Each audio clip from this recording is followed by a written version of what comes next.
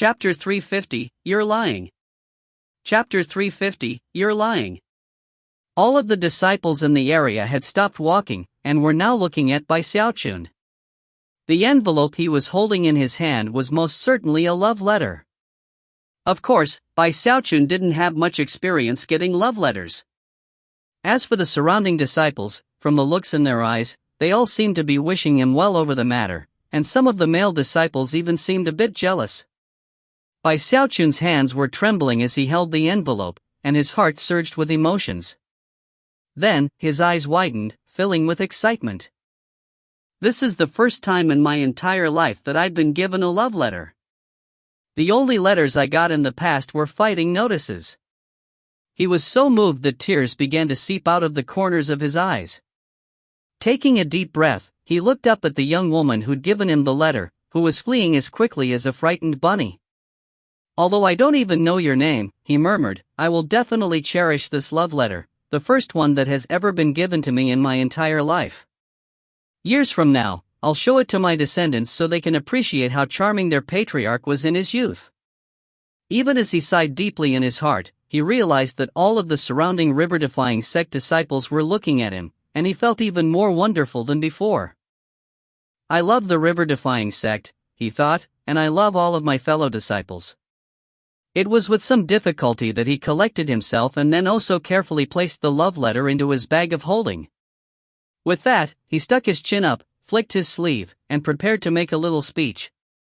But then, another female disciple of the Profound Stream Division bit her lip as she made a big decision. Without any more hesitation, she hurried over to Xiaochun, head lowered and cheeks flushed as she pressed an envelope into his hand and then rushed off. Xiaochun's jaw dropped at the sight of this second love letter resting there in his hands. Instead of a heart drawn onto the surface of the envelope, it showed two little clasped hands. Xiaochun wasn't the only shocked one. The other disciples who'd begun to gather to see what was happening all began to cry out in shock. "There's nothing strange about the junior patriarch getting a love letter.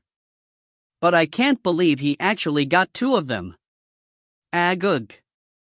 Everybody knows that I, Xiaochun, am one of the most handsome guys in the sect. How come nobody's ever given me a love letter?" Even as the discussions broke out, Xiaochun's hands began to shake, and then he threw his head back and let loose a long cry of joy. His eyes were sparkling, and he was trembling visibly. At the same time, he was deeply and profoundly moved, down to the core of his being. "This is only the second love letter I've ever received in my entire life. I never could have imagined that I would actually receive two love letters."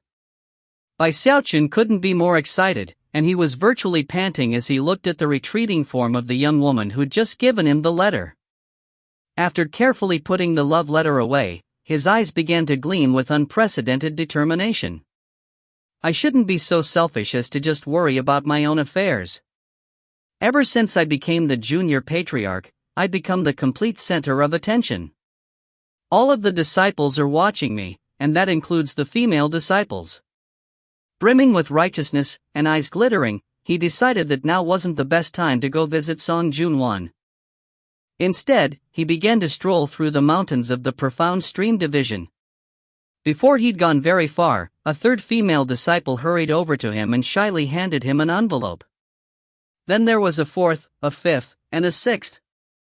Over the course of the following hours, Xiaochun continued to feel more and more moved. He had received dozens of love letters, all of them handwritten. He was now filled with deep and profound emotions. In response, the disciples who had begun to follow him devolved into pandemonium. "Heavens, another one! How could this be happening? He's gotten so many love letters. THTH this. Are those girls all blind or something? He might be the junior patriarch, but I'm a chosen too." Xiaochun was already in a bit of a daze. The first few love letters had left him moved, but now he had dozens of them, and almost couldn't believe it. The sight of so many blushing female disciples caused waves of emotion to batter his heart. Am I really so outstanding?" he thought giddily. Eventually, he left the Profound Stream Division's mountains and headed into the Pill Stream Division. Unexpectedly, the first thing that happened was that a female disciple ran over bashfully and handed him a love letter. In fact, one of the particularly creative female disciples had concocted a medicinal pill which she had carved with countless lines of text. It was evening before he returned to Mount River Defiance. Never could he have been prepared for the events of the day, and they left him feeling more blessed than ever. I guess I really am just too outstanding. Ha ha ha. I guess that's what happens when you're dashing like me. Well, like I've always said, only dashing people can get special treatment like this. By Xiaochun's giggling laughter filled his immortal's cave as he sat down cross-legged, pulled out all of the love letters he'd received, and spread them out in front of him. It was almost as if a whole group of attractive female disciples were all standing there, bashfully expressing their love to him. After studying the drawings on the envelopes, he began to open and read each letter. Bai Xiaochun was left trembling, and his face was even a bit flushed. That night, his heart burst with emotion over and over again. By the time he finished reading all of the letters, the light of dawn was rising up over the horizon. After the sun was up, Bai Xiaochun rose to his feet, straightened up his garments, and then hurried out of his immortal's cave, a broad smile covering his face. However, even as he stepped into the open, he stopped, then went back inside to change into his official junior patriarch's robe.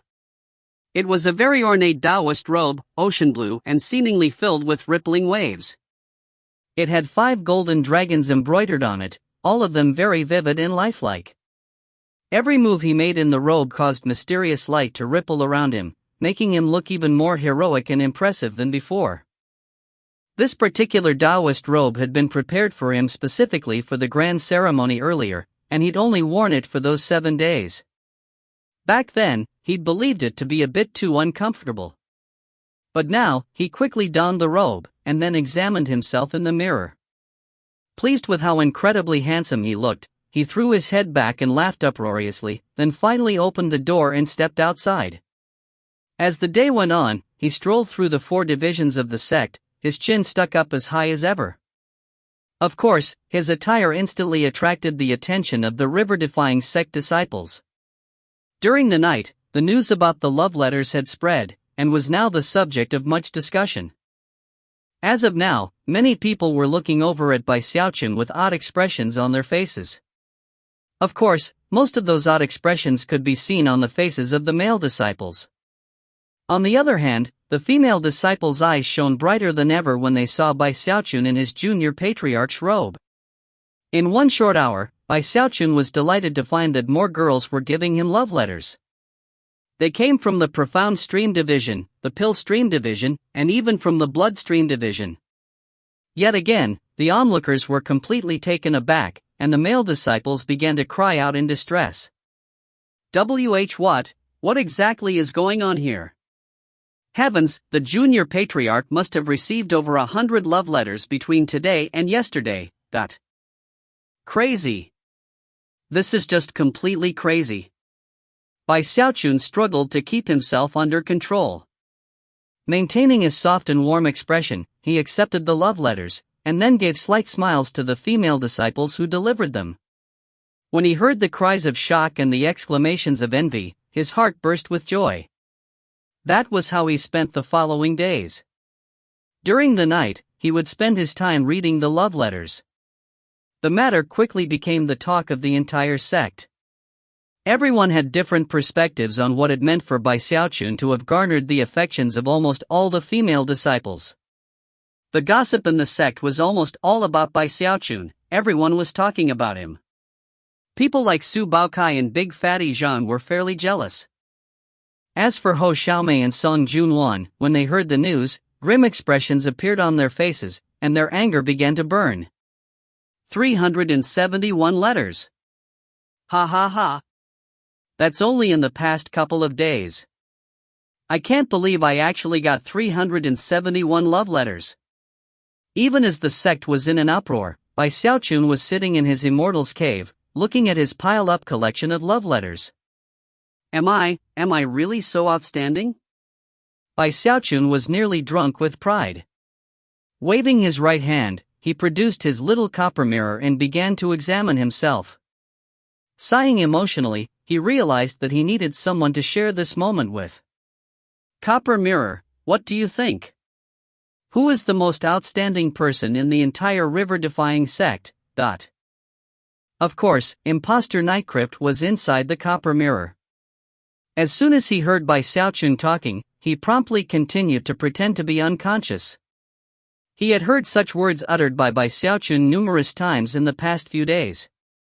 Considering how terrified he was of Bai Xiaochun, he didn't dare to respond, fearful that if he bungled his response, he would be punished. Bai Xiaochun's eyes widened into a glare. You think I don't know you're awake, copper mirror? He barked. Answer the question. Terrified, Imposter Nightcrypt opened his eyes and then fawningly said, Master, you are definitely the most outstanding person in the entire river-defying sect. You're lying. Bai Xiaochun said angrily. Imposter Nightcrypt was so frightened by Bai Xiaochun's response that he nearly passed out. That was especially true considering how bloodshot Bai Xiaochun's eyes were. He seemed to be brimming with anger. Imposter Nightcrypt immediately gave a piteous cry and then said, I'm not lying. I hereby swear an oath. I swear I'm not lying at all. You're not just one of the most outstanding persons in all the lands of Heavenspan, you're the most outstanding. Really? Bai Xiaochun asked suspiciously. Imposter Nightcrypt knew what Bai Xiaochun was trying to do. Therefore, it was with decisiveness that could sever nails and chop iron that he quickly replied, absolutely. Positively. It's true from many points of view. Bai Xiaochun sighed. Looking very pleased, he put the mirror away, and then began to organize the love letters. Well, since you put it that way, I guess I understand. No wonder so many junior sisters love me. So that's how it is. If you find any errors, ads pop up, ads redirect, broken links, non-standard content, etc., please let us know. Report chapter so we can fix it as soon as possible. Chapter 351, Come Hang Out in My Immortal's Cave. Chapter 351, Come Hang Out in My Immortal's Cave. Seeing that Bai Xiaochun had been placated, Imposter Nightcrypt was both howling in frustration, and at the same time, sighing in relief. Even still, his terror regarding Bai Xiaochun only continued to grow. What worried him most was that he had no idea what things might happen in the future. Sighing in contentment, Bai Xiaochun put the copper mirror away, then organized the love letters and slowly put them away into his bag of holding. By this point, he was completely determined to show the love letters to his descendants so that they too could bask in his glory. Feeling wonderful, Bai Xiaochun went on to cultivate the frigid school while evolving incantation, and then work on his big toe with the undying muscles. Glancing outside, he realized that it wasn't dawn yet, and he got a bit irritated. What's taking the sun so long to rise? He muttered. Having nothing else to do, he decided to ponder the issue of the river-defying pill again. Time slipped by, and soon it was the fourth watch. Outside, everything was quiet. Suddenly Bai Xiaochun's face sank as a cold sensation washed over him, and ripples began to spread out on the floor beneath him. In the blink of an eye, they had filled the entire Immortal's Cave. Although no one on the outside could hear anything, inside the Immortal Cave, some powerful force seemed to be trying to cut the Immortal's Cave away from the world around it. At the same time, the sealed mask in his bag of holding erupted with brilliant red light. Apparently, the mysterious group behind the mask were paying a huge price to try to break the seals and try to communicate with Bai Xiaochun. The mask flew out of his bag of holding, and the ancient voice began to speak urgently. Listen to what I. This time the voice managed to speak a bit more than the previous time, leaving Bai Xiaochun petrified. Screaming, he waved his right hand viciously through the air, sending a huge stack of paper talismans slamming into the mask. At the same time, he sent cultivation base power surging out, completely suppressing it. Despite all of that, the mask was still struggling, and the ancient voice was still speaking. However, despite how viciously the voice struggled, it wasn't possible to tell what it was saying. You're forcing me to do this. Bai Xiaochun said, his eyes bright red, his heart pulsing with fear. After using all of the paper talismans he had at his disposal, he raced out of his immortal's cave, heading at top speed toward the Heavenspan River at the bottom of Mount River Defiance. Upon his arrival, he sent a fist strike in the direction of the river, causing a huge wave to roll out across its surface, then scooped up a bunch of the water into a large jade bucket. He had originally intended to use that bucket to collect water for cultivation purposes, but things were different now. After racing back to his immortal's cave, he saw the mask, still struggling, a muffled voice echoing out from inside of it. This time, the words were more coherent. You don't need to refuse. I refuse, dumbass. Bai Xiaochun roared, shoving the mask down into the bucket of Heavenspan River water. In that instant, the conversation ended, and everything went silent. After looking cautiously at the bucket for a moment, Bai Xiaochun finally breathed a sigh of relief, then gave a slight harumph. Did you really think Lord Bai wouldn't be able to come up with a solution? Now, let's see how you act up this time. Sighing proudly, Bai Xiaochun sealed the bucket of Heavenspan River water and then put it in his bag of holding. If the mask had been submerged in Heavenspan River water with imposter Nightcrypt inside, then his soul would have been negatively affected. That was why Bai Xiaochun had chosen to move imposter Nightcrypt into the copper mirror. Now that the incident with the mask was over, Bai Xiaochun felt as if a huge weight had been lifted off of his shoulders. Not only did he wish to avoid officially offending the mysterious organization, he also wanted to avoid dragging the river-defying sect into the matter. After all, the entire situation was his doing, so unless he was left with absolutely no other options, he didn't want to hand the mask over to the sect to handle. At this moment, he was almost weak with relief that the situation had been resolved. In the following days, he continued to go out every morning to receive love letters. Eventually, Big Fatty Zhang and Su Baokai came to Bai Xiaochun and expressed their desire to accompany him during his daily excursions to receive love letters. Bai Xiaochun was naturally unable to refuse them. When they personally witnessed the female disciples rushing over to give Bai Xiaochun love letters, their eyes went wide with open envy. Ninth Fatty, I've lost a lot of weight, haven't I? Why don't any of the girls give me a love letter? Big Fatty Zhang was a bit depressed. The truth was that despite having lost so much weight, he still had a bit of a belly. Su Baokai was equally downtrodden. Of course, he had already recorded the details of the legendary love letter incident into his little notebook. At the moment, he felt like he had ants crawling around in his heart. In response to Big Fatty Zhang's question, Bai Xiaochun stuck his chin up and cleared his throat. To be honest, it takes skill. There's no need for you two to get anxious. Just be patient, and I'll explain everything. Even as Bai Xiaochun was preparing to dazzle them with his insights, he noticed that Su Baocai's eyes had gone wide, and that Big Fatty Zhang was staring at something behind him. Bai Xiaochun's jaw dropped as he realized that it wasn't just Big Fatty Zhang and Su Baokai who were acting in such a way. He quickly looked over his shoulder and saw a young woman gliding up the path toward him. She appeared to about 18 or 19 years of age, with large black eyes and plump rosy red lips. She was charming and graceful as she swayed toward him, refined and beautiful in a way that defied description. Her garments were simple yet elegant, and covered her slender frame in just the right way. Her skin was as pure as a lotus, and she had long legs that looked like they had been carved by a master craftsman. Her face was so beautiful it was like a work of art. She was clearly a peerless beauty among women. She was none other than Chen Manyao. Su Baokai gasped. The number one hottest girl in all of the river-defying sect. Actually, he was the one who had proclaimed her to be the so-called number one hottest girl.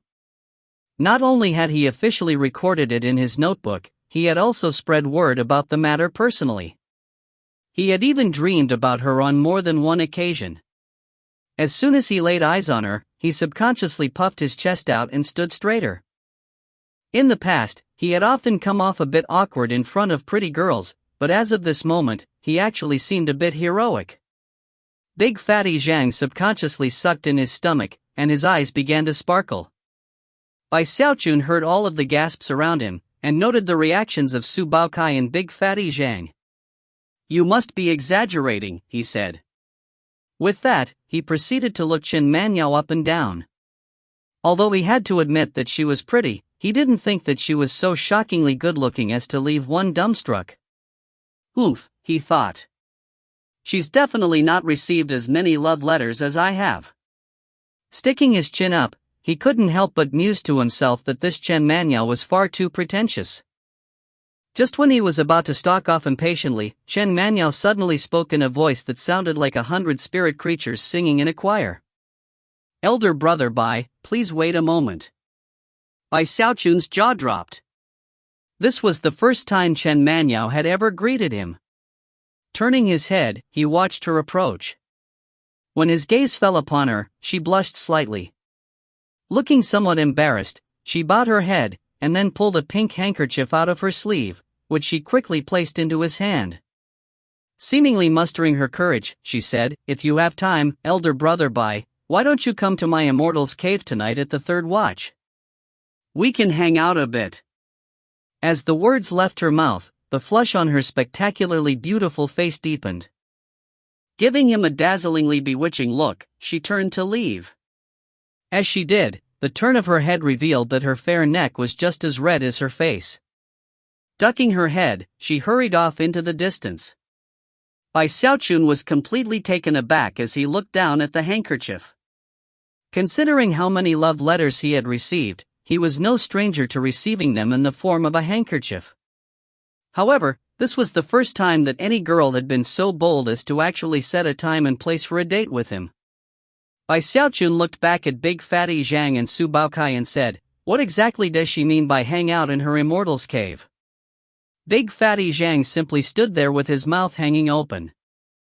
Su Baokai was as shocked as a wooden chicken, and although he was still standing there as heroically as possible, a look of incredulity could be seen on his face, and his mind was spinning. He had already been jealous of Bai Xiaochun receiving so many love letters, but just now, he had personally witnessed him getting one from Chen Manyao. Of course, in recent days, Chen Manyao had become the dream girl of many male disciples in the sect. She was completely famous, and existed on a different level than any other female disciple. She was widely known as the #1 hottest girl in the sect. And yet here she had taken the initiative to invite Bai Xiaochun to hang out in her immortal's cave. Su Baokai forced himself to exhale slowly. Jealousy burning in his heart, he said, "How should I know what she means?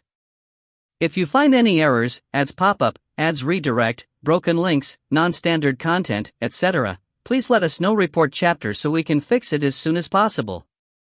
Chapter 352, Come on in, Elder Brother Bai. Chapter 352, Come on in, Elder Brother Bai. Bai Xiaochun looked over at Su Baokai, and could see that he was clearly a bit irritated.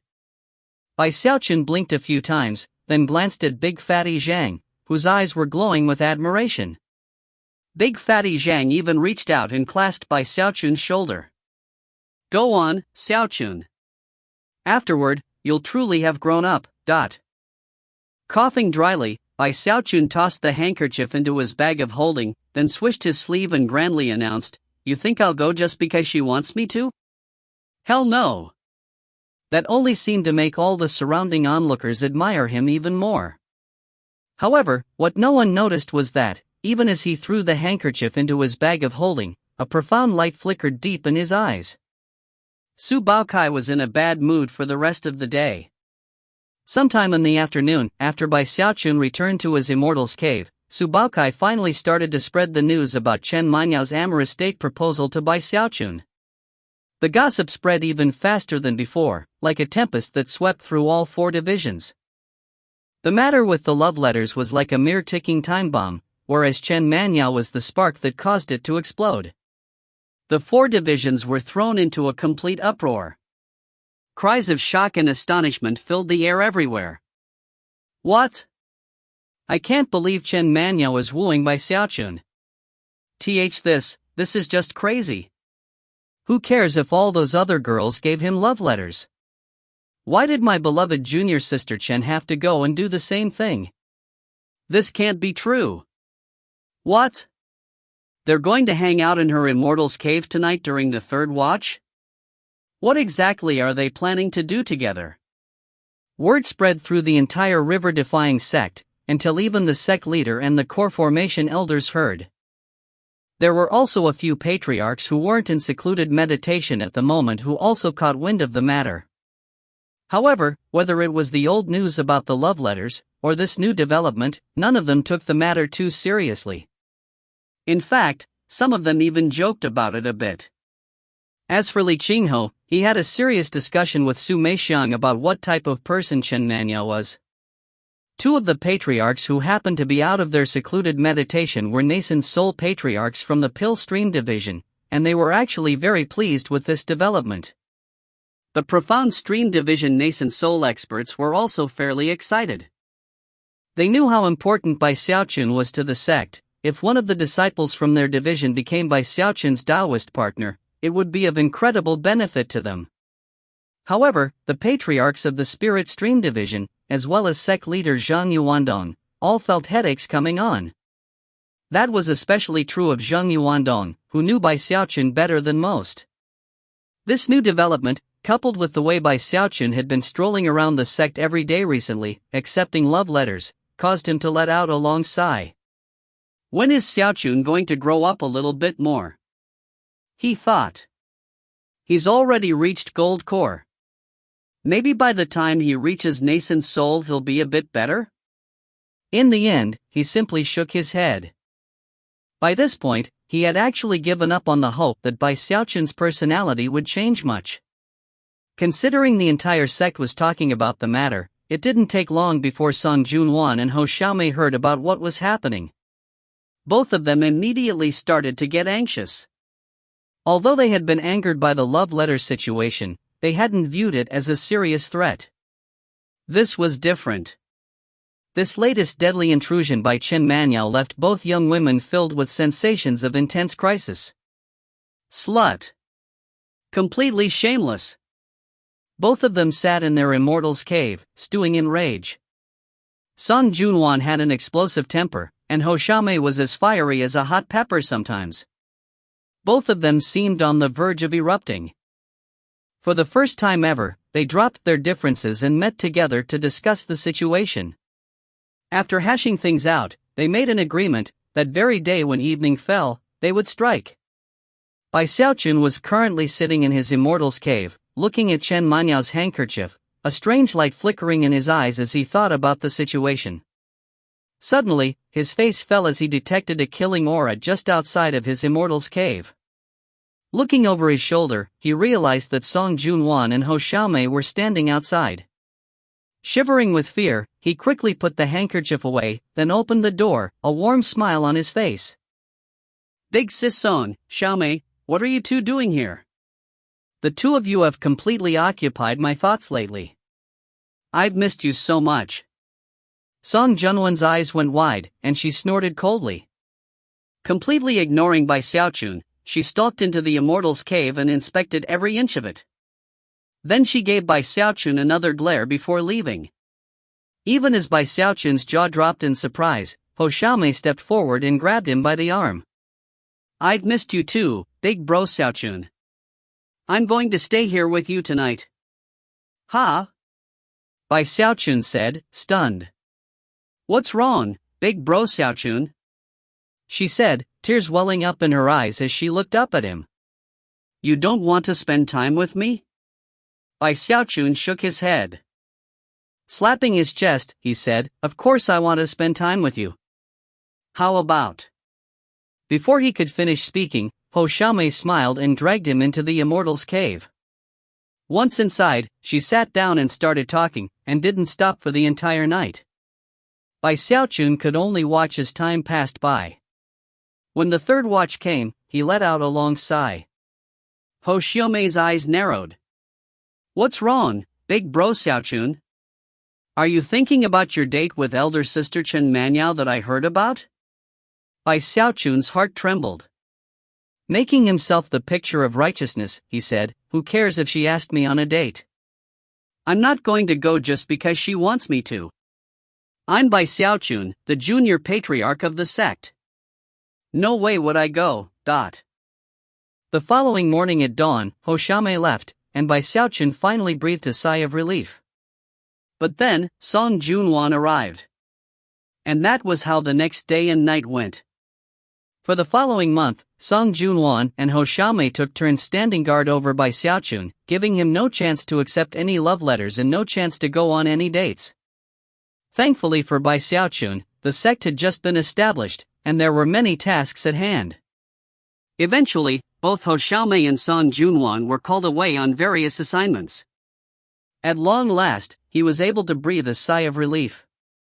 However, during the month which had passed, the matter of the love letter, as well as the situation with Chen Manyao, had become a thing of the past.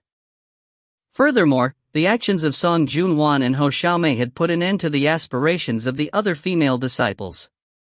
By the time Bai Xiaochun was finally free to walk around in the sect, he was very disappointed to discover that not a single person approached to hand him a love letter.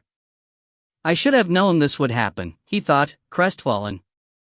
Not willing to accept the situation, he strolled around the entire sect a few times over the following days, until he was completely convinced that there were no love letters to be had. Sighing dejectedly, he returned to his immortal's cave where he slumped in a daze. Finally, late in the night, he looked out at the darkness and his eyes narrowed.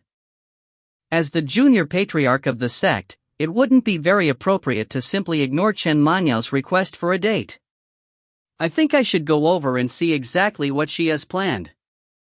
Eyes flickering, he decided that he really had to make a decision based on the overall situation, especially considering his status in the sect. Clearing his throat, he cautiously made his way through the sect, being careful to avoid notice. Soon, he found himself outside of Chen Manyao's immortal's cave. The mountains of the Pill Stream Division were quiet this night. Bai Xiaochun scouted the immediate vicinity to make sure there was nobody lying in wait, and then, he inspected the area surrounding the cave. He even went so far as to use his heaven-span Dharma eye, which allowed him to see the form of a young woman sitting in meditation inside the cave. Seeing that there didn't appear to be any traps, Bai Xiaochun finally felt a bit more at ease. It was a very quiet and peaceful location. A narrow path led up to the immortal's cave, next to which was a small cistern filled with lotuses. Milky moonlight cascaded down onto the violet lotuses, which cast a lovely fragrance out into the night. Bai Xiaochun clasped his hands behind his back, looked up at the moon, and then cleared his throat. Junior Sister Chen, are you asleep? It's me, the junior patriarch. I've come for our date. Almost instantly, a shocked voice responded from within the immortal's cave. Is that you, elder brother Bai? Even as Chen Manyao's soft voice could be heard, the door to the immortal's cave swung open, and she appeared in the open. She was wearing a tight-fitting blouse that completely revealed her curvaceous figure, and looked especially attractive because of the moonlight. Elder brother Bai, please come in, she said, flashing a smile that made flowers look dull. She turned and gestured for him to enter. Bai Xiaochun looked her up and down, but didn't take a step forward.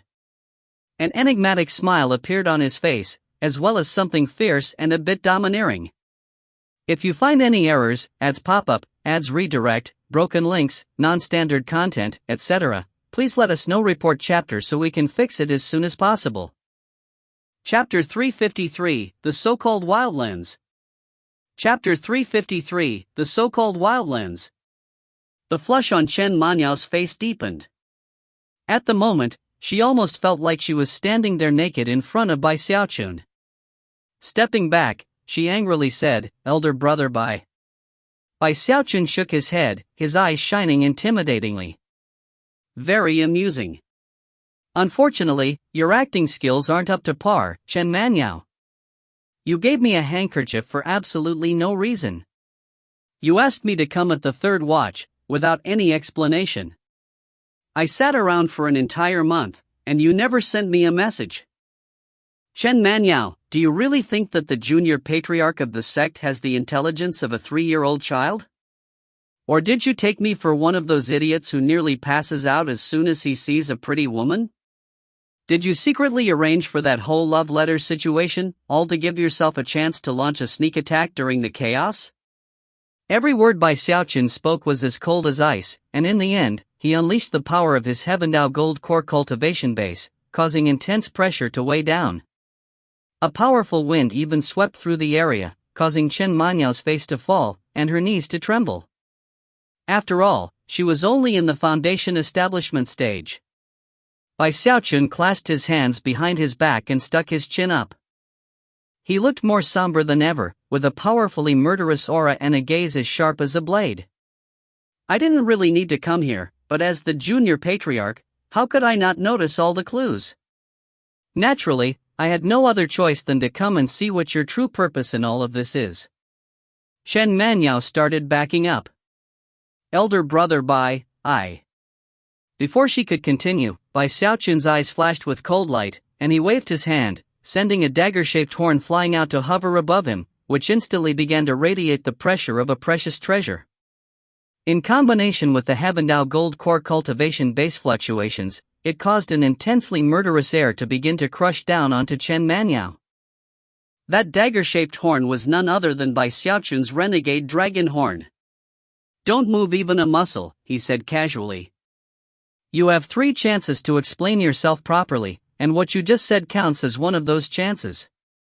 Don't forget that, as the junior patriarch, I have the authority to execute any disciple I wish. Although he spoke the words as if he were having an ordinary conversation, he had actually pushed the big toe of his left foot down into the ground, and had prepared it to unleash explosive force. If anything happened, he would instantly leave the area. His landscape of 9 provinces was also ready to be used at a moment's notice.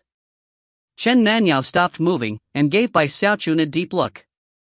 She didn't fail to notice that Bai Xiaochun had stopped right on the edge of the spell formation she'd set up.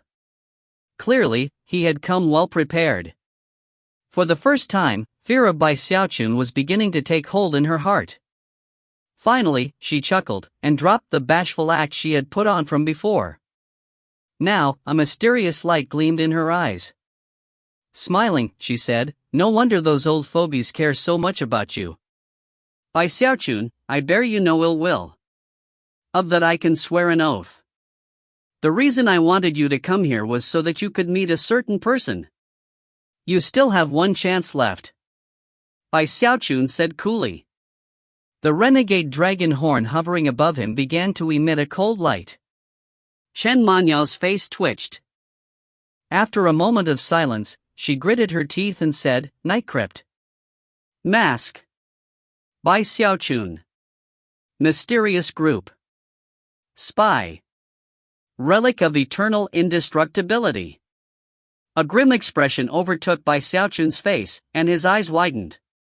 Mind reeling, he didn't hesitate for even a moment to send the renegade dragon horn flying forward toward Chen Manyao. At the same time, he pushed down with his big toe, causing rumbling sounds to echo out as he shot backward. Simultaneously, he produced the landscape of 9 provinces. Currently, his heart was pounding. Although he had noticed that there was something suspicious about Chen Manyao, never could he have imagined that she actually worked for that same mysterious group he'd been in contact with for so long. In the exact same moment that he took action, a black vortex appeared on Chen Manyao's forehead, from within which shot streams of black energy that wrapped up the renegade dragon horn. Despite the fact that the horn was backed by Bai Xiaochun's gold core power, it instantly lurched to a stop. At the same time, an ancient voice echoed out from within the black strands. Fellow Taoist, please just trust me this once. I had no choice but to use this method to make contact. I even revealed the secret identity of my apprentice Xiaochun. I'm willing to risk her life to get the chance to talk with you. Please, can't you just trust me? You can leave at any time you wish. Just let me say a few things. If you don't like what you hear, I won't try to stop you from leaving. Even as the words echoed out, the black strands formed together into the vague image of an old man. Within that old man's eyes could be seen complex emotions, profound secrets, and even more surprising, respect and politeness toward Bai Xiaochun. Bai Xiaochun forced his breathing under control. By this point, he was high up in the air. Furthermore, the fluctuations rolling out from the area had been noticed by others in the river-defying sect, and some of the nearby cultivators on patrol flew over, including a late core formation elder. Junior Patriarch, what's wrong? What happened? The patrolling cultivators looked around suspiciously, and yet strangely, didn't seem to notice the old man formed from black strands of energy. The only thing they could see was Bai Xiaochun, hovering there in midair, cultivation base power rippling out from him. Everything down below was invisible to them. The old man quickly said, "The only way for anyone to see or even detect me would be if a Deva realm expert were in the river-defying sect. However, you are not within the cloaked area, so they can see you." Of course, Bai Xiaochun was the only one who heard him speaking. Bai Xiaochun's face was grim as he first looked over at the suspicious cultivators who'd flown over, then looked back down at the image of the old man. Seeing Bai Xiaochun's reticence, the old man hurriedly continued, "The lands of Heavenspan are vast.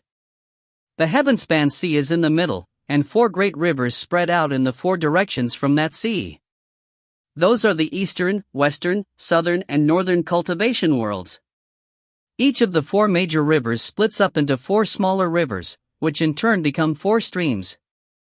Beyond the streams are countless deltas that stretch further than the imagination can process. Although it seems like the spiritual energy of the Heavenspan rivers is infinite, the truth is that when compared with the lands of Heavenspan as a whole, that spiritual energy is negligible. In fact, it's not even enough to fill half of the realm. The rest of the lands of Heavenspan are places that the spiritual energy of the Heavenspan rivers don't touch, places that have come to be known as the Wildlands." As soon as Bai Xiaochun heard the man's explanation, his mind began to spin. In the past, he had wondered about this very subject. The only explanation he had ever been given was that the places without the aura of the Heavenspan River were restricted areas where cultivators couldn't survive. The words being spoken crashed like thunder in his mind. Based on what he could tell, it didn't seem like this old man was lying. Tone serious, the old man continued, "By way of illustration, the areas with the spiritual energy of the Heavenspan River, the 4 major rivers and the river source sects, are like the countries that exist in the mortal world. As for the people who live in the wildlands, we are like defectors or even rebels. I am from the wildlands, and the Bloodstream sect's blood ancestor also came from the wildlands. It is only because of some unique matters pertaining to karma that the blood ancestor's corpse stayed in the Heavenspan River." Bai Xiaochun's pupils constricted. He had long wondered why the mysterious organization was so interested in the relic of eternal indestructibility that was located on the blood ancestor. Based on the old man's explanation, it now started to make more sense. We don't really need the relic of eternal indestructibility. If you want it, then go ahead and keep it. The reason for my change in attitude, and the reason I'm telling these things to you, is that because of the legacy of the blood ancestor, you have become the 2nd-generation blood ancestor. In the final analysis, you have sown karma with us in the wildlands." The old man was already starting to calm down. As long as Bai Xiaochun didn't immediately leave, he would have his chance to explain things, and maybe even discuss matters. What he feared the most was that Bai Xiaochun would do the same thing he'd done before, and refuse to even listen to him. "I tried to communicate with you via the mask, but you were too cautious. Therefore, I took a great risk, and expended significant resources, to have Yaora enact the plan to get you over here. I represent an alliance of cities within the wildlands, and we hope to keep in contact with you long-term. An arrangement like that would benefit you because we have agents in virtually all of the sects in all the 4 major rivers. We can provide you help in many ways, and we can also keep you informed about anything important happening in the world. However, you would also need to do things for us."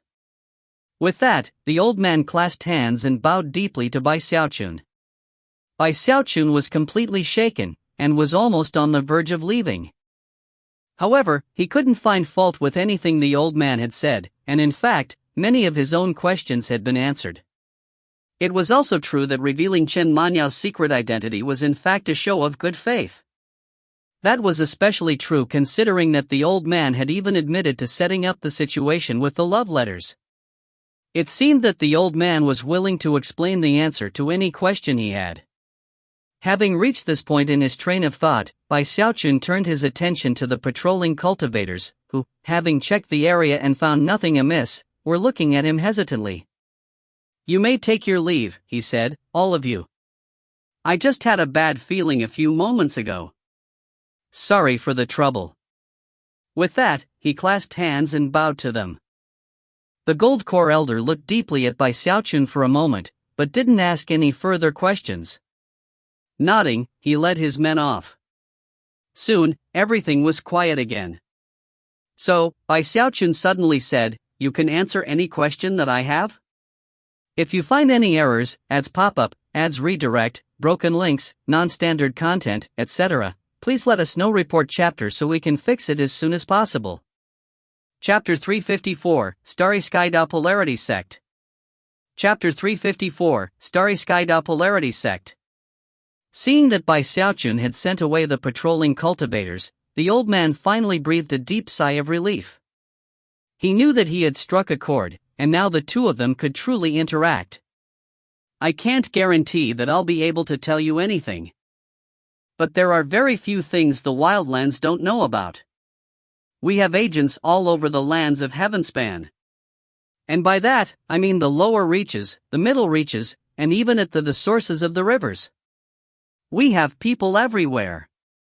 After hearing this first question of Bai Xiaochun's, the old man had been a bit hesitant. However, after a moment of careful thought, he had decided that the best thing would be to tell the truth. There was even a certain pride to his tone. After all, he was very confident in his ability to generate intelligence reports. Bai Xiaochun was silent for a moment, and then he said, "Fine. I want information about a person. What level of cultivation base?" The old man replied immediately. Bai Xiaochun thought about it, then said, "Should be foundation establishment." "Foundation establishment cultivation base? Simple. Since this is our first time working together, how about I provide the information for free? No cost whatsoever. Just tell me the person's surname and given name, and what specifically you want to know." The old man was immediately relieved. Although there were a lot of foundation establishment cultivators in the lands of Heavenspan, it was a simple matter for the wildlands to get information about them. Furthermore, there was virtually no risk involved. Bai Xiaochun had been a bit skeptical at first, but after seeing how confident the old man was, hope started to rise up in his heart. "Her name is Du Lingfei.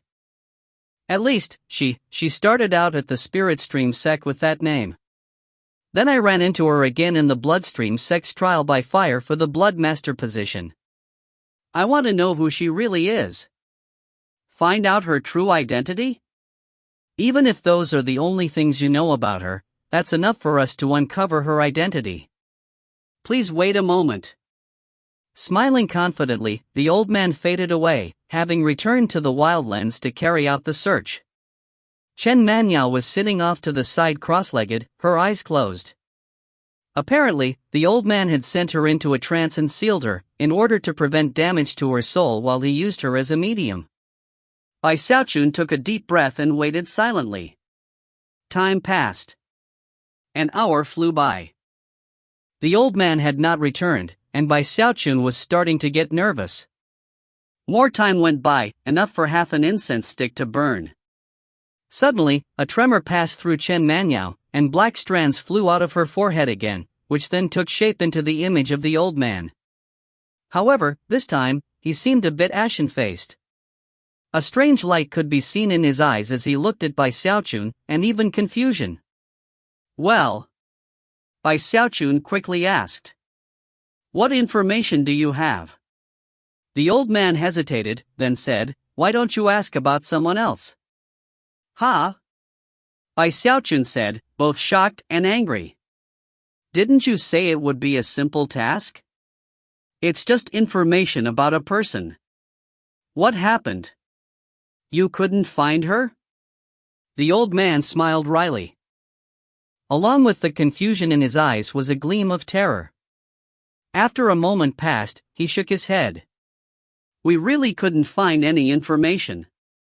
Bai Xiaochun's eyes widened. After looking at the old man for a moment, he suddenly pulled his bag of holding out and threw it onto the ground. The little turtle is in there. I can't find him, but I know he's there, and you guys should be able to find him. Take the bag and tell me who Du Lingfei is. The man looked deeply at Bai Xiaochun, then smiled and decided not to hold anything back. Really, why don't you ask about someone else? I can't get any information about this Du Lingfei. Just moments ago, I sent people to investigate, and the entire city started shaking. Signs and portents were seen in heaven and earth.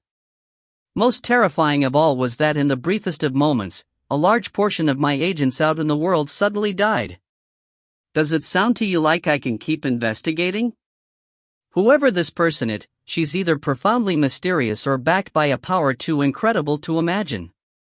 I would suggest you refrain from provoking her, and it would probably be best if you never ran into her again. Everything he had just said was the truth. The investigation he had just ordered had resulted in a cataclysmic response. He almost couldn't believe that a casual question on the part of Bai Xiaochun could lead to such drastic upheavals. It also left him even more amazed and intrigued by Bai Xiaochun's own secrets. Bai Xiaochun stood there silently for a moment, his mind and heart battered by huge waves of shock. He could tell that the man hadn't been lying to him. After a moment passed, he said, "You didn't turn up even the slightest clue?" Seeing how determined Bai Xiaochun was, the old man hesitated. Considering that he wanted to maintain a long-term relationship with him, he finally gritted his teeth and said, "There is only one clue. Most of my agents who were just killed met their deaths in the Starry Sky Tao Polarity sect. As for what that indicates, you can be the judge for yourself." With that, the old man clasped hands and bowed. "If you want to contact me, you can do so at any time via the mask. If you'd rather not use the mask, then you can make use of Yaoer. She might be my agent, but she bears no ill will toward the river-defying sect. I hope you can show her some kindness." With that, the man broke up into countless black strands that flew back into Chen Manyao's forehead. Chen Manyo shivered, then opened her eyes. When she saw Bai Xiaochun standing there, it seemed like she wanted to say something. However, after a moment, she simply gave a curtsying bow, then went back inside her immortal's cave. Bai Xiaochun hovered in midair, looking up at the starry sky and the moon. Many thoughts ran through his head. The fact that most of the casualties among his agents were in the Starry Sky Tao Polarity sect indicates that I should be able to find more clues about Du Lingfei there. Just who exactly are you, Du Lingfei? Trying to track you down like this is really exhausting. He shook his head slowly. He had long since come to believe that the matter of Du Lingfei was a thing of the past. However, there had always been questions in his heart that he couldn't quite forget about. With that, he turned and headed back to Mount River Defiance. However, instead of going to his immortal's cave, he paid a visit to sect leader Zhang Yuandong. By now, Bai Xiaochun knew that he couldn't keep so many secrets from the sect. Therefore, he explained everything about Chen Manyo, the Wildlands, and the mask. He left at dawn, having revealed everything to his elder brother sect leader.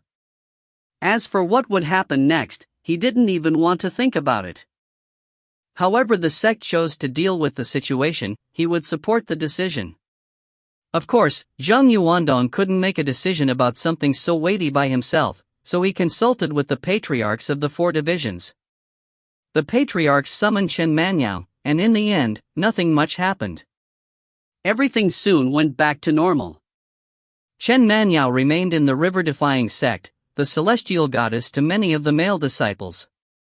She was still a chosen, and only Bai Xiaochun and the patriarchs, as well as Zhang Yuandong, knew where she truly came from.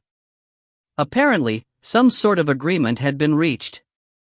With that matter having been handled, Bai Xiaochun returned his focus to cultivation.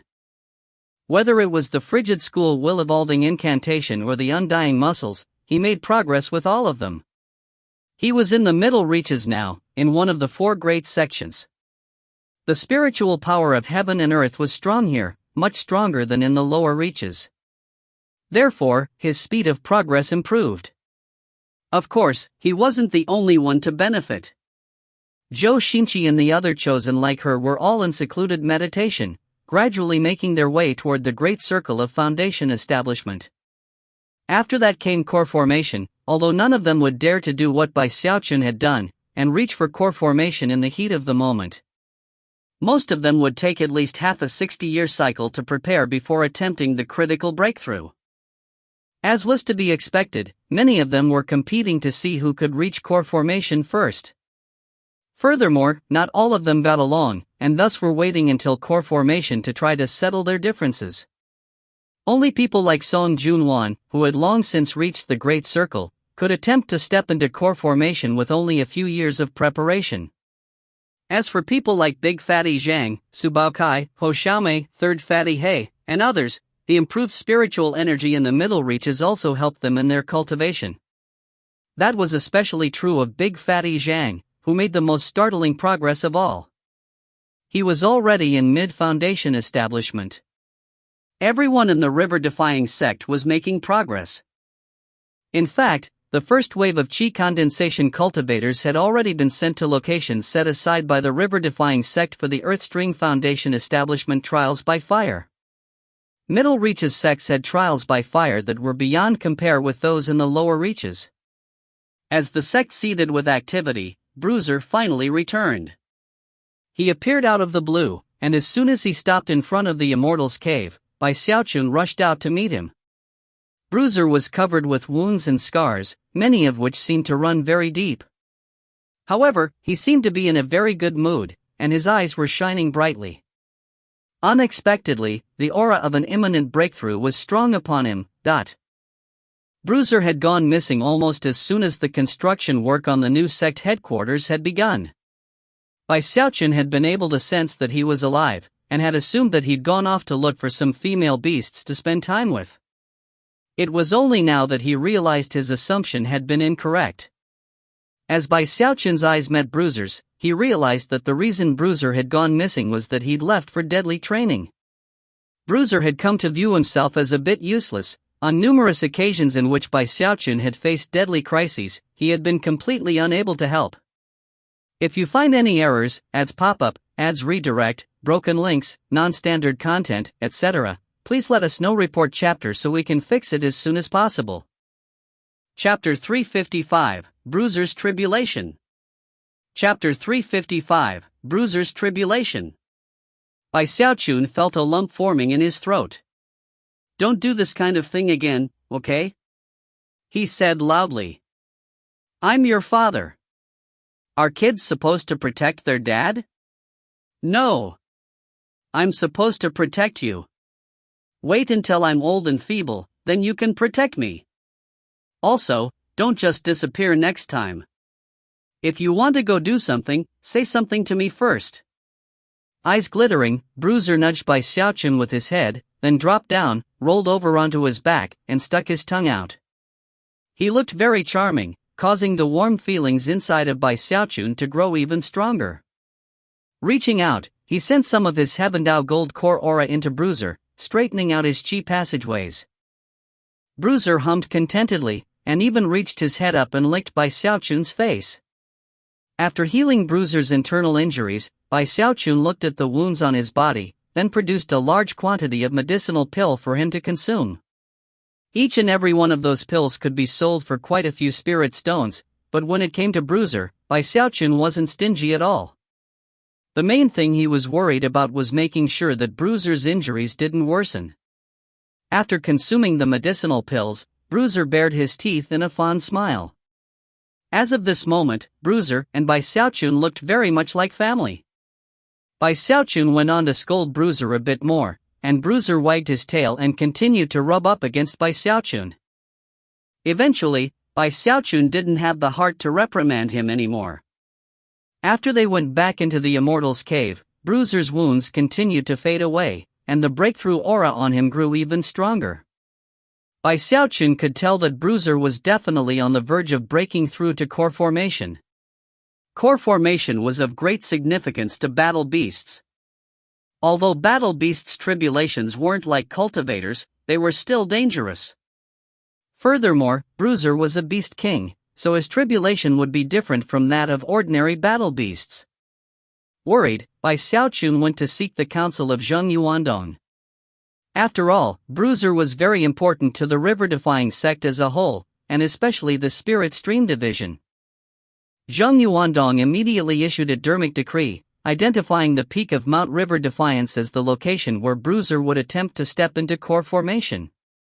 A large number of spell formations were set up, and work went underway to gather the spiritual energy of heaven and earth in that location. In addition, a large number of core formation cultivators were called upon to stand as Dharma protectors. Even Patriarch Li Zimo, at Bai Xiaochun's request, ended his session of secluded meditation to also stand as Dharma protector. Bai Xiaochun paid visits to the other 3 divisions as well, and as a result, they all offered assistance. The Bloodstream Division provided several precious treasures designed for transcending tribulation, and the Pill Stream Division assigned over 1,000 disciples to concoct pills. As for the Profound Stream Division, they were the ones tasked with creating special spell formations on the mountain peak. The power of all 4 divisions had been called on for this special occasion of core formation. It was enough to make any ordinary disciple envious. Of course, some of that had to do with Bruiser being a beast king, but more of it was because of Bai Xiaochun's status. 7 days later, when Bruiser was completely healed, and the aura of an imminent breakthrough was strong, rumbling sounds echoed out from the summit of Mount River Defiance. Heaven and earth shook, and the clouds converged, along with intense, thunderous rumblings. Bruiser took his place on the altar at the mountain's summit, throwing his head back and roaring into the heavens, a roar that seemed capable of piercing the clouds. The cultivators of the river-defying sect were shaken, and quite a few people flew up to see what was happening. Bruiser's reaching core formation. Beast King core formation is so impressive. Beast Kings are rare enough, and Bruiser is like a Beast King among Beast Kings. Of course, this is going to be extraordinary. As the discussions raged, the battle beasts in the Spirit Stream Division began to howl in support of Bruiser. The Heavenhorn Ink Dragon appeared, looking up into the sky, and then over at Bruiser, nervousness and anticipation gleaming in its eyes. Bai Xiaochun stood next to Bruiser, eyes sparkling. Of course, he was standing as Bruiser's primary Dharma protector. Suddenly, the clouds converged together, and a black lightning bolt appeared, which immediately began to descend toward the altar on Mount River Defiance. Roaring, Bruiser launched into the air, refusing to draw help from the spell formations or the surrounding core formation Dharma protectors. As he closed in, he viciously head-butted the lightning bolt. Boom! Heaven and earth trembled as the lightning bolt shattered into countless sparks which rained down in all directions. Bruiser howled in delight, turning to look proudly at Bai Xiaochun before looking back up into the sky. In response to Bruiser's smug behavior, Bai Xiaochun cleared his throat. After all, it almost seemed like something he would do.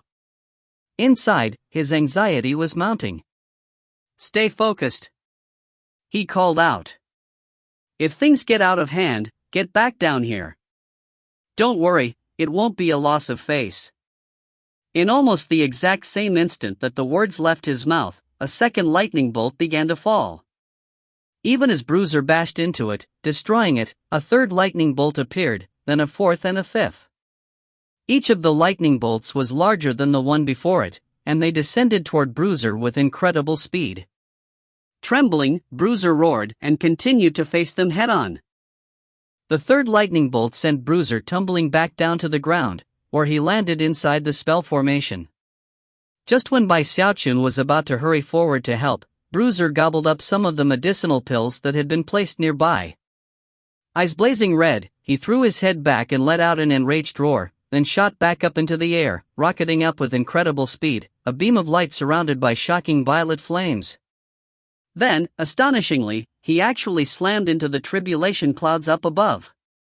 Bai Xiaochun took a deep breath. Bruiser seemed even crazier than he himself. Even Patriarch Li Zimo was surprised to see what was happening, and the core formation cultivators who flanked him in midair were also shocked by Bruiser's valiance. Disciples from the other 4 divisions who were observing the event were crying out in shock. This is incredible. Heavens! Is Bruiser going to destroy the tribulation clouds? Even as their voices rose up, the clouds seethed as a 7th, 8th, and 9th lightning bolt began to build up power. Then, gasps rang out as Bruiser yet again slammed into the cloud layer. Rouyuyunbul. The clouds collapsed, and the 3 bolts of tribulation lightning exploded, sending out a powerful shockwave that left all the onlookers astonished. Amidst the collapsing clouds, Bruiser rapidly grew in size until he was 600 meters long, a sea of violet flames surrounding his feet as he threw his head back and let loose a long cry.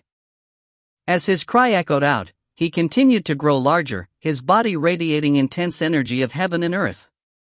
It was as if he were experiencing a baptism of sorts, and as a result, an aura spread out from him the likes of which was the subject of ultimate respect.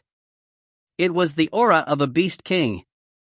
It grew stronger and more powerful until all hearts trembled in response. As for Xiaochun, his excitement was continuing to mount. As the beast king aura raged, and the energy of heaven and earth converged, a violet-colored core could be seen forming above Bruiser. It radiated scintillating light, sending out a medicinal aura that left everyone in the area feeling refreshed and energized. Xiaochun was getting even more nervous.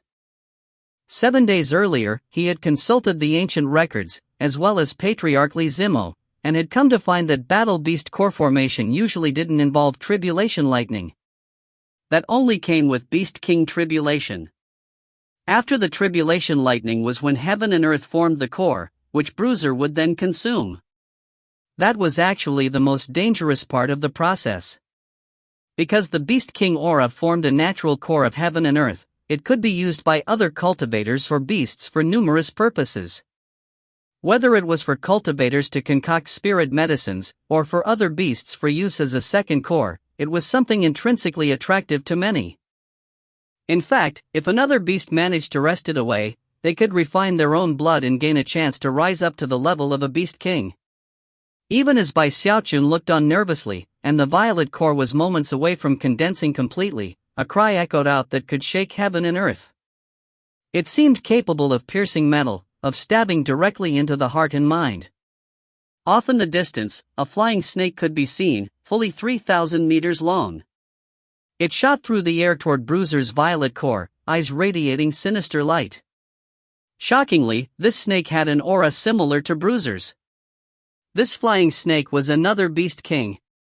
If you find any errors, ads pop up, ads redirect, broken links, non-standard content, etc., please let us know. Report chapter so we can fix it as soon as possible. Chapter 356, Beast King Violet Core. Chapter 356, Beast King Violet Core. The flying snake was roughly 3,000 meters long and 30 meters thick.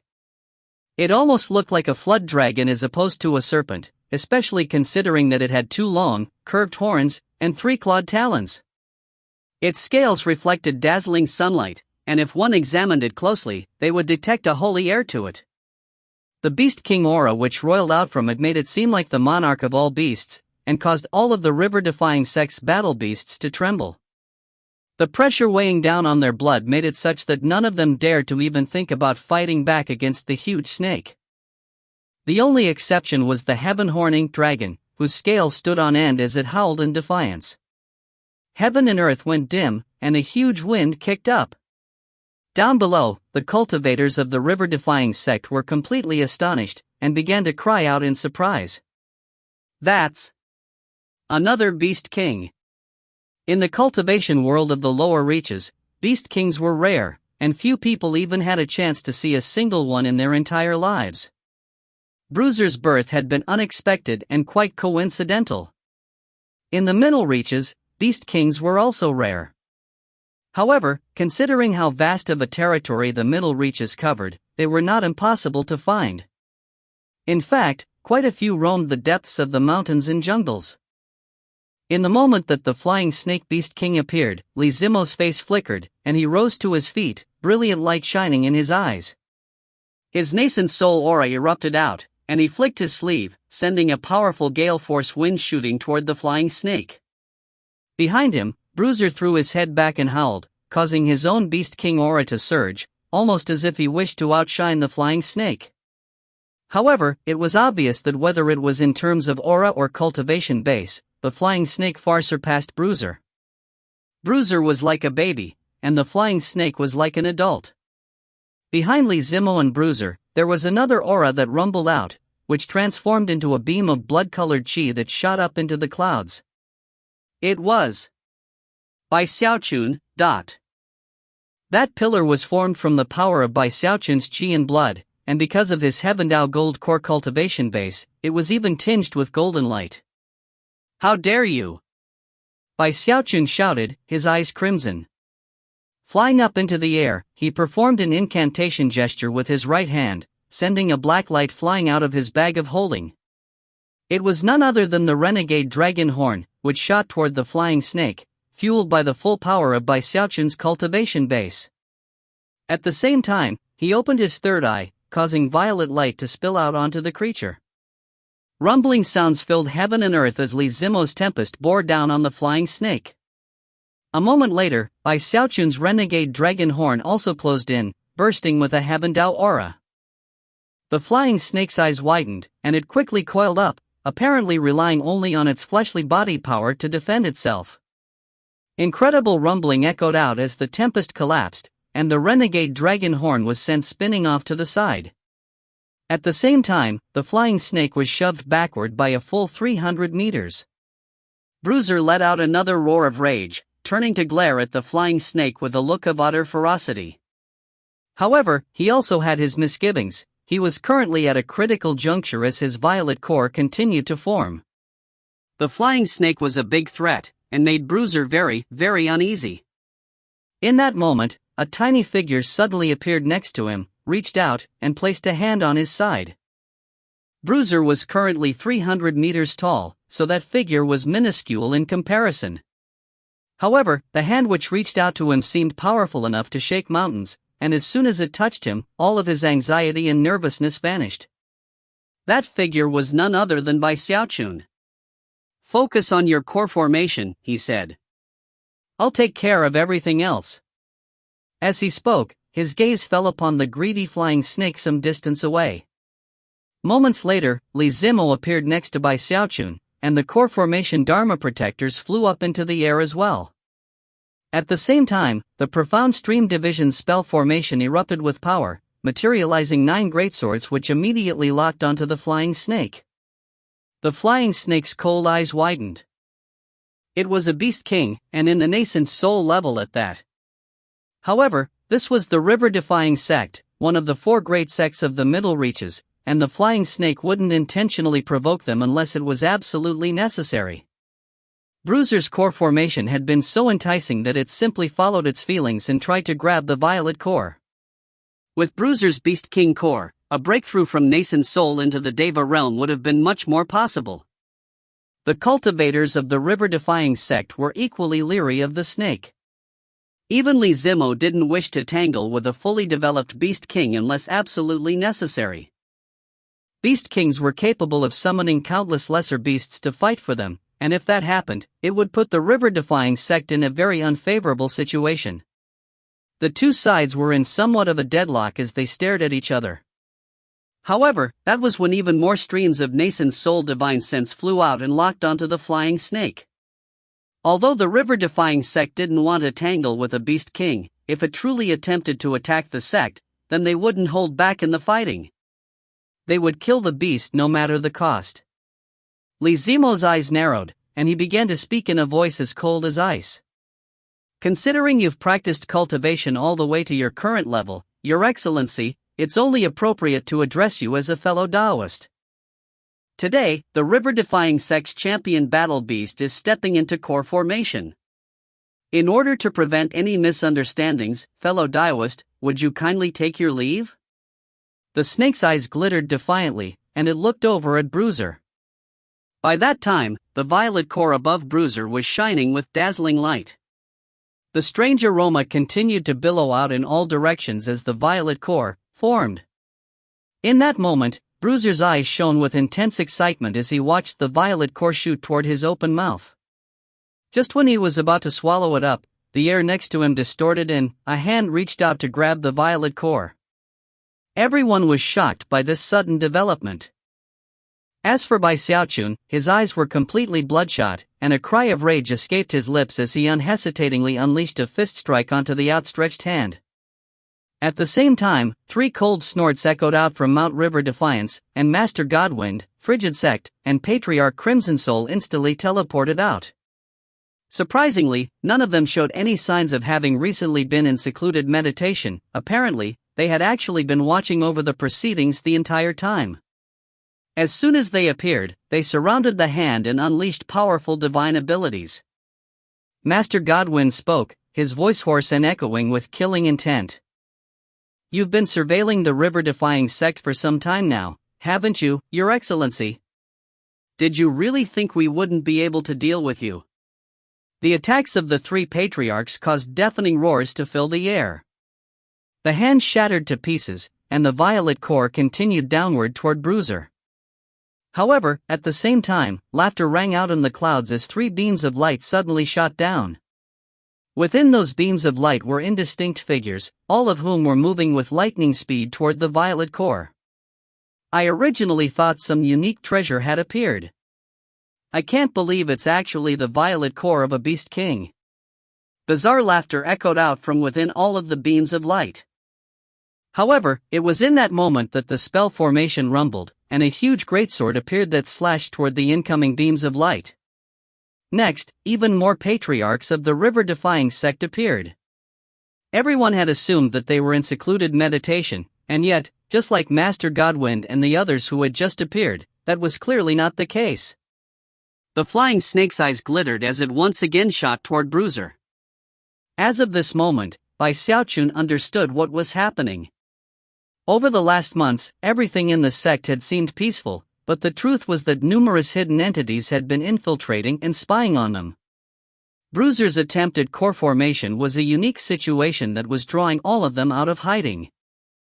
The patriarchs hadn't been in secluded meditation at all, and had actually hoped for this to happen. The patriarchs were willing to take advantage of Bruiser for their goals, but to Xiaochun, he was too important. Even if the sect was completely prepared for what would happen, he was too anxious to take any risks. Eyes bloodshot, he let out a roar of rage as he shot toward the Blood Ancestor. If you find any errors, ads pop-up, ads redirect, broken links, non-standard content, etc., please let us know. Report chapter so we can fix it as soon as possible. Chapter 357, Malicious Intentions. Chapter 357, Malicious Intentions. Chaotic fighting was unfolding. After the river-defying sect's nascent soul cultivators appeared, even more shadowy figures emerged to join the struggle. All of those figures had been concealing their auras to prevent the river-defying sect from identifying them. Furthermore, it wasn't just a single group of people, there were 4 groups. Even as the fighting broke out, the Blood Ancestor's eyes opened, revealing the maddened gaze of Xiaochun.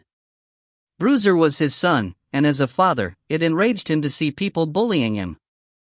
He simply couldn't stand it that people were trying to steal Bruiser's violet core. "Screw the hell off!" he roared through the mouth of the Blood Ancestor. Rumbling sounds echoed to the highest heavens as the Blood Ancestor's right hand clenched into a fist and unleashed a fist strike. That fist strike was powered by the entirety of Xiaochun's cultivation base. His Heavendao Gold core joined with his Undying Heavenly King core to unleash explosive power.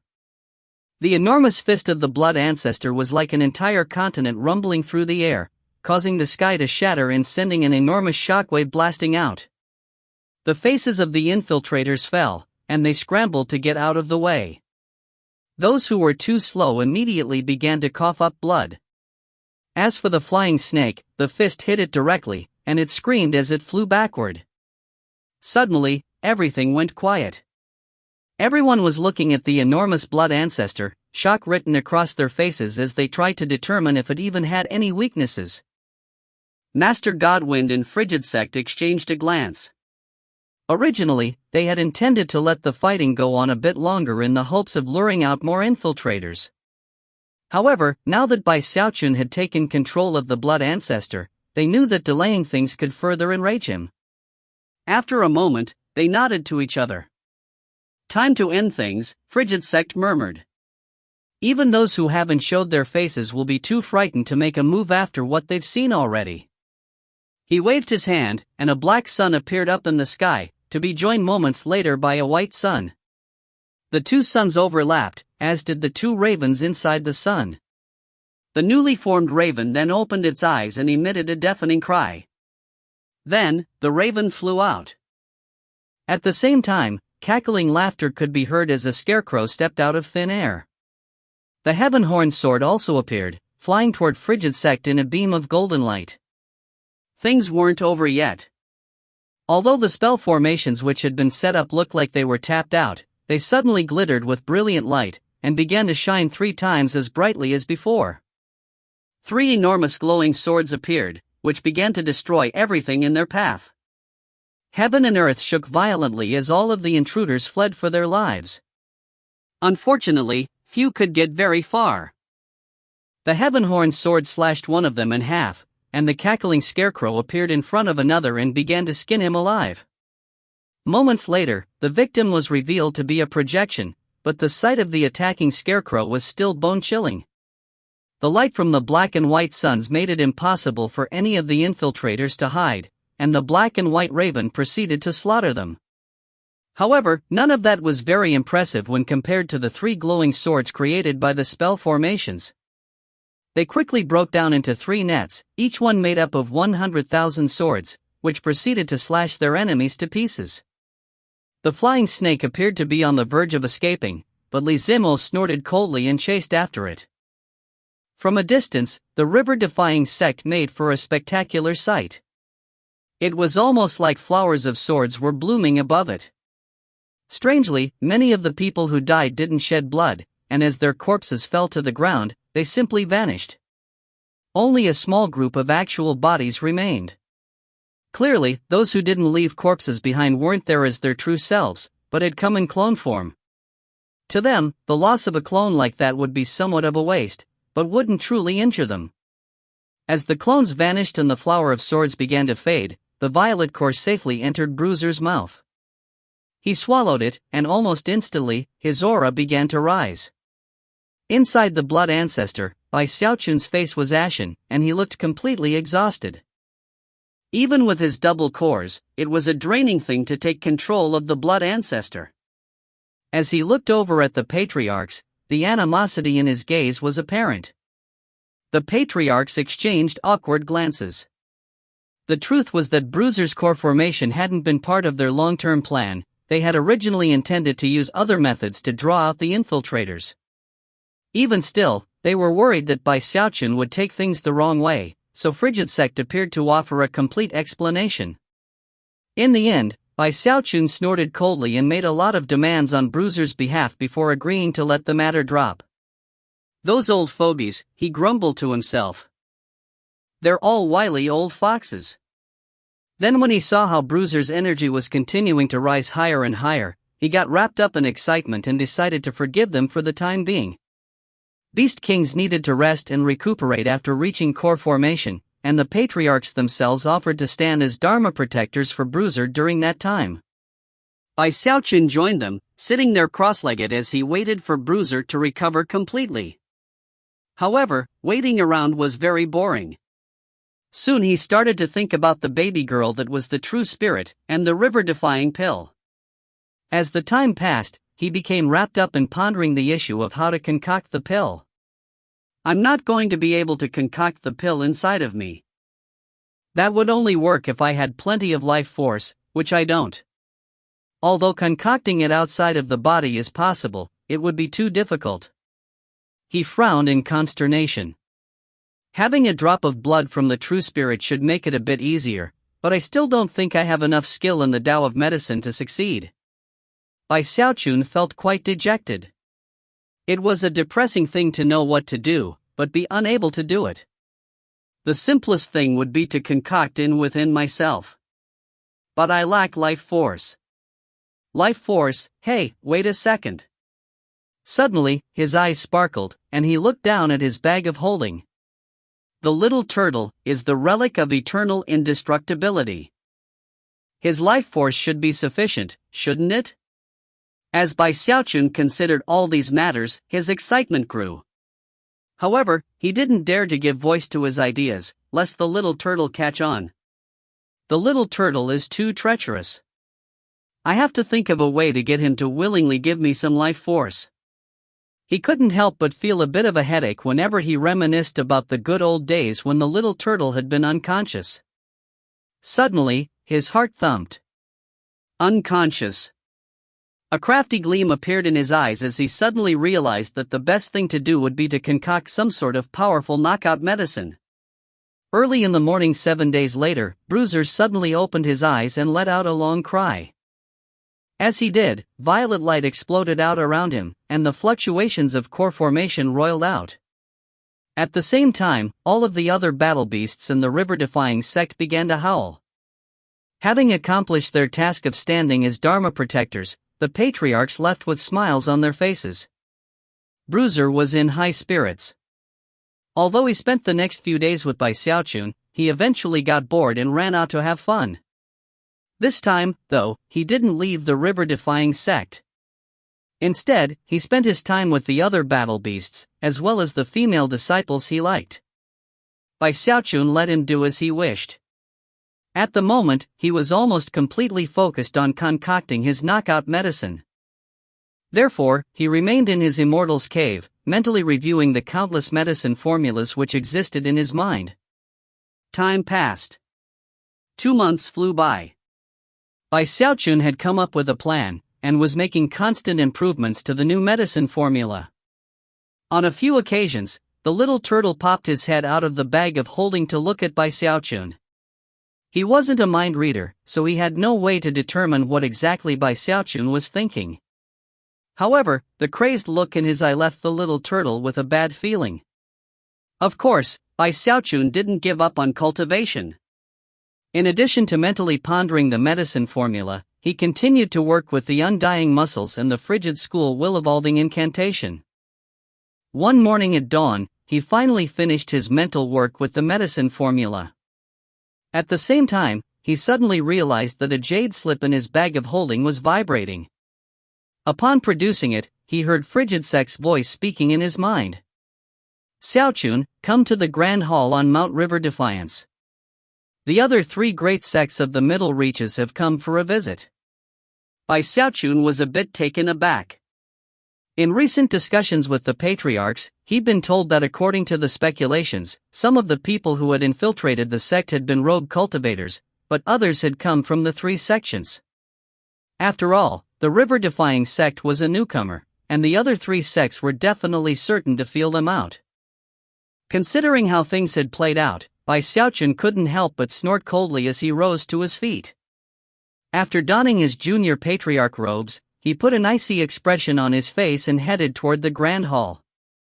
Along the way, he saw other cultivators of the river-defying sect looking in the direction of the Grand Hall, grim expressions on their faces.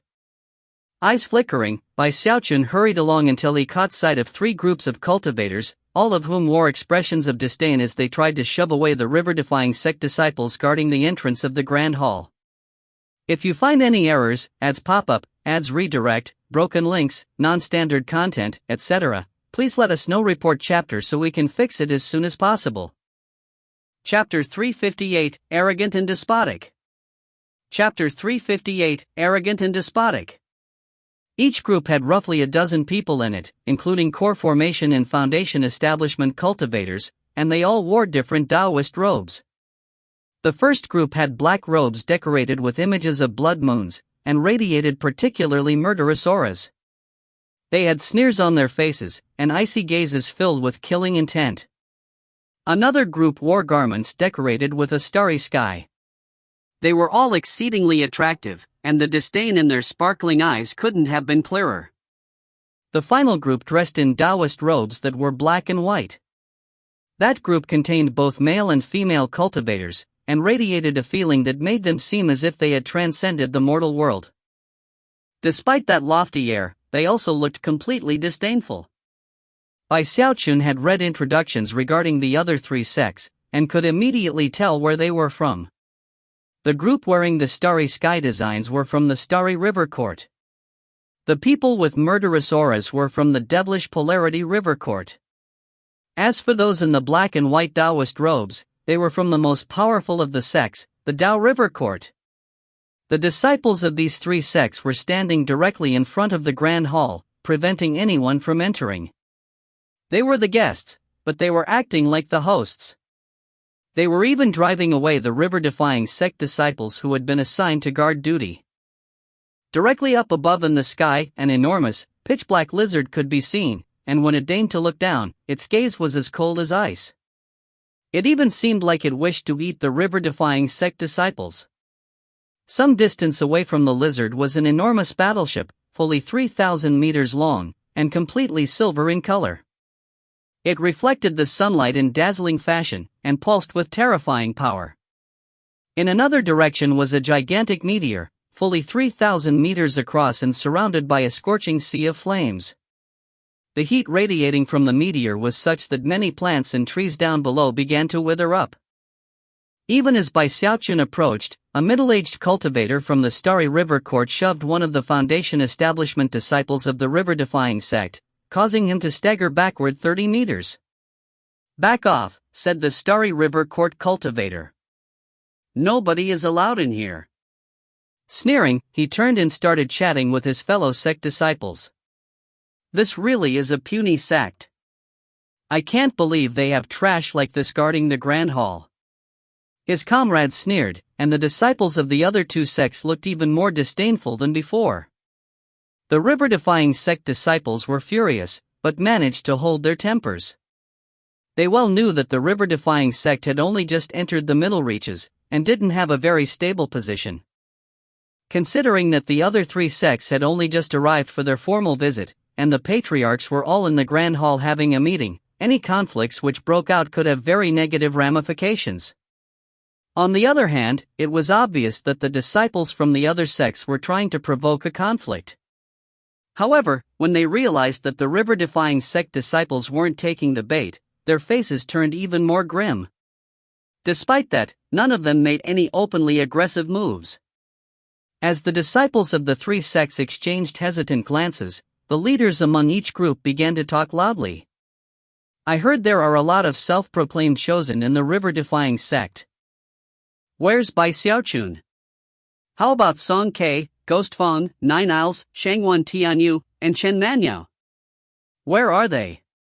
The nascent soul Taoist masters are having a meeting in the Grand Hall, and we juniors are stuck out here, bored out of our minds. Why don't the river-defying sect chosen come out to show their stuff?" The other disciples in the three groups knew what their leaders wanted them to do. A young man stepped out of the crowd from the Polarity River Court, and each step he took caused cracking sounds to fill the air. Clearly, he had incredible fleshly body power. Looking around, he laughed loudly and then said, "Allow me to introduce myself. I'm Di Gong, and I'm in late Foundation establishment. Fellow Taoists from the river-defying sect, please step forward and give me some cultivation tips." He wasn't the only one to walk out into the open. Cultivators emerged from the other two sects as well, to make similar taunts.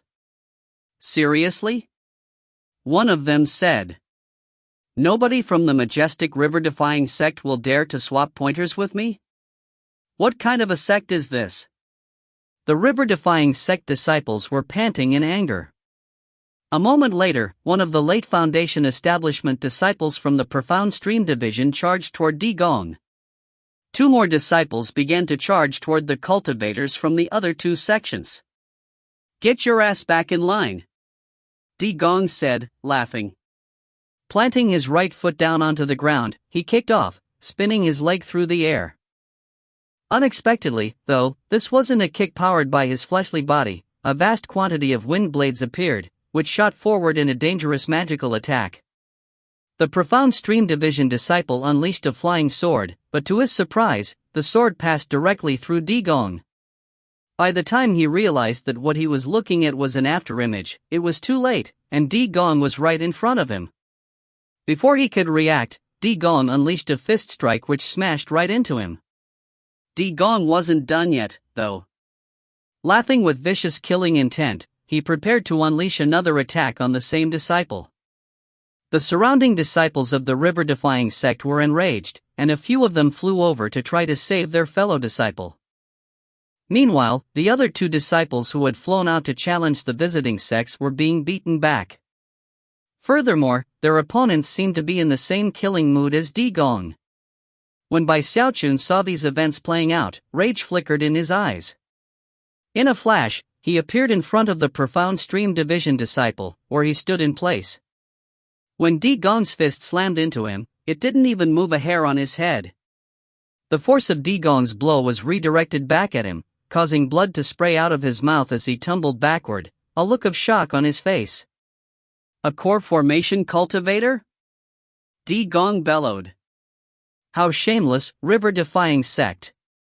You dare to have a core formation cultivator fight the Foundation establishment stage, Even as his words were echoing out, Xiaochun blurred into motion again, becoming a series of afterimages as he sped forward to rescue the other two disciples. He did the same thing, using his body to block the attacks being sent against them. He wasn't hurt at all, whereas the attackers from the other two sects were sent tumbling backward, coughing up blood and shouting out in rage. Completely shameless. How dare a core formation cultivator ambush a Foundation establishment disciple? Di Gong and the other two disciples were completely enraged as they stared at Xiaochun with cold gazes. Xiaochun blurred into motion again, ending up in front of the cultivators of the three sects, hands clasped behind his back and chin stuck up. Glaring at them, he said, "So what if I attacked some Foundation establishment cultivators? I've attacked Qi condensation disciples in the past too. Is that shameless? Besides, did you actually see me do any attacking? You were obviously hitting me. Seems to me like you're the shameless ones. 3 Foundation establishment cultivators actually had the gall to gang up on me, a core formation expert. You people are going way overboard, you bullies. Don't push me too far. When I get mad, I frighten even myself." The cultivators of the three sects stared back at him angrily, thinking back to try to remember if he really had made an attack or not. Meanwhile, the disciples of the river-defying sect were more excited than ever, and began to call out greetings. Junior Patriarch, ... Greetings, Junior Patriarch. Greetings, Junior Patriarch. The leaders of the groups from the other sects instantly realized who was standing in front of them, and their pupils constricted.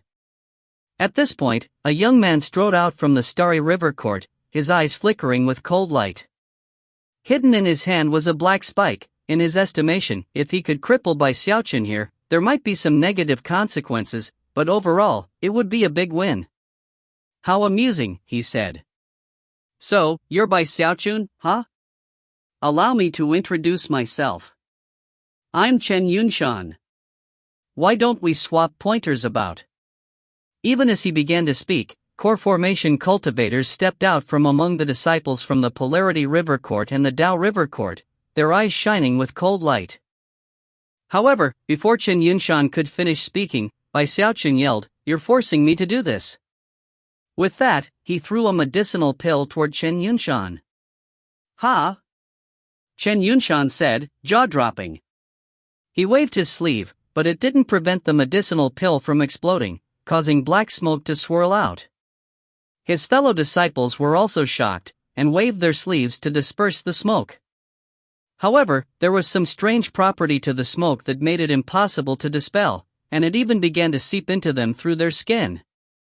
Of course, as soon as the medicinal pill appeared, strange expressions appeared on the faces of the surrounding disciples of the river-defying sect.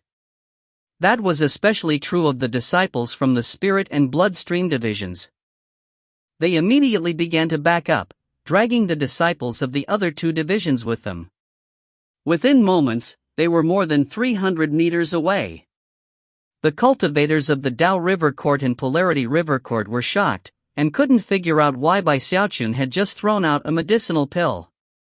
Furthermore, the reactions of the river-defying sect were very telling, and they subconsciously began to back up as well. "What are you doing, Bai Xiaochun?" Chen Yunshan yelled angrily. Just when he was about to take a step forward, his eyes suddenly twitched. Simultaneously, one of his comrades behind him suddenly howled, lunged forward, and hugged him from behind. "Junior sisterly," he cried, "I've finally found you." Within the blink of an eye, the dozen or so cultivators from the Starry River Court began to go crazy. One of the affected cultivators spread his arms wide and began to run back and forth. Another of them began to rave madly. Another suddenly began to smile broadly. Only the core formation disciple was able to stave off the effects with great effort. "I'm flying. Fly, fly away. What is this place? Everybody get back. Aiiiiii. Ha ha ha. I've finally reached the Deva realm. From now on, I'm unparalleled under heaven." Some of the affected disciples wore looks of terror on their faces, and began to scream at the tops of their lungs. There was one who suddenly seemed drunk with pleasure, and immediately flew up into the sky toward the huge lizard. "Hey baby," he said. "Don't be scared, I'm coming. If you find any errors, ads pop up, ads redirect, broken links, non-standard content, etc., please let us know. Report chapter so we can fix it as soon as possible." Chapter 359, Bullying Others with Force. Chapter 359, Bullying Others with Force. Hissed expressions of shock and surprise could be heard outside the Grand Hall.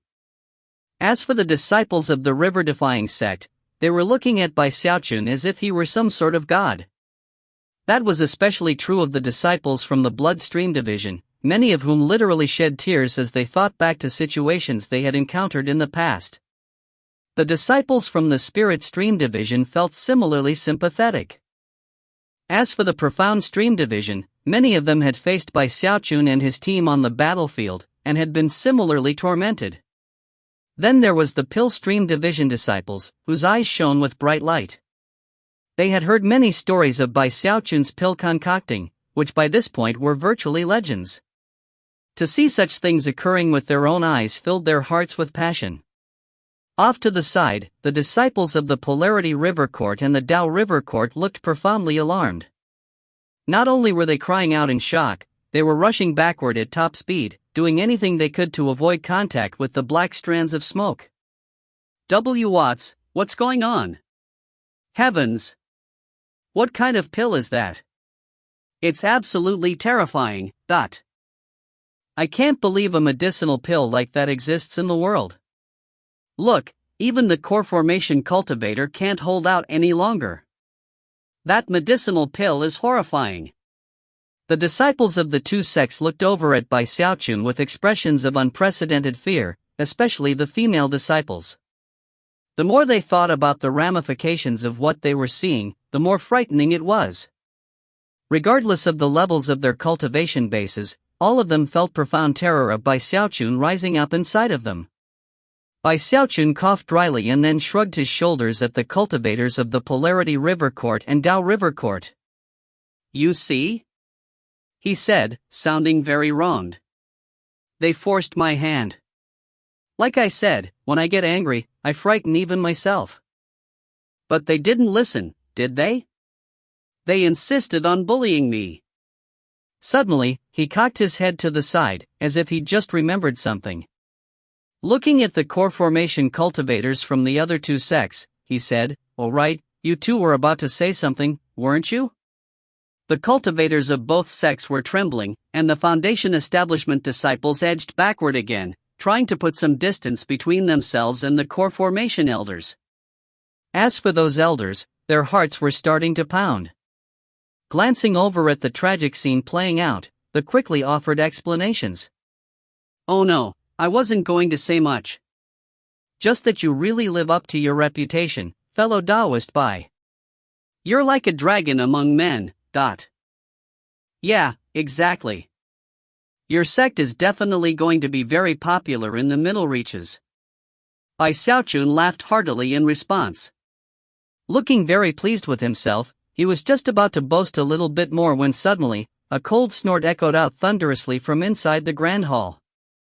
Everything trembled as a figure sped out of the hall, an old man with a full head of fiery red hair, and eyes that sparkled like lightning. Instantly, the maddened disciples shivered, and then began to vomit. After a moment passed, their pale faces once again filled with color. They were clearly weakened, and when they looked over at Bai Xiaochun, their gazes were filled with both confusion and terror. That was especially true of Chen Yunshan, who was glaring murderously at Bai Xiaochun. In his heart, he had already vowed to kill Bai Xiaochun in the future, to settle the score for the humiliation he had just experienced.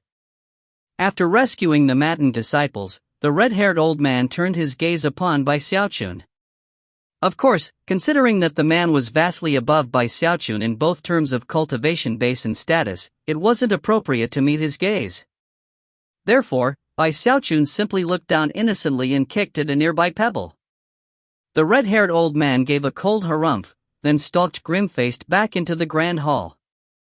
Bai Xiaochun immediately looked back up and glared in the old man's direction. Then he glanced around at the other disciples around him, and tried to decide whether or not to enter the hall himself. That was when Frigid Sec's voice echoed out. "Xiaochun, stop causing trouble outside. Come in." Sticking his chest out proudly, Bai Xiaochun took a deep breath and walked somberly toward the entrance to the hall. The disciples of the three sects looked at him with mixed emotions in their eyes. Furthermore, none of them were in any mood to harass the river-defying sect anymore. Upon entering the grand hall, Bai Xiaochun heard the voice of the red-haired old man he'd just seen. The river-defying sect is not the Sky River Court. It doesn't make any sense at all for the river-defying sect to get the Sky River Court's shares for no reason. Bai Xiaochun scanned the hall, and saw Frigid Sect, Master Godwind, and Patriarch Crimson Soul sitting in the position of honor, grim expressions on their faces. Seated in 2 rows in front of them, on the left and right, were 8 other cultivators. Without a single exception, all of those cultivators had nascent soul cultivation bases, and profound ones at that. Terrifying fluctuations spread out from them in all directions. "That's right," one of them said. "Resources are limited, and we all have sects to sustain. Obviously, the strong get stronger and the weak get weaker. You can't blame anyone but yourselves for that." Although the nascent soul cultivators of the 3 sects noticed Bai Xiaochun enter the hall, none of them paid him much attention, with the exception of the red-haired old man, whose eyes glittered with brutal ferocity. Bai Xiaochun pretended not to notice, striding somberly over to stand next to Frigid Sect. Frigid Sect gritted his teeth. Voice rigid with anger, he said, "The river-defying sect took over the Sky River Court, and that includes the Sky River Court's shares." "Brother Frigid Sect," said another of the nascent soul cultivators, "these are simply the rules governing the Middle Reaches cultivation world. It's not like we're specifically targeting the river-defying sect." As Bai Xiaochun listened to the nascent soul cultivators' discussion, he gradually came to understand why the 3 other sects had come to visit. There was an arcane pocket realm in the Middle Reaches that opened once every 60-year cycle, within which were copious amounts of spirit plants. Some were the type that only appeared once every 10,000 years, others were virtually extinct in the outside world. Furthermore, there were a few that were critical ingredients to concocting deva pills, which could give nascent soul cultivators a much better chance to advance to the mortal tier deva realm.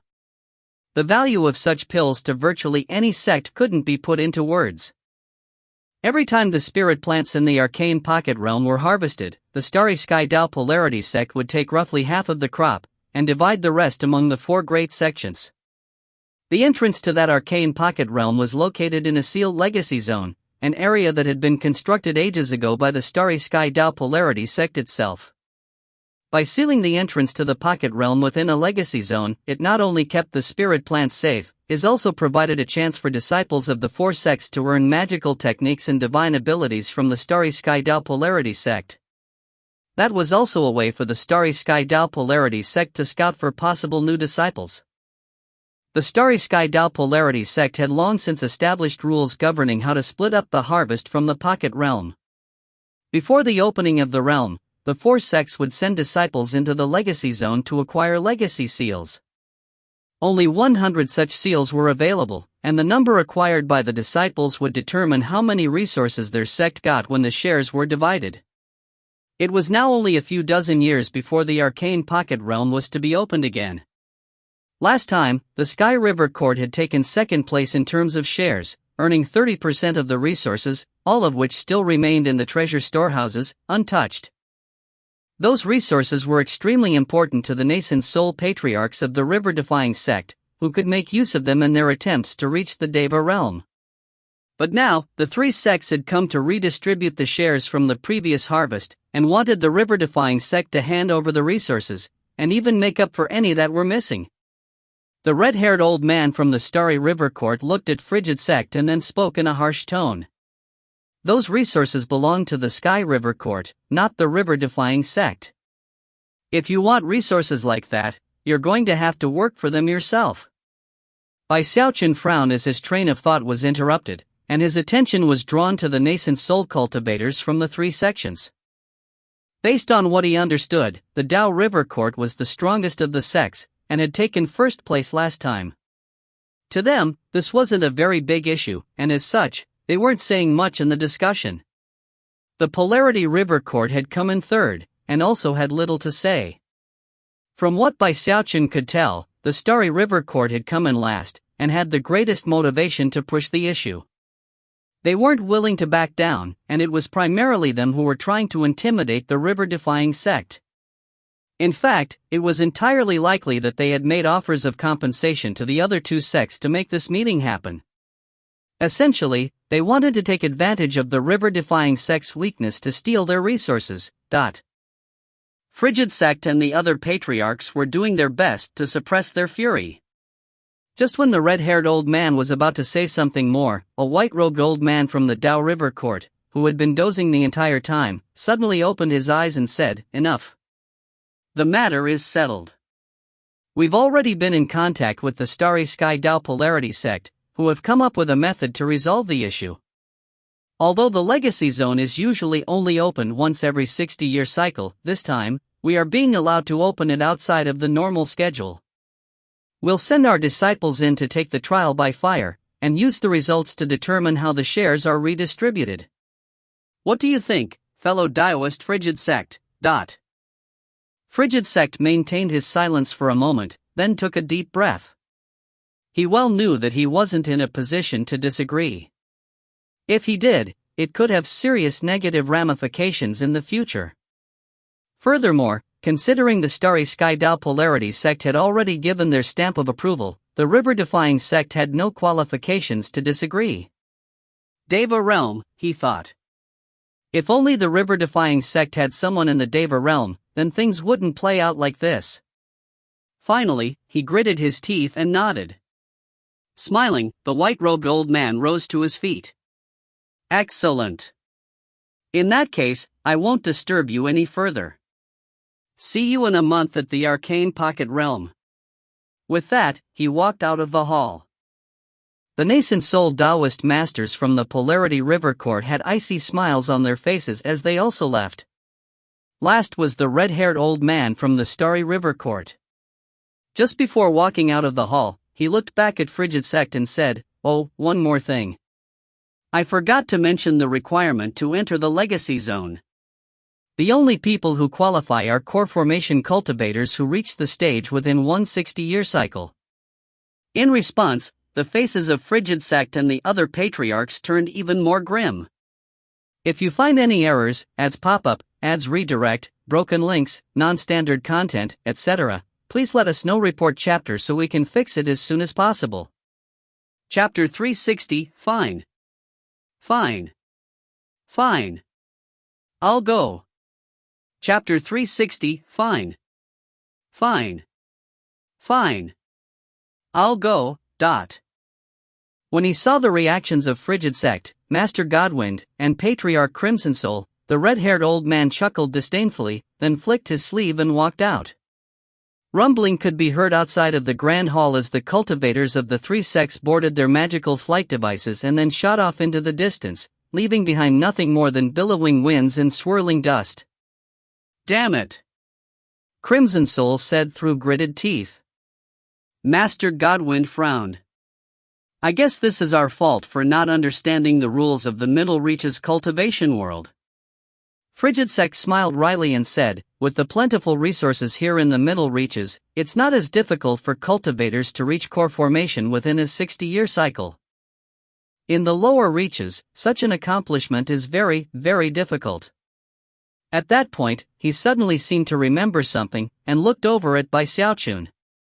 Moments later, Master Godwind and Crimson Soul were also looking at him. Xiaochun felt a bit unnerved to be stared at by these three, and couldn't help but subconsciously take a few steps back. Patriarchs, Xiaochun, the reason we were just bullied and humiliated right now is because our sect is too weak." "That's right, Xiaochun. Now that I think about it, there's only one person in the entire river-defying sect who reached core formation within a 60-year cycle. One. Nightcrypt, my boy, as the junior patriarch, surely you understand how important this matter is to the future development of the sect. Although the words spoken by the three patriarchs were all different, as were the expressions on their faces, the gleams in their eyes were exactly the same. Xiaochun suddenly felt as if his throat were bone dry. Moments ago, he had been standing there listening quietly, feeling much the same anger as the patriarchs. But then the three old fogies suddenly turned to stare at him, and even worse, when they began to talk, their words caused his heart to tremble. Inwardly, he was crying out in grief, especially when he thought about the fact that he really was the only core formation cultivator in the sect who had reached that stage within a 60-year cycle. When it came to legacy zones, sects would usually send 7 or 8 people, but in this case, he would be going in alone. The mere idea struck Xiaochun with fear, and it was even worse considering that he had just aggressively heaped bad fortune onto the disciples from the Starry River Court, and had also brazenly threatened the Polarity River Court and the Dao River Court. At this point, his expression suddenly turned somber. A bitter look appeared in his eyes as he continued, "Listen, patriarchs, the truth is that I actually lied about my age before. Yeah. Now that I'm the junior patriarch, I can't continue to hide the truth. Back when I was found on that mountain, I wasn't a teenager, I was actually 40. I just looked young, and decided to perpetuate the lie. I was wrong, I know. I should have told you the truth, and not caused such confusion for the sect during important times. Xiaochun's voice was filled with regret, and he truly sounded as if he were divulging a long-harbored secret. As he spoke, his hands slowly clenched into fists. Patriarchs, I truly feel terrible. Every time I think about my true age, and how I've hidden it for so long, I feel worse and worse. Alright, well I guess it's time to go into secluded meditation now." Even as he spoke, he turned and hurried toward the door. Crimson Soul was frowning, and Master Godwind looked quite anxious. Just as they were about to speak, Frigid Sect smiled wryly and said, "Xiaochun, you're going, whether you want to or not." However, Xiaochun didn't stop heading toward the door. "Nobody wants our sect to seem weak, right?" Frigid Sect continued.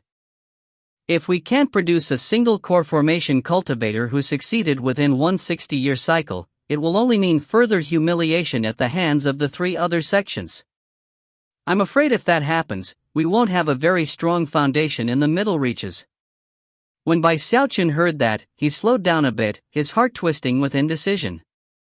Frigid Sect seemed to be getting a bit worked up as he went on, but that's okay. "You're the most important of all, Xiaochun. The sect is your home, and we're your family. We won't force you to do anything you don't want to do. Even if we get bullied and humiliated, we'll protect you, and all the other disciples too." Xiaochun was at the door, looking out at the world outside, indecision gripping his heart and refusing to let go. This time, Frigid Sect said, "The river-defying sect will just have to concede defeat. Master Godwind, Crimson Soul, there's no need to send me secret messages with divine sense. I've already made my decision." Frigid Sect suddenly seemed older, his voice laced with bleakness and exhaustion. Bai Xiaochun stood there looking up sadly into the sky. What? Frigid Sect said loudly. What's that you say via projected message, Master Godwind? No. Although we know going in that we will lose, and only want to do it to keep from losing face, we can't send Bai Xiaochun in alone. Yes, I know. Bai Xiaochun once said in his heart that he lives for the sect. Yes, I know we treat him well. I know all that. But you might as well give up trying to persuade me. Crimson Soul, stop projecting messages. My mind has been made up. It doesn't matter that Xiaochun has precious treasures to defend himself with, as well as a Heavendao gold core. It doesn't matter that he has cultivated an incredibly powerful fleshly body, and that it would be virtually impossible for anyone under nascent soul to kill him. Nor does it matter that, by the dermic decree of the Starry Sky Dao Polarity Sect, killing is forbidden in the Legacy Seal competition. Bai Xiaochun is our junior patriarch. Even if the place offers no dangers whatsoever, we definitely can't take any risks at all. Bai Xiaochun gritted his teeth and turned to face the three patriarchs, looking almost like he was about to cry. Fine. I'll go, alright? Enough with the persuading. The instant the words left Bai Xiaochun's mouth, Frigid Sect rose to his feet, walked over to him, and clasped him enthusiastically on the shoulder. Good kid. Alright, the matter's set. This jade slip will tell you everything you need to know about the Legacy Zone. Study it carefully. Make whatever preparations you need to. In a month, the three of us will personally escort you to the Legacy Zone. With that, he turned and sped away. Master Godwind and Crimson Soul gave approving glances to Bai Xiaochun, but fearing that he might suddenly change his mind, they quickly teleported away. Bai Xiaochun looked around with wide eyes at the empty hall. He reached his hands out as if he wanted to grab onto something, but the only thing he had to grab onto was his hair. Those crafty foxes! He wailed. Schemers, all of them. There's no way they didn't know about the rules. Obviously, they knew from the beginning, and were just trying to con me. Scowling, Bai Xiaochun suddenly felt as if he was very, very naive. After walking dejectedly out of the hall, he looked up into the sky, and it somehow seemed very, very dark. He moped all the way back to his immortal's cave, where he sat down cross-legged in grief. Then he thought about how he would have to single-handedly go up against people from all three of the other sects, and he suddenly felt quite lonely. Wait, it won't be just me. I can take Bruiser with me. He reached core formation in less than a 60-year cycle. The two of us against all those people. How will we handle it? They're definitely going to bully us. What do I do? Hanging his head dispiritedly, he took out the jade slip and started to go over the information about the Legacy Zone. According to the detailed description in the jade slip, there were a total of 100 legacy seals inside. Last time, the Sky River Court sent 13 qualified disciples into the Legacy Zone, who managed to acquire 30 seals. Unfortunately, none of them managed to acquire enlightenment of any of the legacy techniques. In the end, the Sky River Court got 30% of the resources, whereas the Starry River Court, who came in last place, only got 10%. The rules for how to distribute the resources were set down by the Starry Sky Dao Polarity Sect, and couldn't be changed. Bai Xiaochun sighed again. For the following several days, he continued to mull over the matter until he made his final decision. Fudge! I already said I'd go, right? Fine. I'll go. After he thought about how many other people he would be competing against, he decided to go buy a huge amount of paper talismans. He didn't purchase them with merit points, but rather, got them on credit. Next, he went to the treasure pavilion, where he did the same thing to acquire a large collection of magical items. Finally, he purchased some armor and more leather clothing. Realizing that the only thing he lacked was a big black wok, he searched the sect up and down until he found an extraordinarily sturdy iron wok that was more than suitable. Next, he gritted his teeth and requested some multicolored fuel from the patriarchs, which he used to perform fivefold spirit enhancements on all of his items, including the big black wok. Despite how many items he had purchased, he still didn't feel safe. Next, he went to the Profound Stream Division to request some spell formations, then to the Bloodstream Division to request spirit blood, and finally to the Pill Stream Division to request spirit medicines. By the time he was finished with all these activities, half a month had passed. For the next half month, he focused on cultivation, and ended up inching closer toward a breakthrough. As for his work with his undying muscles, the big toe on his left foot was finished. Whenever he called upon it, shocking fleshly body power would surge through him, originating from the toe. Unfortunately, using that power would also cause his shoe to explode. Because of that, Xiaochun also prepared a large number of shoes for his left foot. Eventually, the long-awaited day came. At dawn, Xiaochun walked out of his immortal's cave, wearing numerous layers of leather clothing and a black wok strapped to his back. He had paper talismans plastered all over him and overall looked very sad. Then he headed toward the summit of Mount River Defiance, followed by the curious bruiser, who was wearing a suit of armor and plenty of paper talismans, and yet radiated an air of complete ferocity. 1. If you recall, Li Qinghe was the only person in the sect recently who had a chance to reach core formation in 260-year cycles, not one. This fact was mentioned in multiple chapters, including chapters 72, 97, and 175. If the hope for the generation was for him to do that, then obviously he didn't reach core formation in 160-year cycle. If you find any errors, ads pop-up, ads redirect, broken links, non-standard content, etc., please let us know. Report chapter so we can fix it as soon as possible. Chapter 361, only one? Chapter 361, only one? Many disciples emerged to watch Xiaochun go up to Mount River Defiance. Everyone knew why the other three Middle Reaches sects had come last month, and it left them simmering with rage. They also knew that Xiaochun was going to represent the river-defying sect in a fight inside an arcane pocket realm. When news spread that the only person in the entire sect who qualified to go was Xiaochun, many cultivators started to get worried. The river-defying sect was a newcomer to the Middle Reaches, as unfamiliar with the cultivation world there as they were strangers to it. In these unfamiliar surroundings, the river-defying sect seemed impressive, but the truth was that until they produced a Deva realm expert, they were in a very precarious position, and could be easily supplanted. A feeling of uneasiness and lurking danger existed in the hearts of not only the ordinary disciples, but even the patriarchs. Thankfully, they had the blood ancestor and the dire sky banyan, as well as the shocking true spirit which made even the other three great sects nervous. Those were the only things that gave the river-defying sect a modicum of stability.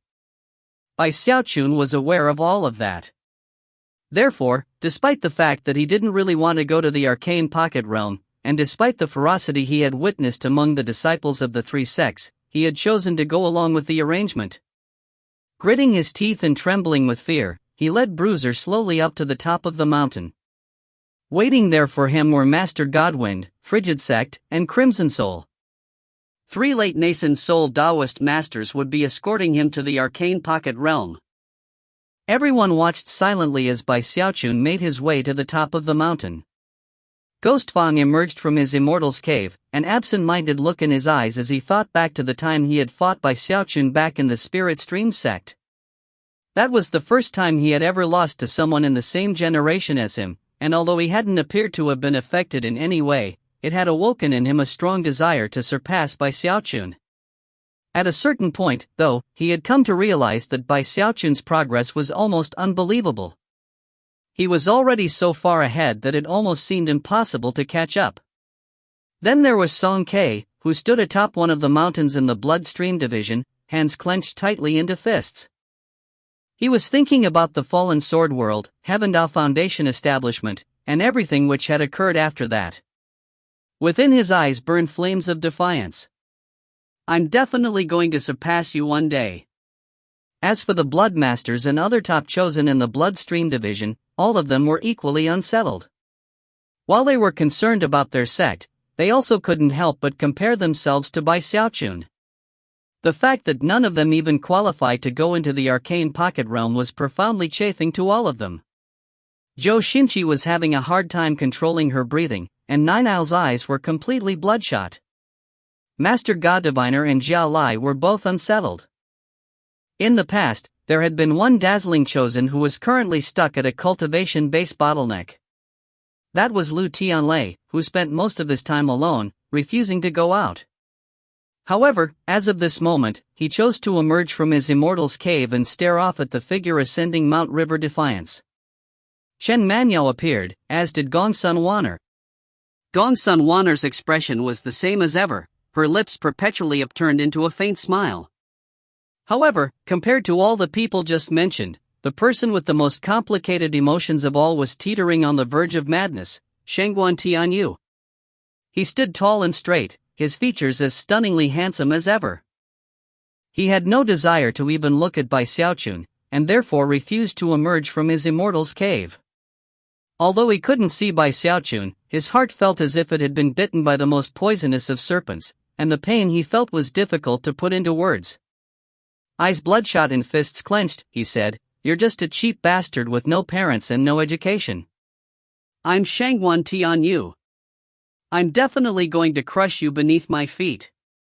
Although there were people who were jealous or angry, there were others who were sending Bai Xiaochun away with blessings and well wishes. Big Fatty Zhang, Ho Yunfei, Su Baokai, Third Fatty He, and Li Qinghe were all present. Ho Xiaomei and Song Junwan were there too, wishing him well, but at the same time, very nervous. Countless eyes were fixed upon Bai Xiaochun as he ascended the mountain. Soon, he was at the very same altar where Bruiser had reached core formation. That was where the three patriarchs were waiting for him. As soon they looked over and saw his getup, their jaws dropped, and they exchanged awkward glances. Finally, Frigid Sect coughed dryly and then waved his hand. Instantly, a silver beam of light descended from the sky above. It was the Heavenhorn sword, which began to grow larger and larger until it was fully 3,000 meters long. "All right, Xiaochun, it's time to leave," he said. With that, he blurred into motion, shooting toward the Heavenhorn sword. Crimson Soul and Master Godwyn joined him, and within moments, they were on top of the sword, where they sat down cross-legged in a row. Bai Xiaochun gritted his teeth and flew up to join them. Behind him, Bruiser threw his head back and roared as he followed along. Bruiser's eyes were filled with excitement and anticipation. This was his first time being allowed to go out with Bai Xiaochun for a trial by fire, and being alongside him for such an event was extremely exciting. "Let's go," Frigid Sect said, his voice booming like thunder. The Heavenhorn sword began to shine with dazzling silver light, and then rumbling echoed out as it shot off with incredible speed. In the blink of an eye, it had disappeared, leaving behind nothing but rolling sonic booms and a long streak of silver light. Only after Bai Xiaochun left did people begin to speak again in the river-defying sect. Nine Owls, Song Ke, Ghost Fang, and the other chosen like them all went back into secluded meditation, their eyes filled with the determination to advance. All of them swore to reach core formation as quickly as possible. Even Big Fatty Zhang gritted his teeth and went into secluded meditation. Virtually everyone in the same generation as Bai Xiaochun did the same thing. The cultivation world of the Middle Reaches was so large that it couldn't really be described as being divided into continents. Instead, the word domain was used. As for the realm occupied by the river-defying sect, its name had recently been changed from the Sky Domain to the Defiance Domain. As for the Arcane Pocket Realm, it was located far away from the Defiance Domain in the Dao Domain, next to a seemingly endless desert. Because the desert was so far away from the Heavenspan River, the spiritual energy of heaven and earth was rather faint there. It was in that region of scarce spiritual energy that the Arcane Pocket Realm existed, and despite its remoteness, it couldn't be judged as a place devoid of good fortune. There was a temple in that desert, a place of extreme ancientness that had existed longer than anyone could remember. This was the location where the legacy seals existed, and also the entrance to the arcane pocket realm. Surrounding the temple were more than 100 stones sticking up out of the desert sands, each one well over 300 meters tall. The stones were very strange looking, and at first glance seemed to have been distributed randomly around the temple. However, closer examination would reveal that they had been placed in a specific pattern which altered the state of heaven and earth in the area. Shockingly, those stones were a powerful spell formation. Powerful fluctuations rolled out from the spell formation that even nascent soul cultivators would be leery of. Clearly, the only person who could have possibly put such a spell formation into place was a deva. The forces of the Starry River Court and the Polarity River Court could already be seen sitting cross-legged in meditation atop the stones. Each of the two sects had more than 20 cultivators who had yet to live for a full 60-year cycle. There were men and women, all of them with calm expressions.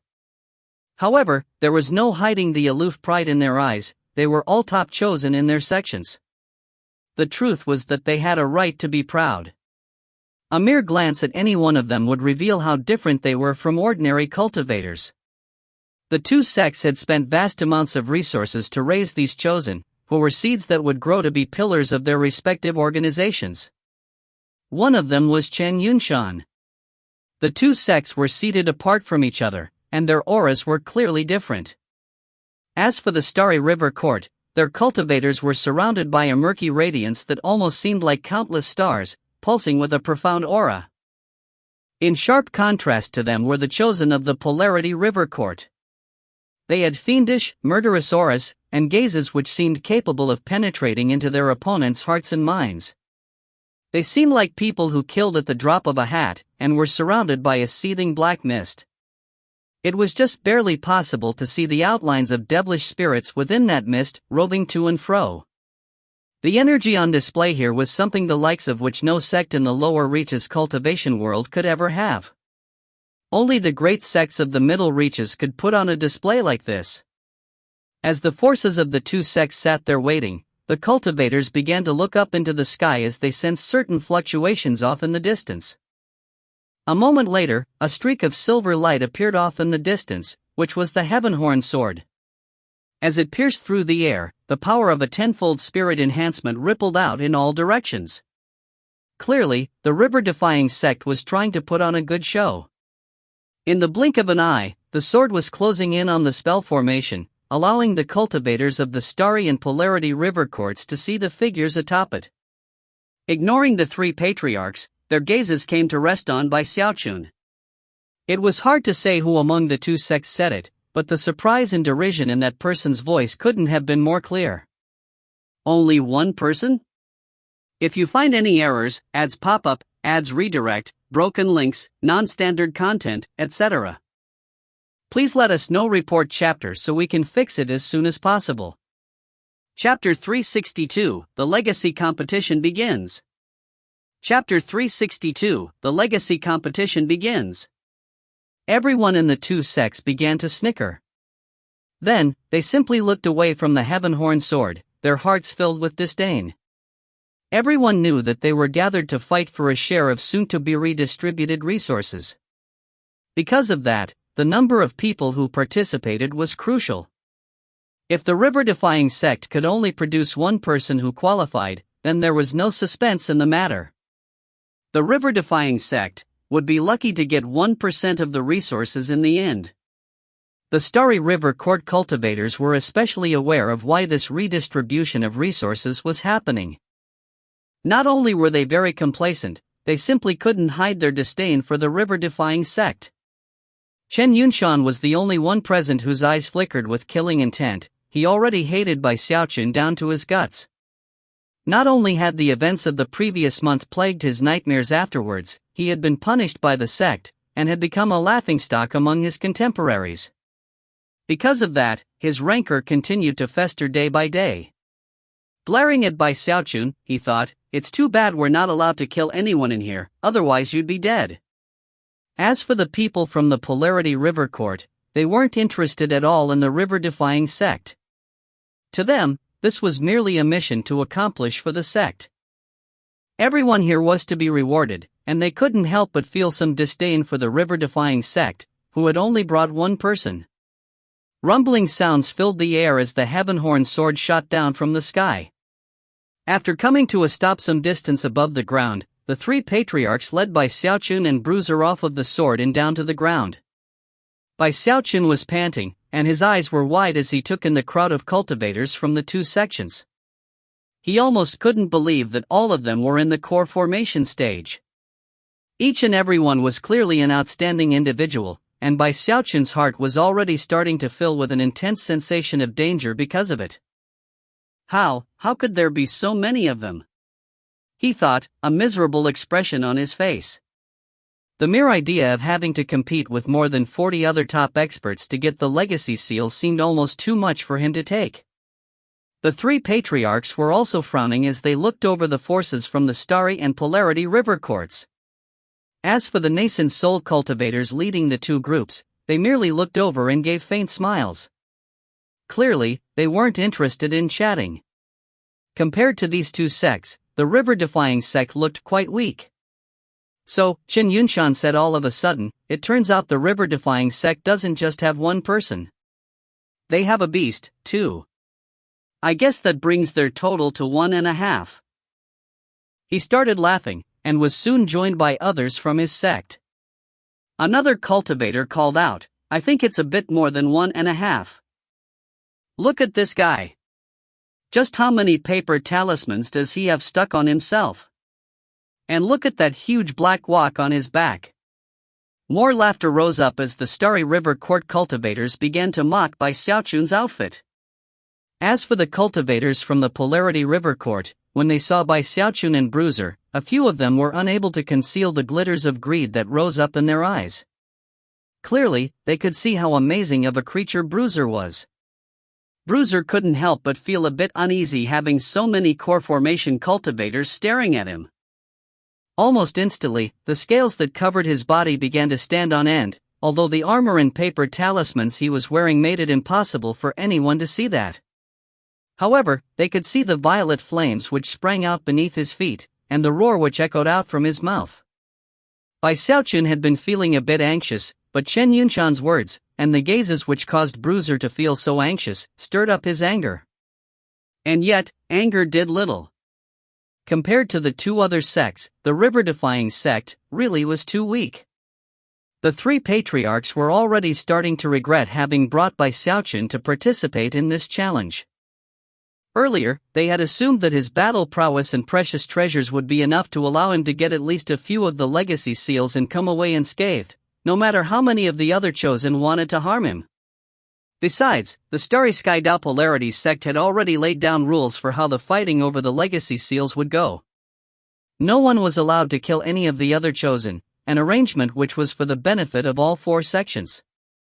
After all, none of them wanted their chosen disciples to die in a place like this. Because of all that, the three patriarchs had felt comfortable bringing Xiaochun here. Even if he didn't come away with much in terms of the legacy seals, at least he could get to know some of the other chosen in his generation, and get some precious fighting experience. But now that they realized he would be single-handedly facing dozens of opponents, the three patriarchs were starting to hesitate. In that moment, a booming like thunder filled the sky, and an enormous silver battleship appeared out of thin air. As the ship appeared, countless bolts of lightning crackled about in all directions, destroying the clouds around it as it descended. That battleship belonged to the strongest of the four Middle Reaches sects, the Dao River Court. In almost the exact same instant that the battleship appeared, numerous figures flew off of it and began to descend at top speed. It took only a moment to determine that there were more than 40 of them. There were men and women among the cultivators, and all of them seemed to radiate an air that transcended the mortal world, as well as shocking cultivation base fluctuations. All of them were cultivators who had stepped into core formation in less than a single 60-year cycle. Middle Reaches sects controlled much larger territories than Lower Reaches sects, and also had access to much more resources. Furthermore, the energy of heaven and earth in the area was far stronger. Because of that, the sects here had many more chosen than Lower Reaches sects did. It almost wasn't even possible to compare the two regions. Along with the more than 40 core formation cultivators, an intense pressure began to weigh down as the same white-haired old man appeared who had made the final decision in the Grand Hall on Mount River Defiance a month ago. The old man looked over the collected cultivators, and didn't seem to be surprised at all that the river-defying sect only had Bai Xiaochun with them. Smiling faintly, he said, "I would like to welcome the emissary from the presiding sect to oversee our 4-sex competition for the legacy seals." Even as the words left his mouth, the clouds up above swirled together as if driven by a powerful wind, rapidly forming into the shape of an enormous eye. As the eye looked down, it radiated terrifying ripples that caused all light to dim. Instantly, the cultivators of the Starry River Court and the Polarity River Court rose to their feet, clasped hands, and bowed. It was the same with the Tao River Court cultivators, as well as Frigid Sect, Master Godwind, Crimson Soul, and Bai Xiaochun. Next, a booming voice spoke. The rules covering this competition for legacy seals are the same as always. Killing is not permitted. Anyone who intentionally ends the life of another will be destroyed in body and soul. Instantly, colorful light sprang up from the temple in the middle of the huge spell formation. The stones began to tremble, and the pressure weighing down began to fade away, making it possible for the cultivators to now enter the temple. "Let the competition begin," said the voice. Instantly, the 40 cultivators from the Tao River Court began to fly toward the temple. In the blink of an eye, the disciples from the Starry and Polarity River Courts followed. As for Bai Xiaochun, he gritted his teeth, and then took Bruiser along in the same direction. As he went along, he mentally reviewed everything he knew about the Legacy Seal competition.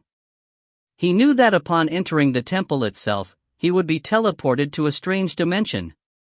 In the very middle of that dimension was a towering mountain surrounded by shocking spell formations that made it very difficult to approach the mountain itself. 100 legacy seals were located inside of the mountain, and would fly out in succession to the surrounding area, where the cultivators could fight over them.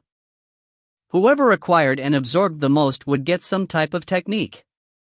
Bai Xiaochun and Bruiser followed the group through the stone spell formation. Considering that Bai Xiaochun was cautious by nature, he didn't hurry, and by the time he reached the temple itself, the disciples from the 3 sects had already entered. Finally, he took a deep breath and looked over at Bruiser. "Bruiser, remember to stick close to me. There are going to be a lot of bad people in there." Bruiser gave a soft howl and nodded his head. Bai Xiaochun took a moment to straighten his garments, his paper talismans, and the big black wok. Then he gritted his teeth and stepped into the temple. The moment Bai Xiaochun and Bruiser entered the temple, the light around them faded away, and jarring rumbling sounds could be heard. Outside the temple, intense pressure once again weighed down, making it impossible for anyone to approach the temple. At the same time, a light screen was projected into the air above the temple, cast by the stone spell formation.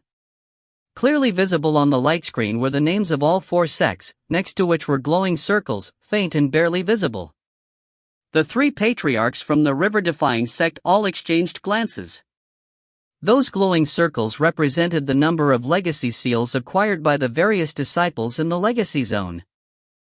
As the circles glowed more and more brightly, they would create columns of light which would make it instantly obvious how many legacy seals each sect had acquired. Outside of the stone spell formation were the nascent soul cultivators of the various sects, who numbered in the dozens or so. At the moment, the red-haired old man from the Starry River Court looked courteously toward the nascent soul experts from the Polarity River Court and the Tao River Court. "The Tao River Court will definitely take first again," he said with a slight smile. "As for second place, well, Brother Ouyang, I know that the Starry River Court can't compete with the Polarity River Court. Therefore, we haven't set our goals too high. Third place will do." The red-haired old man chuckled.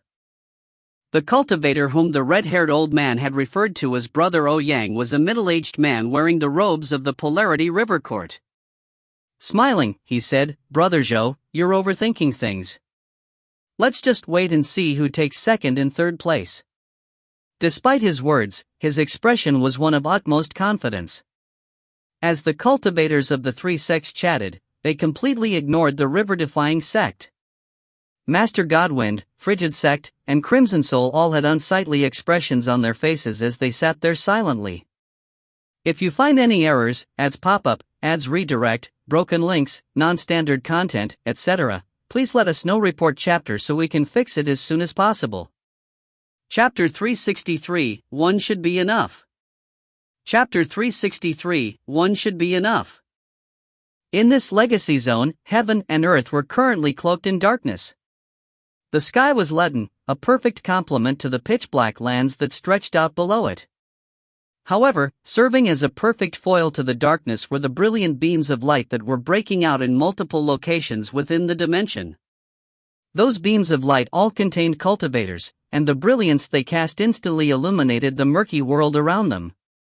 Because of the new light, it was now possible to see that the dimension wasn't very large. Furthermore, in the exact center of it, there was a mountain with a peak so tall it pierced the clouds. It was so immense that anyone looking up at it would feel like a tiny insect.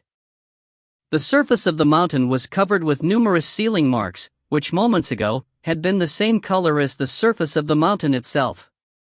However, the arrival of the cultivators caused them to glow with bright light. Close examination revealed that the sealing marks on the mountain were limited in number. There were exactly 100 of them. This towering peak was none other than the Mountain of Legacy Seals. It was also the brightest location in the entire Legacy Zone. As the crowd of cultivators appeared, Xiaochun became visible within one of the beams of light. Next to him was Bruiser.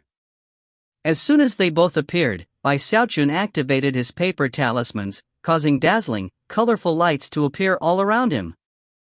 It actually looked quite attractive. He was like an entity of colorful light. Next, he helped Bruiser activate all of his paper talismans, until he looked equally as colorful. Because of that, they became very conspicuous within the legacy dimension. Quite a few gazes shifted in their direction, gazes of derision and mockery. Xiaochun had already been nervous to begin with, and when he realized people were staring at him, he gasped, and his heart filled with icy fear. This place is so dangerous. So much killing intent. Xiaochun put a restraining hand on Bruiser's back, and then looked around vigilantly. After confirming that people were looking at him but not heading in his direction, he breathed a sigh of relief. Then he began to glare back at people. I've never lost to anybody when it comes to contests like this. Am I right, Bruiser? Alright, come on. Let's both glare at them. Show them how badass the two of us are. From that point on, whenever anyone looked over at him, Xiaochun would glare back with a murderous stare, as did Bruiser. One particular young man from the Starry River Court who was relatively close to the two of them smiled mockingly and said, Junior Patriarch of the River-Defying Sect? Did you bring all of the paper talismans from your entire sect with you? Do you have enough? Or should I give you a few of mine? Xiaochun turned and cast him a fierce glare. Sure. Hand a few over. The young man's scorn increased. Laughing coldly, he ignored Xiaochun and began to head in the direction of the Mountain of Legacy Seals. He wasn't the only one. The disciples of the three sects all began to transform into beams of light that headed in the same direction. Because of how close the mountain was, none of them flew, but instead, sped along on foot. Xiaochun chose not to act blindly and without thinking. Instead, he took some time to assess the situation. The disciples approaching the Mountain of Legacy Seals were all going along on foot. Not a single one was flying. Furthermore, all of them stopped at a certain point roughly 15,000 meters from the base of the mountain. Furthermore, the disciples didn't simply scatter. Instead, looks of vigilance could be seen on their faces as they began to gather in ranks according to their sections. Suddenly, rumbling sounds filled the air as numerous lightning bolts appeared in the area between the cultivators and the mountains, as well as a gale-force wind. The lightning bolts were as thick as buckets, and the intense wind was pitch black and contained incredible power. In fact, the wind almost looked like black dragons sweeping back and forth within the 15,000-meter region. Anyone with eyes could see how incredibly powerful the lightning bolts and the blasts of wind were. Other types of magic began to spread out. There were gigantic hands, blades of ice, and tongues of fire. There were illusory projections that looked like shrieking ghosts. Thorns began to grow up out of the ground, and deep crevices opened up randomly here and there. Obviously, the 15,000-meter area was a place rife with danger. Even nascent soul Taoist masters would be leery of such an area, let alone core formation cultivators. Bai Xiaochun looked over and noticed one of the cultivators from the Polarity River court summon a puppet, which he sent into the 15,000-meter region. Before it got far, a bolt of lightning struck it, reducing it to nothing more than ashes.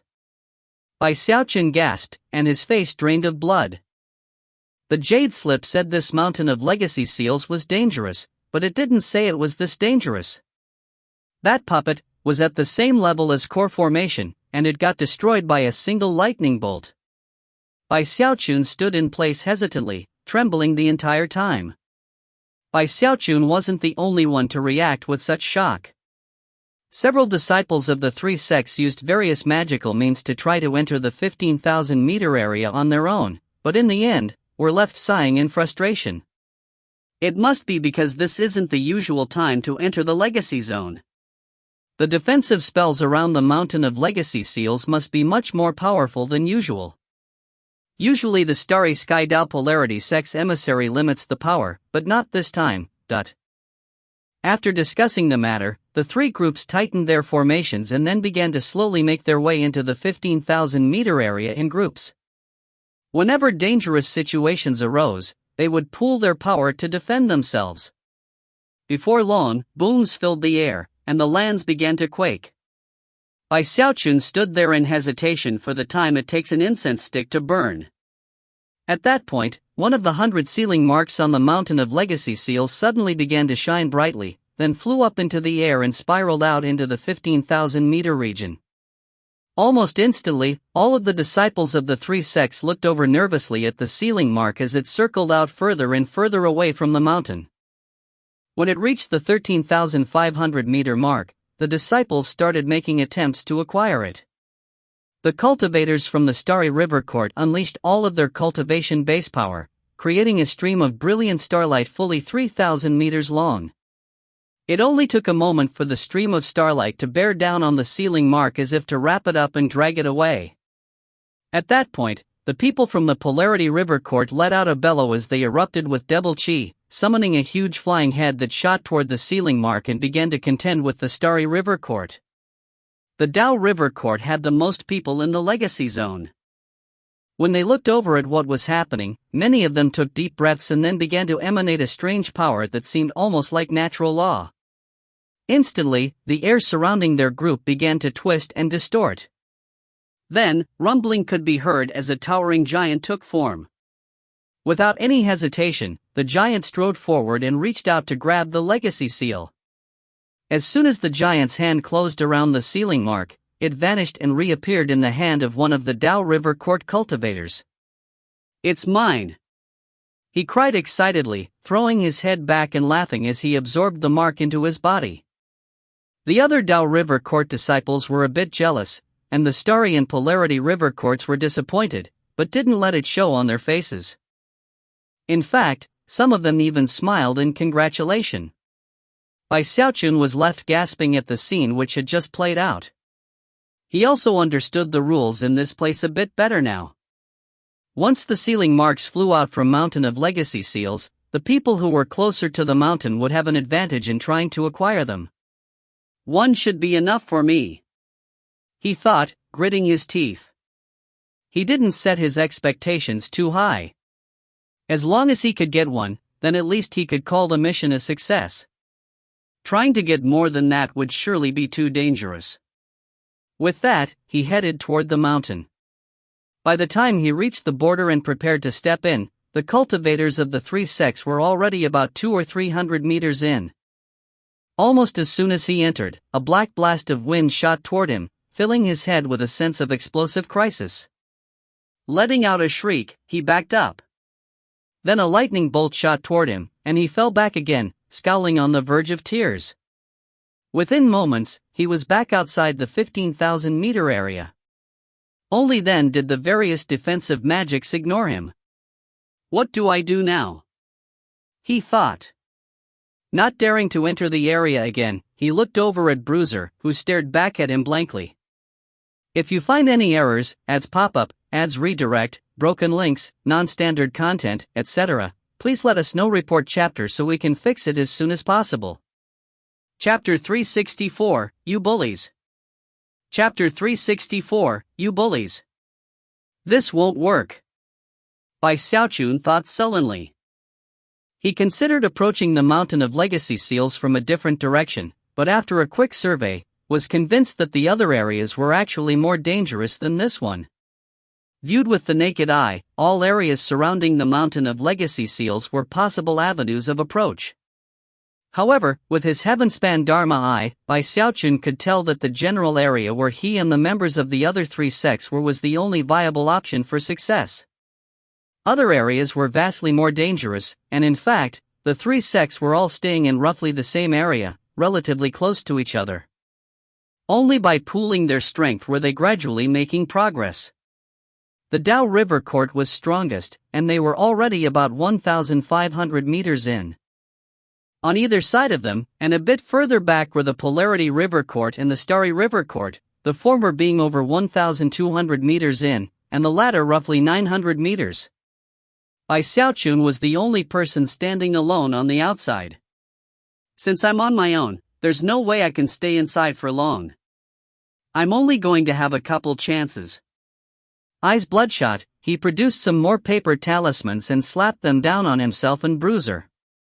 He also pulled out some defensive magical items. Finally, he turned and whispered to Bruiser, "In a bit, when the right opportunity comes along, I'm going to make my move and try to grab one of the legacy seals. If anything goes wrong, you save me." Bruiser immediately nodded. He could see how dangerous the 15,000-meter area was, and although he was very happy to finally be outside on a mission with Bai Xiaochun, he was also very nervous. Bai Xiaochun stood there staring at the mountain of legacy seals, waiting for his next opportunity. After about 10 breaths of time passed, another of the sealing marks suddenly began to glow brightly, then flew out into the air. It flew a few circles in the 9,000-meter region, then went further out, whereupon the forces of the three sects prepared to begin fighting over it. However, the sealing mark moved too quickly, and flitted through the grasping hands of the cultivators of the three sections.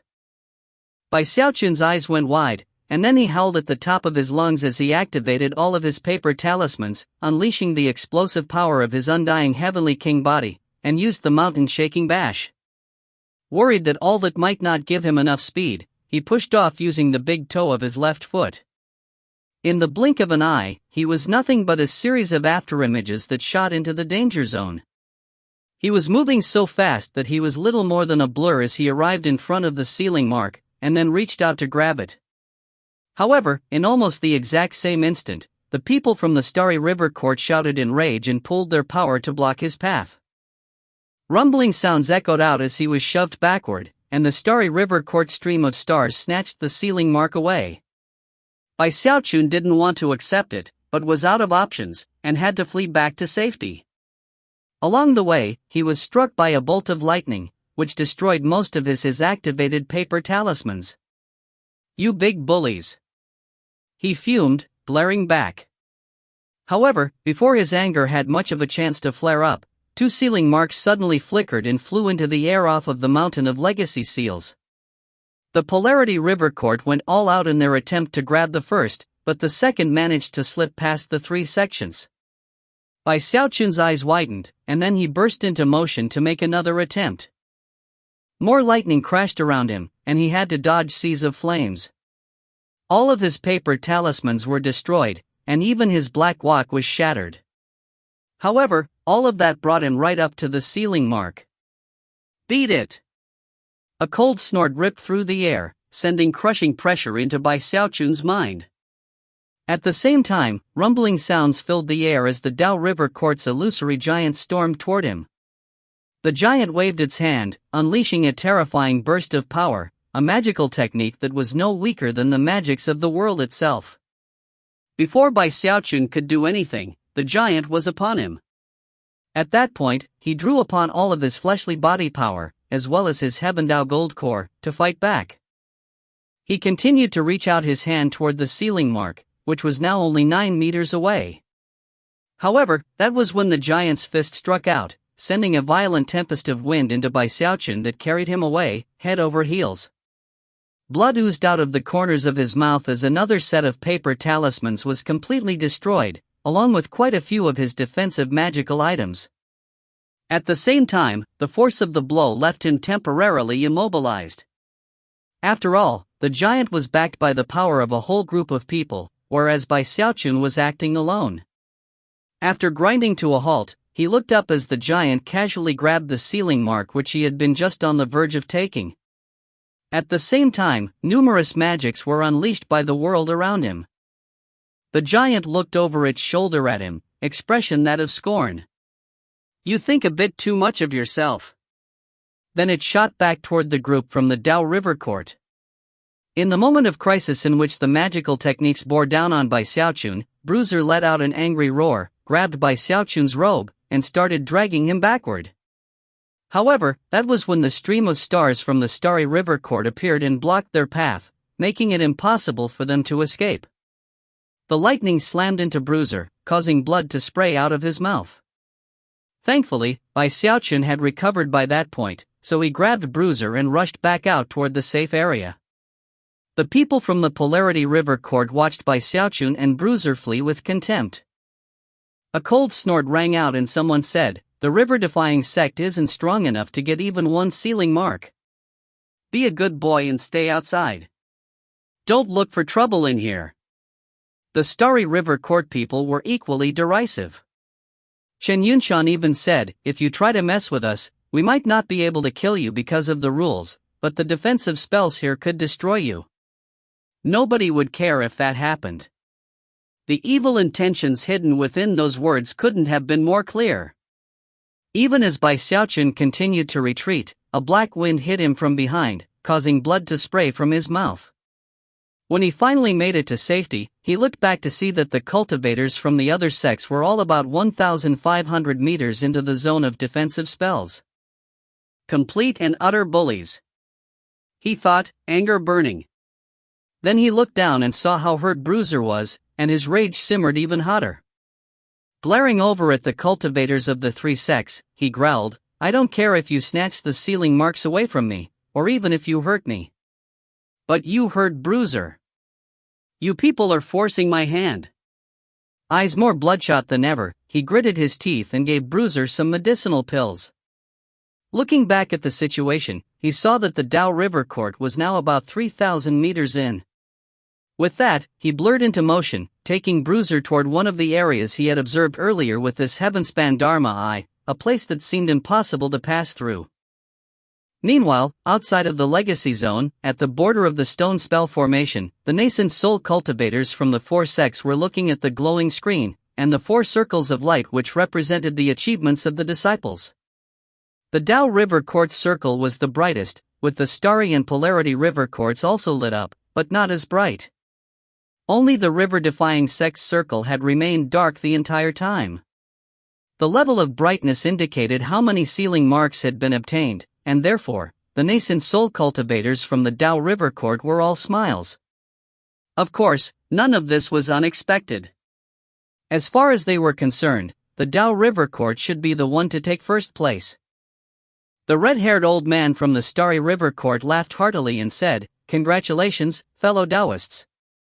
It seems the Dao River Court really will take first place again. Unfortunately, it doesn't seem the fellow Taoists from the river-defying sect are doing very well. Definitely not as well as the Sky River Court did last time.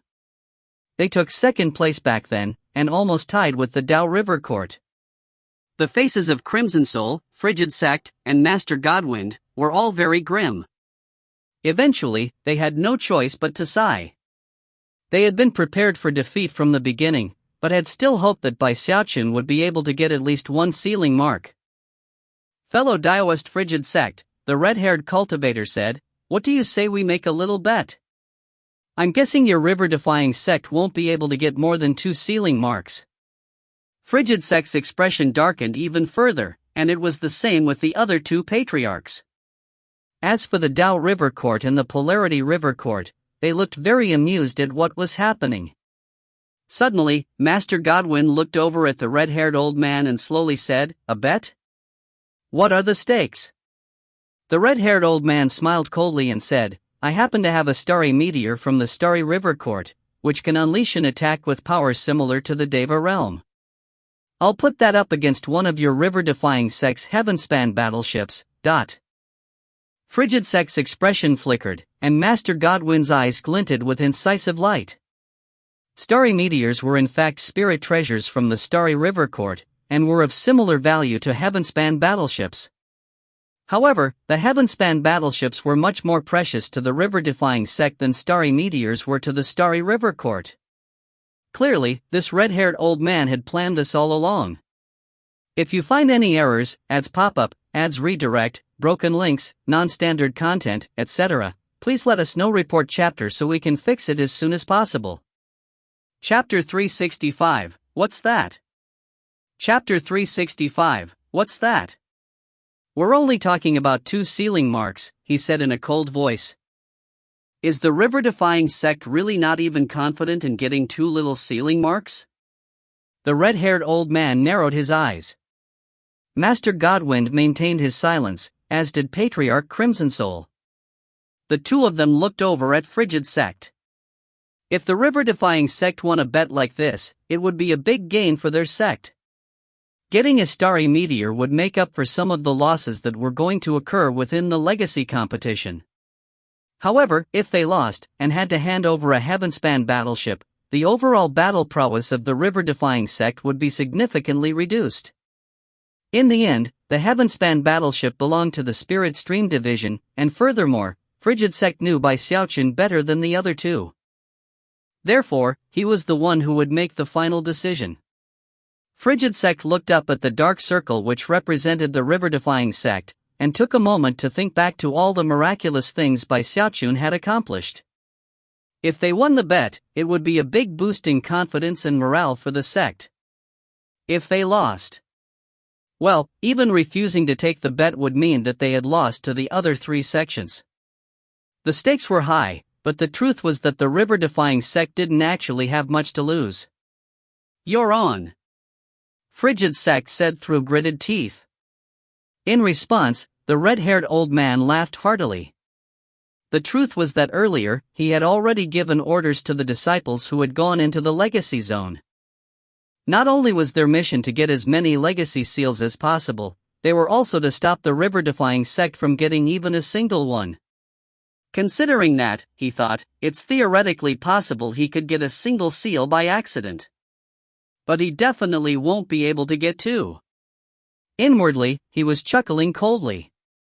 What made him even more confident was that he knew that because it was not the usual appointed time for the trial by fire, the defensive spell zone outside the mountain of legacy seals would be more difficult.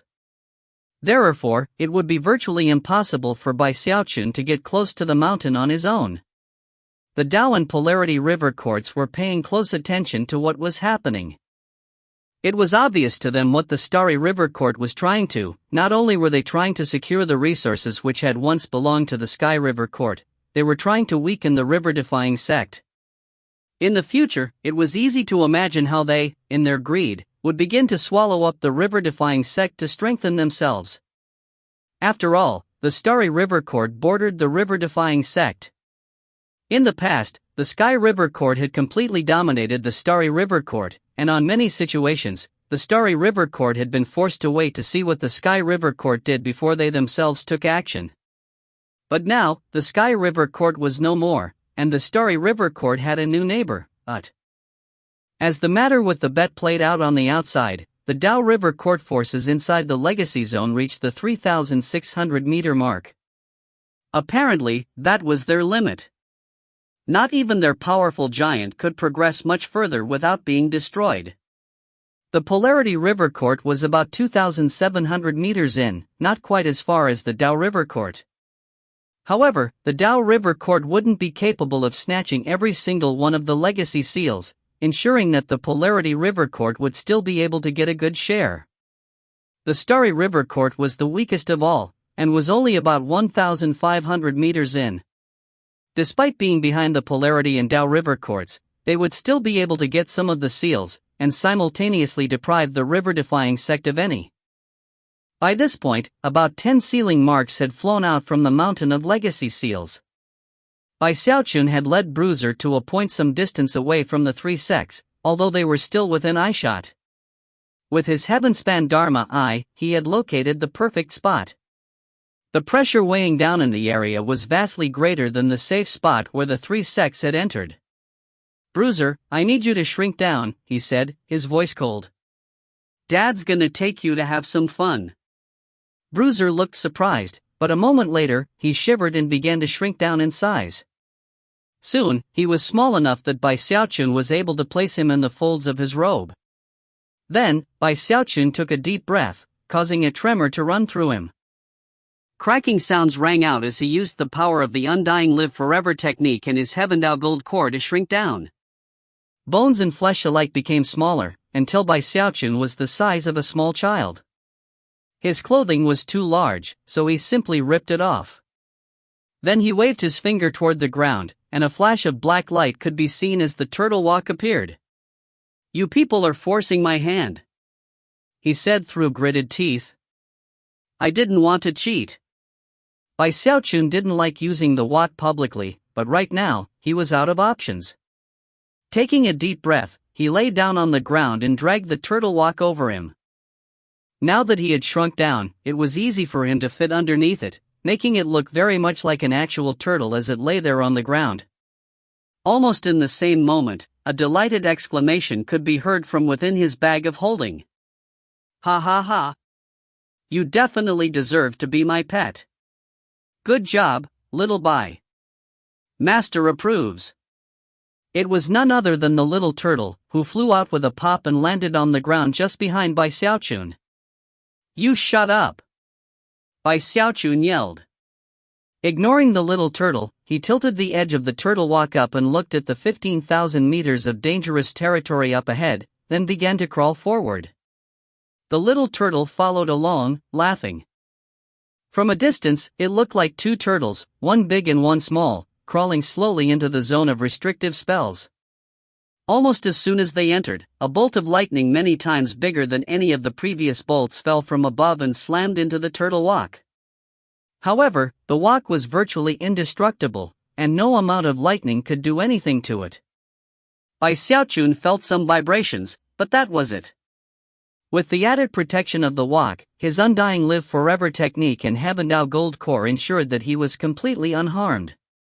Off in the distance, the cultivators of the three sects were currently fighting over one of the legacy seals when they suddenly sensed that something strange was going on with Bai Xiaochun. The cultivators began to look over, and soon noticed the two turtles. "What's that?" "It's a turtle shell. I can't believe that guy from the river-defying sect is using this method to get into the defensive spell zone. Ha ha ha. Bai Xiaochun actually found a turtle shell somewhere and is using it for protection? Wait, it's not just one turtle. Look.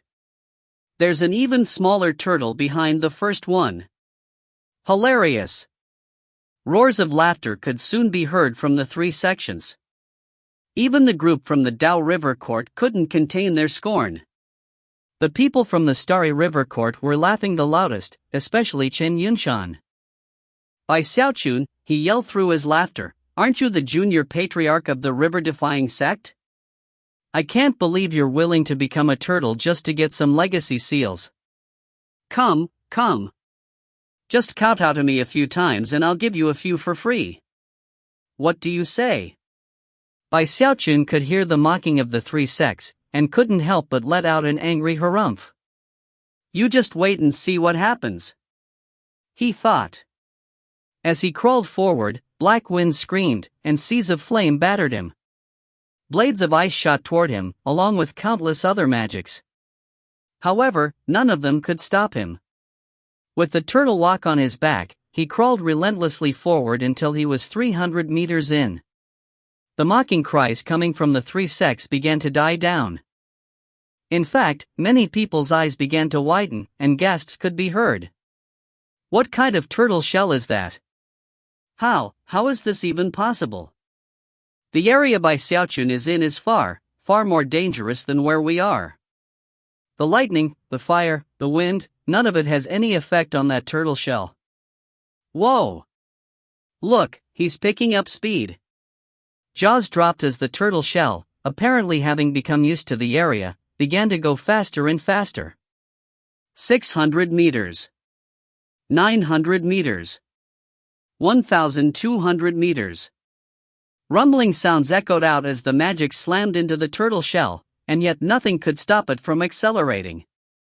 Before long, it had passed the 1,500-meter mark. Impossible! Chen Yunshan howled. He simply couldn't believe what he was seeing, and was panting as a result. He wasn't the only one to react in such a way.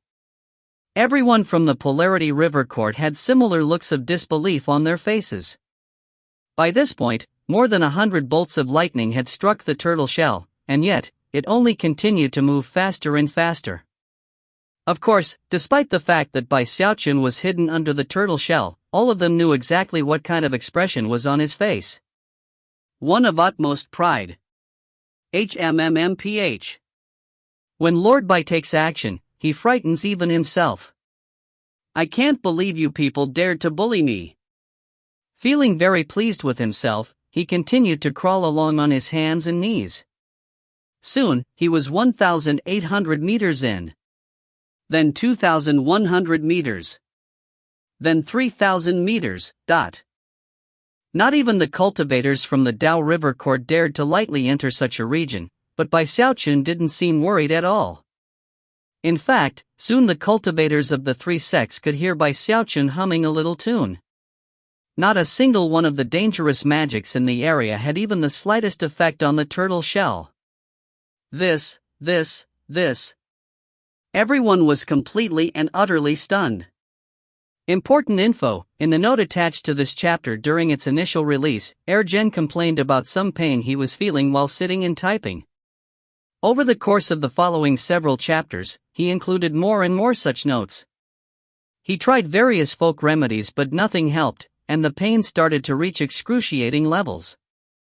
He eventually went to the hospital and found that he had some sort of hemorrhoid or other such condition, and needed surgery to fix the problem. He eventually did have surgery, after which he had to write chapters while laying on his stomach. The recovery process lasted for a while before he was able to get back to normal. Throughout that time, he mostly kept to his release schedule, but missed a few days here and there and slowed down once or twice. He also chronicled the situation in his post-chapter notes. Instead of translating all of those notes, I'm including this short explanation. It wasn't until well past 390 that he had recovered from the surgery to the point where he could resume writing as usual. If you find any errors, ads pop up, ads redirect, broken links, non-standard content, etc., please let us know. Report chapter so we can fix it as soon as possible. Chapter 366, Shameless. Cheater. Chapter 366, Shameless. Cheater. The cultivators from the three sects were virtually going crazy. Of course, they wished they could do something to stop Bai Xiaochun, but he was in an area of extreme danger that they didn't even dare to enter. They could only watch wide-eyed as the two turtles sped further and further into the zone of defensive spells. 3,900 meters. 4,800 meters. Before long, Bai Xiaochun was 6,000 meters in, a distance that none of the rest of the sects dared to attempt to match. 6,000. 6,000 meters. Damn it! How could this guy possibly get 6,000 meters in? Doesn't that mean that he's going to get past the Dao River Court and have the first chance to get the legacy seals? As the cultivators of the three sects realized what was happening, shouts of astonishment and jealousy began to rise up into the air. 6,000 meters in, the magic was so intense that it fell like rain. At that point, Bai Xiaochun stopped for a moment, slowly lifted the edge of the turtle walk and looked out with eager anticipation. He could hear the shouts of astonishment coming from behind him, and it made him happier than ever. Even as he wallowed in his pride, the mountain of legacy seals began to tremble, and a legacy seal flew out. As it circled about, it got closer and closer to Bai Xiaochun. Ha ha ha! Now nobody can even think of stealing it from me. Hey little legacy seal, come over here. Smiling broadly, he performed an incantation gesture with his right hand, and then waved his finger at the incoming legacy seal. Whoever was closest to the legacy seals obviously had the advantage, and at the moment, nobody was there to compete with Bai Xiaochun. The legacy seal shivered in place, then shot toward Bai Xiaochun, disappearing into the turtle shell. Got one! He cried excitedly, absorbing it. When the cultivators of the three sects saw this happen, their eyes turned as red as rabbits. That was especially true of the people from the Dao River Court. They poured power into their giant to try to get it to move forward, and even as they did, another legacy seal flew out and was grabbed by Bai Xiaochun. The rage of the cultivators burned hot and bright. Are you looking to die, Bai Xiaochun? This isn't fair. You're pushing things too far, Bai Xiaochun. Bai Xiaochun only began to hum his little tune louder than before. After resting for a bit longer under the turtle shell, he saw a third legacy seal, which he quickly sucked into the shell. I guess I'll just wait here and grab each one as it comes along. Humph. Feeling more pleased than ever, and more awesome, Bai Xiaochun thought about bringing out his mirror to ask Imposter Nightcrypt how amazing he was. However, it didn't seem like a good idea at the moment, so he suppressed it. He was feeling quite comfortable underneath the turtle shell, grabbing legacy seals at leisure. However, the cultivators of the three sects were simmering on the point of complete madness. If things kept going the way they were, then Bai Xiaochun would likely pull off a miracle that would leave them humiliated more than they had been in years. That was especially true of the dozens of core formation chosen from the Dao River Court. The pressure on them was suddenly quite intense. The entire group went all out, causing the illusory giant to turn even more corporeal, and then carry them forward 1,500 meters in a wild sprint. The Polarity and Starry River Court cultivators also took various risks, gritting their teeth to shoot forward once again. The three sects advanced in grand fashion, with cultivators using all sorts of magical items, divine abilities and magical techniques. They utilized everything within their power to try to head deeper into the danger zone.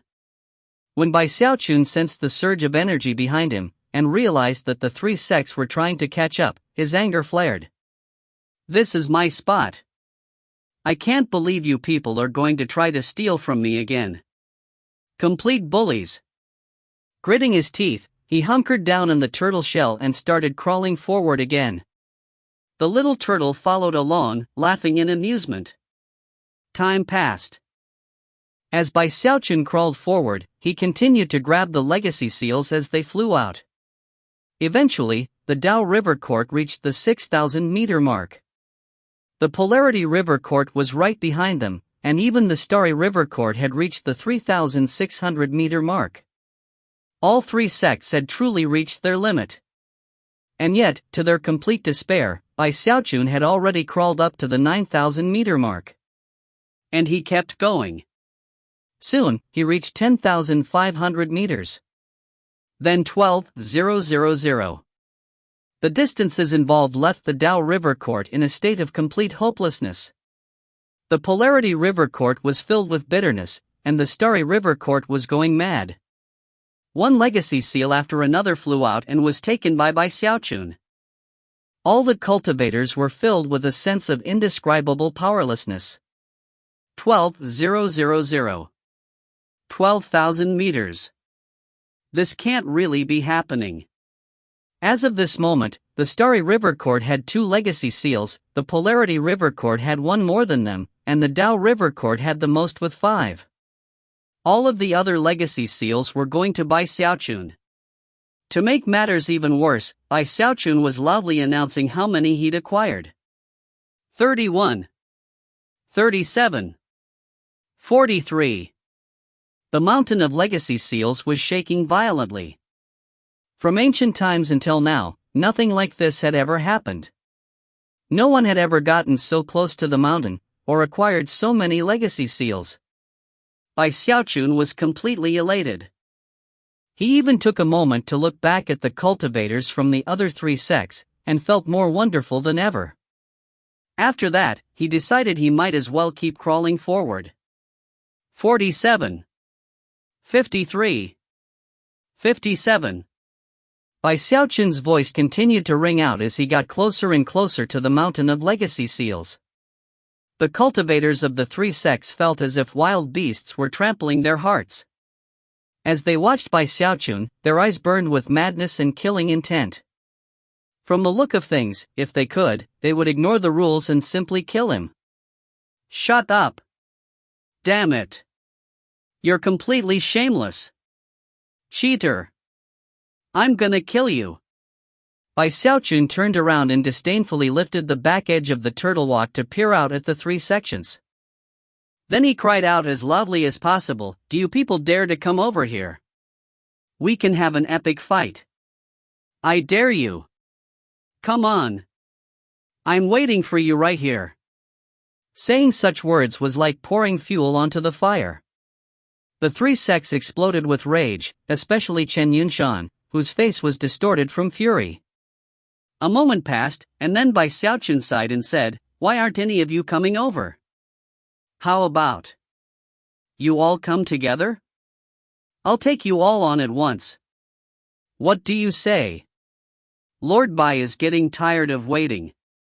AI, heroes are always so lonely. The scenery here is wonderful, what a pity none of you dare to come share it with me." With that, he grabbed another legacy seal. Xiaochun was used to calling out the numbers by now, so he yelled, "This is the 59th, but..." After some thought, he was curious what it would be like even closer to the mountain, so he began to proceed forward again. At the same time, the cultivators of the three sects realized that they couldn't stay in their current positions safely, and began to move in the opposite direction. Of course, a scene of similar madness could be seen outside of the legacy zone. Some time earlier, the river-defying sect's circle on the glowing screen had suddenly lit up. Frigid Sect, Crimson Soul, and Master Godwind were immediately delighted. After all, that glowing light represented the honor of the whole sect. Based on how bright their glowing circle was compared to the other three sects, they were able to speculate that Xiaochun had acquired a single legacy seal. Even one makes this whole thing worth it. Crimson Soul thought, tightening his hands into fists. Not too far away, the red-haired old man from the Starry River Court felt his heart suddenly tremble. He even frowned, although it only lasted for a moment. "Congratulations, river-defying sect," he said with a false smile. "You got lucky and managed to get a single legacy seal." However, luck will only carry you so far in. Before he could finish speaking, the river-defying sect's glowing circle suddenly got a bit brighter. Then, only moments later, it brightened again. Soon, it was brighter than the Starry River Court circle. The nascent soul patriarchs from the other three sects were shocked, especially those from the Starry River Court.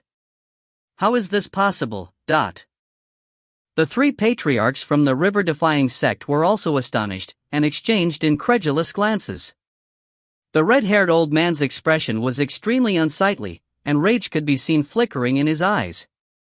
All of a sudden, he felt as if the disciples he had sent into the legacy zone were completely useless. Even as he began to feel regret in his heart, the river-defying sect's glowing circle got even brighter. There were no rumbling sounds, but everyone felt as if their minds were crashing with thunder. The river-defying sect's glowing circle was getting brighter with indescribable speed. A moment later, and it surpassed the Polarity River Court. The nascent soul Taoist masters from the Polarity River Court couldn't prevent their expressions from flickering. Moments later, the river-defying sect surpassed the Tao River Court. The white-haired old man took a step forward to stare more closely at the glowing circles. Everyone had looks of madness overtaking their faces.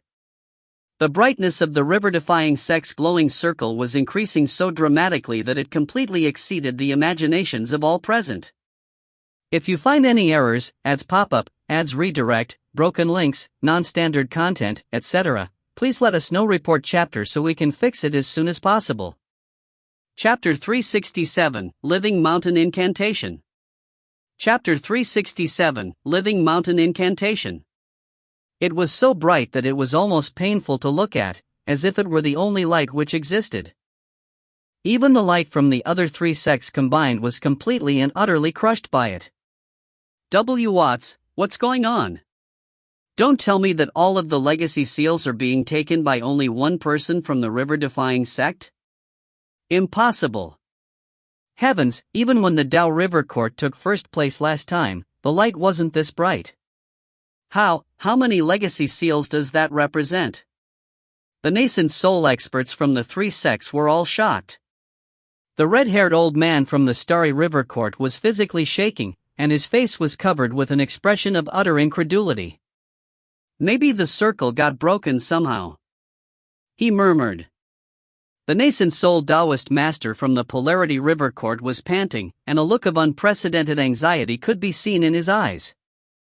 Originally, the matter of redistributing the resources wasn't very important to the Polarity River Court, especially considering the compensation the Starry River Court had offered to gain their support. However, if things kept going the way they were, that compensation wouldn't even make up for the losses they would incur. Now, in this moment of anxiety, their anger toward the Starry River Court was growing. If the Polarity River Court had such a reaction, there almost wasn't even a need to mention the nascent soul experts from the Dao River Court. They were all trembling, and looks of despair could be seen flickering in their eyes. If they didn't end up with more resources than they had in the previous competition, their decision to join in the Starry River Court's little plan would result in indescribable losses. Furthermore, the sect's Deva Patriarch would surely be furious. After thinking about the consequences at stake, one of the other nascent soul cultivators from the Starry River Court said, "Impossible. This is definitely a mistake." However, his words of consolation fell completely flat. The area outside of the stone spell formation descended into a deathly silence. All of the nascent soul Taoist masters were looking at the glowing circles, and it was completely obvious that the river-defying sect's circle was continuing to grow brighter. At the same time, the circles representing the other sects hadn't changed at all. Frigid Sect, Crimson Soul, and Master Godwind were all dumbstruck.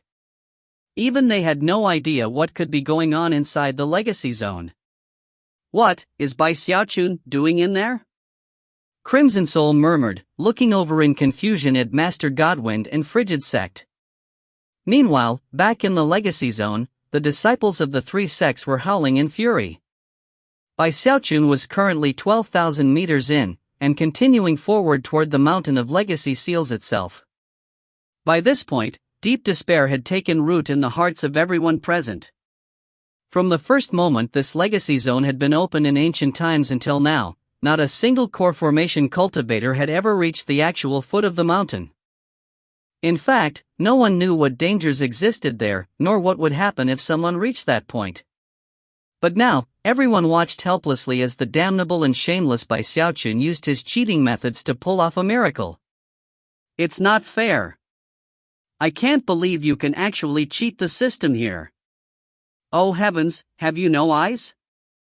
Send lightning to smite this despicable Xiaochun. Tears welled up in their eyes as Xiaochun reached the 15,000 meter mark. He was now right at the foot of the mountain of legacy seals. As soon as he reached that point, his jaw dropped. It felt as if he had just passed through a sheet of water, and he involuntarily stopped moving. Oh so carefully, he tilted up the edge of the turtle shell, and could sense that there was no lightning, no black wind, and no magic of any other type. Curious, Xiaochun backed up a few meters, and sure enough, could feel the lightning and other magic battering the turtle shell. Then he moved forward a bit, and the sensation vanished. Under the despairing gazes of the crowd from the three other sects, Xiaochun went back and forth a few times to confirm that the 9-meter area right beneath the mountain was free of any sort of defensive spells. Trembling with excitement, he slowly pushed the turtle shell off of himself and stood up, cracking sounds ringing out as he returned to his normal size. Then, he clasped his hands behind his back, flicked his sleeve, and stuck his chin up. Glancing back scornfully at the cultivators of the three sects, he said, "HMMMMPH. Wanna fight with me? Who of you dares to come over here and have a duel to the death with Bai Xiaochun?"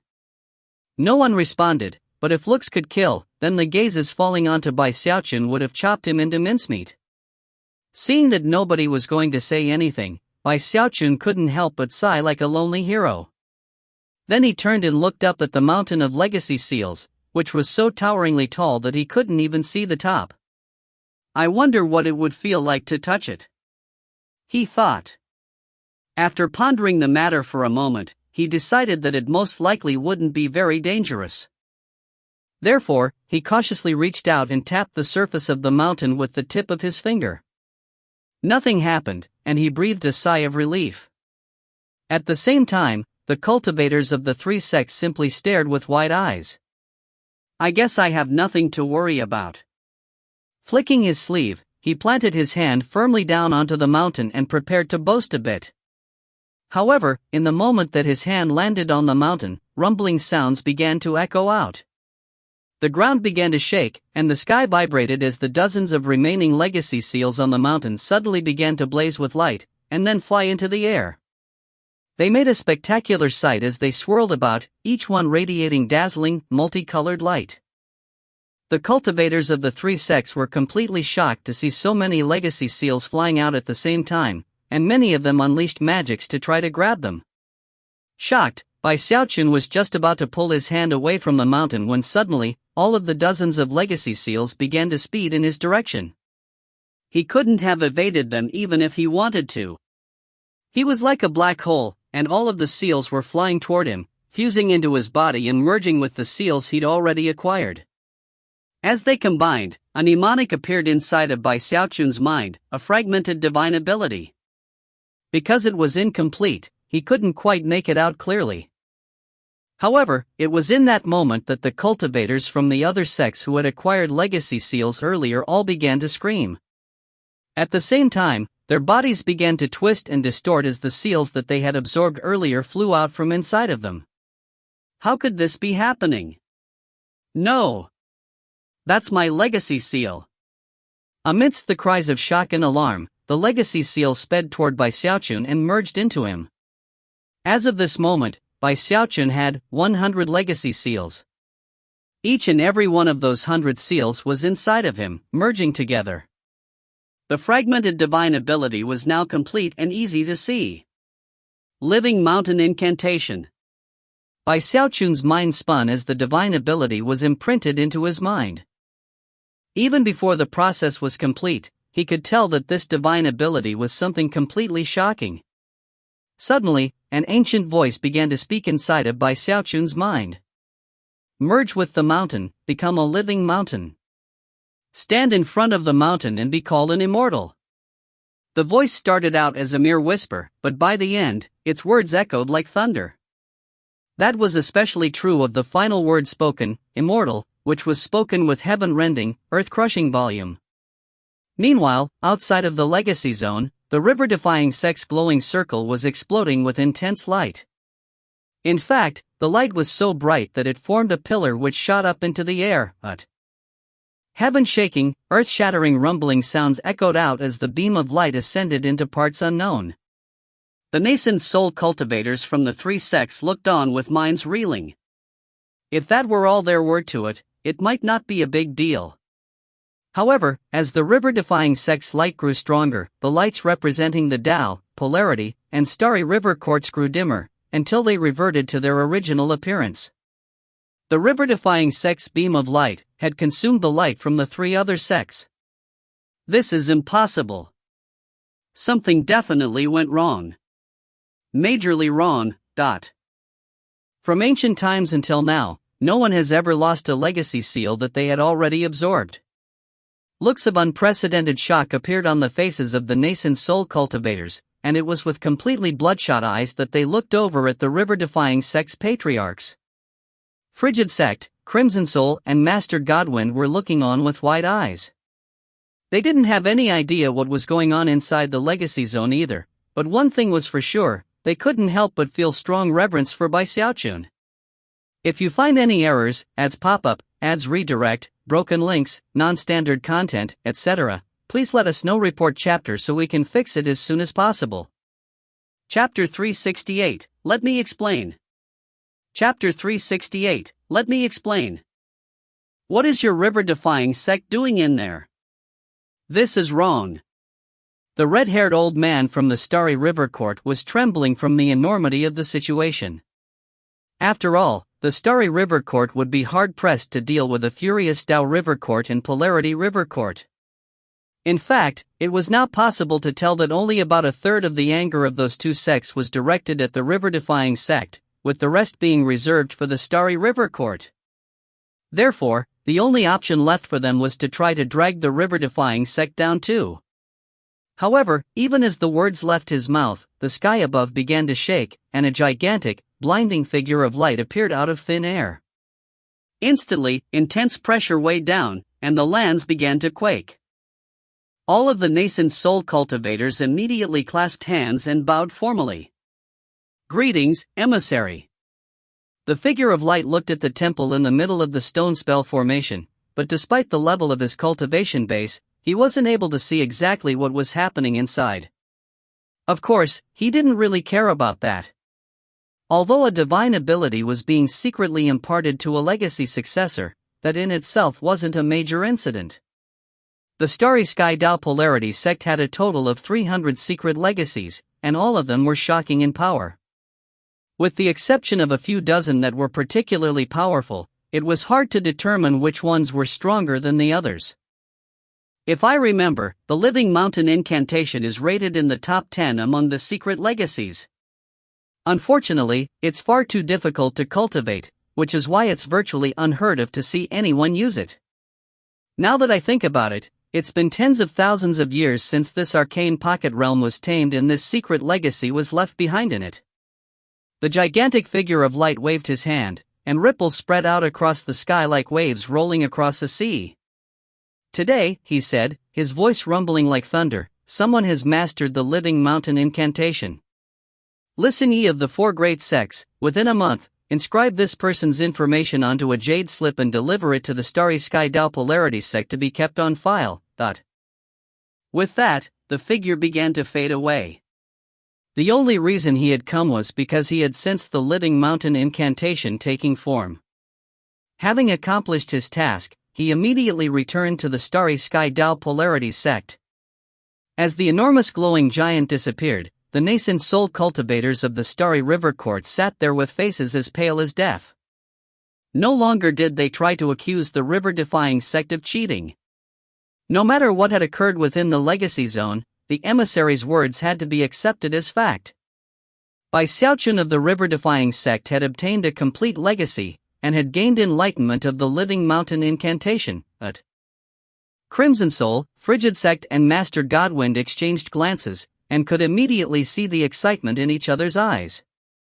They even seemed to be sitting up a bit straighter than before. The Dao River Court and the Polarity River Court sat there in taciturn silence for a moment. Then, they both took the initiative to approach the river-defying sect. Congratulations, fellow Daoist Frigid Sect. Ha ha ha. The junior patriarch of your honored sect has gained enlightenment of the Living Mountain incantation, and even attracted the attention of the Starry Sky Dao Polarity sect. In the future, he will surely rise to tremendous heights. Fellow Daoist Crimson Soul, now I understand why you were so confident earlier. This kid Xiaochun is really extraordinary.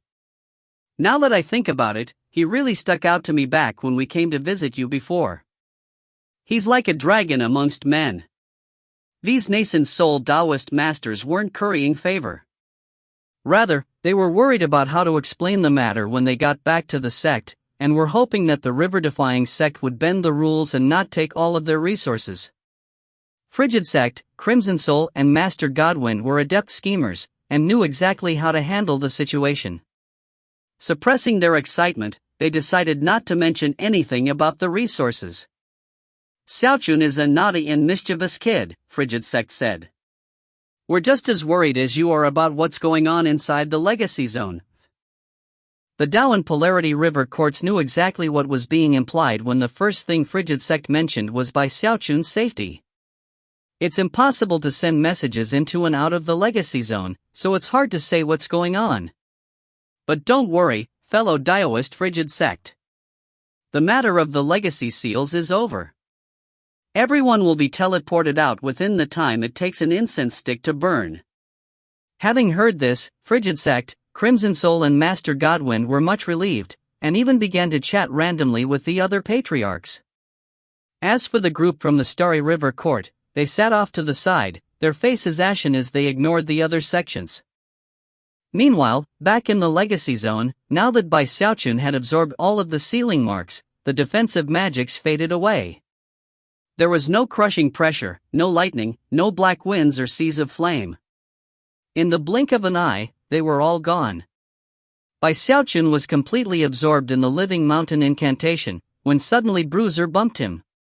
Looking around, he realized that none of the defensive spells were in operation, and the cultivators of the three sects were about 3,000 meters away from him, their eyes flickering with cold fury. The defensive spells are gone? Bai Xiaochun shivered, and then subconsciously took a few steps back. The looks being given him by the three sects caused his hair to stand on end. Hey there, fellow Daoists. You know, we're all middle reaches sections.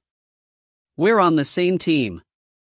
Even as he stammered an explanation, the cultivators of the three sects began to walk wordlessly in his direction, the coldness in their eyes flaring. Backing up, he continued, killing people isn't allowed. Don't do anything impulsive, okay? You definitely don't want to fly off the handle. Bai Xiaochun's heart was pounding. He could tell that their tempers had been riled up to the point of detonation. Plus, not only did they need to vent their frustration, they also coveted his turtle walk. Damn it, he thought. Why did the defensive spells suddenly vanish? Trembling and on the verge of tears, he continued to back up. Listen, fellow Daoists, you guys all have big teams, but I'm all alone. Getting the sealing marks was just a matter of luck. I know you're feeling frustrated, but you were doing the best you could. Don't be sore losers. Come on, fellow Daoists, let's all calm down. I really didn't do it on purpose. Surprisingly, some of the other cultivators actually listened to his words and stopped walking. After all, the matter was over now, and fighting about it wouldn't solve any problems. However, it was still difficult to rid themselves of the fury which existed in their hearts. Seeing that his words were having some effect, Bai Xiaochun breathed a sigh of relief. He was well aware that this was not the time to get people riled up. Although it was true that anyone who killed someone else would be executed in punishment, if he lost his poor little life in the process, what good would that do? Just when he was about to continue offering some consolation, the little turtle suddenly flew up and landed on top of his head. Bai Xiaochun's heart instantly began to pound with a feeling of impending doom. Before he could say or do anything, the little turtle cleared its throat and then shouted, "It seems you people just don't understand. Listen, I'll explain what my master just said in a clearer way. What he actually means is that you people are a bunch of moronic noobs. How dare you try to fight with my Bai Xiaochun? Stop gawking and screw the hell off." His voice was so loud that no one could possibly not hear him. The cultivators of the three sects who had just been calming down suddenly felt their rage burning hotter than ever. That was especially true of the people from the Starry River Court, who immediately devolved into madness. Chen Yunshan was the first to give voice to his rage. Kill Bai Xiaochun. If we work together, we can completely exterminate him. As long as we do it together, there's no way our sects are going to do anything about it. That walk of his is a precious treasure. Kill him, and maybe the legacy seals inside of him will be available for the taking again. Although nobody quite agreed with Chen Yunshan's assessment of the situation, their killing intent was bursting. The rage which they had been suppressing had been ignited by the little turtle's words. Instantly, shouts of fury rose up as dozens of core formation cultivators all flew into the air toward Bai Xiaochun. It was a majestic sight as they unleashed all sorts of magical techniques in a deadly attack. That's not what I meant at all. Bai Xiaochun shrieked as he took to flight. He was no fool, and knew that no matter how strong he was, his undying Heavenly King Core and Heavendao Gold Core couldn't stand up to dozens and dozens of Earth Core chosen all at the same time. As for being screwed over by the little turtle, it only caused the hatred in his heart to grow. Tears were on the verge of leaking out of the corners of his eyes. Even as dozens of crazed enemies closed in, the little turtle popped its head out and shouted, "Bring it on, you idiotic weaklings! My master can beat you all single-handedly. Bring it on! If you think you have what it takes, then fight! You shut up!" Bai Xiaochun shouted. Then he reached out, grabbed the little turtle, and hurled him backward toward the crowd. "Kill him, all right!" he screamed. "He's the one who said it, not me." The turtle shot through the air so quickly that nobody could possibly evade him, and with smacking sound, he banged into the face of one of the cultivators from the Starry River Court. The cultivator was hit so hard that it nearly knocked his teeth out, and as he staggered backward, the black silhouette of a turtle could be seen on his cheek, complete with 4 limbs, a head, a tail, and a turtle shell. Then the little turtle whizzed through the air back to Bai Xiaochun. "What do you think?" he said, looking very proud of himself. "Is Lord Turtle awesome or what?" Humph. When Lord Turtle leaves his mark somewhere, not even a demigod can erase it. A demigod? Did you hear that, you little punk? You're going to have Lord Turtle's mark on your face for all eternity. The cultivator reached up and felt the black mark on his face, and to his horror, realized that he really couldn't wipe it away. Heart filling with even more anger than before, he spat the blood out of his mouth and once again began to chase after Bai Xiaochun. If you find any errors, ads pop up, ads redirect, broken links, non-standard content, etc., please let us know. Report chapter so we can fix it as soon as possible. Chapter 369, Marks. Chapter 369, Marks. Bai Xiaochun's heart was thumping with pure fear. If he was being chased by a single person, he would definitely turn and fight. He might even try fighting if there were 2 or 3 people. Considering how heroic and incredible he was, he figured he could probably come out on top in a situation like that. After all, with the level of his fleshly body, it wasn't likely that only 2 or 3 people in the same cultivation level as himself would be strong enough to kill him. But when he looked over his shoulder, he saw dozens of core formation cultivators all bearing down on him with burning killing intent. From what he could tell, if that many people all attacked him at once, it wouldn't matter if his undying live forever technique was even stronger than it was, he would still lose his poor little life. Such thoughts filled his heart with both gloom, and also rage toward the little turtle. The little turtle didn't seem to think he had screwed Bai Xiaochun over at all, though.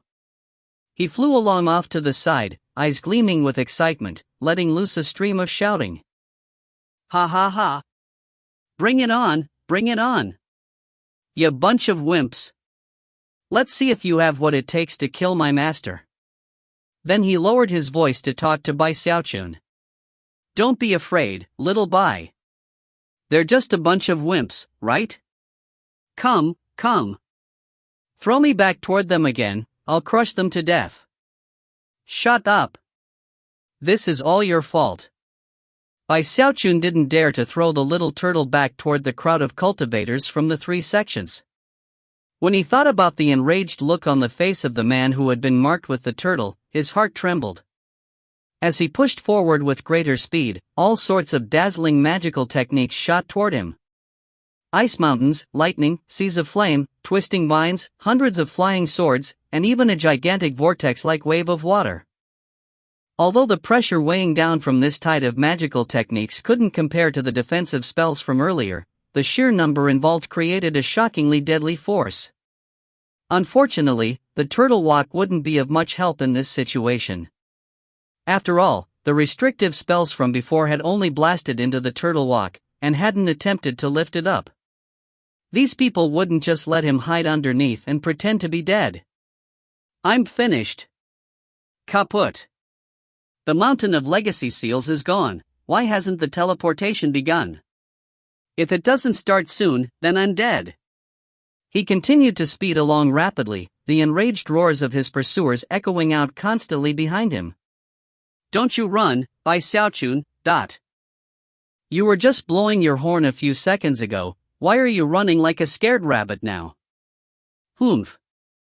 You challenged us to fight before, and now we're giving you the chance. Stand and fight. Everyone from the other three sects was giving vent to their frustration, and their killing intent was so intense it caused brightly colored light to flash in heaven and earth. From a distance, the roughly 100 core formation cultivators were like countless streams of light shooting after by Xiaochun. That was especially true of the Starry River Court cultivator who had been branded with the little turtle mark. His heart was completely overtaken by rage. No matter how he rubbed at his cheek, he couldn't wipe the mark away. The odd looks given to him by people nearby were especially humiliating. I'm gonna kill you, by Xiaochun. He screamed, his voice rising up above the voices of all the other cultivators. Ru yu umbul. Bai Xiaochun dodged the flying swords, pierced through the vortex, and leaped over a sea of flames. However, a few lightning bolts managed to hit him, causing him to shake visibly.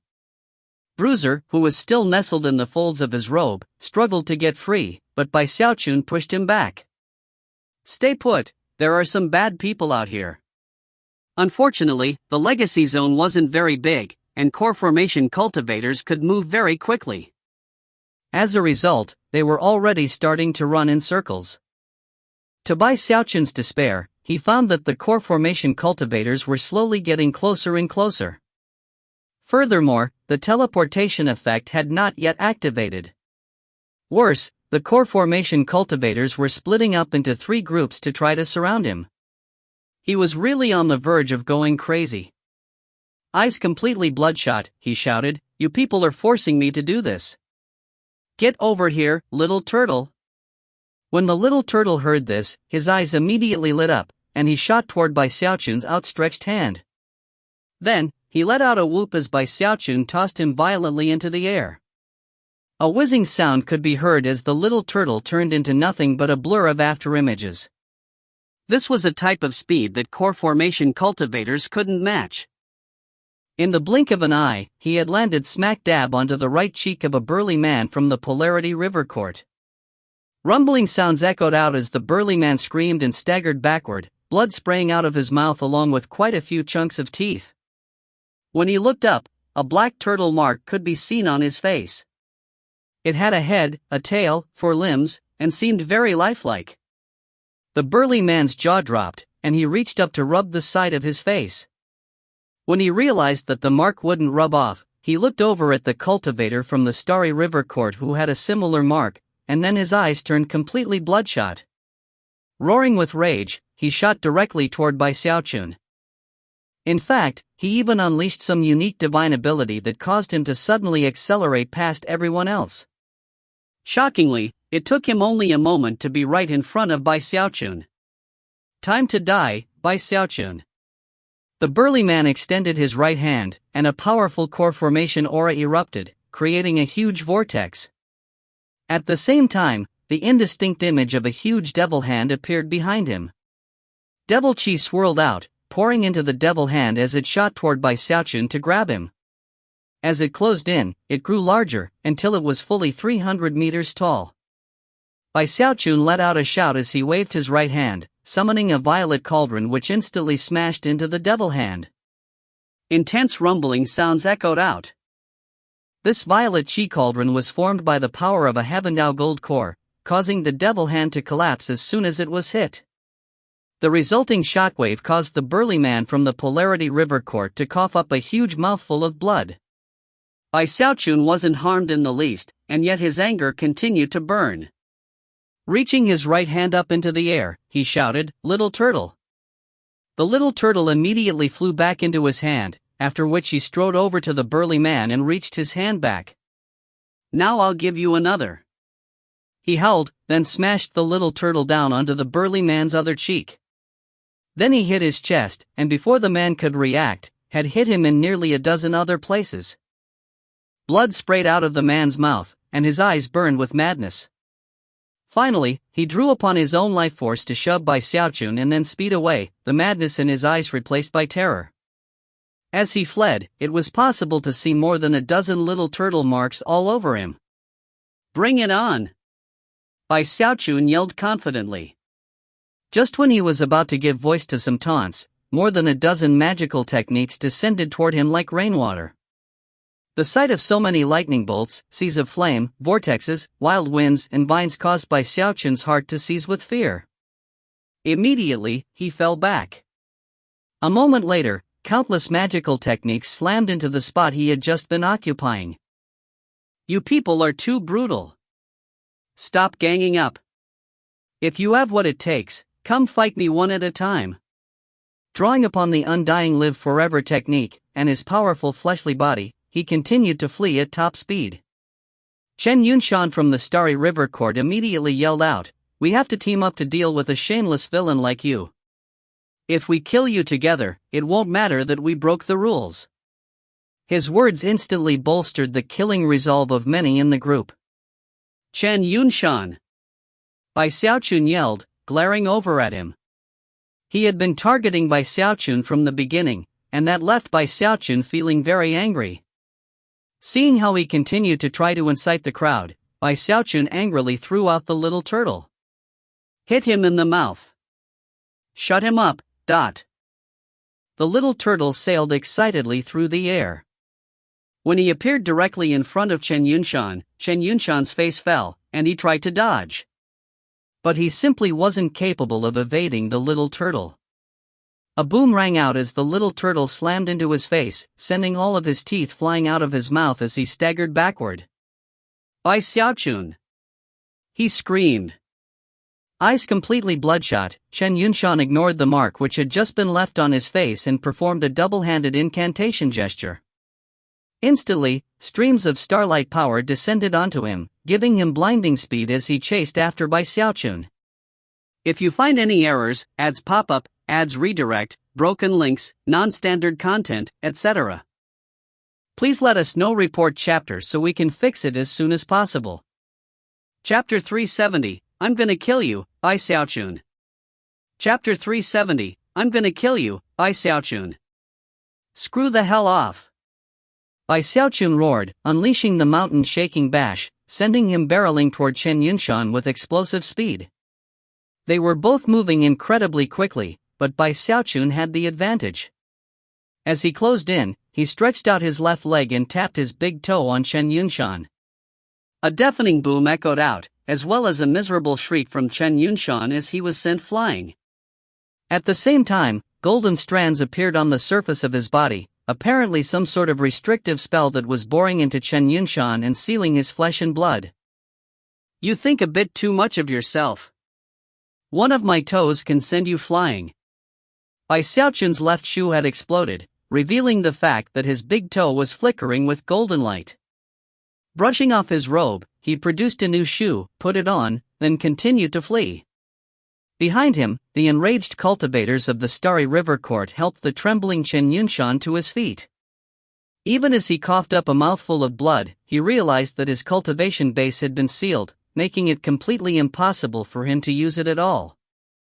Eyes flaring with madness, he howled, "Fellow Taoists from the Starry River Court, set up the formation and kill this guy. Fellow Taoists from the Polarity River Court and Tao River Court, if we don't join forces and cut him down, how can we ever live down the humiliation of this day?" The cultivators of the Starry River Court exchanged glances and then nodded.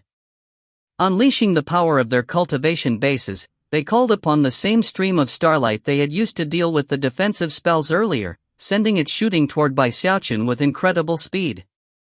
As that happened, the group from the Polarity River Court looked at each other, then howled, sending devil chi surging out to form a gigantic head.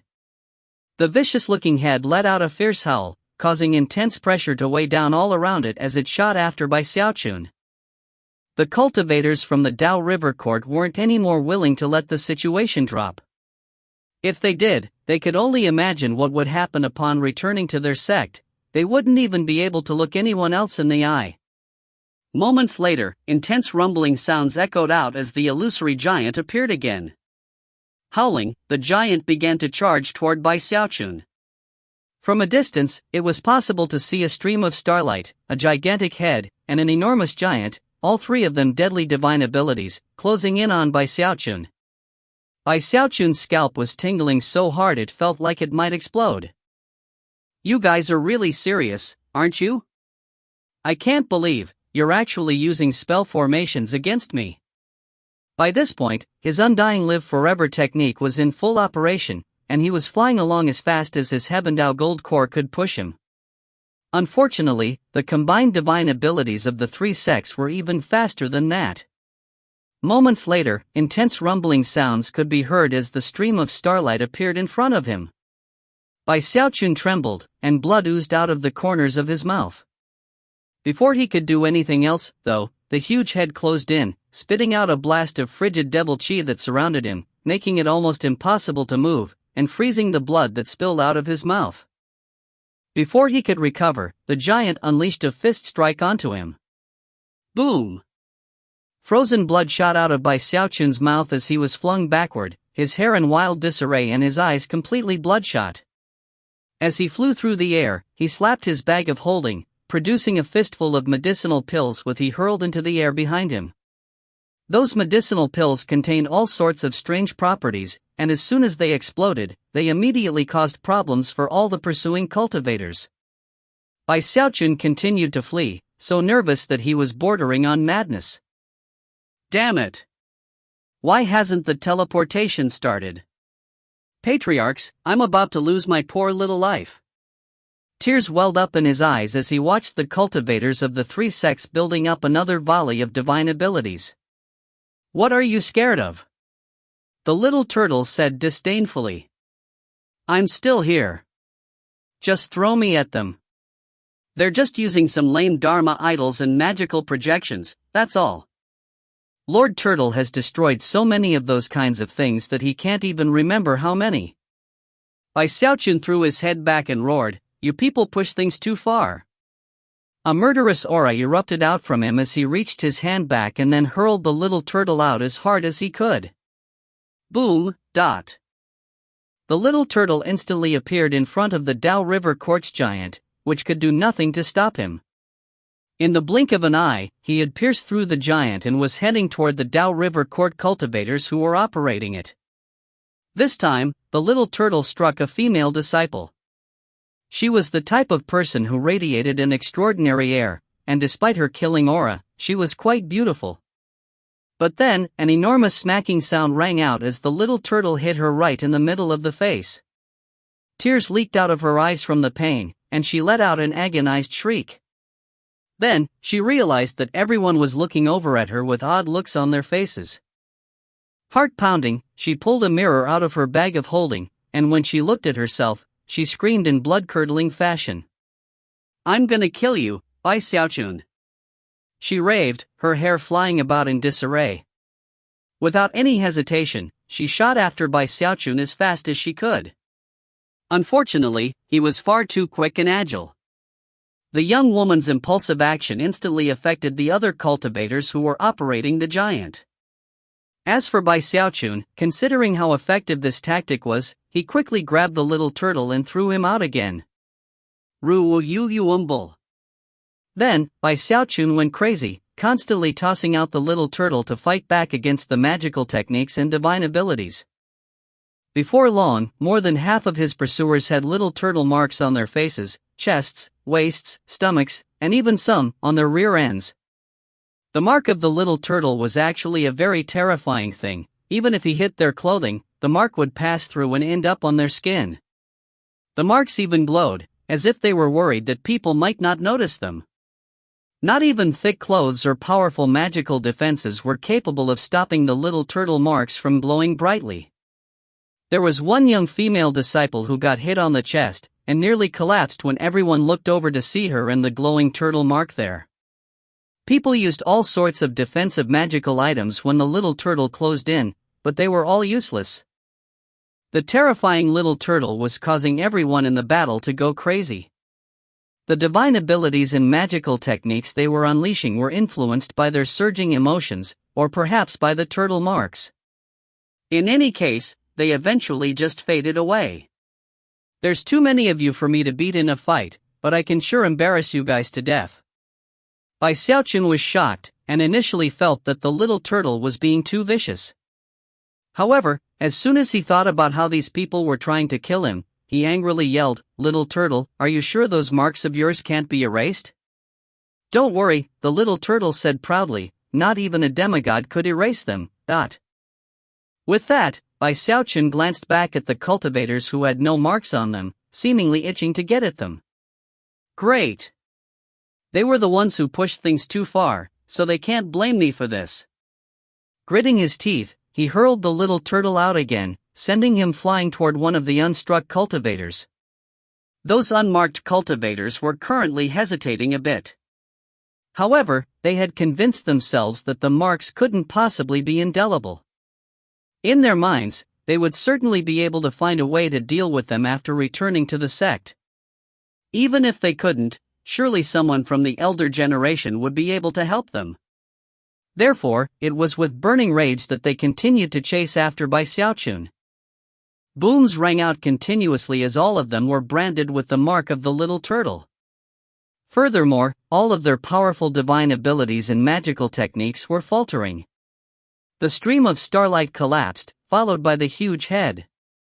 Then the Dao River quartz giant fell into pieces.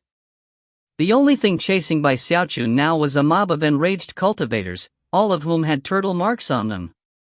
"I swear to the heavens, I'm gonna kill you, Xiaochun. Damn it! If I don't kill you today, I'm not surnamed Lu." Xiaochun's powerful fleshly body was being pushed to its limit. He was coughing up blood and covered with wounds, and yet, his counterattacks were incisive and penetrating. Whether it was his own attacks, or the little turtle marks, he had pushed everyone to the absolute limits of fury. Thankfully, it was in that moment that teleportation power began to fill the legacy zone. Beams of teleportation light began to rise up, and the mob of pursuers suddenly stopped in place. If they didn't enter those teleportation lights before the time limit was reached, they would lose their chance to leave, and not even their sects would be able to do anything to save them. As of this moment, they had to abandon any hopes of killing Xiaochun. Having been forced to give up, they stared at Xiaochun with such murderous glares that it seemed they were trying to cut him to pieces with their eyes. Xiaochun breathed a huge sigh of relief as he leaped into one of the teleportation lights. Looking over his shoulder, it was with great pride that he looked at the little turtle marks glittering on all of his opponents. "Humph. You guys are the ones who pissed me off. When I attack, I frighten even myself." The little turtle looked at the crowd of enemies and seemed completely satisfied. He even appeared to be sighing. From the look of it, he was more proud of himself than Xiaochun was. If you find any errors, ads pop up, ads redirect, broken links, non-standard content, etc., please let us know. Report chapter so we can fix it as soon as possible. Chapter 371, Patriarchs, Save Me. Chapter 371, Patriarchs, Save Me. Outside the temple and the stone spell formation, the nascent soul cultivators were waiting anxiously for the disciples to emerge. Suddenly, beams of light descended from above, within which were the disciples of all the sections. Without a single exception, the disciples all had black turtle marks on them, either on their faces, or on other parts of their bodies. The nascent soul cultivators from the three sects couldn't stop their eyes from widening at the sight. Frigid Sect, Crimson Soul, and Master Godwind instantly had a very bad feeling. All of you. Before any of the nascent soul Taoist masters from the three sects could inquire into the matter, another beam of light shot up from one of the enormous stones in the spell formation. Then, Xiaochun appeared. The instant he was fully materialized, he shot at top speed toward the patriarchs of the river-defying sect. "They're trying to kill me," he shouted as he neared. "Save me, patriarchs." I almost lost my poor little life. They want me dead. Even as the words left his mouth, the other disciples atop the enormous stones devolved into madness. Disregarding the fact that they were in the presence of members of the older generation, they all shot toward Bai Xiaochun. I'm gonna kill you, Bai Xiaochun. Rumbling sounds echoed out as the nearly 100 cultivators who had just returned all launched attacks. All of the nascent soul cultivators were completely taken aback. As for Frigid Sect, Crimson Soul and Master Godwind, their expressions turned very grim. Considering that all these people wanted to kill Bai Xiaochun, they could only imagine what dangers he must have been facing just now inside the legacy zone. Humph! Crimson Soul said, taking a step forward and stomping his foot onto the ground. A massive shockwave spread out in all directions, sending the cultivators of the three sects tumbling off their feet. Bai Xiaochun is the junior patriarch of the river-defying sect. Which of you dares try to kill him? These cultivators were all chosen, but they were still just in the core formation stage, and couldn't possibly compete with Crimson Soul. The fearsome aura emanating out from him now caused them all to tremble inwardly. Even as Bai Xiaochun cowered behind Crimson Soul, Frigid Sect, and Master Godwind, he felt very moved, and couldn't help but muse that all the dangers he had faced in the Legacy Zone were worth it. Frigid Sect's eyes glittered, and his expression was grim as he looked over at the nascent soul cultivators from the other sects and said, Dao River Court. Polarity River Court. Starry River Court. You three had better give us a good explanation for this. Master Godwin stepped over to Bai Xiaochun and put his hand on his shoulder, using his cultivation base to scan Bai Xiaochun for injuries. At first, he seemed surprised, but then he gave Bai Xiaochun a look that no one else noticed. Bai Xiaochun instantly understood his intention. Forcing his face to look even paler than before, he let out a wail, then bit his tongue and coughed up some blood. Placing his hand onto his chest, he began to pant for breath. Pointing at the cultivators of the three sects, he said, They're so vicious. They tried to kill me. I just... When the other cultivators saw this, the fury they had been suppressing raged even higher than before. They had all seen how tough Bai Xiaochun was with their own eyes. Furthermore, he had been as quick as a six-legged rabbit, which had made him very difficult to hit in the first place. And yet here he was claiming to be seriously injured. Bai Xiaochun, you... Although several people began to shout in rage, before they could say more than a word or two, the white-haired old man from the Dao River Court grimly shouted, Shut up, all of you! His thunderous voice instantly crushed down on everyone, causing the disciples' hearts to tremble. Averting their gazes, they quickly went silent. The Dao River Court will provide an explanation within 1 month's time. Fellow Taoists from the river-defying sect, I hope you will take some time to consider the matter we discussed earlier, and provide an answer as soon as possible. Looking over at Bai Xiaochun, he forced a smile onto his face, then left along with the other Dao River Court cultivators. As for all of the turtle marks on the disciples, he completely ignored them. As the Dao River Court cultivators were leaving, the group from the Polarity River Court offered some similar words about providing an explanation, then left. Last was the Starry River Court. As for the expression on the face of the red-haired old man, it couldn't have been more unsightly. Glaring at the disciples of his sect, he was just about to turn and leave when Master Godwin suddenly said, Fellow Taoist, I expect that starry meteor to be delivered within the month. Without even looking back, the red-haired old man said, I wouldn't go back on my word for a paltry starry meteor. With that, he gave a cold harumph and left with his disciples. In the silence which followed afterward, Frigid Sect, Crimson Soul and Master Godwin looked over at Bai Xiaochun with incredulity written on their faces.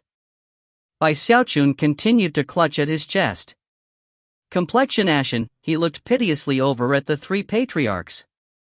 Patriarchs, you have no idea how miserable I was in there. If things had gone on for even a moment longer, it would have been the end of me. You would have needed to pick a new junior patriarch for the river-defying sect. The three patriarchs weren't sure whether to laugh or cry. After a moment, Crimson Soul said, "How did you pull it off?" "Huh? Oh. Well, even I'm not sure. They wanted to kill me almost as soon as they saw me. It was really bewildering. I'm talking about the legacy seals. Oh, the legacy seals.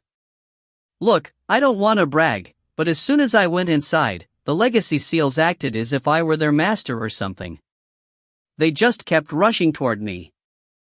I didn't even need to go after them. It was a real headache." By Xiaochun braggadocio caused the three patriarchs to simply stand there staring at him. Unsure of the situation, he cautiously probed, "So, did we win?" "I got all the legacy seals, and I even got this thing called the Living Mountain Incantation." Frigid Sect, Crimson Soul and Master Godwind all exchanged glances, and then suddenly burst out laughing. The truth was, they didn't care how Bai Xiaochun had managed to get all of the legacy seals. However, he did it. He was the junior patriarch of the river-defying sect, and they were all on the same team. "You didn't just win. You won big." Master Godwind laughed heartily. Relieved, Bai Xiaochun also started laughing, feeling prouder of himself than ever. "Alright, let's get back to the sect," Frigid Sect said excitedly, his eyes shining with approval of Bai Xiaochun. With that, he swept Bai Xiaochun up into the air toward the Heavenhorn sword. On the way back to the river-defying sect, the patriarchs told Bai Xiaochun about everything which had happened outside. It was almost unbelievable. They had acquired 100% of the resources, which meant that all of the other three sects had to take the shares they'd acquired in the last competition and send them to the river-defying sect. There was nothing they could do to complain about the matter. After all, the rules set forth by the Starry Sky Tao Polarity sect at the request of the three sects themselves. In addition to all that, the river-defying sect was also to get a starry meteor. Because of all of that, the river-defying sect's overall power would continue to grow stronger. As of now, they were in a good position whether to wanted to act aggressively or be more defensive. Furthermore, because of the situation with the resources, there would be more interactions with the Tao and Polarity river courts.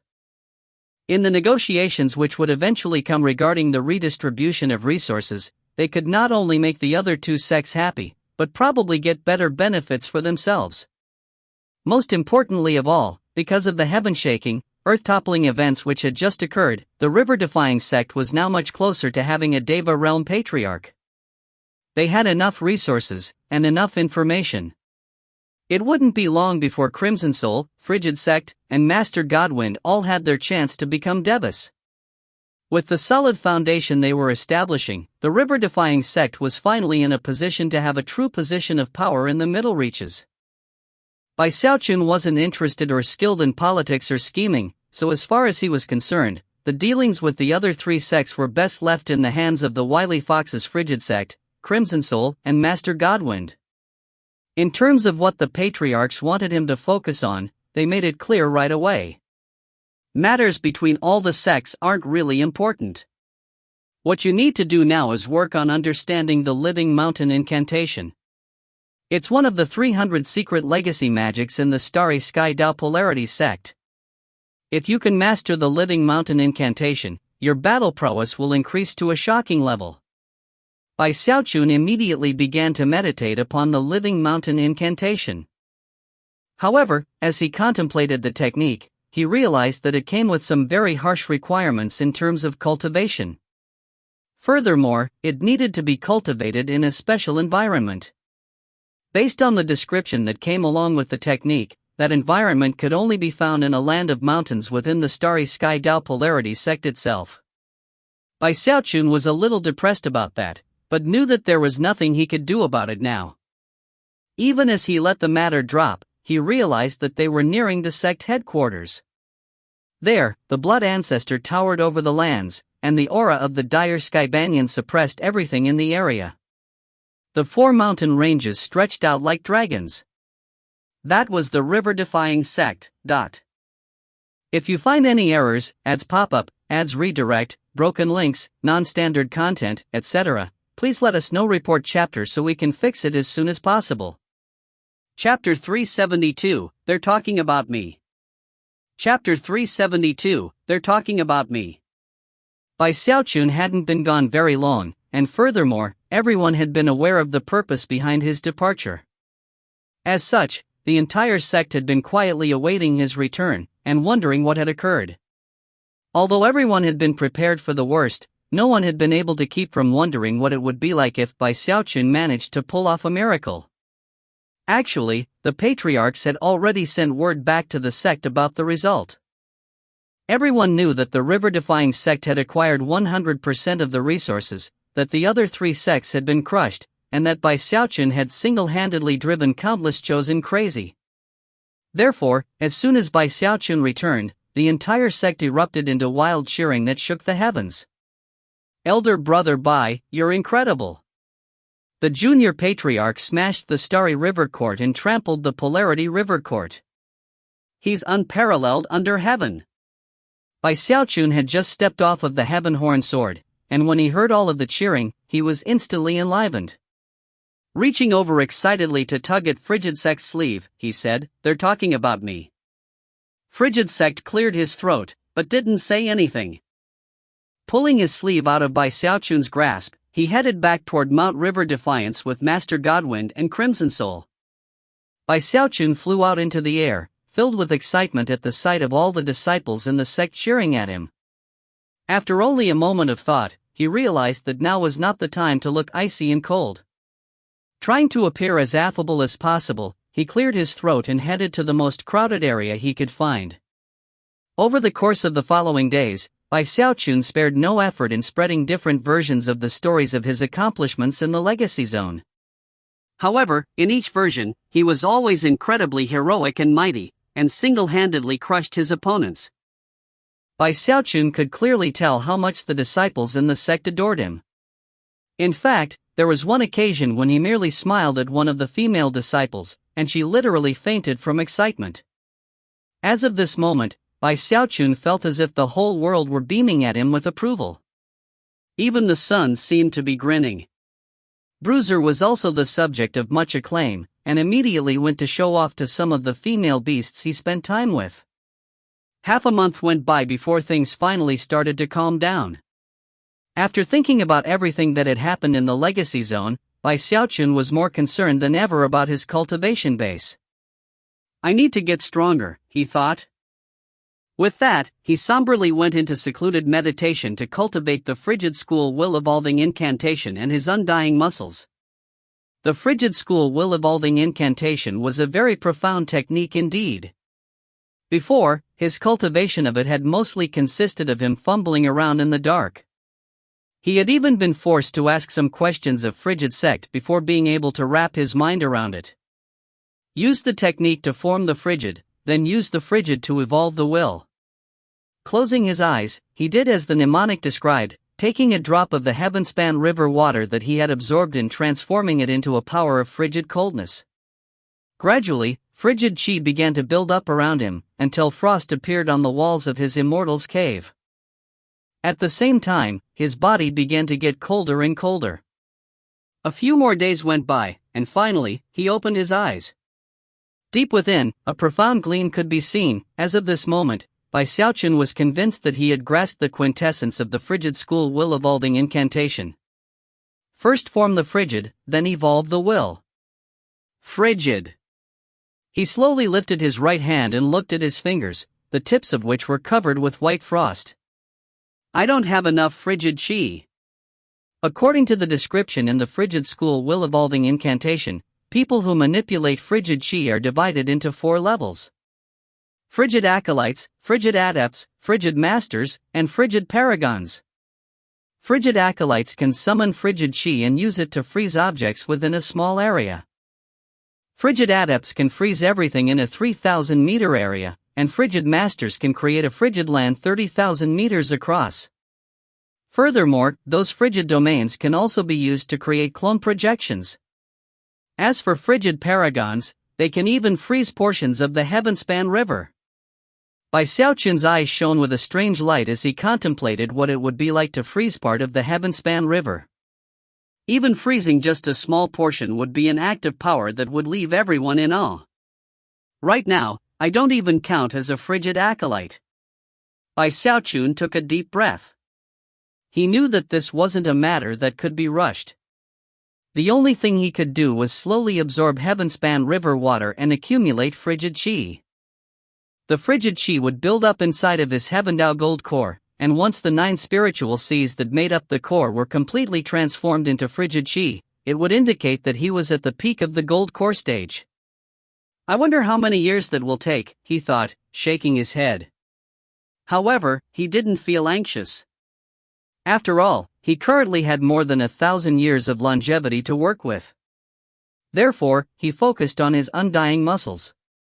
By this point, he could progress from his big toe to his second toe. Other than his cultivation, he also had the river-defying pill to worry about. Although he now felt comfortable with the concoction process, he still hadn't been able to come up with a way to solve the life force problem. Although absorbing some of the qi and blood of the true spirit had improved his confidence, after some tests, he found he still couldn't succeed. Most importantly, he still couldn't come up with enough life force from the heavenspan river water. It must have something to do with my cultivation base. I'm just not strong enough to extract the boundless life force from the heavenspan river. He shook his head. For now, worrying about the concocting part wasn't even worth it. He needed to figure out how to get the life force he needed. As his train of thought progressed, he looked down at his bag of holding and recalled the idea he'd come up with before going to the legacy zone. The root of the entire problem was that he needed life force, and he had long since determined where he would get it. The little turtle. The undying, indestructible qualities of the little turtle ensured that it had plenty of life force. However, the problem was that the little turtle would definitely not cooperate willingly. That was why Bai Xiaochun had begun to secretly plan how to concoct a certain type of spirit medicine. He wanted to make a high-level medicine that would knock the little turtle out. Although it sounded like a simple enough task, it wasn't. He would only have one chance to succeed. If he somehow tricked the little turtle into taking that medicine, and it worked, then all would be well. But if the medicine didn't work, then he could only imagine what lengths the feisty turtle would go to in his attempt to get revenge. What a headache! He thought, sighing. After some time passed, he gritted his teeth and continued on with the concocting effort in the same way he had been before. Thankfully, the 3 sects were supposed to visit soon to deliver the resources they owed, which would surely include a large number of legendary spirit medicines. After some thought, Bai Xiaochun decided that he should definitely go study some of them. As Bai Xiaochun went about his cultivation and medicine concocting, the cultivation world of the Middle Reaches was astir. Although the 3 sects had done everything they could to suppress news of what had occurred in the Legacy Zone, it was virtually impossible to sweep such a momentous event under the rug. Before long, everyone in the Middle Reaches had heard about it, and everyone was thoroughly shaken. Furthermore, when everyone heard that the task had been accomplished by Junior Patriarch Bai Xiaochun alone, and that not only he had been up against dozens of top core formation chosen, but he had also left a special mark on all of them, it led to a complete uproar. And that was before people heard about the Living Mountain incantation. By that point, people were starting to look into his background, and soon, the details about his life began to spread. He had joined the Spirit Stream sect as a teenager, and had fought a bitter battle against the Xiaochun clan in which he risked his own life to defend his fellow disciples. He took first place in the chosen battles in his sect, and was also an eccentric genius when it came to concocting medicine. Later, he infiltrated the Bloodstream sect, and became both a blood master and their blood ancestor. He alone had prevented a war between the Spirit Stream sect and the Bloodstream sect, and even convinced the 2 sects to join forces. Then they absorbed the Profound and Pill Stream sects. In the end, he became the Junior Patriarch of the newly formed River-Defying sect. Any one of the many things he had accomplished would be shocking, let alone all of them together. It didn't take long for Bai Xiaochun's fame to spread throughout all of the cultivation world of the Middle Reaches. Of course, the River-Defying sect controlled the information that leaked out about him. They had no desire for the world as a whole to learn his true nature. that was kept secret. One matter that led to gasps throughout the middle reaches was that all of the core formation chosen who had entered the legacy zone had ended up with turtle marks on their bodies and faces. They were very strange marks that would shine brightly at night, and could not be covered up, even with thick clothing or magical shields. It was a shocking matter, and no matter how the three sects attempted to erase the marks, they couldn't. The combined efforts of numerous nascent soul cultivators proved useless, to the point where the Deva patriarchs of the sects got involved. Shockingly, not even the Deva patriarchs could do anything about the marks.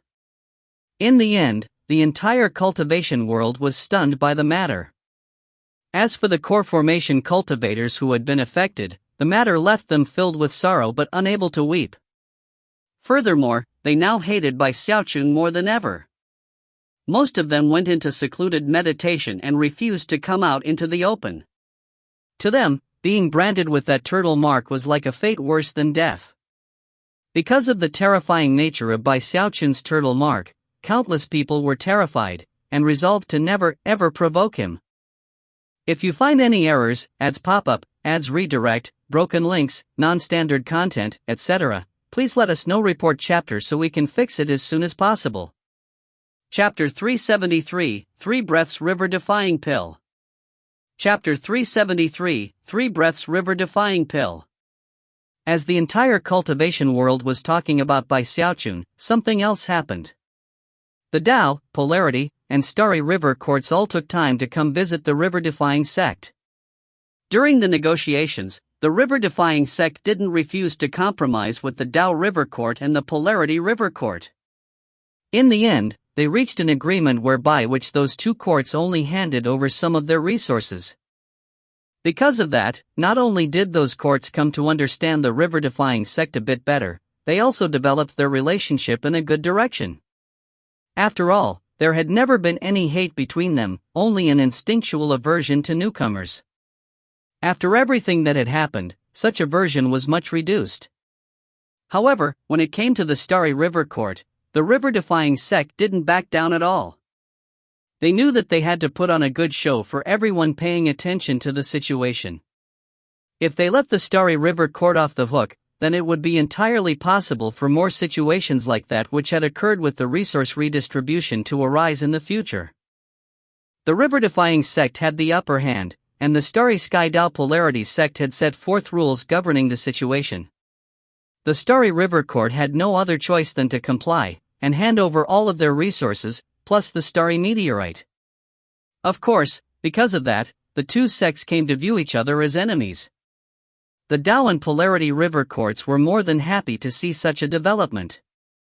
After all, their patriarchs were also wily old foxes, and were well aware that the river-defying sect was merely asserting itself as a newly arrived sect who had fought its way up from the lower reaches.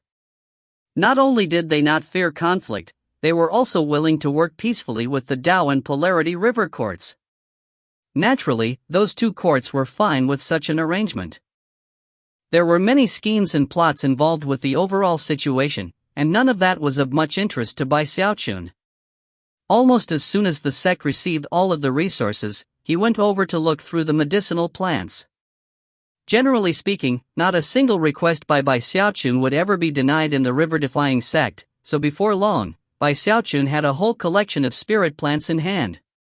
He found all of the plants he remembered reading about, including some types of virtually extinct immortal grasses that he was confident would work well in a knockout medicine. Next, he went straight into secluded meditation. During the concocting process, he did something fairly unusual.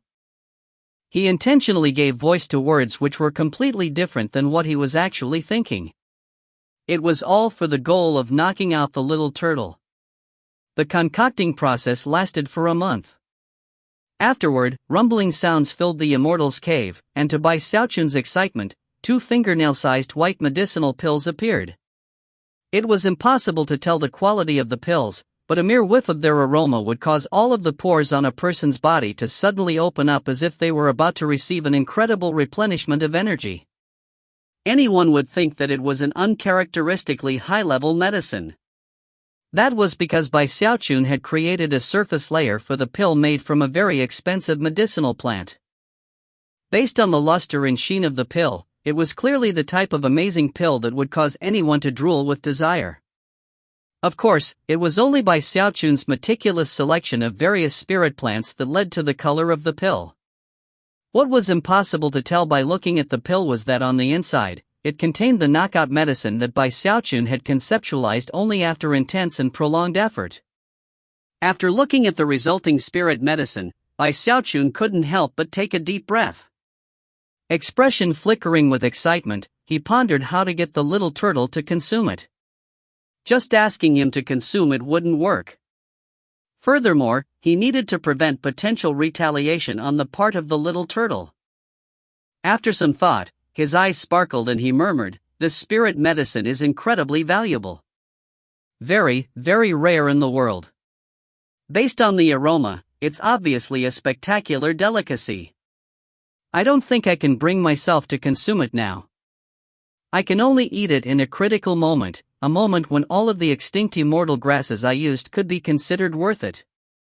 Only then could I possibly eat these two consummate spirit medicines." Panting, he carefully put the two spirit medicines into a small bottle, then sealed it and put it into his bag of holding. After some thought, he seemed to still be worried about them, and quickly took them out again. After opening the bottle to ensure that the pills were still there, he tucked the bottle into the fold of his robe. Then he went to take a short walk. Only afterwards did he seem to be convinced that they were safe. After gritting his teeth, he sealed the bottle again and then put it into his bag of holding. During the following few days, he took the bottle out constantly to check the number of pills inside. At first, he checked after the amount of time it took an incense stick to burn. Then he checked every 2 hours. Then he checked every few days. Eventually, he settled on a duration of 4 hours. Every 4 hours, he would check on his pills as if they were precious treasures. Finally, a look of deep satisfaction appeared on his face. HMMMPH. He thought. "Ah, little turtle, I've definitely piqued your curiosity. When the time comes." Ha! That was what he was thinking every time he checked on the pills. Another 10 days passed. Then, in the afternoon, Bai Xiaochun opened his bag of holding and was instantly shaken to the core. The pill bottle only had one pill in it. Bai Xiaochun quickly suppressed his excitement, worried that the little turtle might notice. Plastering a look of shock onto his face, he rifled through his bag of holding, and after finding nothing, opened his third eye, which he powered with the full strength of his Heavendao gold core. Violet light spilled out, illuminating the entire immortal's cave. Finally, after much searching, he managed to find a crease in the corner of the bag of holding, where he saw the little turtle. The reason bags of holding could hold so many items was that they created small, unique dimensions. Such dimensions often contained cracks and fissures that weren't visible to the naked eye. Although he had examined this particular crack before, he had never found anything unusual in it. But now, he just so happened to have found the little turtle. The little turtle was already unconscious, his head lolled to the side and his limbs stuck out, unmoving. Bai Xiaochun chuckled. He knew that the only reason he had been able to spot the turtle was because he was unconscious. Were it not for that, the crafty little thing would still have been able to evade him, heaven-span Dharma eye or not. After cautiously taking the little turtle out of his bag of holding, a snapping sound rang out, and it returned to its previous state. After shaking him, his head and limbs began to smack against his shell, producing distinctive knocking sounds. Thrilled, Bai Xiaochun threw his head back and laughed uproariously. Then he began to exact his revenge, shaking the little turtle as hard as he could. "Who said you could curse me, huh? Who said you could piss off that big crocodile, huh? Who said you could provoke that toad, huh? You got me injured and even got people to try to kill me." He angrily shook the little turtle, causing knocking sounds to ring out in the immortal's cave. Before long, the turtle began to emit the fragrance which Bai Xiaochun found so familiar. Bai Xiaochun's excitement instantly grew, and he couldn't help but think back with a sigh to how things had been before. Worried that the little turtle might wake up, he quickly produced a pill furnace and threw the little turtle inside. Then he poured in a large quantity of heavenspan river water. Settling his qi and clearing his mind, he set about concocting a river-defying pill. Time was limited, he had no idea when the little turtle might wake up. Worried about the prospect of revenge, he went about the concocting even faster than usual. Thankfully, he had reviewed the formula for the river-defying pill hundreds if not thousands of times, and was completely familiar with the process. As soon as the pill furnace heated up, he performed a double-handed incantation gesture and got to work. 3 days later, the entire pill furnace was glowing bright red. Then, the pill furnace burst open, and the little turtle flew out and flopped onto the ground. At the same time, a virtually transparent medicinal pill appeared, which apparently possessed some level of intelligence, as it immediately attempted to flee. As soon as the medicinal pill appeared, the sky above the river-defying sect began to dim, and a huge wind kicked up. The nascent soul cultivator's expressions flickered as, in almost the exact same instant, tribulation lightning formed up above. A bolt of lightning appeared, and before anyone could do anything, it slammed down onto Xiaochun's immortal's cave, causing it to burst open. Xiaochun quickly tossed the little turtle into his bag of holding and then opened his heavenspan Dharma eye. After locating the semi-translucent medicinal pill, he immediately began to chase after it. By this point, all of the river-defying sect's nascent soul cultivators were flying out into the open. Although they weren't sure exactly what was happening, they knew that any event which provoked tribulation lightning was no light matter. Patriarchs! Xiaochun shouted anxiously. Quick, set up a spell formation. I concocted a river-defying pill and it's alive. It's trying to get away.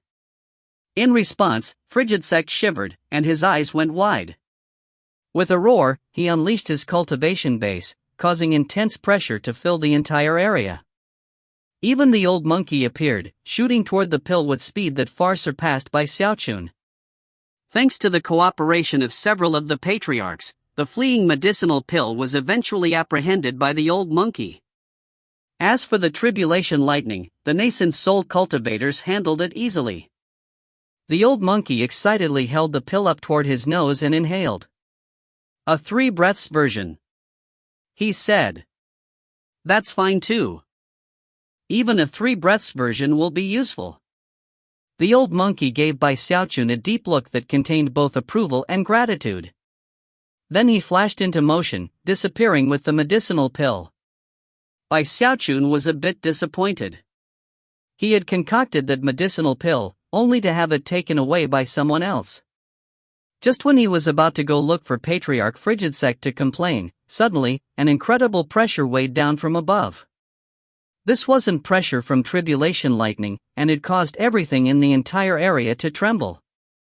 All cultivators of the river-defying sect felt themselves shaking as if heavenly might were descending. Then, a bemused voice echoed out in all directions. How amusing. My first visit to your river-defying sect, and I run into some pill tribulation. If you find any errors, ads pop up, ads redirect, broken links, non-standard content, etc., please let us know. Report chapter so we can fix it as soon as possible. Chapter 374, Hostage. Chapter 374, Hostage. A boy appeared up above, wearing a long red robe. As he strode forth, the pressure that felt like heavenly might grew even more intense.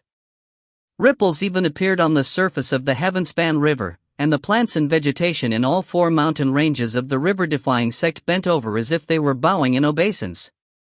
If even the plants and vegetation were affected, it almost wasn't necessary to mention the cultivators. Frigid Sect and the other patriarchs hesitated for only a moment. As soon as they saw that boy, expressions of dread rose on their faces. Even the dire Sky Banyan was trembling. A deva. Frigid Sect said, trembling. He exchanged a glance with Crimson Soul and Master Godwind. They had heard about this boy. In the vast eastern cultivation world, there was only one Deva realm expert who maintained the physical appearance of a child. He was one of the 5 Deva realm experts of the Starry Sky Dao Polarity sect, Li Yuanda. Frigid Sect, Crimson Soul and Master Godwind immediately clasped hands in formal greeting and said, "Greetings, seniorly." The other nascent soul cultivators were shaken, and quickly followed suit. Bai Xiaochun was standing off to the side, and immediately started to get nervous. This was his first time seeing a deva, and from the heaven-like pressure weighing down from him, it made it seem like the whole world was being crushed. Heart-pounding, he didn't even dare to look at him directly. He couldn't help but marvel at how this boy, despite not being tall as Bai Xiaochun himself, was so incredible. The boy looked at Bai Xiaochun with an enigmatic smile, but didn't say anything to him. Then he waved his sleeve. "Frigid Sect, the three of you lead the way to your grand hall. I have an important message for you." Frigid Sect, Crimson Soul and Master Godwin looked very somber as they voiced their assent and then respectfully led the way. The nascent soul cultivators followed along with serious expressions on their faces. The entire river-defying sect fell into silence, and many people started to get nervous, wondering why the Starry Sky Tao Polarity sect might have sent a deva. Bai Xiaochun's nervousness was mounting. For some reason, he got the feeling from the way the boy had looked at him that something strange was going on. After returning to his immortal's cave, he began to repair the damage done by the bolt of lightning, frequently looking over his shoulder at the summit of the mountain. Suddenly, he thought of something, and opened his bag of holding to check to see if the little turtle was still asleep. Upon finding that he was, he put him back in the place where he'd found him. That way, he murmured to himself, even if he suspects something happened after he wakes up, I can just pretend I don't know what he's talking about. Although he was pleased with himself for how he'd handled the situation, he couldn't help but feel nervous about the arrival of the boy, and once again looked up in the direction of the Grand Hall. In that very moment, the boy like Li Yuanda was sitting down in the seat of honor in the Grand Hall on Mount River Defiance.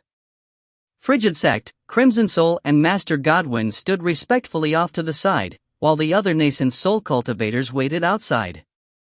"It seems I'm connected by destiny to your river-defying sect," the boy said coolly. "I was the one who slaughtered the majority of the Sky River Court before your arrival."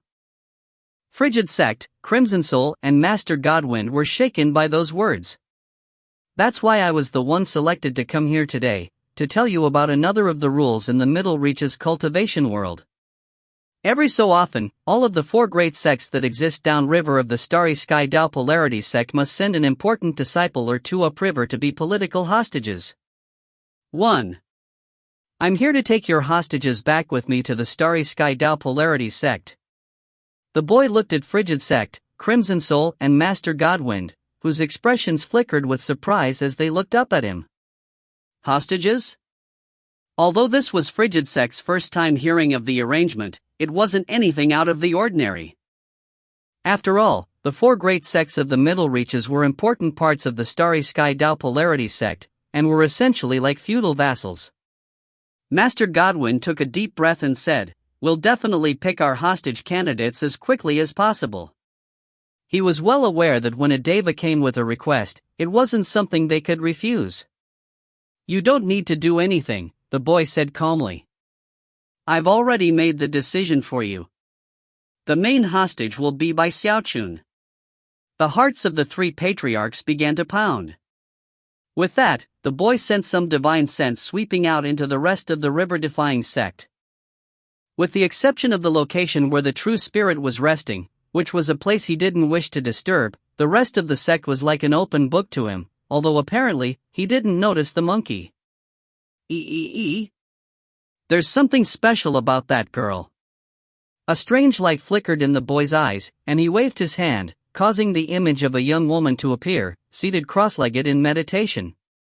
That girl was none other than Gongsun Wanner. She's going to be the other hostage. Go ahead and notify them, and also explain that they can take no more than 5 fellow disciples of your sect to act as their Tao protectors.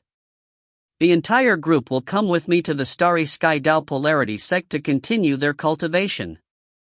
The three patriarchs were grumbling inwardly. The truth was, they didn't care much about Gongsun Wanner. Although she had respectable latent talent and potential, what they really cared about was Bai Xiaochun. Master Godwin hesitated for a moment and then said, "Senior." Before Master Godwin could finish speaking, the boy's eyes turned cold and he interrupted, Planning to refuse? Instantly, Master Godwin turned extremely cold, almost as if he were being frozen. He couldn't even speak a word. Frigid Sect quickly offered further explanation. "Senior, there's something you might not be aware of. Although Bai Xiaochun is our junior patriarch, the truth is that he's extremely naughty and mischievous, and definitely not the ideal candidate for a hostage. Senior, I'm just worried that he might cause problems for your honored sect." "That's absolutely right, Senior," Crimson Soul said with a smile. He was also aware of how important Bai Xiaochun was to the river-defying sect. Bai Xiaochun isn't just naughty and mischievous, he loves concocting medicine. The downside to that is that he always causes huge problems, creating plagues and harming everyone in the area. Not even chickens or dogs can escape his tribulations. If he goes to the Starry Sky Dao Polarity sect, I'm afraid he really might cause a big catastrophe. "None of those things will be problems," the boy responded. The majestic Starry Sky Dao Polarity sect controls all of the eastern reaches, and leads the cultivation world on behalf of the Heavenspan Sea. "Do you really think we can't handle one core formation cultivator? Even if he were more naughty and mischievous than he is now, even if he caused worse disasters, do you really think he would bring the Starry Sky Dao Polarity sect to its knees? He likes concocting medicine? Well, in the Starry Sky Dao Polarity sect, we have the best pill furnaces, the best medicinal plants, and the best concocting facilities. Whatever problems he has with concocting medicine, they can be solved there. Fear not. Bai Xiaochun might be a hostage, but at the same time, he will be a disciple of the Starry Sky Dao Polarity sect." "Very well, the matter is settled, and there will be no more discussion. Go. In 3 days, I will take your disciples back to the Starry Sky Dao Polarity sect." Clearly, the boy would brook no further argument. Waving his hand, he sent out a gentle light that carried Frigid Sect, Crimson Soul, and Master Godwin out of the Grand Hall, after which the door slammed shut with a bang. Outside the hall, Frigid Sect, Crimson Soul, and Master Godwin looked at each other with grim expressions. Unfortunately, there was nothing they could do in this situation. Master Godwin sighed and said, "Well, we don't have much time. It won't be difficult to explain the matter to the girl, but as for Bai Xiaochun, Brother Frigid Sect, why don't you go talk to him first? We can go later to offer more explanations. We also need to think about which disciples to send with him as Dao protectors." Of course, Master Godwin was very worried about the whole thing. Bai Xiaochun was the blood ancestor, and if mishaps occurred after he left, the bloodstream division would be at a serious disadvantage. "Well, at least he can take Dao protectors, right?" Crimson Soul said through gritted teeth. "Even though he can only take people from his generation, they'll at least be of some help. Whoever he wants to go with him will have no choice in the matter. I'll explain everything to them." Frigid Sect sighed. Frowning, he headed toward Bai Xiaochun's Immortal's Cave, where he found the restless and antsy Bai Xiaochun, and then explained the situation to him. Bai Xiaochun's jaw dropped, and he stared at Frigid Sect, his mind spinning. Hostage? In the Starry Sky Dao Polarity sect? He had read about political hostages in the ancient records, and knew that they always suffered all sorts of tragic and grievous fates. He was especially worried about going alone. Being all by himself in a strange sect didn't seem safe at all. The river-defying sect was great. He had an incredibly high standing, lots of female disciples liked him, and people offered formal greetings to him wherever he went. The mere thought of going to the Starry Sky Dao Polarity sect caused his vision to grow dim. Yelping, he lurched forward and grabbed onto Frigid Sect's leg. "Patriarch, I don't want to go," he wailed. "I'll miss you all too much. This is my home. Don't make me go. I just made a heroic contribution to the sect. I'm the junior patriarch. For years now, I've always been ready to stand up for the sect during hard times. I saved my fellow disciples from the Luochen clan, I made a name for myself in the fallen sword abyss, I went undercover in the Bloodstream sect. But my biggest contributions have been to the river-defying sect. Patriarch, I don't want to go.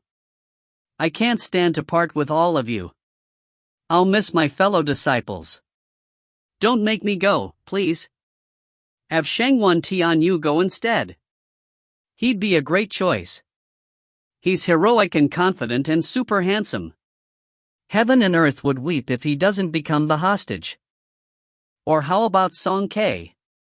The Starry Sky Dao Polarity sect doesn't have somebody like him, do they? So send him. Or what about Beihan Lai or Nine Isles? They would be great choices. If not, then how about Chen Manyao? Send her. Frigid Sect felt a headache coming on. Sighing, he looked down at Bai Xiaochun and softly said, Xiaochun, if I had any choice in the matter, I definitely wouldn't make you go. A tremor ran through Bai Xiaochun, and he looked up at Frigid Sect, looking like he was about to cry. I really have to go? Frigid Sect tousled Bai Xiaochun's hair. A kind look appeared in his eye as he said, yes, you do. However, you can take some Dao protectors with you. Also, it won't be for very long. You'll be back here at home before you know it. 1. The practice of exchanging political hostages goes way back into Chinese history all the way to the Han Dynasty, 206 BCE, 220 CE. If you find any errors, ads pop up, ads redirect, broken links, non-standard content, etc., please let us know. Report chapter so we can fix it as soon as possible. Chapter 375, by Xiaochun's Dao Protectors. Chapter 375, by Xiaochun's Dao Protectors. Bai Xiaochun felt as if his heart were withering. Looking up again at Frigid Sect to make sure he wasn't pulling a prank, he finally exclaimed, Why did you make me so outstanding, oh heavens? I can't believe that even the Starry Sky Dao Polarity sect can't do without me. Moments ago, Frigid Sect had been feeling sad, but after hearing Bai Xiaochun's words, he could do nothing but cough dryly. Now that he thought about it, in some ways, sending Bai Xiaochun to the Starry Sky Dao Polarity sect wasn't that bad of a choice after all. You leave in 3 days, he said. Take this command medallion. It gives you the authority to select any Dao protectors from your current generation to accompany you. With that, he handed Bai Xiaochun the command medallion and then turned to leave. Before walking out the door, he added one final reminder. You can select, at most, 5 Dao protectors. The Starry Sky Dao Polarity sect won't allow any more than that. Bai Xiaochun stood amidst the ruins of his Immortal's Cave, watching Frigid Sect leave. Then he slumped down, somewhat in a daze. After wrestling with his thoughts for an hour, he watched the sun rise and then finally sighed.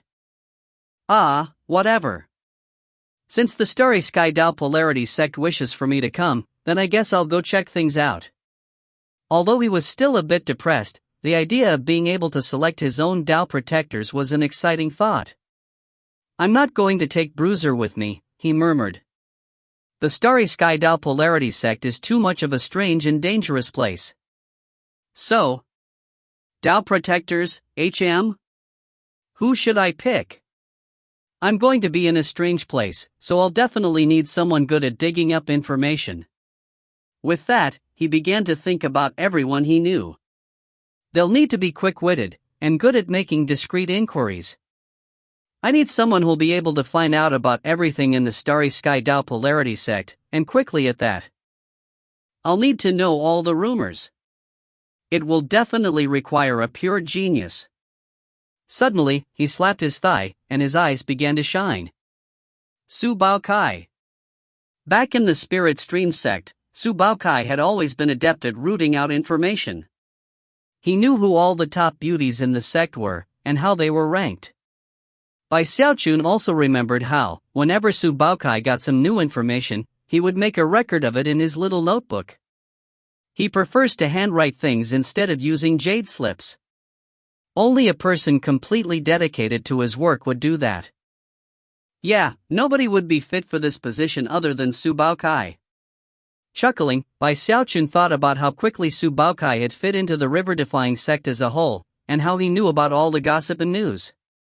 In fact, whenever Bai Xiaochun wanted to know anything, he was completely confident in being able to get an answer from Su Baokai. Without any further hesitation, he shot through the air toward the mountains of the Spirit Stream Division. As he neared Su Baocai's Immortal's Cave, he saw Su Baokai standing outside, his eyes sparkling like gems, and his expression one of intense sorrow. Almost immediately, Su Baokai began to wail, "Sect Uncle Bai, I'm going to miss you so much. I heard that you're going to become a hostage in the Starry Sky Dao Polarity sect. Who knows when we'll meet again, Sect Uncle Bai. You take care of yourself." "Wow, you got the news that quickly?" Bai Xiaochun said, surprised. He had just been informed himself, and yet somehow, Su Baokai already knew. "Yeah, that's right," Su Baokai said proudly. Nobody knows more about what's going on in the river-defying sect than Su Baokai. Wherever I go, I find out all the secrets. I have countless ways of ferreting out information. This was actually what Su Baokai was most proud of, and he couldn't tolerate when people doubted his abilities. "But don't worry, Sect Uncle Bai," he continued in his serious tone. "I'll continue to make sure everyone knows about all of your stories. All the new recruits in the sect will hear everything about you." Inwardly, he was feeling very pleased. The recent events in which virtually all the female disciples in the sect had become infatuated with Bai Xiaochun had left him very depressed. As far as he was concerned, with Bai Xiaochun around, it would be very difficult to get a Taoist partner of his own. All of the girls he liked turned out to be smitten with Bai Xiaochun, which left him feeling very down. As soon as he'd heard that Bai Xiaochun would be leaving for the Starry Sky Dao Polarity sect, his heart had swelled with excitement. Bai Xiaochun was actually very pleased by what he had just heard. Clasping Su Baocai's shoulder tightly, a look of both sincerity and sorrow appeared on his face as he said, "Listen, my brother, I was actually hesitating before. After all, the Starry Sky Dao Polarity sect will be an unfamiliar place, and I didn't want to drag any of my sect brothers and sisters into this situation with me. But after what you said just now, I completely understand." "Ha?" Su Baokai suddenly realized that he hadn't gotten all the information, and that something about the situation was clearly off. He opened his mouth to speak, but before he could, Bai Xiaochun said, "I need a Dao protector who can help me get information in the Starry Sky Dao Polarity sect, and that person is you." A tremor ran through Su Baokai, and his eyes widened. Suddenly, he understood everything, and his face fell. "Sect Uncle Bai, my cultivation base is a bit low." Bai Xiaochun waved his hand dismissively. "I need someone who can get information, not someone with a high cultivation base. But I'm really clumsy." "Ah, don't worry about it. As long as you can root up all the secrets and get all the news about the places we go to, that will be enough. Besides, I'm well acquainted with your brave personality. The blood notice from years ago proved that. Alright, don't bother with any pretense of refusing. I know you'll miss me too much if I leave you behind. Therefore, the matter is settled." Bai Xiaochun laughed heartily, but then he noticed that Su Baocai's face was a bit ashen, and he appeared to be on the verge of refusing. Therefore, Bai Xiaochun quickly pulled out the command medallion Frigid Sect had given him and waved it in front of Su Baocai's face. "A Patriarch's command medallion," Su Baokai said with a gasp. He was completely and utterly thunderstruck, and unsure of how to react. After a long moment passed, he felt like he was about to cry. He knew that he couldn't refuse even if he wanted to. All of a sudden, he felt a bit sick to the stomach. Bai Xiaochun put his arm around Su Baocai's shoulder and cleared his throat. Chuckling, he said, "Don't worry, I'll take care of everything. Come, little treasure. You know everything about the sect, so help me analyze the situation a bit. Which other dependable disciples do you think I should bring with me?" Su Baokai appeared to be on the verge of tears. The thought of going to the unfamiliar Starry Sky Dao Polarity sect was a terrifying thing. However, despite how much he didn't wish to go, he didn't have a choice. Based on what Bai Xiaochun had just said, it appeared that they would be able to drag some other people into the situation with them, which helped Su Baokai focus. Gritting his teeth, he pondered the situation for a moment, and soon thought of Master God Diviner. Su Baokai and Master God Diviner had developed a bit of a grudge between each other, and Master God Diviner had even given him a nasty look before. Both of them had happened to like the same female disciple at one point, but in the end Master God Diviner won her over. Sadly, Su Baocai's cultivation base was too low, so he had been forced to accept the situation. However, he never forgot about what had occurred. Therefore, when he realized that he had a chance to drag others into the situation with him, the first person he thought about was Master God Diviner. Well, he said, we'll need someone good at divination and fortune-telling. He'll need to have a high cultivation base, too. That way, when danger comes, he can divine the details ahead of time and we can figure out the best way to protect ourselves. If I were going to pick someone, I would definitely pick Master God Diviner from the Bloodstream Division. You're absolutely right. We definitely need someone who can perform divination. Bai Xiaochun was fully convinced. Grabbing Su Baokai, he headed toward the Bloodstream Division to find Master God Diviner. To their surprise, when they reached Master God Diviner's Immortal's Cave, they found him standing outside, his hands clasped behind his back, looking up into the sky. His bags were already packed and lined up next to him, and apparently, he had been waiting for them. So, you're finally here, he said calmly. He seemed completely cool and collected, almost as if he belonged in a higher world. Looking a bit melancholy, he flicked his sleeve and said, I long since divined that tribulation was coming my way. It was decreed by fate that I would leave this sect for a period of years, and that the tribulation would come during that time. Considering that someone from the Starry Sky Dao Polarity sect came to visit, it was obvious that my tribulation was nigh. With that, he looked over at Bai Xiaochun and Su Baokai, his countenance completely otherworldly. It doesn't matter where you're going. I will accompany you, it is my tribulation, and it has been decreed by fate. Su Baokai couldn't help but gasp at the sight of Master God Diviner, standing there with his robe fluttering in the wind, looking like some sort of transcendent being. The words he had just spoken were enough to shock just about everyone. Bai Xiaochun had a look of complete incredulity on his face as he said, I can't believe you actually divined that we were coming. But then, he walked a few circles around Master God Diviner, who suddenly recalled how terrifying Bai Xiaochun could be, and started to get a bit nervous. Alright, Master Snort, Bai Xiaochun said, answer me this. Can you divine where I'm going to hit you in just a moment?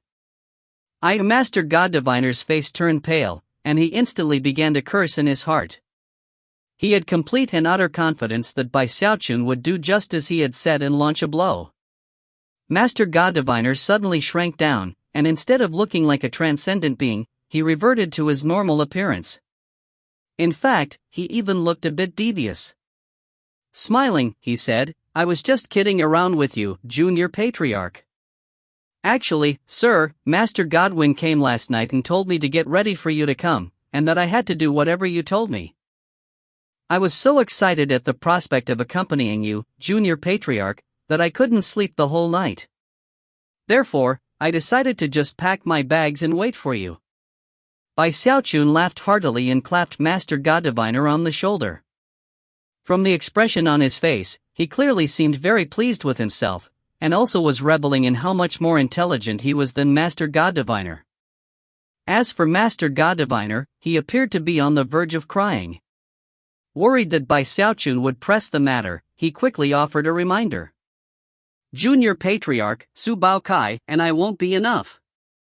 We need someone with us who's really good at fighting. If you find any errors, ads pop up, ads redirect, broken links, non-standard content, etc. Please let us know. Report chapter so we can fix it as soon as possible. Chapter 376, An Uninvited Guest. Chapter 376, An Uninvited Guest. It would need to be a very skilled warrior, Master God Diviner said somberly, an expert who could keep us safe at all times. We need some muscle, a person with an extraordinary cultivation base, and even more importantly, shocking potential for growth. Su Baokai was nodding his head vigorously, and Bai Xiaochun was looking at him with an intense stare. Shaking his head, Master God Diviner continued, "Don't forget, we don't know how many years we'll be in the Starry Sky Tao Polarity sect. Therefore, we can't be sloppy in our selection. The best thing to do would be to pick someone who will likely reach core formation shortly after arriving." "You couldn't be more correct," Bai Xiaochun said, eyes sparkling. Then he laughed loudly. Master God Diviner inwardly breathed a sigh of relief. Then he said, "Junior Patriarch, I have a suggestion. Why don't you pick from either Song Ke, Ghost Fong, Nine Isles, or Beihan Lai? Which one do you think is better?" After some thought, Bai Xiaochun murmured, Any of them would do, actually. But Song Ke is my nephew, after all.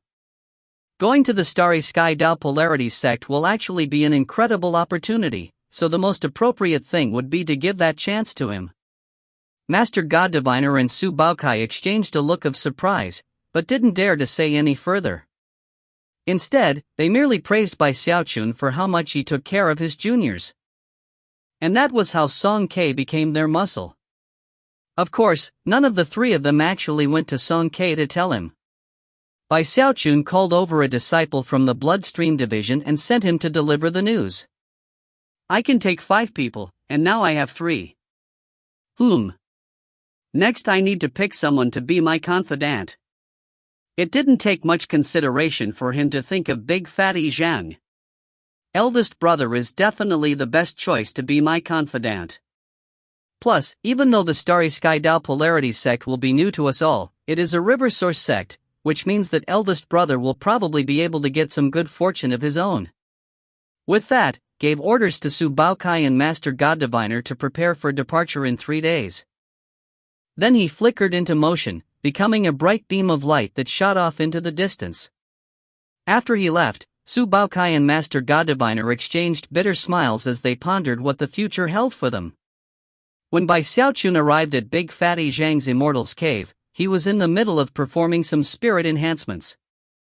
Bai Xiaochun waited outside for a bit of time, a smile on his face, until Big Fatty Zhang finally opened the door. After seeing that it was Bai Xiaochun, he laughed heartily, then hurried out proudly with a flying sword in hand. "What do you think? A 3-fold spirit enhancement." Bai Xiaochun looked at the sword in surprise. Apparently, Big Fatty Zhang had become shockingly skilled at spirit enhancement. He immediately offered some praise, which Big Fatty Zhang soaked up readily. "So, why have you come?" Big Fatty Zhang said. "As long as I can help out, I'll do it without even the slightest frown." Bai Xiaochun hesitated for a moment.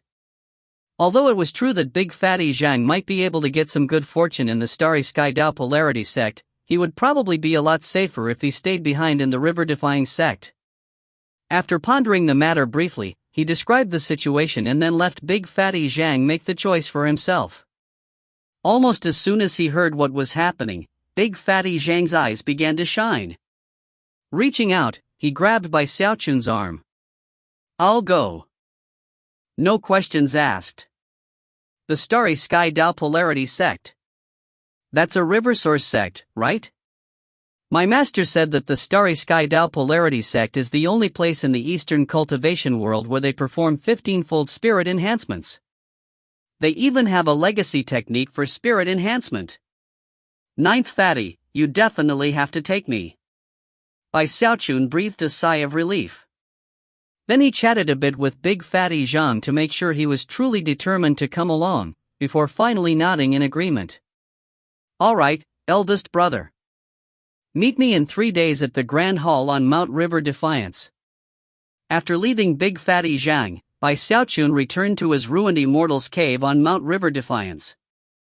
There, he sat down cross-legged and pondered who to pick as his last Tao protector.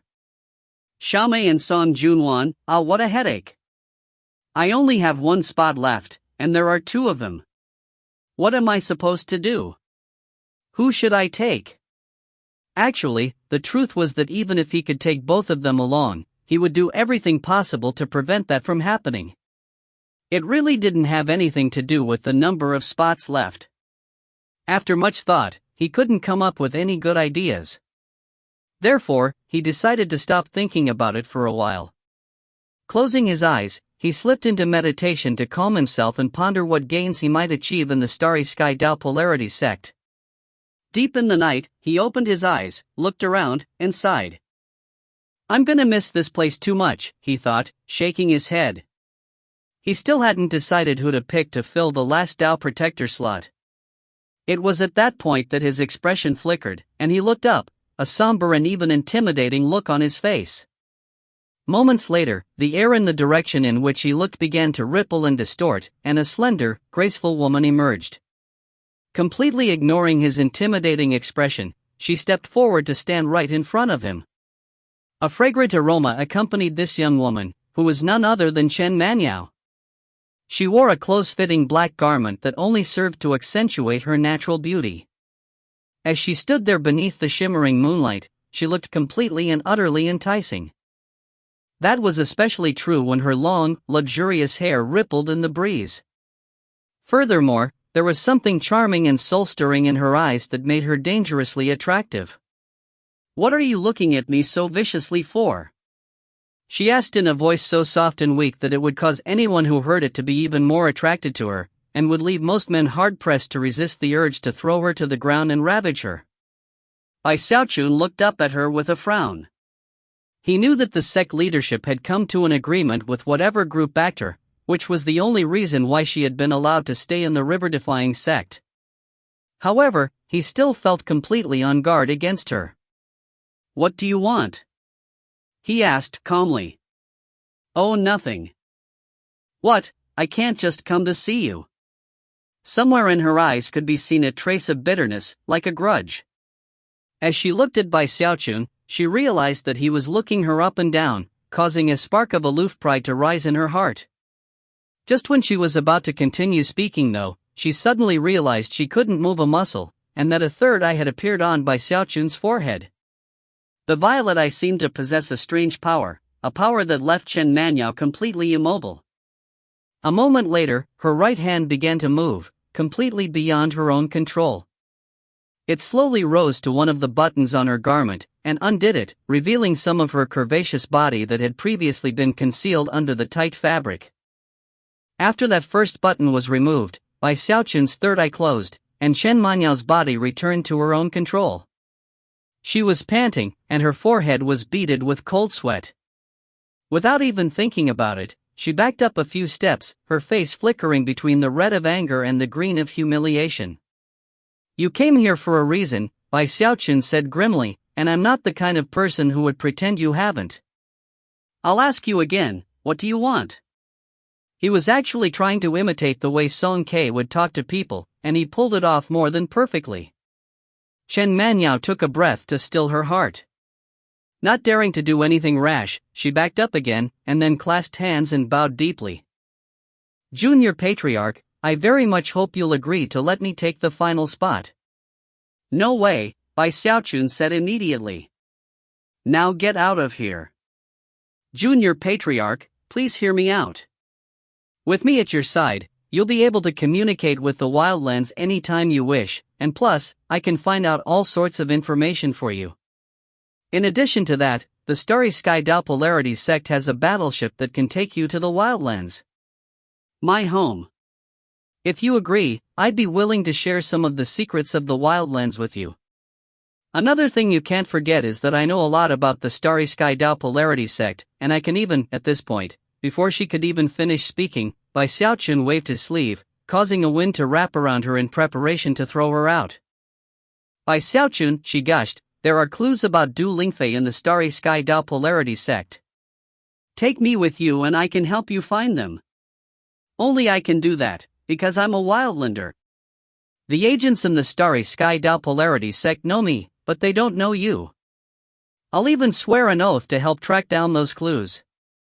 As she spoke, the wind around her slowed to a crawl, but when she finished speaking, it picked up again and carried her off of Mount River Defiance. Even as her anxiety built to a crescendo, Bai Xiaochun's cold voice echoed in her ears. Meet me in 2 days at the Grand Hall on Mount River Defiance. Having sent Chen Manyao away, Bai Xiaochun sat there silently at the edge of the ruins of his immortal's cave, looking up into the starry sky. If Chen Manyao hadn't spoken that one name, he would never have even considered taking her. However, that name left him unsettled. By now, even he wasn't sure exactly how he felt about Du Lingfei. It was almost as if nothing about her was real except for what had happened in those mountains. Maybe all I want is an answer, he murmured, and the truth. As he sat there beneath the moonlight, his eyes flickered with reminiscence. If you find any errors, ads pop up, ads redirect, broken links, non-standard content, etc., please let us know. Report chapter so we can fix it as soon as possible. Chapter 377, The Celestial.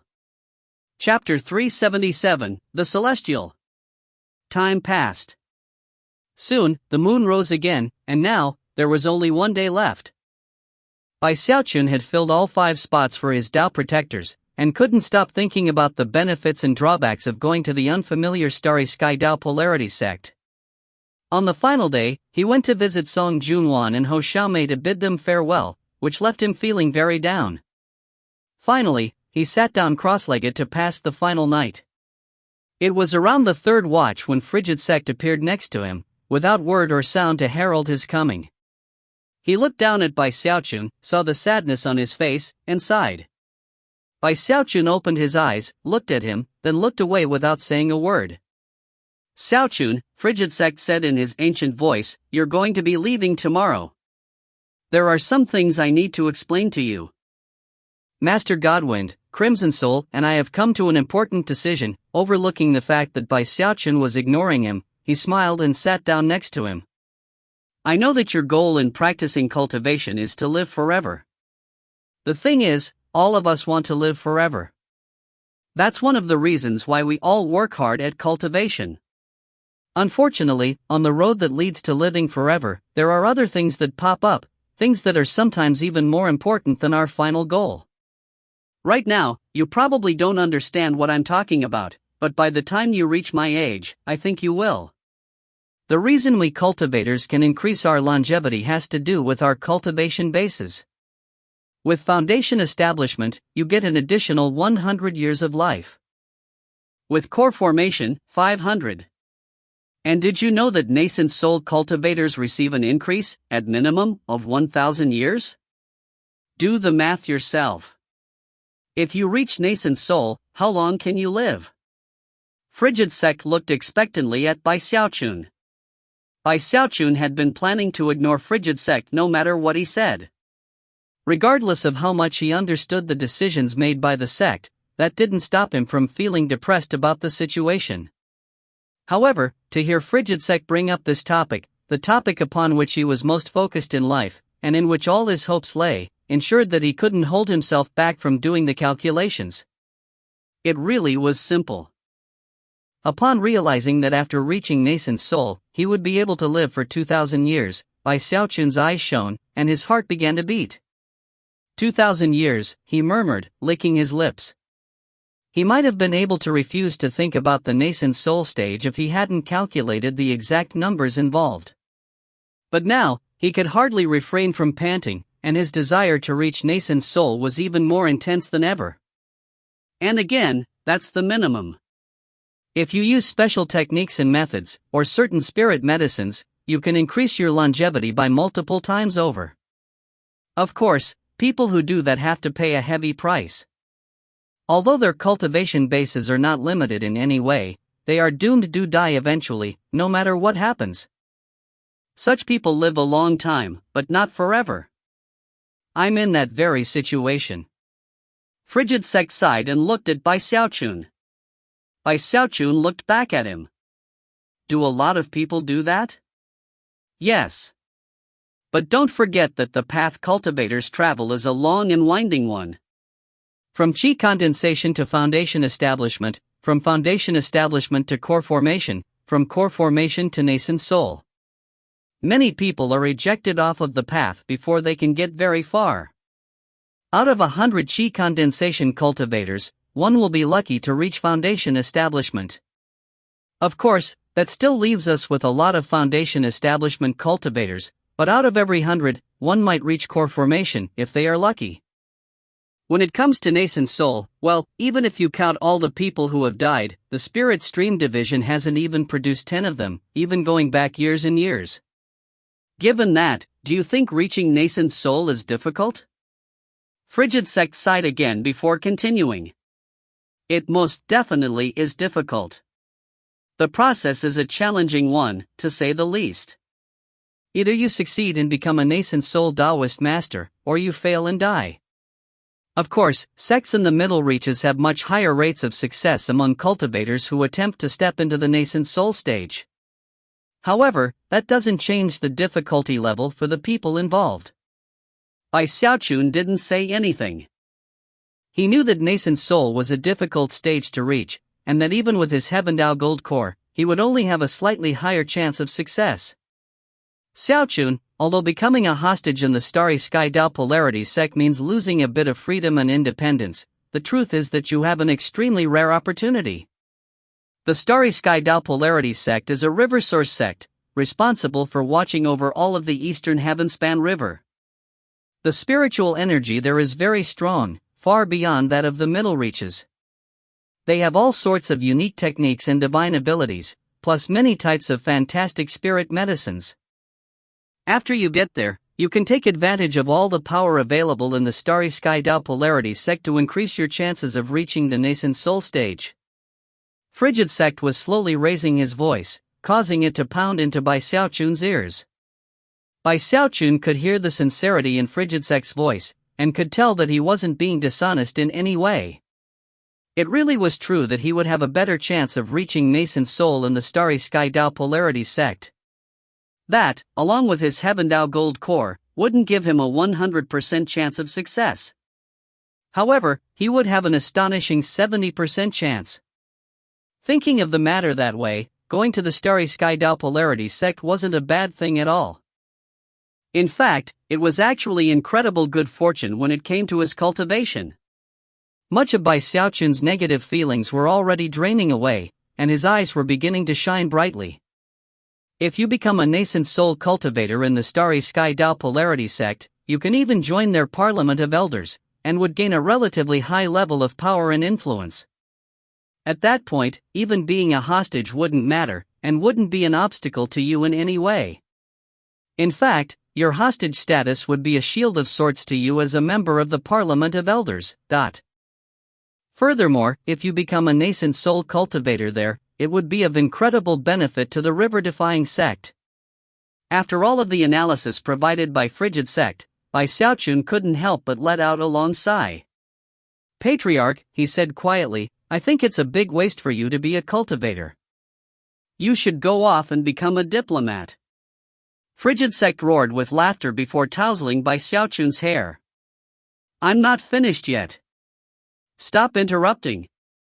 Then, his expression turned serious. Xiaochun, much like foundation establishment and core formation, there are 3 ways to enter the nascent soul stage. The first is the simplest, and yet the most dangerous because of the high failure rate. Although you can make the attempt multiple times this way, every failure leads to a loss of longevity. That method is using nascent soul pills. Xiaochun was listening very intently. There was no information in the sect records about the nascent soul stage, so this was his first time hearing such an explanation. Frigid Sect shook his head before continuing, that method leads to a low-grade nascent soul, with only a slim chance of ever becoming a deva. It is also the most commonly used method. The second method is, by using a 5 elements heaven beast soul. The so-called heaven beast soul is the soul of a dead deva realm beast. All such souls have a certain measure of 5 elements power, and any cultivator who steps into nascent soul with one will not only be very powerful, they will also have a good chance at becoming a deva. Xiaochun was shaken, and immediately committed the words 5 elements heaven beast soul to memory. Never could he have imagined that it was possible to reach the nascent soul stage with the soul of a deva-level beast. Then there's the third method. Frigid Sect paused for a moment, his eyes shining brightly with both veneration and madness. This sort of expression was something rarely seen on his face. Xiaochun instantly started to get even more nervous. This last method is the stuff of legend. In fact, in the Heavenspan realm, only one person has ever done it. The requirements are incredibly strict. That method is by using 5 elements Deva souls. A Deva soul is the soul of a dead Deva realm cultivator. One of the unique properties of Deva souls is that each one contains the power of one of the 5 elements, either metal, wood, water, fire, or earth. To reach the nascent soul stage using this method requires 5 different Deva souls. Anyone who succeeds becomes completely invincible within the nascent soul stage. Xiaochun gasped. 5 Deva souls? To him, it seemed almost inconceivable. Devas were already rare to begin with, even in the middle reaches, there were currently only 3 of them. If you added in the Starry Sky Tao Polarity sect, there wouldn't even be 10. Considering all of that, using the 5 elements Deva souls method seemed virtually impossible. Frigid Sect sighed. From ancient times until now, the number of Devas who have existed is very limited, and the souls of any who die are rare and precious items. Because of that, you can see why using the 5 elements Deva souls method to step into nascent soul is unimaginably difficult, and thus, the stuff of legend. Xiaochun took a deep breath, and couldn't hold back from asking, Patriarch, didn't you just say that someone did succeed once? Who is that person? Frigid Sect didn't respond for a moment. Looking up into the sky, he said, the Celestial. The Celestial? Xiaochun was taken aback. He is the most powerful cultivator in the Heavenspan realm, and also the one who rules over the 4 great river source sects. He lives on the island in the middle of the Heavenspan Sea. The Celestial. Common people like us can't even speak his name. If you do, he will sense it, and no one wishes to do that. That is why people simply call him the Celestial. Frigid Sect sighed yet again. According to the legends, he reached Heavendao Foundation Establishment, Heavendao Gold Core, and used the 5 elements Deva souls method to reach nascent soul. The entire time, he walked the heavenly path 1. You've had some contact with the wildlands, so you can probably imagine what type of position the Celestial occupies. 1. In Chinese, Deva consists of the characters for heaven and person put together, so all 3 of these paths have heaven in them. If you find any errors, ads pop up, ads redirect, broken links, non-standard content, etc., please let us know. Report chapter so we can fix it as soon as possible.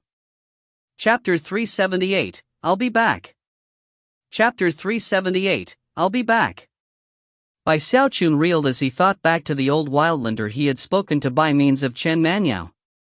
The things that old man had told him clicked into place with what he had learned just now, and suddenly, he understood.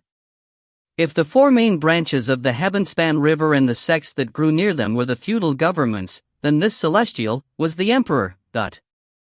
Xiaochun sat there in silence with Frigid Sect for a long moment.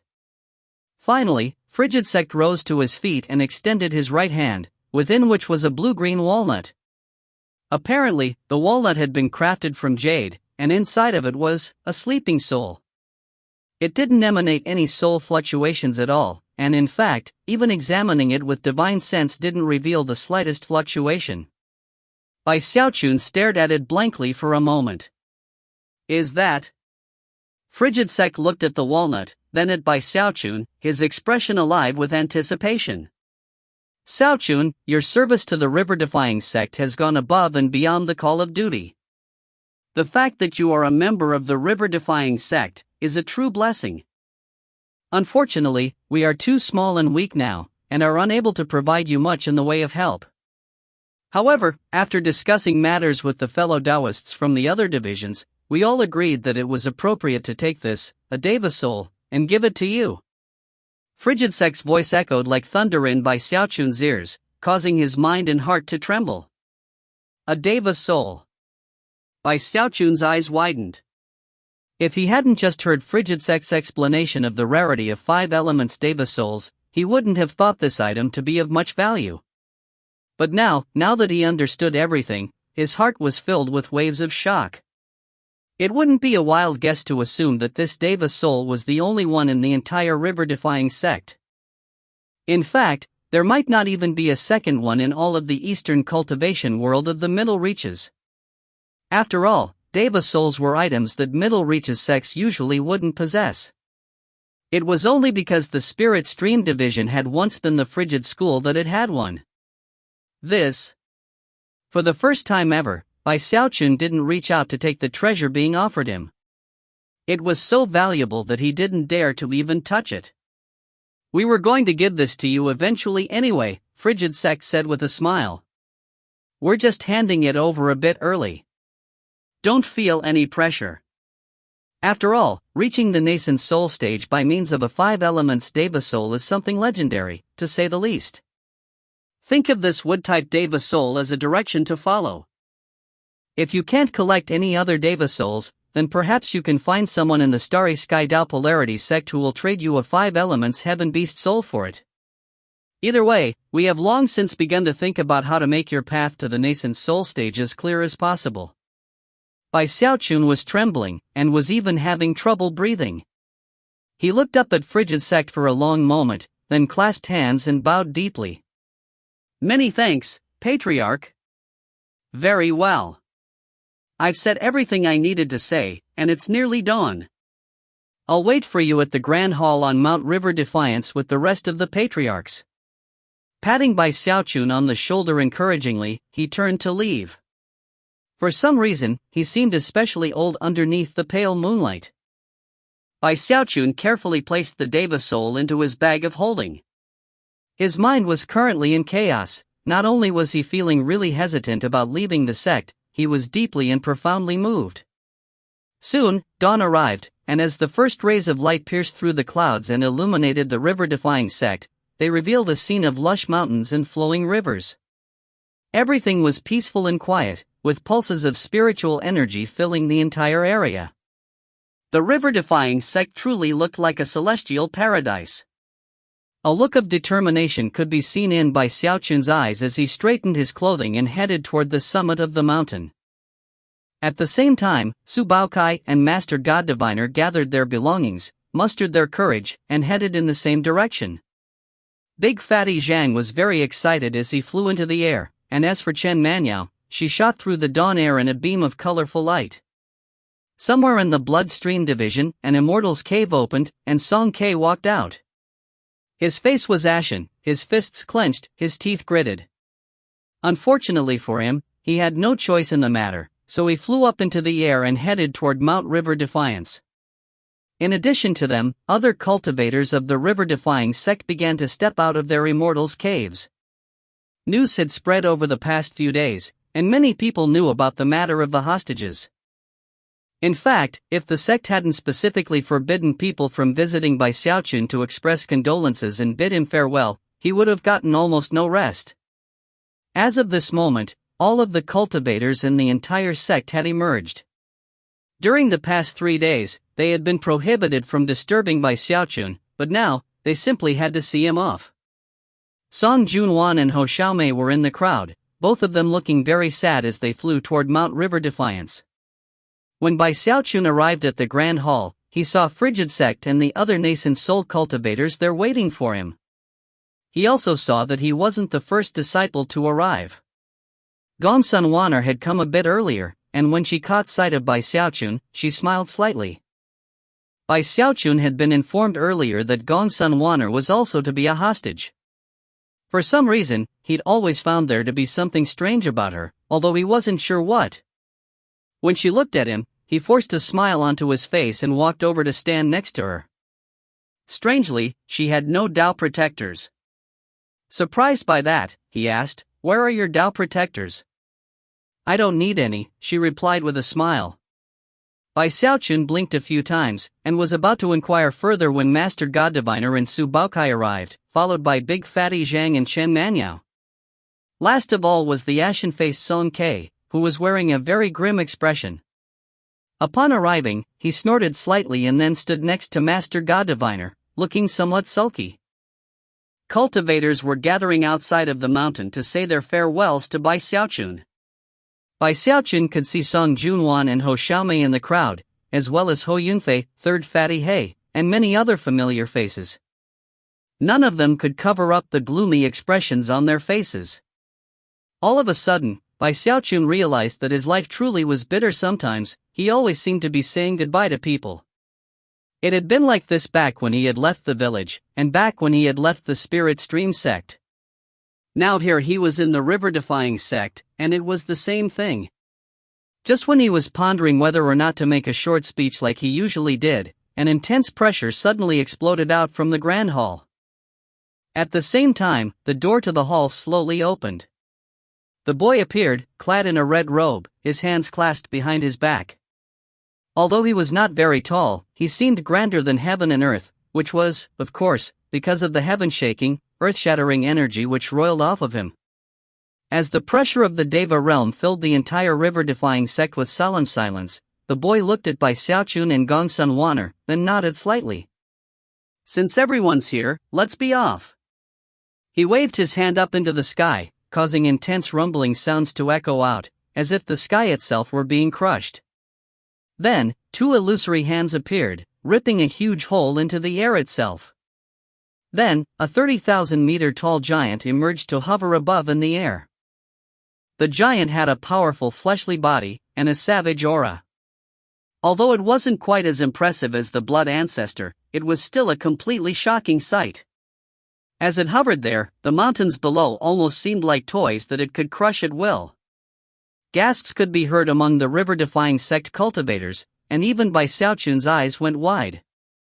That was especially true after the giant threw his head back and howled, then dropped to its knees and prostrated itself in the direction of Mount River Defiance. "Master!" it said, its voice deafening as it rolled out in all directions. Even as everyone in the sect was shaken, the boy flicked his sleeve, causing the visions of Bai Xiaochun and everyone around him to blur. Their bodies were suddenly filled with pain, and they vanished. When they reappeared moments later, they realized that they were looking down at Mount River Defiance. All of them were now on the head of the giant. To be able to teleport people without any spell formations whatsoever was something that nascent soul cultivators could only do with great difficulty. However, this young boy had done it with the flick of his sleeve, as if it hadn't taken him any effort at all. This was the first time that Bai Xiaochun had been shaken in such a way by a deva. Even more shocking was that each hair on the giant's head was like a huge tree, making his head almost like a forest. Su Baokai shrieked, and Big Fatty Zhang's face drained of blood. Master God Diviner was left trembling, and even Song Ke started panting a bit. Chen Manyan took things in stride a bit better, whereas Gongsun Wan'er was the only one who didn't seem to have any reaction whatsoever. As for Bai Xiaochun, he was a true gold core cultivator, so although his face paled a bit, he stood there in place, looking down at the river-defying sect. Suddenly, he cried out in a loud voice, "I'm leaving, but I'll be back." The Deva Realm boy looked over at Bai Xiaochun with a smile, then sat down cross-legged on one of the giant's huge hairs. A moment later, the giant rose to its feet, roared, and leaped back into the hole in the air, vanishing in an instant. The only thing left behind for the river-defying sect cultivators to see were some ripples, and the echoes of Bai Xiaochun's voice. If you find any errors, ads pop-up, ads redirect, broken links, non-standard content, etc., please let us know. Report chapter so we can fix it as soon as possible. Chapter 379, Starry Sky Dopplerity Sect. Book 4, A Different Kind of Hostage. Chapter 379, Starry Sky Dopplerity Sect. Beyond the middle reaches was the true eastern heaven-span river, vast and majestic, so grand that it wasn't possible to see the end of it. It was an area so large that the entire middle reaches cultivation world couldn't even compare to it. If you followed it along far enough, it reached the place where the river flowed out from the sea, but in that location was a waterfall so large and boundless that it virtually defied description. It was as tall as an enormous mountain, and so wide that it was impossible to see one end from the other. As the waters flew down, they transformed into the eastern heaven-span river. One could only imagine what existed at the top of that waterfall, the heaven-span sea. The spiritual energy in the area was so strong that it also defied description. The spiritual energy of the Middle Reaches cultivation world couldn't even compare to it. This was the location of the sect headquarters of the Starry Sky Tao Polarity sect. Shockingly, that headquarters rose up from within the boundless mists at the bottom of the waterfall. Towering high above the waterfall itself were 7 rainbows, which were organized into 3 levels. The first level, and the highest, was made up of a single rainbow. The second level had 2 rainbows, one on the left and one on the right. Beneath them was the third level, made up of 4 rainbows lined up in a row. Considering how enormous the waterfall itself was, it only made sense that the rainbows were even more majestic. Astonishingly, those 7 rainbows were actually part of Starry Sky Tao Polarity sect. Even from a distance, it was just barely possible to see countless indistinct figures flying back and forth through the air, making it very clear how enormous the sect was. Furthermore, those rainbows were only part of the sect. Higher up, at the very top of the waterfall, was an enormous, ancient battleship. It was pitch black and emanated the most archaic of auras. There was something ghastly about it, and it was even possible to see ghostly figures inside, perhaps the reserve powers of the sect itself. In addition to all that, there were 4 gigantic cities built on the banks of the Heavenspan River, 2 on each side. Any one of those cities alone was larger than any of the 4 great sects of the Middle Reaches, and could clearly house millions upon millions of people. The mere sight of this sect would leave anyone completely shaken. This was the Starry Sky Tao Polarity sect. At the base of the waterfall were 4 enormous cities. Towering above the waterfall were 7 rainbows. And behind the waterfall was the Heavenspan Sea. A moment ago, the enormous giant had just stepped out of thin air to appear some distance off from the Starry Sky Tao Polarity sect. Xiaochun was on the giant's head, looking at the sect and gasping. The mere size of the sect was enough to cause his head to spin. Then, as he got closer, he could feel the spiritual energy getting stronger, so strong that it was almost uncomfortable. Xiaochun wasn't the only one to have such a reaction. Everyone else was left similarly gasping. Master God Diviner's face was a mask of incredulity. How did they do this? Rainbows are fundamentally immaterial, but that's what the Starry Sky Tao Polarity sect actually built their headquarters with. You're right, Chen Nanyao said, keeping her voice low. Rainbows are immaterial. However, experts in the demigod realm can take that which is immaterial and make it eternal. Furthermore, the 7 rainbows are strictly separated by a ranking system. From bottom to top, those ranks are Starry, Sky, Tao, Polarity, Mortal, Earth, Heaven. See the highest rainbow? That's Heaven. The next 2 below it are Earth and Mortal. The 4 rainbows which make up the bottom level are Starry, Sky, Tao, and Polarity. We're from the river-defying sect, but technically, we count as the Sky River Court. Therefore, our final destination will be the second rainbow of the 3rd level. Xiaochun listened intently as Chen Nanyao explained everything she knew about the Starry Sky Tao Polarity sect. Those 4 cities on the banks of the river are nothing more than the outer sect. You see, the Starry Sky Tao Polarity sect's ranking system is a bit different from what we're used to. Even Gongsun Wan'er seemed to be surprised at how much Chen Nanyao knew, and was listening carefully. The Deva Realm boy opened his eyes and looked over. You seem to know quite a bit, little girl. Chen Manyao's face flickered. Fearful of angering a Deva Realm eccentric, she nervously clasped hands and said, Please don't take offense, senior. None taken, the boy said coolly. The more you explain, the fewer words I have to waste in my own introduction. Listen up, all of you. Just as the girl said, the ranking and organization of the Starry Sky Tao Polarity sect is different from that of most other sects, and that's intentional. Most sects have an outer sect, an inner sect, a conclave, and a legacy echelon, or some variation thereof. But not the Starry Sky Tao Polarity sect. We are organized by color. red, orange, yellow, green, cyan, blue, violet. Those 7 colors are how we organize our sect. It doesn't matter who you are, as long as you're under the nascent soul stage, you have to follow that ranking system. Everyone starts out as a red-robed disciple, and rises in the ranks, not based on cultivation base level, but based on how many merit points you accumulate. The more merit points you get, the higher your rank. Newcomers do not even qualify to step onto the rainbows. Only becoming yellow-robed disciples gives you that right, the right to ascend from ground to the rainbows. As the boy talked, the giant strode forward, carrying them toward the second city on the left bank of the Heavenspan River, at the base of the waterfall. Very well, this city is where you will start out. As for where you end up later, that will depend on your own personal good fortune. He rose to his feet, flicking his sleeve to send a jade slip flying over to Xiaochun. Take this jade slip. Once you're in the city, someone will arrange everything for you. With that, he waved his sleeve again, causing a wave of power to pick Xiaochun and the others up and fly them off of the giant's head. Then the giant roared, ripping open the sky in front of it and vanishing into the hole. As for the boy, he also disappeared, reappearing out of sight, far up on the second-level rainbow. After the boy left, Xiaochun breathed a sigh of relief. Then he looked over at the huge city, which teemed with countless people, beyond which was the enormous waterfall and the rainbows. This place was gigantic, and completely unfamiliar to Xiaochun, leaving him feeling more isolated than ever, a stranger in a strange land. These 4 huge cities have simple names, Chen Manya said softly.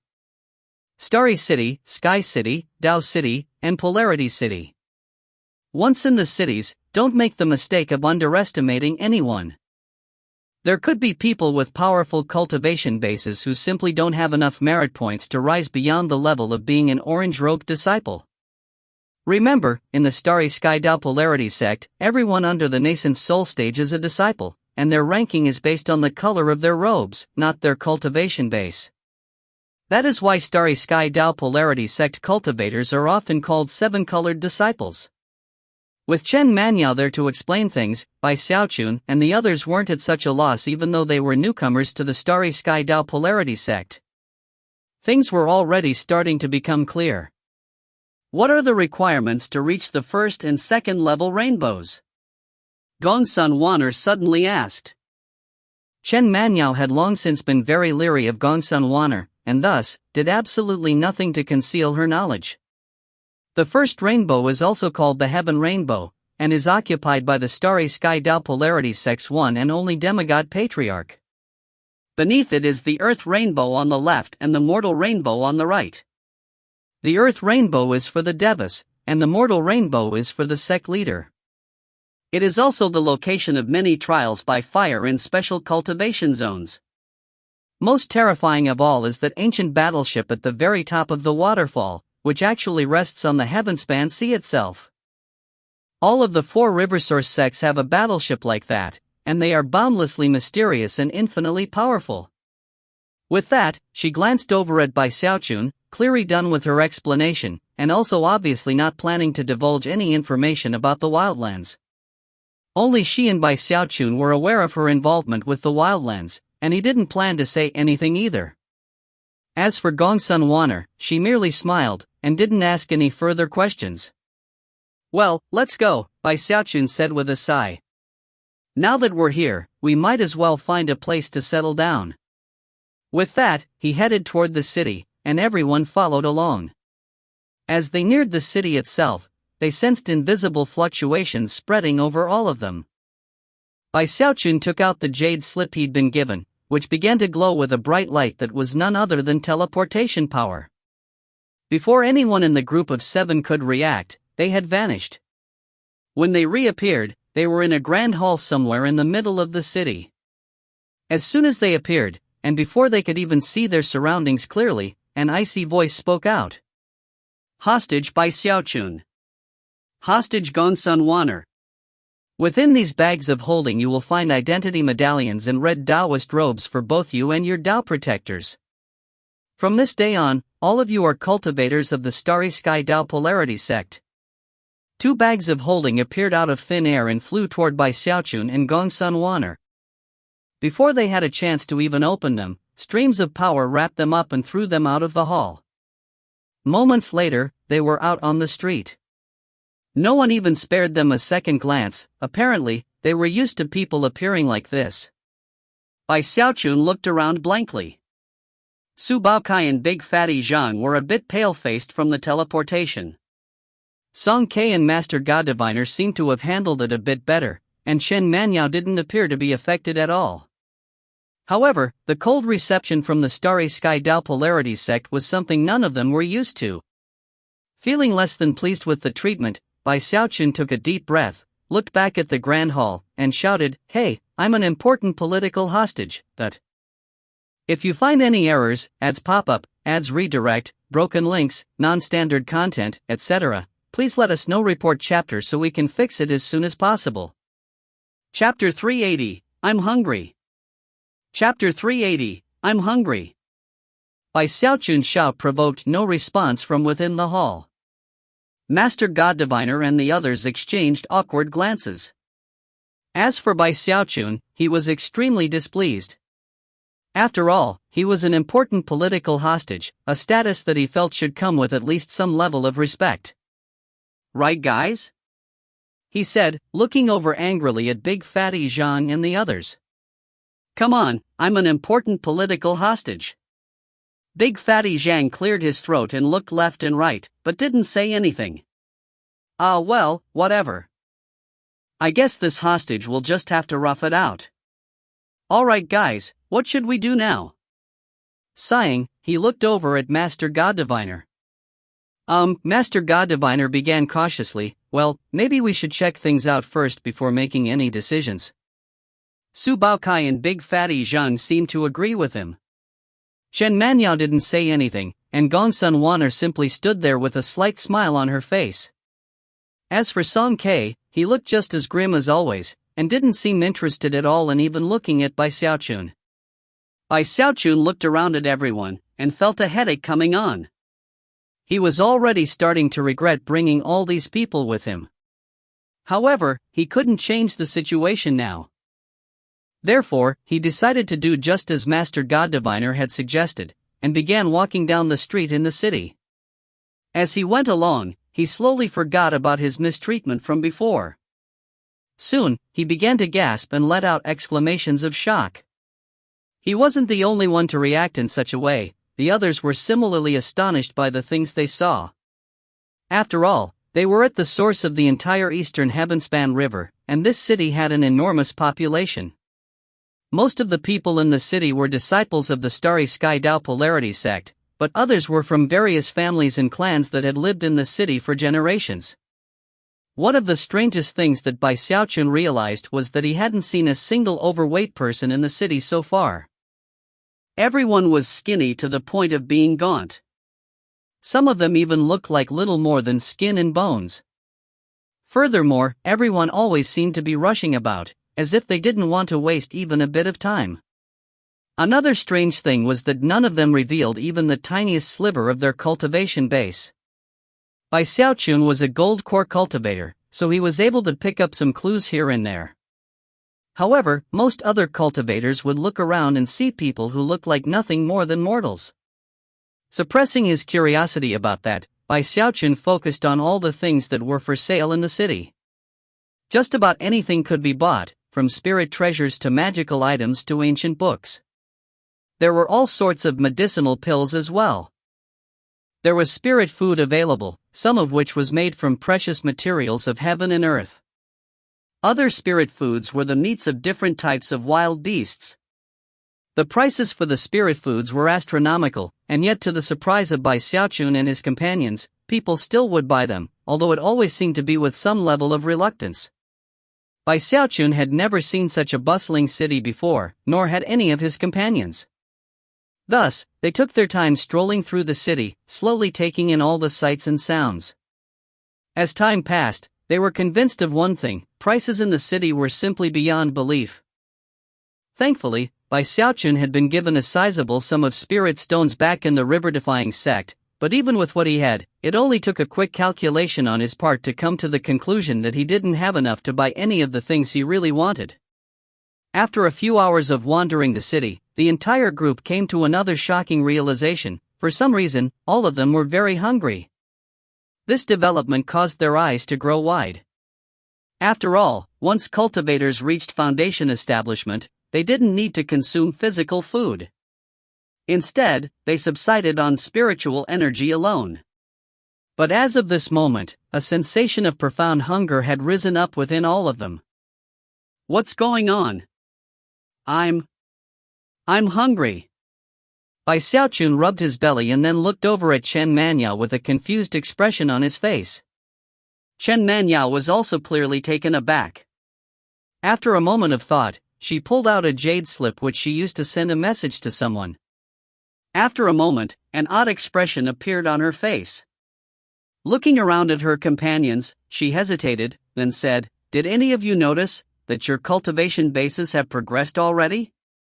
Everyone quickly checked their cultivation bases, and sure enough, it was just as Chen Manyao had said. They hadn't experienced huge advancements, but the evidence was there. They had just been so entranced by the bustling city that they hadn't noticed. Chen Manyao went on to explain, "Considering how close we are to the heavenspan sea, the spiritual energy is especially strong, and after entering our bodies, it throws our 5 organs into chaos. Although it causes our cultivation bases to advance more quickly, it's also very draining on us. That's why we're feeling hungry. Essentially, the energy drain is so severe that we can't sustain our cultivation without eating normal food." Even as Chen Manyao explained the situation, Bai Xiaochun's stomach began to grumble loudly. When she finished speaking, his face fell. Other than death, the thing he feared most in life was hunger. Back on Fragrant Cloud Peak, when he had begun to practice the undying live forever technique, he had almost starved to death. After reaching foundation establishment, he had never felt the pangs of hunger, but now, here they were rising up again. Chen Manyao smiled bitterly and said, "Furthermore, I just asked a friend of mine, and was told that everyone in the city has to eat a huge amount of food every day to replenish their energy. Also, it has to be spirit food." Big Fatty Zhang was already starting to get very nervous. Just like Bai Xiaochun, he feared hunger as if it were the shadow of death. So does that mean we have to be eating constantly? Once you become a yellow-robed disciple and get into the Rainbow District, then the aura there will aid in your absorption of spiritual energy, and the problem will resolve itself naturally. Chen Manyao's brow was also furrowed because of the sensation of hunger she felt. Gong Sun Wana rubbed her belly, licked her lips, and then chuckled. "Well then, I think I'll go get something to eat. See you all later." With that, she waved at them and melted into the crowd. "Junior Patriarch, what do we do?" Master God Diviner said, looking at Bai Xiaochun. "I'm hungry too." Su Baokai had the same reaction, and even grim-faced Song Ke finally turned to look expectantly at Bai Xiaochun. Rubbing his bag of holding anxiously, Bai Xiaochun gritted his teeth and said, "Let's just suck it up for now. We need to find a place to stay first, then we can worry about how to get something to eat." The others agreed that it was a good idea. All of them produced some medicinal pills to temporarily relieve their hunger, and then began searching through the city for a place to stay.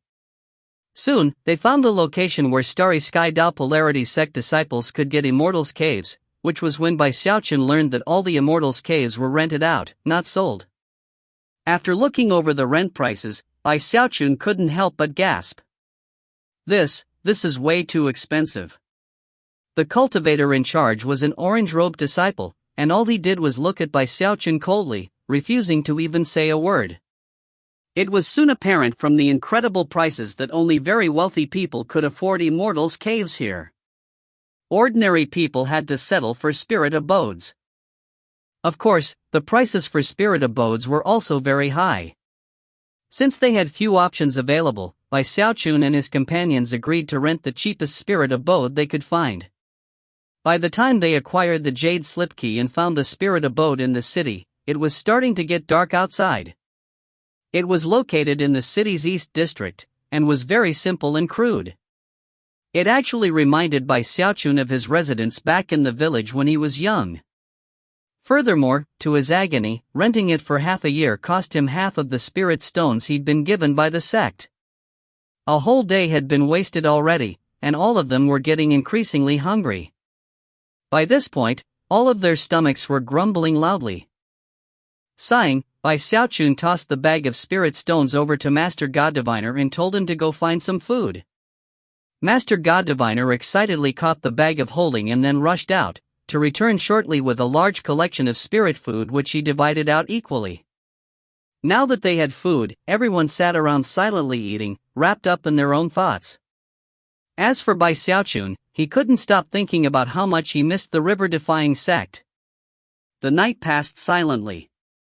The next day at dawn, Bai Xiaochun was awoken by the sound of his own grumbling stomach.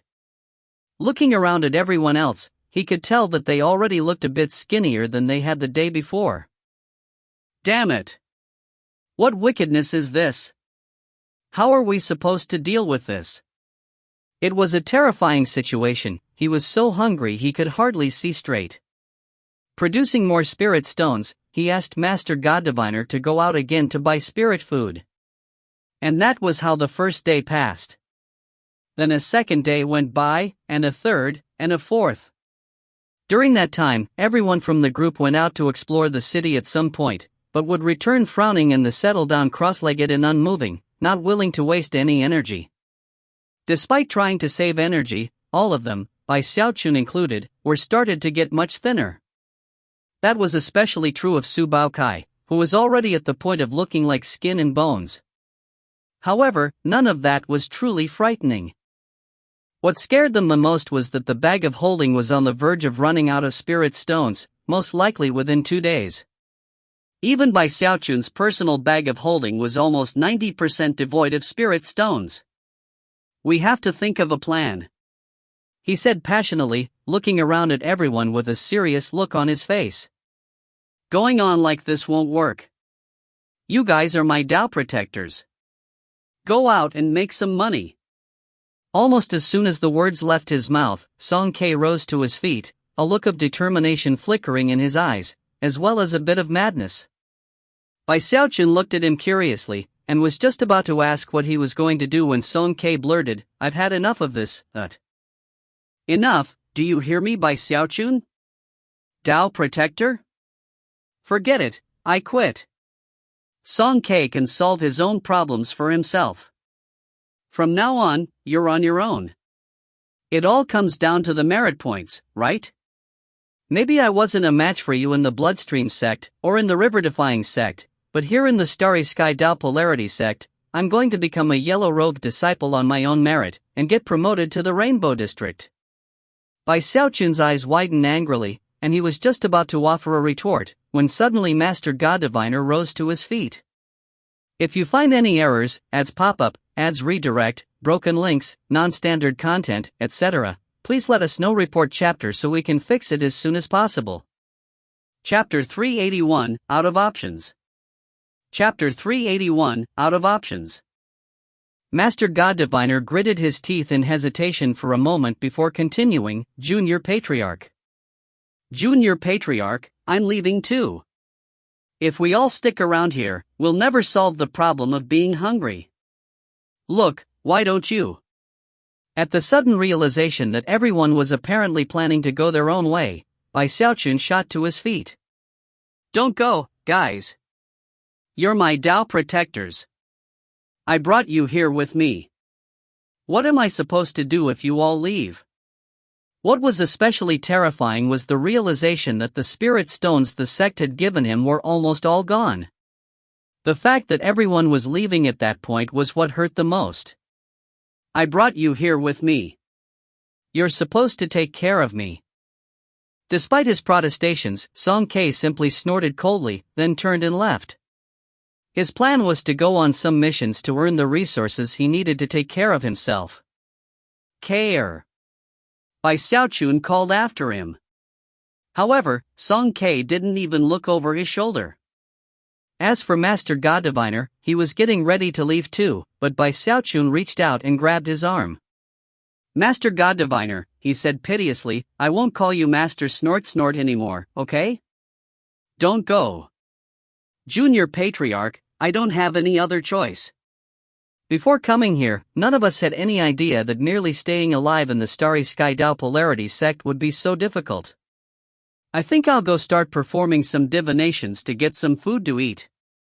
Although his words were chosen well, inside, he was furious, and at the same time, couldn't stop thinking about how much he missed the river-defying sect. Shaking himself out of Bai Xiaochun's grip, he left the spirit abode and was gone in a flash. I can't believe you people. Bai Xiaochun said angrily. As far as he was concerned, Song Ke and Master God Diviner were being completely unreasonable. If they had gone out on their own earlier, it might have been tolerable, but instead, they waited until he ran out of spirit stones to abandon him. Even as Bai Xiaochun stood there fuming, Chen Manyao sighed and stood up. Looking over at Bai Xiaochun, she said, "This is my fault for not getting complete information. Junior Patriarch, I'm going to go look for some friends of mine. If destiny will have it, we'll meet again in the Rainbow District." Without giving Bai Xiaochun a chance to respond, she flew out of the spirit abode. Chen Manyao's sudden departure pushed Bai Xiaochun toward the brink of madness. After all, she had come to him to ask to join the party, and now here she was just throwing him to the wayside. Thankfully, he could console himself with the fact that Su Baokai and Big Fatty Zhang were staying behind. Humph. Fine, if they want to go, let them go. At least eldest brother and little treasure have some loyalty. Looking over at them, he slapped his chest and said, "Look, you two, don't worry, I'll." However, that was when Su Baokai rose awkwardly to his feet. Junior Patriarch, I. Hey, what are you doing? Sit back down. Heart pounding, Bai Xiaochun was just getting ready to physically block Su Baocai's path, when he noticed the look of determination in his eyes, as well as the tears. Junior Patriarch, he pled, let me go, please. I don't want to die of starvation. Look at me. I'm the weakest of all of us, and I'm already skin and bones. If things keep going like this, I'm going to be the first one to die. Show me mercy, I beg of you. Let me go. Please, Junior Patriarch. He even started tugging at Bai Xiaochun's sleeve. The anger faded from Bai Xiaochun's face, and he sighed. All right, everyone has the right to pick their own path. Leave if you want. Many thanks, Junior Patriarch. Eyes filled with gratitude, Su Baokai fled the spirit abode. As soon as he was outside, he caught sight of Master God Diviner off in the distance. The two of them exchanged a glance, then joined together and headed off into the city, chuckling. Looking quite proud of himself, Master God Diviner produced a chunk of spirit meat from his bag of holding and started munching on it as he said, Song Ke has pretty high ambitions and isn't very flexible. I bet he really did think that he was in a bad position. We're different though. Finally, we're free from the clutches of evil. Su Baokai hesitated for a moment, then produced a similar chunk of spirit meat. After taking a bite, he said, Are you sure this is a good idea though? After all, we're still technically Tao protectors. Clearly, the two of them had quite a collection of resources built up. After all, for the past several days, all of the food they'd been eating had been provided by Bai Xiaochun. Master God Diviner hesitated for a moment. After a bit of thought, he said, There's nothing we can do about that. If we had stayed back there, we would still have gone hungry eventually anyway, what with the Junior Patriarch's way of handling things. Don't worry, let's take care of ourselves first, and then we can meet back up with him when we get to the Rainbow District. After a bit more chatting regarding their plans, the two of them headed off into the city to find their own place to stay. As of this point, the only people left in the spirit abode were Bai Xiaochun and Big Fatty Zhang. Big Fatty Zhang looked at Bai Xiaochun standing there in anger, then sighed and closed his eyes to meditate. Despite Bai Xiaochun's rage, there was nothing he could do about the situation. At least he had Big Fatty Zhang there to accompany him. However, the next day, not even Big Fatty Zhang could take it any longer. When evening fell, he walked over to Bai Xiaochun and said, "Ninth fatty." Bai Xiaochun instantly started to get nervous. "Eldest brother, are you?" "Ninth fatty, it's not that your eldest brother doesn't care about you. If things keep going like this, I'm gonna die. I'll go out to perform some spirit enhancements. Don't worry, ninth fatty, after I get some money built up, I'll come back and take care of you." Big fatty Zhang had clearly made his mind up, and Bai Xiaochun didn't say anything to try to change his mind. Big fatty Zhang clapped Bai Xiaochun on the shoulder, then took a deep breath, his eyes gleaming as if he had accepted a holy mission. With that, he walked out of the spirit abode. Bai Xiaochun was the only person left. As the sun slowly sank down over the horizon, he stood outside the door looking more lonesome than ever. Finally, he let out a long sigh. Gone. They've all gone. Crestfallen, he walked back into the spirit abode and sat down, his hunger growing. What am I supposed to do? I'm so hungry. Considering that night was falling, he finally went out and used some of his dwindling spirit stone savings to buy some more spirit food. Then he looked around at all the red-robed disciples hurrying here and there on various missions. Although some of the missions were dangerous, considering that Bai Xiaochun's cultivation base was in the gold core level, they wouldn't pose any threat to him. However, the rewards for accomplishing such missions were small. Based on his calculations, doing missions to survive would require him to do them almost all day every day. That was mostly because the high level of his cultivation base meant that the drain on his body was even more noticeable. And of course, the missions with bigger rewards were the ones that were more dangerous. Despite putting some thought to it, he couldn't come up with any good ideas. Sighing, he went back to his spirit abode. Back inside, the little turtle finally woke up and stuck his head out of Bai Xiaochun's bag of holding. He looked at Bai Xiaochun suspiciously, clearly wondering why he had been asleep so long. However, Bai Xiaochun wasn't in any mood to pay attention to him. Seeing how he was being ignored, the turtle's suspicions faded, and he disappeared back into the bag of holding. A few more days passed. Bai Xiaochun went out into the city a few times to try to get inspiration for what to do. He completely suppressed his cultivation base, ensuring that no fluctuations whatsoever emerged from him, which also reduced the drain on his body. However, no matter how many ideas he came up with, he found that there were already people in the city using those methods to earn merit points. Trying to compete with them would be pointless. He even tried to find some unique missions at the missions office suited to his style, but there were simply too many disciples there looking for missions. By this point, he knew exactly why all of the people he had seen in the city were always thin and in a hurry, and also had such strange cultivation bases. The pressure weighing down on them on a daily basis created something like an instinct. Because of the interference of the spiritual power, it was impossible to see who was powerful and who was weak.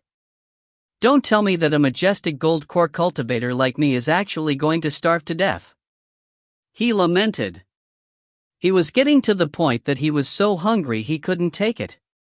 His bag of holding was now completely devoid of spirit stones, and he was almost out of food. Soon, he would have nothing left to eat other than spirit plants. Of course, he had plenty of those, because he was always equipped with numerous ingredients with which to concoct medicine. However, even if he sold them all, the merit points they would earn would vanish just as quickly as his spirit stones. I can't keep going on like this, or I'm going to die.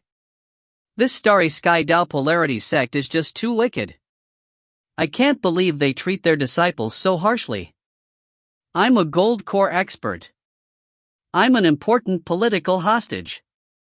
Don't they even care that I'm starving to death? Depressed, he even considered resorting to theft. However, the punishment for theft in the Starry Sky Tao Polarity sect was so severe that he quickly abandoned such thoughts.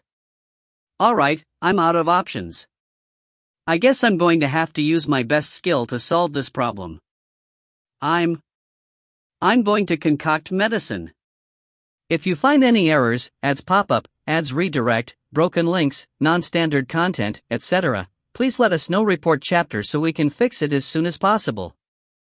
Chapter 382, Ultra Fasting Aid Pill. Chapter 382, Ultra Fasting Aid Pill.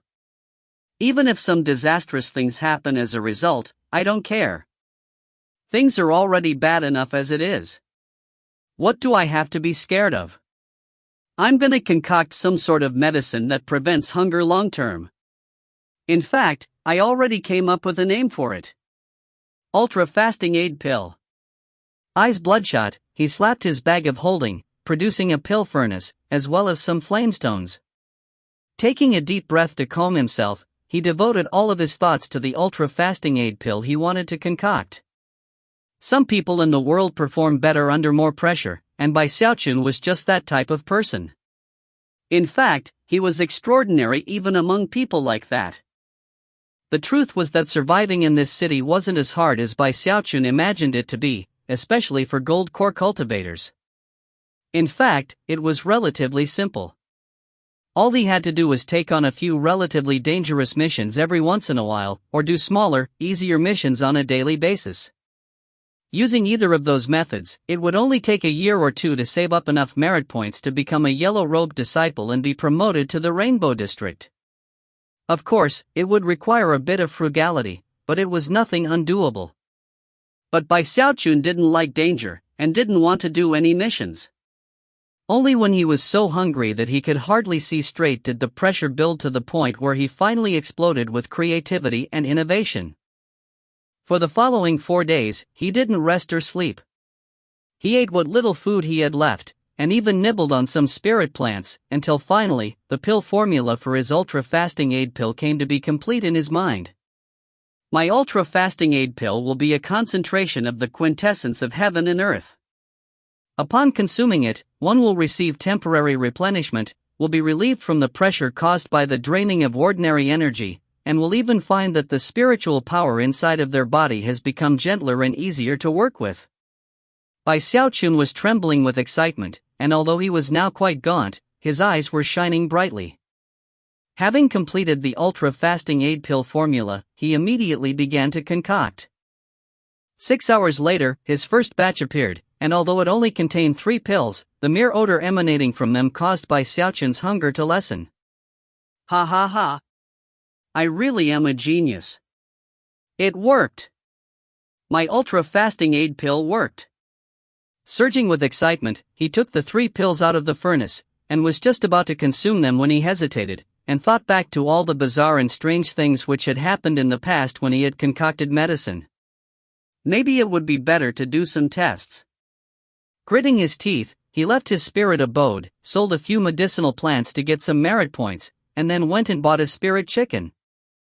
Back in his spirit abode, he gave one of the Ultra Fasting Aid Pills to the spirit chicken, then carefully watched to see what happened. After a full day passed, he was convinced that nothing had gone wrong, and that the spirit chicken was fine. At that point, his eyes blazed with excitement. Looks like I really did succeed. He threw his head back and laughed uproariously, then went to work on the next batch. Before long, he had several dozen Ultra Fasting Aid Pills. Now that I think about it, it would be a waste for me to consume these pills myself. I actually like spirit food a lot better than medicinal pills. After some thought, he decided to try to sell some of the pills. Filled with anticipation, he left the spirit abode yet again. Instead of trying to sell the pills to one particular shop or another, he went to one of the busiest public squares in the East District of the city, and after spending a bit of time, found a suitable location to set up a vendor's stand. After placing 3 pill bottles onto the stand, each of which containing a single pill, he sent some power from his cultivation base into a jade slip, causing it to send bright, multicolored light shining up into the air above him. Immediately, 4 brightly glowing characters could be seen. Ultra Fasting Aid Pill. With that, he settled down to wait for customers. It didn't take long. After all, the term Ultra Fasting Aid Pill was quite eye-catching. Before long, people began to gather around him. Ultra Fasting Aid Pill? I've never heard of that medicinal pill before. Considering how things work in Sky City, I almost can't believe this guy dares to sell a fasting aid pill. He's either a con artist or a psycho. Fasting aid pills don't do any good here.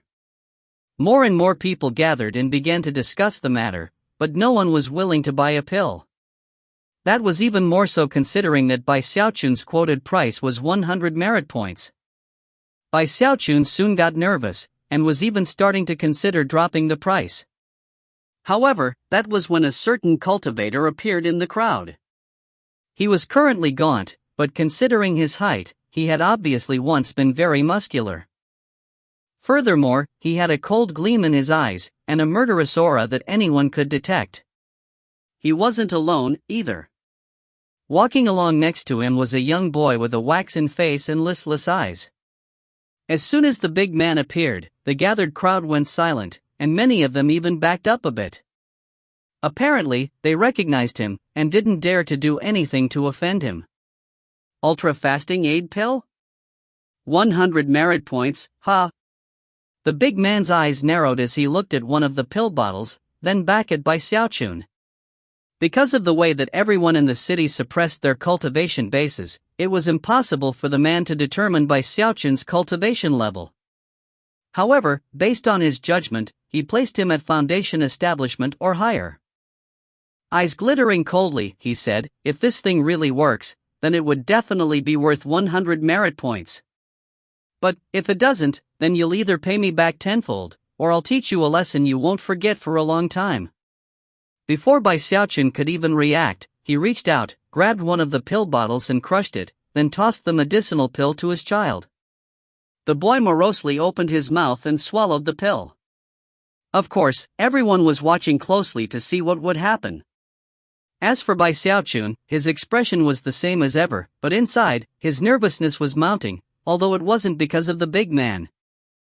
From what he could tell, the man was only in the great circle of foundation establishment, and Bai Xiaochun knew that he could stomp the man in a fight even if he were hungrier than he already was. What had him nervous was his uncertainty about how effective the pill would be. As everyone looked on, the boy's expression suddenly flickered. His eyes opened, and he began to shake visibly, causing the audience to crane their necks to see what would happen next. Gradually, the onlookers' eyes began to widen, and then cries of disbelief and shock began to ring out.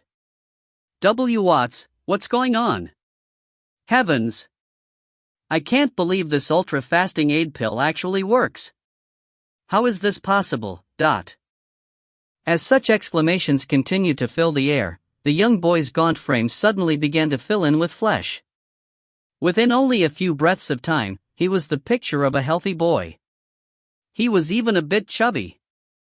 Gasps and cries of astonishment could be heard in all directions. As for the big man who had bought the pill, he was shaking, and his eyes began to shine with shock. Immortal medicine! That's immortal medicine! The man quickly reached out to grab the remaining 2 bottles, but before he could, Bai Xiaochun leveled a cold gaze at him. The man's mind filled with rumbling sounds, and his hand lurched to a halt. As of this moment, a sensation of deadly crisis had filled him, and something inside of him was telling him that if he dared to try to steal the pill bottles, he would be struck dead instantly. "I painstakingly concocted these pills with undying wheatgrass," Bai Xiaochun said coolly. "It's very expensive. I only offered it up for 100 merit points because I knew that nobody would be interested or even trust that they were real. As of this moment, these pills cost 300 merit points each." The big man took a deep breath and said, "Fine, 900 merit points for the first pill plus these 2. Without any hesitation, he pulled out a jade slip and transferred 900 merit points to Bai Xiaochun. Then he grabbed the pills and hurried off. Although everyone else in the crowd wished they could have bought the pills, nobody was able to do anything. That was when Bai Xiaochun cleared his throat and produced 3 more bottles from his bag of holding. In the time it takes an incense stick to burn, he sold 30 ultra-fasting aid pills. Only after all of the pills had been snatched up did he put away his vendor's stand, and then stroll off proudly, hands clasped behind his back. Master God Diviner schemed his way out of the group, but little did he know that Bai Xiaochun could casually come up with 9,000 merit points with almost no effort. The sight of so many merit points in his identity medallion filled his heart with complete satisfaction. "Right now, I'm a red-robed disciple, which means I have to spend 100,000 merit points to become an orange-robed disciple. However, to leave Sky City and fly up to the Rainbow District, I need to become a yellow-robed disciple, which costs 1 million merit points. That's not very much. Feeling very proud of himself, he rubbed his belly and then hurried to a nearby spirit food restaurant. After buying enough food for 5 people, he began to stuff himself, simultaneously contemplating how wonderful life was. Filled to bursting, he returned to his spirit abode and began to concoct more medicine. If you find any errors, ads pop up, ads redirect, broken links, non-standard content, etc., please let us know. Report chapter so we can fix it as soon as possible. Chapter 383, Attracting Attention. Chapter 383, Attracting Attention. As the night wore on, Xiaochun became obsessed with pill concocting in a way that was completely different from before. By the time the sun rose, he had concocted 50 ultra-fasting aid pills, whereupon he hurried out of his spirit abode toward the public square. This time, he had barely set up his vendor stall and put the medicinal pill bottles out before a whole crowd of cultivators had gathered, pushing and shoving in their madness to buy some of the pills. It didn't take long before all 50 of the ultra-fasting aid pills were gone. Xiaochun was completely taken aback. However, after a bit of thought, he realized why the pills sold so quickly. Compared to the outrageously expensive spirit food in the city, the pills were very cheap. Furthermore, they were so effective that no one could possibly be unmoved by them. After some consideration, though, Xiaochun decided not to raise his prices. As far as he was concerned, the inhabitants of the city had things rough as it was, and besides, he was already making a great profit. However, the next day as he was passing by a random shop, he noticed to his astonishment that they had an ultra-fasting aid pill for sale for 3,000 merit points. Upon arriving at the public square, he couldn't even sit down before 8 cultivators rushed over and began fighting over the chance to be first in line. And furthermore, all of them wanted to buy his entire supply of pills. By now, Xiaochun was on guard, and after a bit of observation, came to the realization that these cultivators were all employees of various shops in the East District. Obviously, they wanted to purchase the pills at a low price and then resell them for a profit. Xiaochun was not very pleased at all, and immediately established a new rule governing sales. Each customer could only purchase 1 pill at the normal price. The second pill would be twice as expensive. The same went for the third pill. However, this new rule wasn't very effective. After all, the cultivators in Sky City were most unscrupulous. Xiaochun simply ignored that, though, and continued selling pills for 7 days. By that point, he had accumulated close to 100,000 merit points. Meanwhile, the matter of the ultra-fasting aid pills in the East District had caused quite a commotion. Many people had heard of them, including certain powerful organizations in the city. There were countless such organizations in Sky City, which were essentially gangs of cultivators. The largest and most powerful of them was the Celestial Sky Society, which controlled nearly 80% of the shops. With that monopoly, and the fact that they were backed by a Deva clan, no one ever dared to provoke them. When it came to the East District, there was no single person from the Celestial Sky Society who ran it, but rather, there were 3 of them, all of them famous orange-robed disciples. Currently, they were meeting in a secret location, serious expressions on their faces as they studied an ultra-fasting aid pill. They took turns holding it in their hands and looking at it from all angles. None of them spoke, and a bit of time passed before someone called out greetings from outside of the secret chamber. Standing outside was an old man with a full head of white hair. He was surrounded by a strong medicinal aroma, and as soon as he entered, the 3 orange-robed cultivators rose to their feet and greeting him respectfully. The old man didn't waste any words. Pointing at the ultra-fasting aid pill, he said, "This pill contains 123 different types of medicinal effects. The combination of so many types of effects can lead to infinite variations. I've never seen anything like it in my life. In terms of ingredients, it contains 19 different varieties of medicinal plant, which, when merged together, give rise to those 123 different medicinal effects. If my speculations are correct, a unique concoction method was used to produce the pill. Whoever concocted it might not have overall skill in the Tao of medicine to rival my own, but when it comes to the techniques of mutual augmentation and suppression, he definitely is my superior.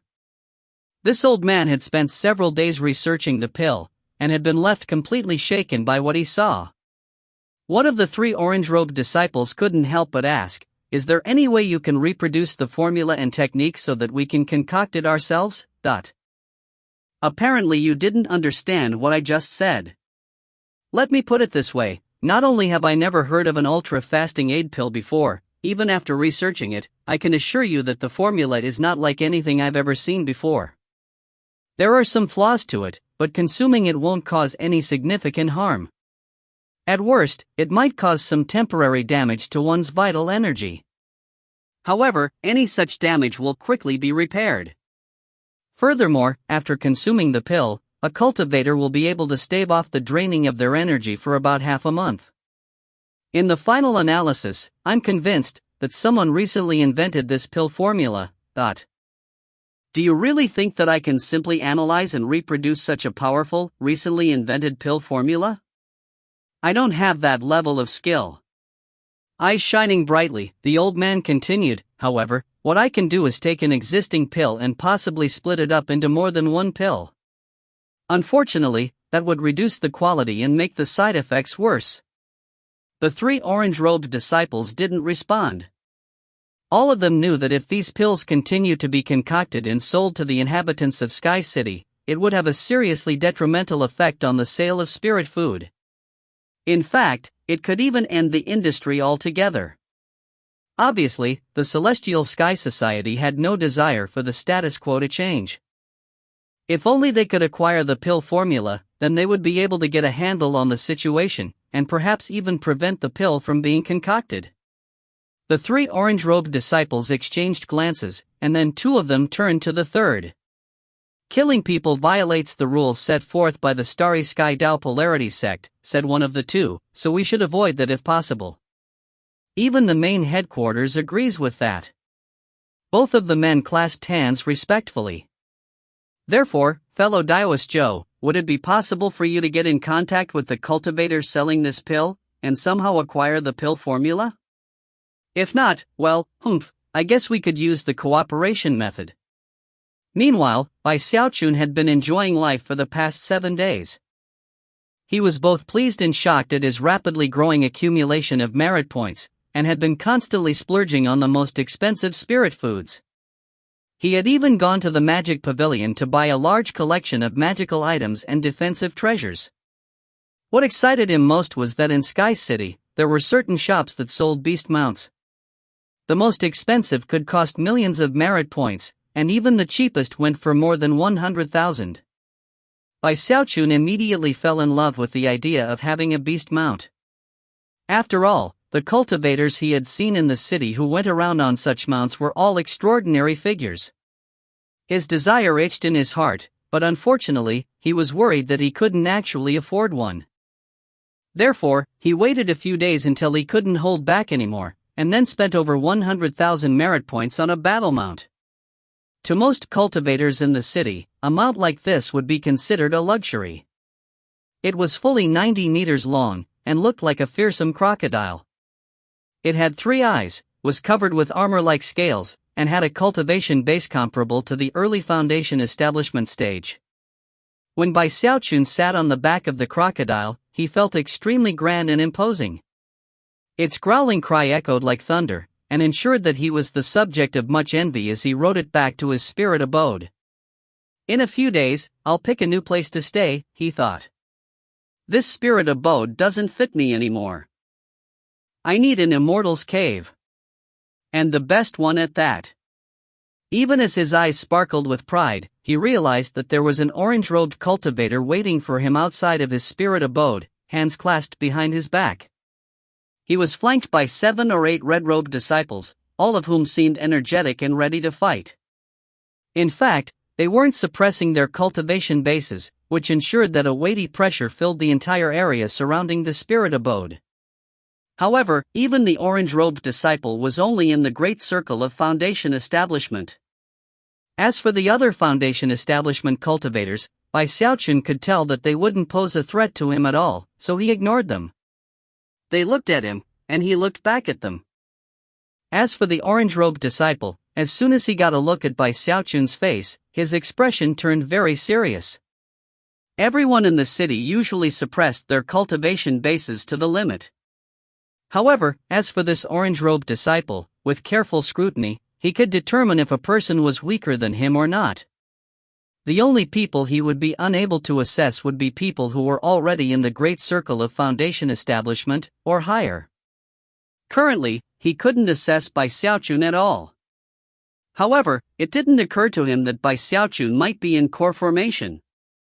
That was because, despite how packed Sky City was, there were actually very few core formation cultivators there. After all, with a gold core cultivation base, it would be a relatively simple thing to go on missions and earn the merit points necessary to be promoted to the Rainbow District. While this might be a problem, the orange-robed cultivator thought, frowning. Despite having run a background check on Bai Xiaochun, he hadn't found any information about him other than his surname. After a moment, he decided that, considering the level of cultivation base he was dealing with, he shouldn't beat around the bush. The ultra-fasting aid pill was too important, and therefore, the best choice in the situation was to start out by trying to cooperate with its maker. His frown turned into a smile. As Bai Xiaochun neared, the orange-robed disciple clasped hands and bowed. "Brother Bai, I presume? I am your humble servant Zhou Tao, a leader of sorts within the Celestial Sky Society. I was hoping to discuss the ultra-fasting aid pill with you. If we cooperate, I think we can make a handsome profit." Translator, Deathblade. Chinese language consultant, ASI aka Beerblade. Editor, GNE. Memes, Logan. Meme archives, Toxin. Transcendent patrons, Taoist Elder N, BLE, Tree 208. AWE Glossary. Xianxiao inspired t-shirts. Hey everyone, I've had a lot of people mention that they don't use Twitter, so I decided to start mirroring my content on other social media. For the most part, the content will be the same as Twitter, so if you already follow me there, then there's no need to follow the other accounts. By the way, the new version of Wuxia World is coming, and I don't think there will be a sidebar with my Twitter feed, so please do follow me somewhere. I post about Chinese fantasy novels, wuxia, xianxia, life in China, stuff about the Chinese language, etc. For those of you who followed my Facebook page a while back, you might remember that it got deleted because I unwittingly violated the Facebook terms and conditions.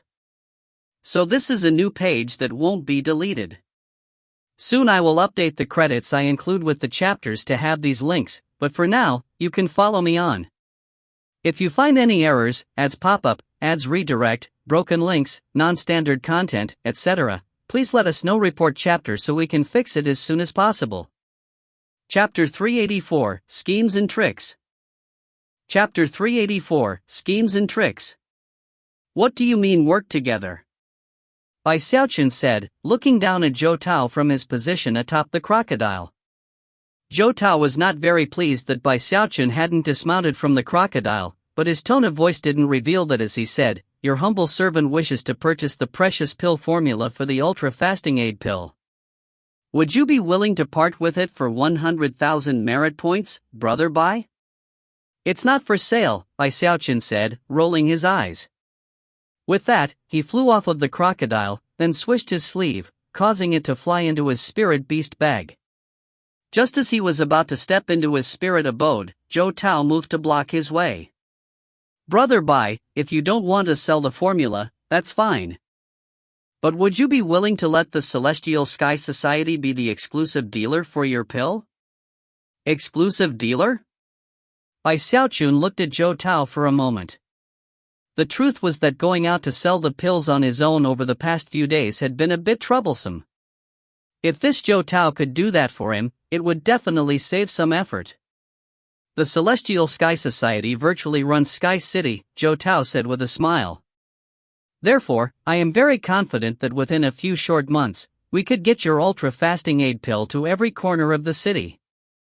By that point, you would be able to make a huge profit without having to do any of the grunt work yourself.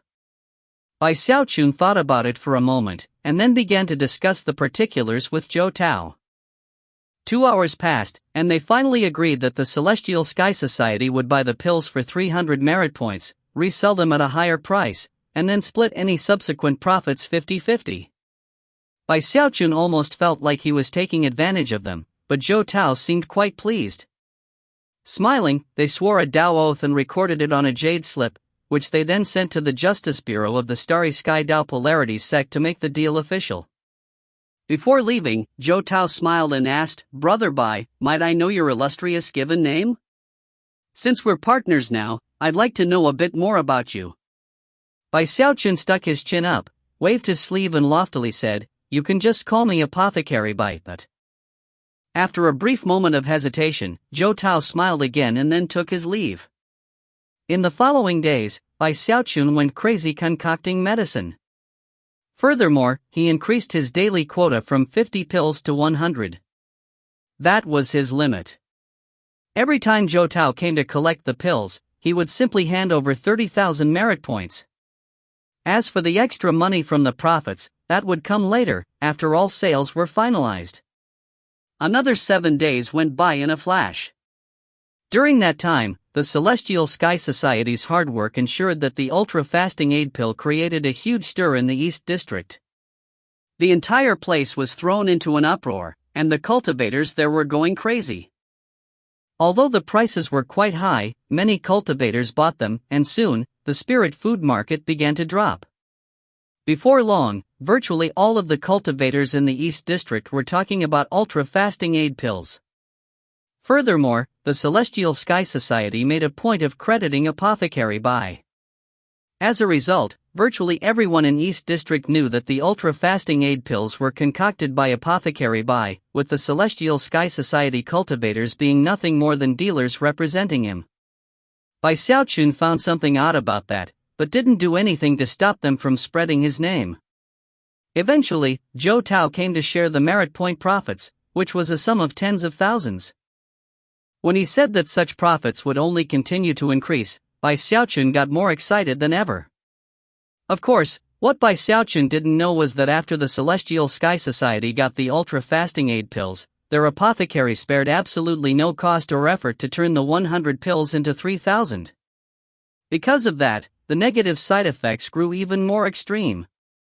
Over the course of the past week, Bai Xiaochun had given them 700 pills, but they had turned that into over 20,000 pills to sell. Furthermore, they didn't just sell them in the East District, they also sent them to the West, South, and North Districts. As for Bai Xiaochun, there was no way for him to catch wind of that in the short time which had passed. For the first time, Bai Xiaochun had more than 200,000 merit points saved up. Excited, he finally decided to spend 100,000 of them to become an orange-robed disciple. The new clothing was very comfortable, and as he went around on his battle beast, he felt extremely grand. With his ultra-fasting aid pill, he could easily dominate everything under heaven. However, even as he proceeded along down the street looking down upon all creation with haughtiness, he suddenly heard someone scream. Shocked, he stood up on his battle beast and craned his neck to see a cultivator off in the distance, writhing on the ground as his flesh rapidly withered up. Before he could even react, more people in the crowd suddenly fell to the ground, screaming as their bodies began to wither. Bai Xiaochun instantly started to get nervous. What's going on? Is the city under attack? He immediately sent his battle beast rushing back toward his spirit abode. Along the way, he was astonished to discover that dozens of people were falling to the ground and withering up. In fact, he even noticed that one of them was a cultivator who had bought his pill in the past. More than ever, he now felt that something strange was going on. Unfortunately, things were only getting started. The next day, even more people in the East District were suddenly struck with incredible, explosive levels of hunger.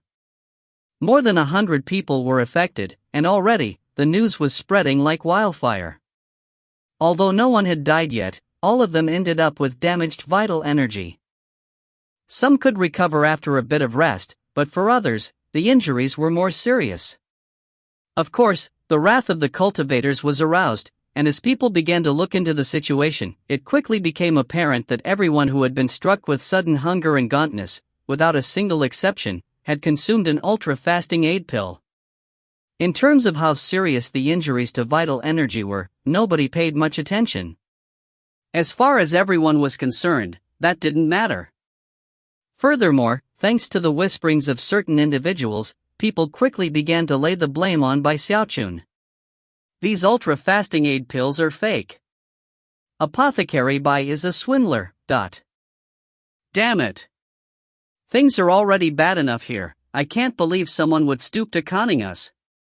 If there weren't strict rules here, I'd personally go and kill Apothecary Bai. More and more people began to fall to the symptoms. As for the friends and family of the victims, as well as the other cultivators who weren't affected, they all began to simmer with rage. Of course, there were people egging them on secretly, attempting to sway public opinion and stoke the fury which was building in the East District. The anger quickly began to transform into killing intent, and despite Bai Xiaochun being a gold core cultivator, this wasn't the river-defying sect. This was the Starry Sky Dao Polarity sect, a place where he was a stranger. Furthermore, he had nobody to protect him, and as such, the rising anger being directed toward him filled him with a sensation of deadly crisis. It soon reached the point where he was nearly scared out of his mind. Thankfully, he had experienced similar situations in the Spirit Stream sect and the Bloodstream sect, so before anything could actually happen, he packed his bags and fled into the night. Now that he was descending from the high of suddenly having so many merit points, it occurred to him that he had been well played by the Celestial Sky Society. Damn you, Celestial Sky Society. I didn't do anything to offend you people. Gritting his teeth, he sped along under the cover of darkness, feeling very sorry for himself, and at the same time, extremely irritated. To have been schemed against and then toyed with in such a matter was a huge loss of face, and the anger in his eyes soon began to burn brightly. Of course, he couldn't bring himself to just flee without getting to the bottom of the situation. Not daring to go confront anyone from the Celestial Sky Society, he found some of the people who had been struck by side effects, and did a bit of research of his own. Soon, he understood the truth. The ultra-fasting aid pills these people consumed were altered. They weren't the pills I gave to the Celestial Sky Society. My pills might have some impurities, but the side effects should have been limited to minor damage to vital energy. Nothing that a bit of rest couldn't fix. Something that minor would be worth it in exchange for half a month without being hungry and having your energy drained. But the Celestial Sky Society changed my spirit medicine and made it far more harmful. They even reduced the effectiveness.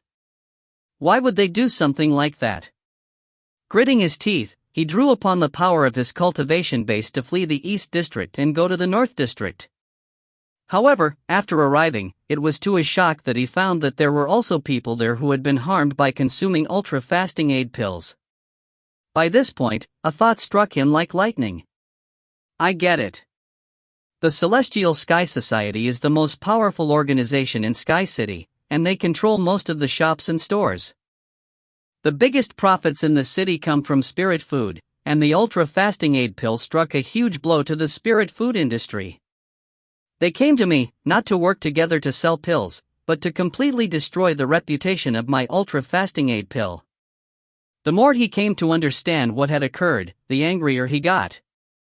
Well, isn't this interesting? They didn't use magic or try to assassinate me, they schemed their way to victory. Well, Bai Xiaochun can play that game too.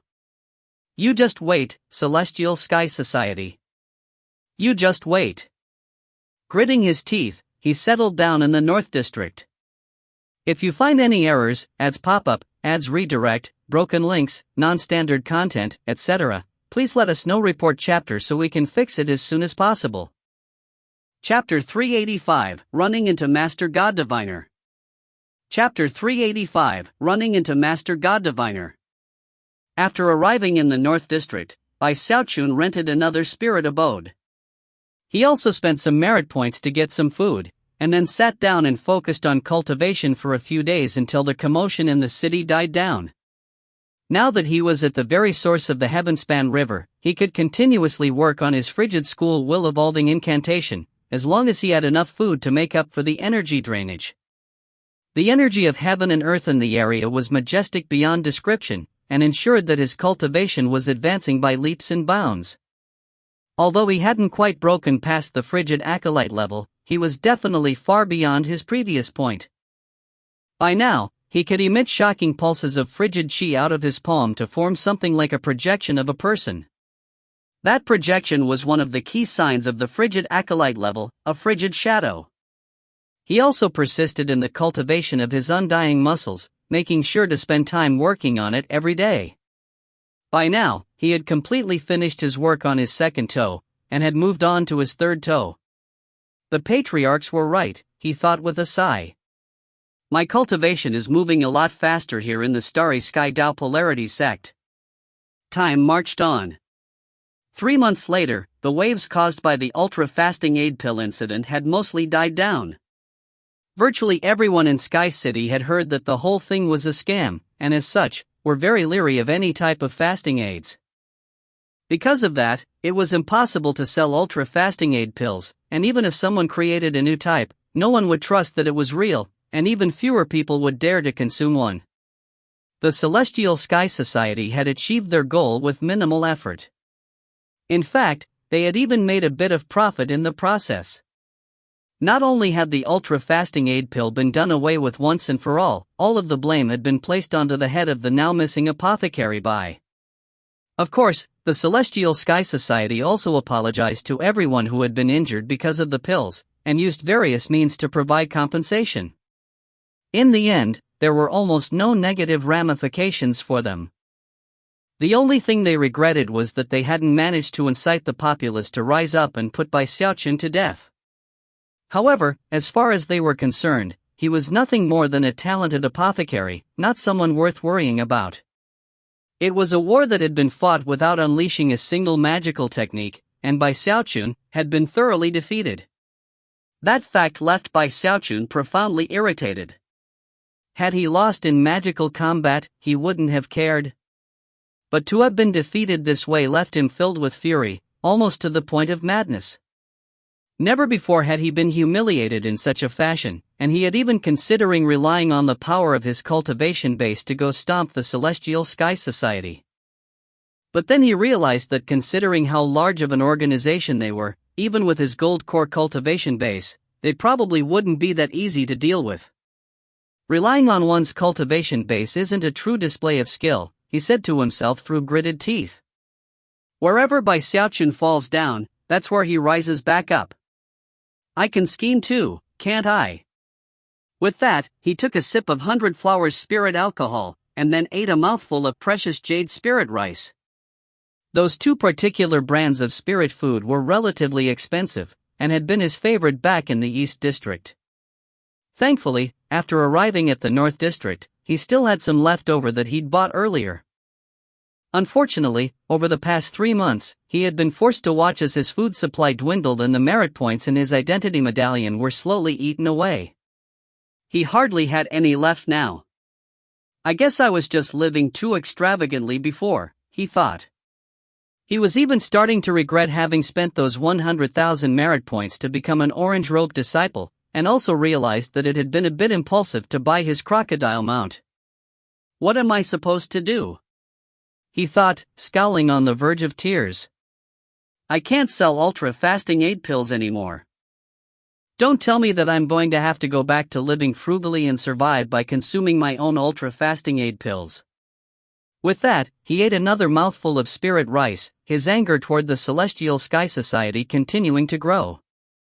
Half a month later, he was on the verge of completely running out of spirit food, and he had almost no merit points left.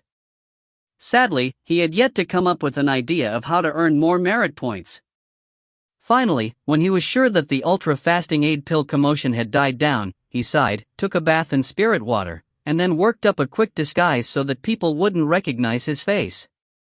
Then he left his spirit abode. I guess I have no choice but to sell my crocodile mount, plus all of those magical items I bought. Probably that jewelry too. Although he was loath to do such a thing, he didn't really have any other choice. After jumping onto his crocodile's back, he thought about how grand he must look with his orange robe. Unfortunately, his bag of holding was virtually completely empty. Thankfully, crocodiles were one of the most common types of mounts in Sky City, so nobody connected the current by Xiaochun to the apothecary by of the East District. As he proceeded along through the North District, quite a few people looked at him with envy and respect. There were even some orange-robed disciples who looked at him that way. After all, only people with lots of money or power could afford battle beast mounts. That, coupled with the glitter of the magical treasures with which he festooned himself, all made him look very impressive. However, such gazes only made by Xiaochun feel worse. After today, he thought dejectedly, nobody is going to look at me like that anymore. Sighing, he decided to parade around the city for a bit longer. It was with great wistfulness that he toured the North District all the way until evening was about to fall. At that point, he gritted his teeth and decided to head to the Spirit Beast Pavilion. Along the way, he passed a certain alley where he happened to notice a familiar cultivator standing there. He was holding a banner in his hand upon which were written 3 characters. Master God Diviner. He was clearly much thinner than he had been when he had parted ways with Bai Xiaochun. His face was waxen and sunken in, his eyes listless. He seemed to be in very bad shape. Few people paid any attention to him as they walked past, and even when he called out to try to drum up business, people simply ignored him. Considering the bleak expression on his face, and his blank stare, it almost looked like his soul had left him. Bai Xiaochun was shocked at his appearance, and immediately felt bad for him. Patting his crocodile mount, he headed over in Master God Diviner's direction. Even before he got near, the crocodile's enormous frame cast a huge shadow over Master God Diviner, who shivered and looked up. The sight that met his eyes was a ferocious 90-meter-long crocodile looming over him. It had armor-like scales that glittered in the evening light, and the breath that escaped its nostrils as it breathed was enough to leave one's mind spinning. Atop the crocodile was Bai Xiaochun, clad in the garments of an orange-robed disciple, looking very grand, surrounded as he was by the glittering light of magical treasures. Master God Diviner was instantly shaken, and his eyes began to shine with unprecedentedly bright light. His experiences during the past few months had left him with a keen understanding regarding people like this. They were like chosen in Sky City, people with tens of thousands of merit points at their disposal, many of whom were very close to becoming yellow-robed disciples. They were the truly powerful figures in the city, people whom Master God Diviner had come to envy and look up to during the past months. As of this moment, his excitement was building at the prospect of getting a client like this. Eyes sparkling, he straightened out his robe and then clasped hands and bowed. "Brother, please wait a moment. I am your humble servant Master God Diviner, and if possible, would like to speak a word with you." Bai Xiaochun blinked a few times, then remembered that he was in disguise. Therefore, he pretended to think about the matter for a moment before finally voicing his assent. Master God Diviner was so excited that he was trembling. The truth was that he hadn't even prepared any words to say in a situation like this. The mere fact that someone had agreed to listen to him left his eyes brimming with tears of excitement. Mustering his courage, he told himself, "Master God Diviner, Master God Diviner. You definitely have to please this fellow. Look at how impressive he is. If you make him happy, the merit points will surely come flowing in. Furthermore, you might even be able to convince him to take you on as a permanent diviner." With that, he put a serious expression on his face and then performed a double-handed incantation gesture, then peered at Bai Xiaochun as if to look into his future. Soon, powerful fluctuations began to roll off of him, making him look quite imposing. However, a moment later, his eyes widened, and he began to tremble. No, it can't be. This can't be right. Why are my divinations showing me him? Hold on, let me start over. By this point he was breathing heavily, and a look of complete incredulity could be seen on his face. He quickly performed another double-handed incantation gesture, after which his eyes grew even wider. he almost looked like he had seen a ghost. You're. A strange expression could be seen on Bai Xiaochun's face as he looked down at Master God Diviner from his position on the crocodile. Obviously, Master God Diviner had deduced his true identity, which was no surprise considering that he did have some skill with divination. After all, he had divine information about Bai Xiaochun back in the Bloodstream sect days, and had always been fairly accurate. How did you get yourself in such a bad situation, Master Snort? Bai Xiaochun said. I mean, I thought I had it bad, but obviously, you have it way worse than me. Bai Xiaochun. Master God Diviner felt like he had just been struck by lightning. Trembling, he staggered backward. When he had performed the divination just now, what he had seen had been almost impossible to believe. Now that he recognized Bai Xiaochun's voice, he was left reeling in shock. Bai Xiaochun felt quite pleased to see Master God Diviner reacting in such a way.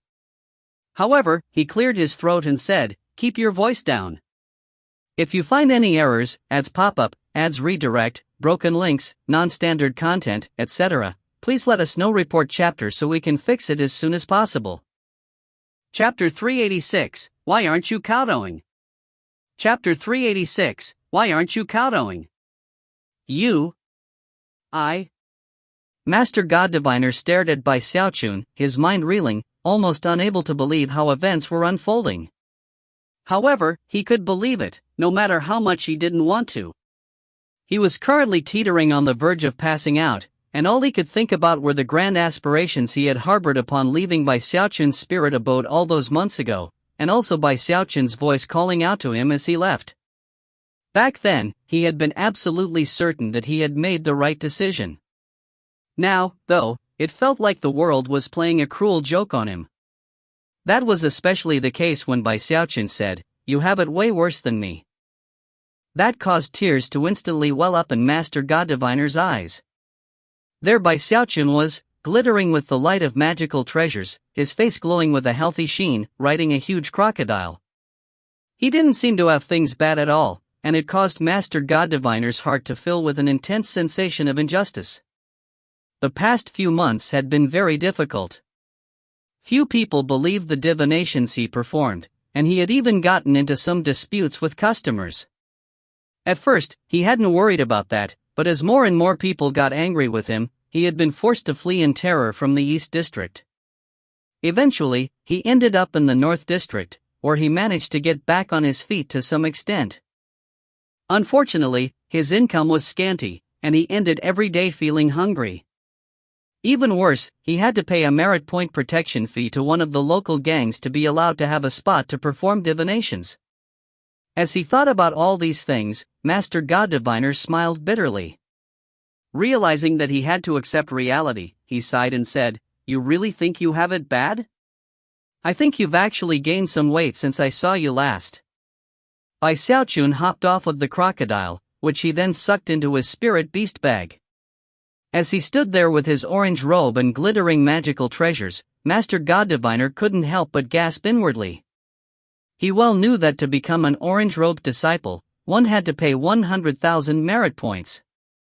Plus, a crocodile mount like the one Bai Xiaochun had would cost about the same. After all, Master God Diviner had even enviously passed through the Spirit Beast Pavilion before. "Oh, I have it bad all right," Bai Xiaochun said sadly, "let me tell you. AI. It's been 2 meals now since I've had any precious jade spirit rice, and a whole day since I ran out of 100 Flowers spirit alcohol. Plus, I haven't bathed in spirit water for nearly half a day. Look, I even smell a bit sweaty. I can't believe I've gotten so poor." Everything he had just said was true. After all, his life in the East District had been one of luxury and excess. Now that he was in the North District, everything was different, and he couldn't help but feel irritated about that. Master God Diviner's eyes glazed over. The mere words "precious jade spirit rice" left his heart trembling. Spirit rice like that was something he had only heard about, and had never even been able to smell, let alone taste. It was incredibly expensive, and it had once been his dream to try some. And yet hereby Xiaochun was saying that he had gone 2 meals without eating any. And then there was 100 flowers spirit alcohol. That sent Master God Diviner even further in the direction of madness. That was the most expensive types of alcohol available in the city, and among his current circle of friends, being able to even drink a mouthful would have made him the subject of envy and jealousy. And yet hereby Xiaochun was saying that he hadn't had any for a day. That implied that he normally drank it on a daily basis. And when bathing in spirit water was mentioned, tears began to stream down Master God Diviner's face. A mere glance at Bai Xiaochun's skin confirmed that it was glossy and imbued with spiritual energy. That wasn't from his cultivation base, it was caused by the special properties of the spirit water in the Starry Sky Tao Polarity sect. Such water left the body with a layer of natural protection that was mysterious and profound, to say the least. However, such protection was definitely a luxury. If one went for 5 days or more without bathing in spirit water, it would naturally fade away. Master God Diviner stared at Bai Xiaochun, eyes glistening miserably. Junior Patriarch. Ah, whatever, Bai Xiaochun said, waving his hand in grandly dismissive fashion. I brought you here with me, didn't I? Therefore, I'm responsible for you. You might have mercilessly dumped me early on, but I'm a magnanimous person. From now on, you stick with me, all right? Master God Diviner immediately began to tremble. The truth was that he would have stuck with Bai Xiaochun even if Bai Xiaochun tried to drive him away. He had already resolved to swear an oath to follow Bai Xiaochun even if it meant following him into death. Many thanks, Junior Patriarch. From the excited way he put his banner and table away, it was clear that he felt no attachment to his vendor spot. Hurrying to follow Bai Xiaochun, he said, So, Junior Patriarch, where are we going? Bai Xiaochun hesitated for a moment, but then decided to simply tell the truth. Let's go to the spirit bias. However, before he could finish speaking, 3 beams of light sped toward them. Apparently, these 3 people had noticed Master God Diviner getting ready to leave, and were now attempting to intercept him. 3 cultivators landed in front of Master God Diviner, one of them a middle-aged man with a cultivation base in the Great Circle of Foundation Establishment. Leaving early because you got a new customer, Master God Diviner? He said. Very well, at least pay your daily fee before leaving. The man's eyes flashed like lightning, and although he wasn't exactly fat, neither was he skinny, and he wore an orange robe just like Bai Xiaochun's. Obviously, he lived a fairly comfortable life here in Sky City. Glancing at Bai Xiaochun, he looked back at Master God Diviner, a false smile stretching out across his face. Master God Diviner's face fell. These 3 were by no means strangers to him, they came from the group that controlled this area. They and a few dozen other cultivators that made up the gang forced all of the vendor stalls in the area to pay a protection fee for the right to do business. Master God Diviner was clearly embarrassed, and didn't want Bai Xiaochun to see him in such a situation. Lowering his voice, he said, I didn't do any business today. How about tomorrow?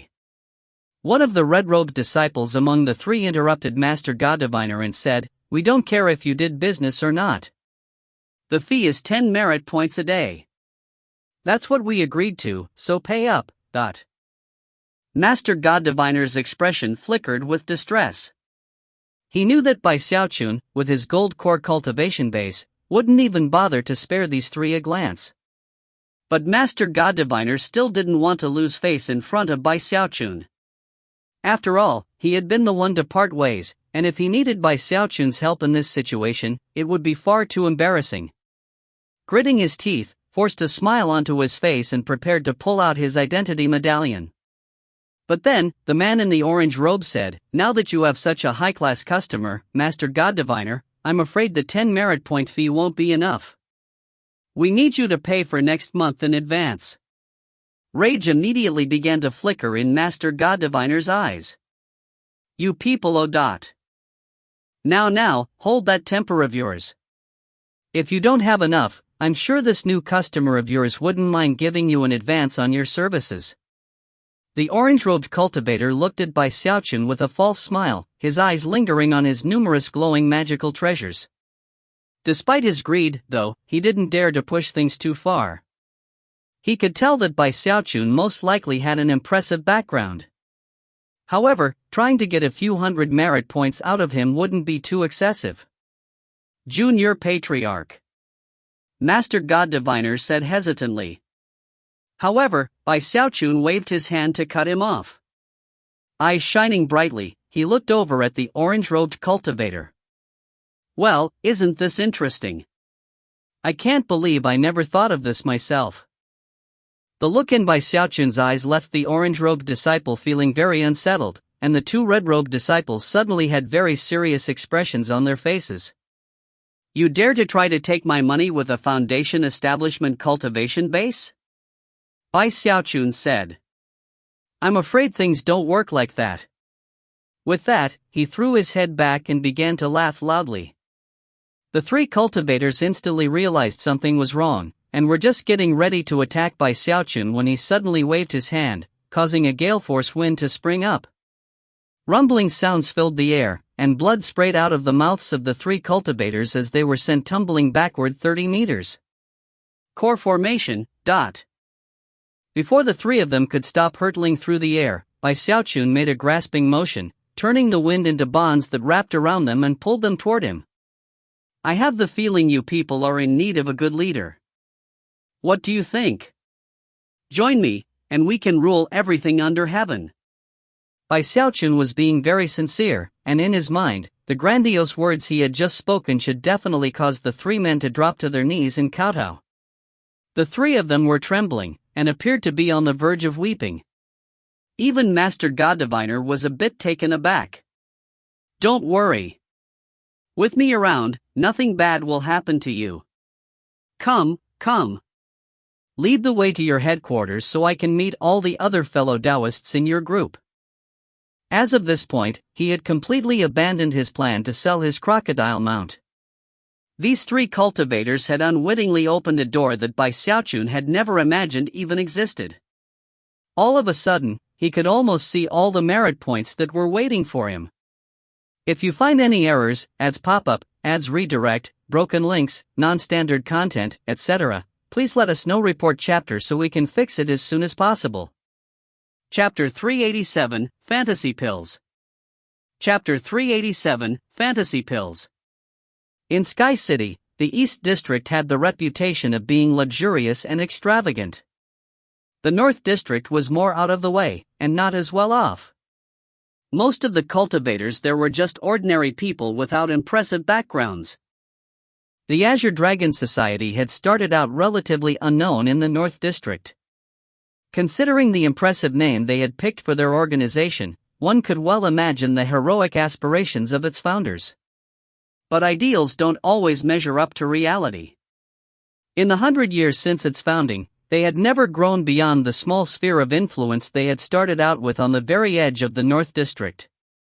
Luckily, the headquarters of the Azure Dragon Society happened to be an immortal's cave, and not a spirit abode. It even had a courtyard with a fountain. Unfortunately, the courtyard was overrun with weeds, and the fountain had long since dried up, but the place was good enough for a small organization like the Azure Dragon Society. The Azure Dragon Society only had about 30 members, and made their living from protection fees and selling spirit medicines that the Starry Sky Tao Polarity sect neither prohibited nor endorsed. Although they couldn't count as being rich, they at least had it better off than average cultivators. Over their 100-year history, 8 of their number had already become yellow-robed disciples. The most successful of all was one of the original founders, who was now in the early gold core stage and lived in the Rainbow District. For old time's sake, and to keep the organization going, he occasionally came back to offer some support and assistance. However, it wasn't a simple thing to return to Sky City, so such visits were somewhat of a rarity. Therefore, the moment Bai Xiaochun walked through the door of the Azure Dragon Society with his gold core cultivation base, he was the new leader. After Bai Xiaochun and Master God Diviner entered the Immortal's cave, booms and bangs began to ring out. Then everything went silent. Moments later, people began to call out greetings. Greetings, boss. Bai Xiaochun sat down proudly in the seat of honor, Master God Diviner standing next to him with a somber expression on his face. Everyone else in the room was bruised and battered as they kowtowed, expressions of fear filling their eyes. With the exception of Bai Xiaochun, everyone present was in the foundation establishment stage. The orange-robed disciples, including the one Bai Xiaochun had met earlier, both had bitter expressions on their faces. Smacking the arm of the chair, Bai Xiaochun raised his voice and said, "We're all brothers here. Don't worry. Now that I'm in charge, we're going to take over Sky City." The 30 members of the Azure Dragon Society exchanged awkward glances, but none of them dared to say a word. To Bai Xiaochun's pleasure, they simply bowed their heads. With that, he toured the Immortal's Cave, picking the largest room for himself, where he sat down to practice some cultivation. As time progressed, he was coming to find that he was getting used to the strong spiritual power and energy drainage in the Starry Sky Dao Polarity sect, and because of that, his cultivation speed only continued to increase. For example, his undying muscles were making rapid progress. As for Master God Diviner, he didn't have any feelings toward the Azure Dragon Society, either negative or positive. However, he already felt like he was somewhat in a leadership position, so while Bai Xiaochun was in secluded meditation, he took it upon himself to audit the Azure Dragon Society's account books. He also collected and organized all of the loose merit points. The Azure Dragon Society cultivators weren't happy about that, but didn't dare to say anything. Nor was there anything they could do about it. Bai Xiaochun was a gold core cultivator, and was like an enormous mountain that they could do nothing to contend with. All they could do was accept the situation. In fact, some of them hoped that having a gold core cultivator as their boss might put them on the path to a new and better lifestyle. However, such hopes and dreams gradually faded as time passed. Half a month went by, during which Bai Xiaochun never came out of his room and never did anything. However, considering the income of the Azure Dragon Society, all they had to do was be a bit frugal, and the addition of 2 new members didn't cause much trouble. Unfortunately, Bai Xiaochun did have a very big appetite, and also demanded the best quality food. He even required plenty of spirit water to bathe in every day. Because of that, anger began to fester in the hearts of the Azure Dragon Society. After an entire month went by, even Master God Diviner was reaching the limits of his patience. Since he was in charge of accounts now, he could see with his own eyes that the Azure Dragon Society's merit points were rapidly dwindling. Eventually, Master God Diviner led all of the cultivators to Bai Xiaochun, who was currently in the middle of eating his spirit chicken. Weeping, they began to explain their woes. "Boss, please spare us. Our meager profits aren't enough to fill your appetite, sir. This isn't going to work long-term, boss. With expenses like these, the Azure Dragon Society is going to have to sell our Immortal's Cave within a few days at most." Even Master God Diviner chimed in to voice his frustration. Bai Xiaochun immediately felt bad. He had lived so extravagantly in the East District that his current lifestyle seemed like a big step down. However, to others, he seemed to be living in the lap of luxury. Even worse, he had made significant progress in his cultivation of his undying muscles, which caused his energy to be drained at a much higher rate than before. He had tried using some ultra-fasting aid pills, but that could only help on a superficial level. The truth was that he hadn't even realized that he was eating more food than usual. Considering how small the Azure Dragon Society was, he had already emptied their storerooms. The orange-robed cultivator that Bai Xiaochun had met in the very beginning looked tearfully at him and said, "Please, boss, let us off the hook. We've already cut back on food this past month. We increased protection fees and the prices we charge for our fantasy pills, but even with that, we're not making enough money to get enough food to eat." Bai Xiaochun cleared his throat in embarrassment. During his month of secluded meditation, he had completely forgotten about the grand words he had spoken about leading them to take over new territory when he first took over the Azure Dragon Society. "Wait," he said, "what are these fantasy pills you just mentioned?" "Ha? Oh.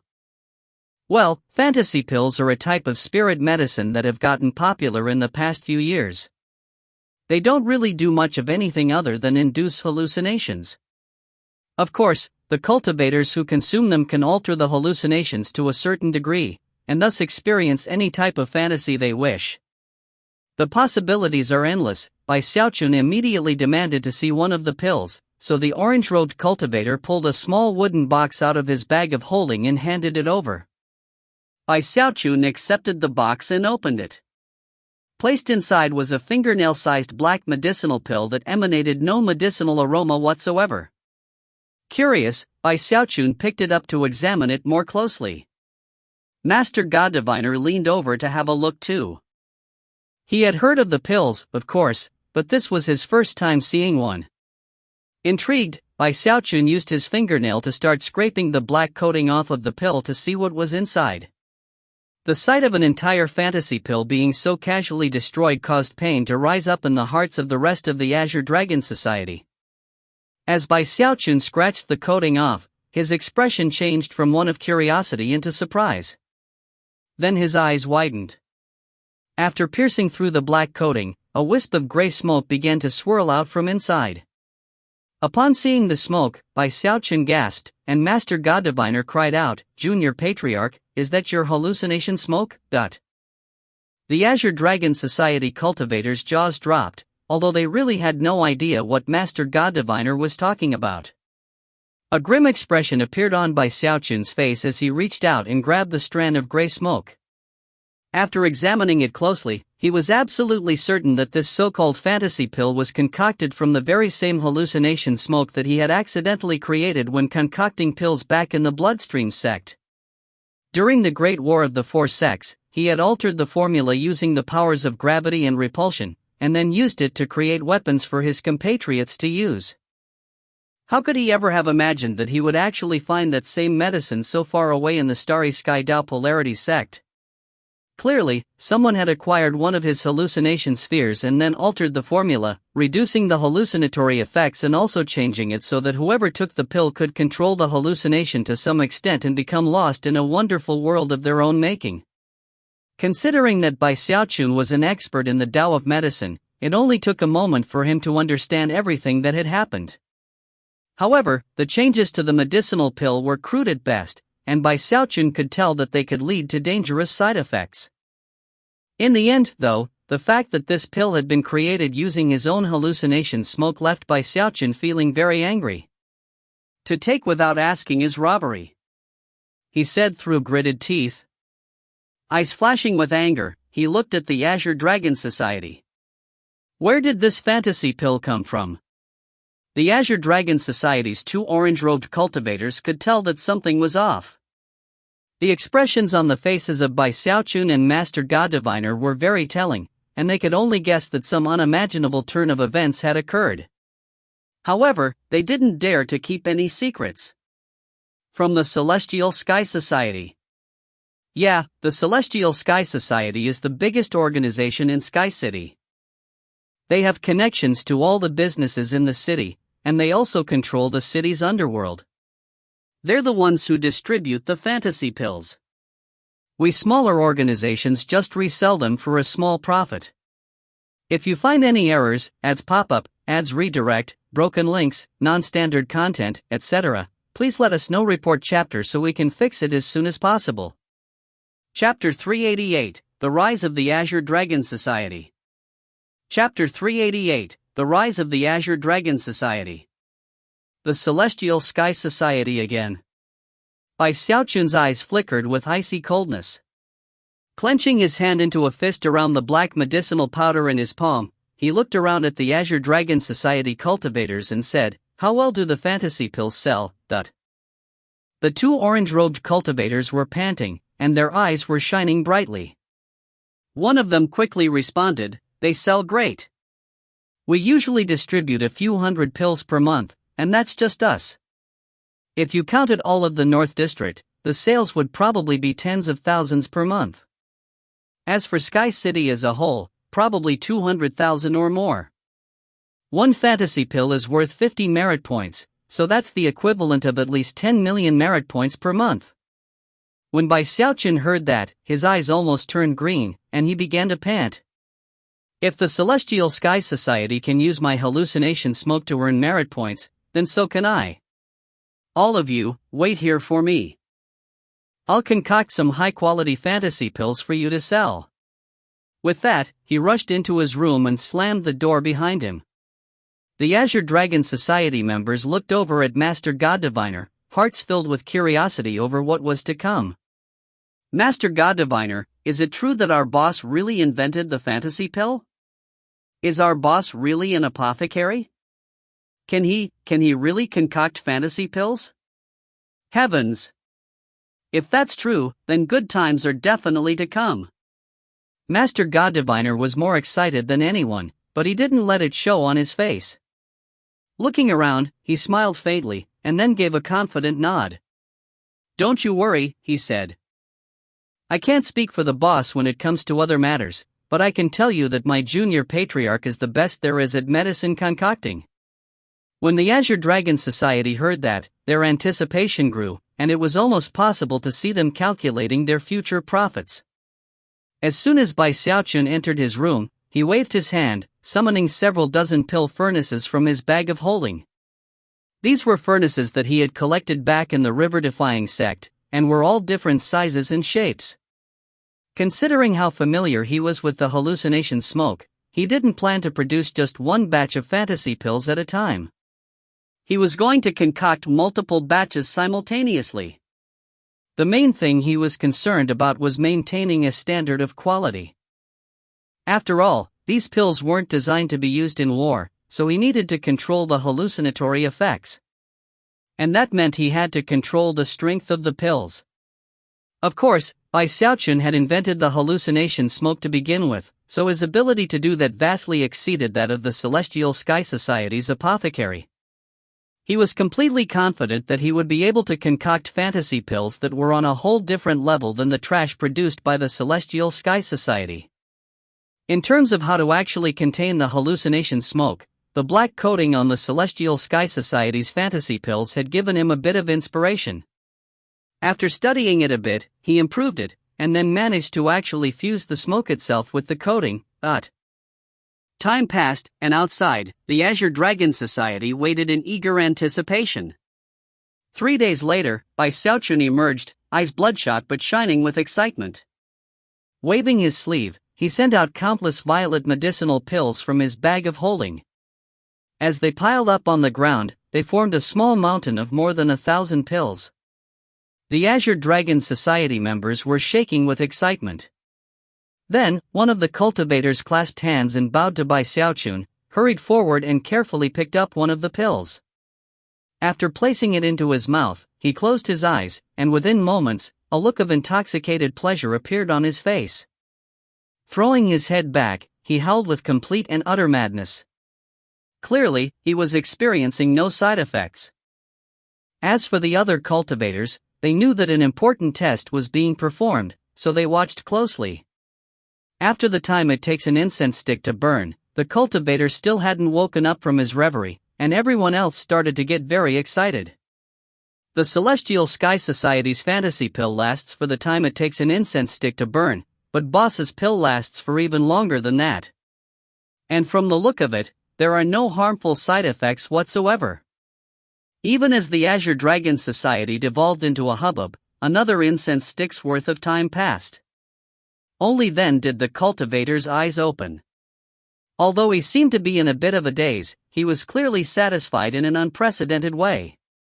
After a long moment passed, he regained his senses. Trembling, he said, the hallucination was much more realistic than the fantasy pills from the Celestial Sky Society. And easier to manipulate. In fact, after a certain point, I completely lost myself. I didn't need to control the hallucination at all, it did everything I wanted. How pure! How unadulterated! This is what a fantasy pill is supposed to be like. The rest of the Azure Dragon Society grew even more excited. Panting, the cultivators looked at the pile of fantasy pills and realized that it was essentially a huge pile of merit points. One of the orange-robed cultivators excitedly said, "Boss, if you let us sell these fantasy pills, we can clear the stock in 2 months at the most." As of this moment, Bai Xiaochun truly was like nobility to these cultivators, a grand figure who existed on a different level than them. Bai Xiaochun was tired, but looked excited, and was clearly pleased with the quality of the fantasy pills he had concocted. Looking at Master God Diviner, he said, "For now, steer clear of the Celestial Sky Society. When the time comes to butt heads with them, I don't just want a little scuffle." Master God Diviner saw the gleam in Bai Xiaochun's eyes, and after a moment of thought, nodded. In recent days, he had made some inquiries of his own, and had heard stories of Apothecary Bai from the East District, and the methods the Celestial Sky Society had used in dealing with his ultra-fasting aid pill. His information had left him 90% that Bai Xiaochun and Apothecary Bai were one and the same. As of now, he was completely convinced, and also understood why Bai Xiaochun had disguised his appearance. In fact, he still hadn't even revealed his name to the Azure Dragon Society. Celestial Sky Society. Master God Diviner thought, his eyes narrowing. Almost immediately, countless nefarious plans sprang up in his mind, which he began to explain to the rest of the Azure Dragon Society. Bai Xiaochun remained off to the side, completely satisfied with Master God Diviner's performance. With Master God Diviner at his side, he didn't feel like a lone wolf anymore. At this point, he suddenly thought about Su Baokai and the others. If only the rest of you merciless betrayers could turn over a new leaf. I can't believe you just abandoned me. Depressed, he went back to his room to practice cultivation. After Master God Diviner finished explaining all of his plans, the Azure Dragon Society went to work. They even got their friends and family involved in selling the fantasy pills. Considering that the Azure Dragon Society had been around for more than 100 years, they had good relations with many of the other small organizations in the North District. As such, the fantasy pill sales started out with a bang. Most of the merit points they earned were spent on recruitment efforts. Life was hard in Sky City, so as long as enough merit points were offered, there would be no shortage of people willing to join up. Bai Xiaochun had plenty to keep him busy. To keep up with demand, he had to concoct more and more fantasy pills, until he was concocting them in batches of 50 at a time. With the fantasy pills to support them, the Azure Dragon Society was able to fully call upon its 100 years of connections in history. With the help of Master God Diviner's plans and schemes, their numbers grew in shockingly rapid fashion. As their territory expanded, cultivators came constantly, hoping to join. Fantasy pill sales skyrocketed, until all of the North District was shaken. Because of how Vice Boss Master God Diviner had arranged everything, the Celestial Sky Society still hadn't noticed what was happening. Although only half a month had passed so far, that half month had seen heaven shaking, earth-toppling changes for the Azure Dragon Society. Eventually, the Celestial Sky Society finally took note of what was happening. 10 days after that, it had been a full month since the Azure Dragon Society began their big expansion. They had reinvested all of the merit points into their growth plans, and Bai Xiaochun had even decided to go all in by selling his crocodile mount to help out. By that point, the Azure Dragon Society had over 1,000 members. In Sky City, that didn't really count as anything amazing in terms of membership, but it was big enough that it was a cause for concern for the Celestial Sky Society. Unfortunately, the Azure Dragon Society was large enough now that using force on them wasn't an option. If any fighting broke out, they might end up breaking the rules of the Starry Sky Dao Polarity sect. Not even the Celestial Sky Society dared to push things too far when it came to the official rules of the sect. Bai Xiaochun was getting better and better at concocting the fantasy pills. In fact, sometimes he just set the pill furnaces up and then had Master God Diviner watch over them until they were ready to be completed. With more spare time on his hands, Bai Xiaochun was able to focus more easily on cultivation. At the same time, he had returned to his previous extravagant lifestyle. However, he no longer ate the precious jade spirit rice. Instead, he favored Heavenspan spirit rice, which was prepared by a special method using Heavenspan river water. It was the same with the alcohol, he only consumed the best. He had a new mount, too, a blue-eyed Qilin lizard. Whenever he went out on that mount, flanked by 100 followers, he made a very impressive sight. Time passed. 2 more months went by, and not only did the Azure Dragon Society continue to grow, they had expanded their influence into 3 of the other districts, ensuring that their fantasy pill sales only continued to increase. Simultaneously, the Celestial Sky Society's fantasy pill sales were dropping significantly. After all, the 2 pills were on completely different levels. Bai Xiaochun's life was getting better and better. If you find any errors, ads pop up, ads redirect, broken links, non-standard content, etc., please let us know. Report chapter so we can fix it as soon as possible. Chapter 389, People Can Live Like This?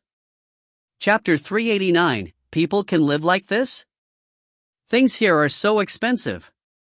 That was by Xiaochun a year ago, when he first arrived in Sky City. Hey, this looks pretty nice.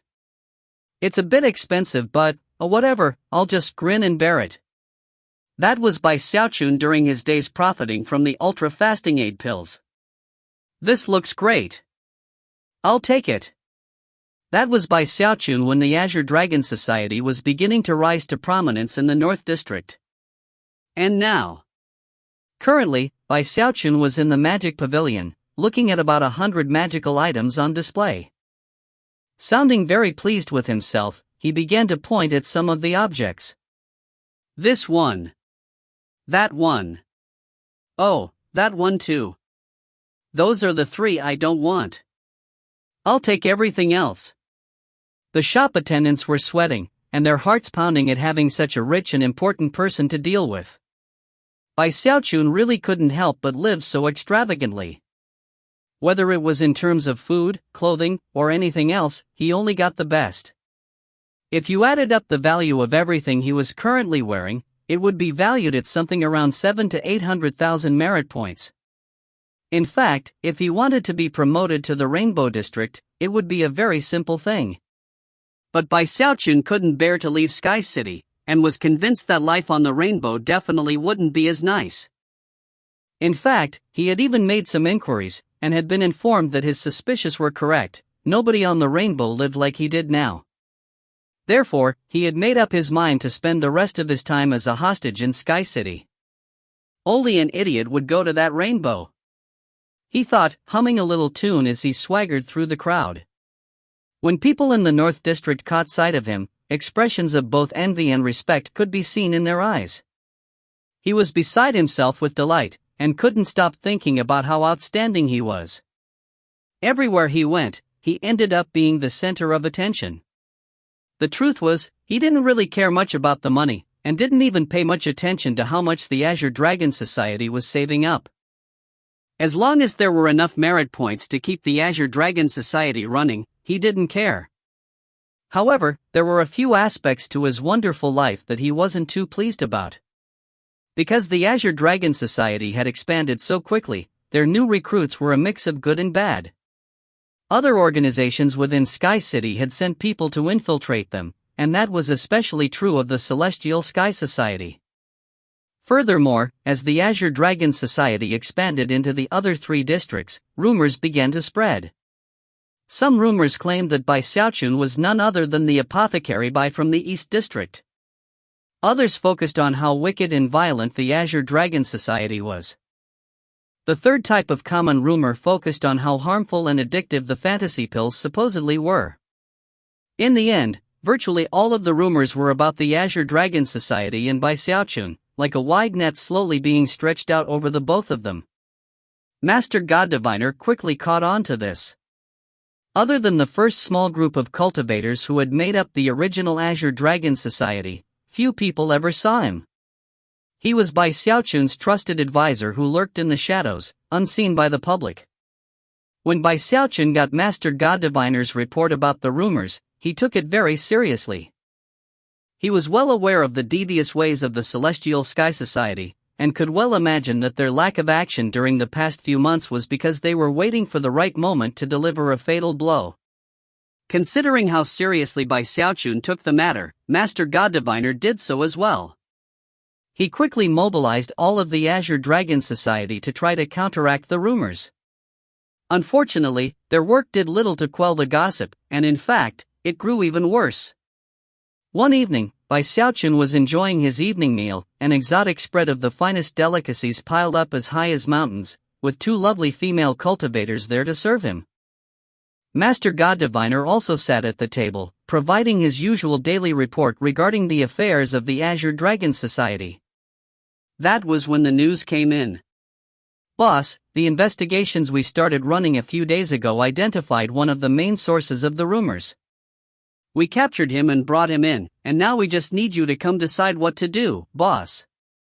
Xiaochun grunted in acknowledgement as he continued to munch on the chicken leg he had just picked up. Master God Diviner smacked his hand down onto the table and gave a cold harumph. Bring him here. Let's see who it is that had the gall to stir up trouble for us. Before long, shrill shrieks of terror could be heard, drawing closer and closer to the room where Xiaochun and Master God Diviner were eating dinner. Fellow Taoists of the Azure Dragon Society, spare me. I'm sorry, really, I'm truly sorry. The shrieking grew louder and louder as two burly Azure Dragon Society cultivators dragged a young man with disheveled hair into the room. The young man didn't struggle at all as the two burly cultivators forced him onto his knees. Not daring to look up, he continued to whimper and cry for mercy. Spare me, Boss Azure Dragon. I'm sorry, sir, really, I won't ever dare to do it again. I was a fool to work for the Celestial Sky Society. Please, forgive me, Boss Azure Dragon. The young man's wails were truly inspiring of pity. However, as the young man prattled on, Xiaochun stopped gnawing on the chicken leg and looked closer at him. Next to him, Master God Diviner's eyes widened. Then, the two of them exchanged a glance. Both of them had simultaneously realized that, unexpectedly, the young cultivator begging for mercy was Su Baokai. He had been beaten up, his nose swollen and his hair completely disheveled. His voice was hoarse, and he still hadn't even dared to lift his head. A strange expression appeared on Xiaochun's face. Clearing his throat, he finished the chicken leg and then suddenly yelled, Su Baokai. Su Baokai had been kneeling there with his head bowed. In response to Xiaochun's sudden outburst, he screamed and prepared to continue begging for mercy. However, the voice from just now seemed very familiar, and without even thinking about it, he looked up, to find an unfamiliar face behind the mounds of exquisite delicacies on the table. The other face at the table was not unfamiliar, though. Shocked, he realized that the second person sitting there was Master God Diviner. Su Baocai's jaw dropped, and a blank expression filled his eyes. In that moment, the unfamiliar face suddenly blurred, and then, he was looking at a face that was anything but unfamiliar. Su Baocai's mind was spinning, and a look of complete and utter incredulity could be seen on his face. "Bye," he shrieked. However, before he could finish his sentence, a chicken leg shot through the air and entered his mouth. Coughing dryly, Xiaochun smiled and said, "How did you get yourself in such a bad situation, Su Baokai? I mean, I thought I had it bad, but obviously, you have it way worse than me, After seeing Xiaochun's reaction, the two men holding Su Baokai released him.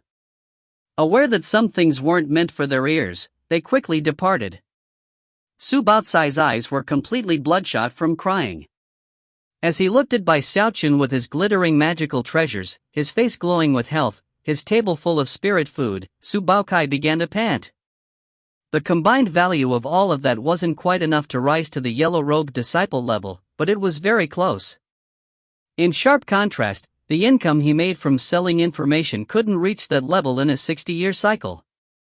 Furthermore, the fact that Xiaochun was now Boss Azure Dragon was completely mind-blowing, to the point where tears began to leak out of his eyes.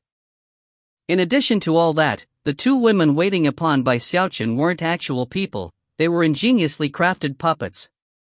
Su Baokai trembled at that. Such lifelike puppets were astronomically expensive. Su Baokai also couldn't help but notice all of the glittering magical treasures that Master God Diviner was wearing, and how his cultivation base fluctuations were clearly at a higher level than the last time they had met. Much to Su Baocai's bitterness, Master God Diviner was obviously getting very close to core formation. By now, he was filled with deep and utter regret regarding his earlier decision to leave the group. As he thought back to the rough and bitter days he had experienced trying to gather and sell information, he almost couldn't believe he had been so arrogant. Furthermore, how could he have missed the fact that Bai Xiaochun had become the boss of the Azure Dragon Society? The mere thought of how leaving Bai Xiaochun had caused him to lose out on this incredible opportunity left him extremely bitter. "Junior Patriarch, I really messed up," he said, staring up piteously at Bai Xiaochun. As of this moment, he had decided in his heart that he would stick with Bai Xiaochun no matter what, even if he tried to drive him away. "Ah, whatever," Bai Xiaochun said, waving his hand in grandly dismissive fashion. "I brought you here with me, didn't I? Therefore, I'm responsible for you. You might have mercilessly dumped me early on, but I'm a magnanimous person. From now on, you stick with me, alright? Tears of gratitude immediately began to pour down Su Baocai's face. As for Master God Diviner, he cleared his throat awkwardly. After all, the words Bai Xiaochun had just uttered sound quite familiar to him. "It's getting late," Bai Xiaochun said, "so why don't you go rest up? Tomorrow we can reminisce a bit about old times." Having finished eating, Bai Xiaochun waved his hand, and one of the serving girls came over to wipe his mouth with a handkerchief. Sighing, he stuck his chin up and looked at the girl, then said, "Let's go. Carry me over to my pill concocting station." The two serving girls picked Bai Xiaochun up and floated away. He didn't even need to walk at this point. Master God Diviner quickly rose to his feet, clasped hands, and bowed. Then, in a voice which sounded well rehearsed, said, "Farewell, M-Lord." This display left Su Baocai shocked into stupefaction. How could he ever have imagined that life could be lived in such a way? If you find any errors, ads pop up, ads redirect, broken links, non-standard content, etc., please let us know. Report chapter so we can fix it as soon as possible. Chapter 390, Kidnapped by Xiaochun. Chapter 390, Kidnapped by Xiaochun. "I want to live like this too." Su Baocai wailed inwardly as he watched Bai Xiaochun leave. A moment later, Master God Diviner rose from his bow, cleared his throat, and said, "Brother Su, it's been a few months. How did you end up in such a bad situation?" Su Baocai's wrath was immediately aroused. After all, it had been the goading of Master God Diviner that had convinced him to leave Bai Xiaochun to begin with. However, he knew that now was not the time to give voice to his anger. All he could do was put a bitter expression on his face and curse Master God Diviner inwardly. Master God Diviner actually felt a bit bad. Sighing, he said, "Don't blame me for all this. Even I had no idea that our junior patriarch would rise to such shocking heights. In Sky City, not everything depends on cultivation base, you know." With that, Master God Diviner arranged for a place for Su Baocai to stay, and even gave him some merit points as pocket money.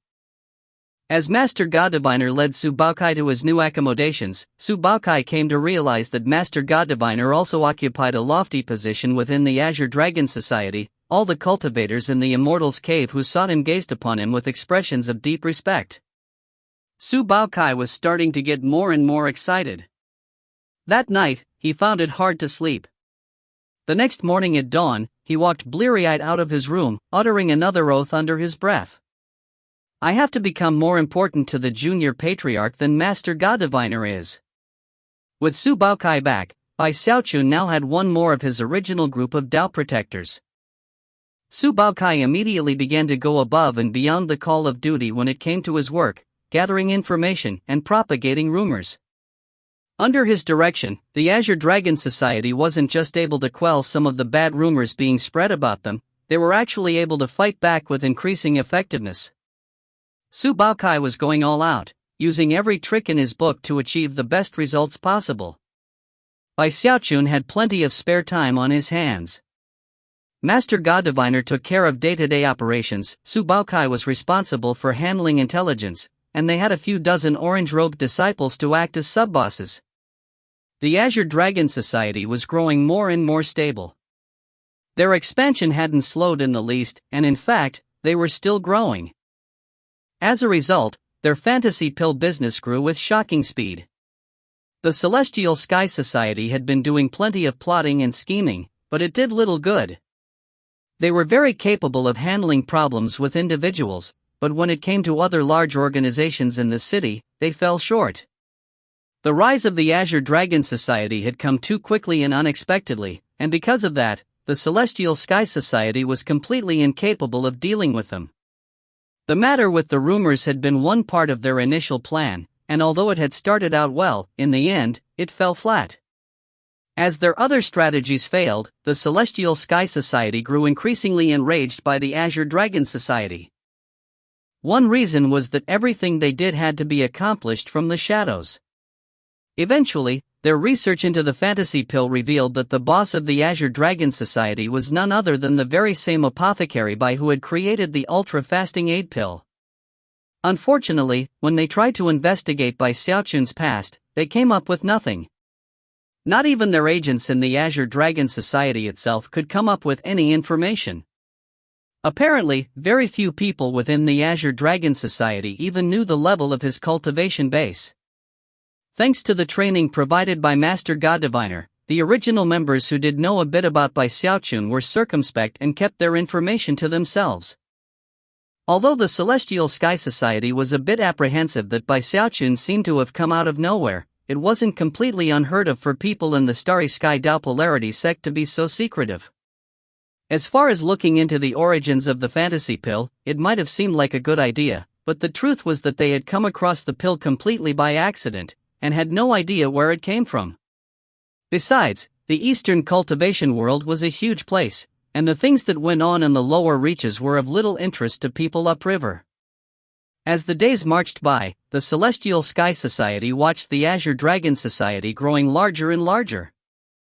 Eventually, the Azure Dragon Society's fantasy pill sales surpassed the Celestial Sky Society's, and that was the straw that broke the camel's back. The Celestial Sky Society's headquarters was in the central district of Sky City, and currently, a meeting was going on there to try to decide what to do about the Azure Dragon Society. Some were in favor of continued plotting and scheming, with the eventual goal of breaking the Azure Dragon Society apart.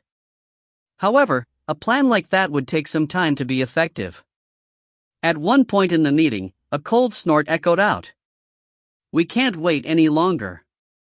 It's not that our Celestial Sky Society can't use force to solve the problem, it's that we can't afford to break any rules. These people from the Azure Dragon Society are just too stubborn. Look, what's the point of having endless meetings about this? Have you people forgotten how powerful the Celestial Sky Society is? Let's just go kidnap that apothecary Bai. But we don't know the level of his cultivation base." Someone protested. "Without that bit of knowledge, trying to do something like that. There are plenty of things under heaven that we don't know. Is that a good reason to just back down?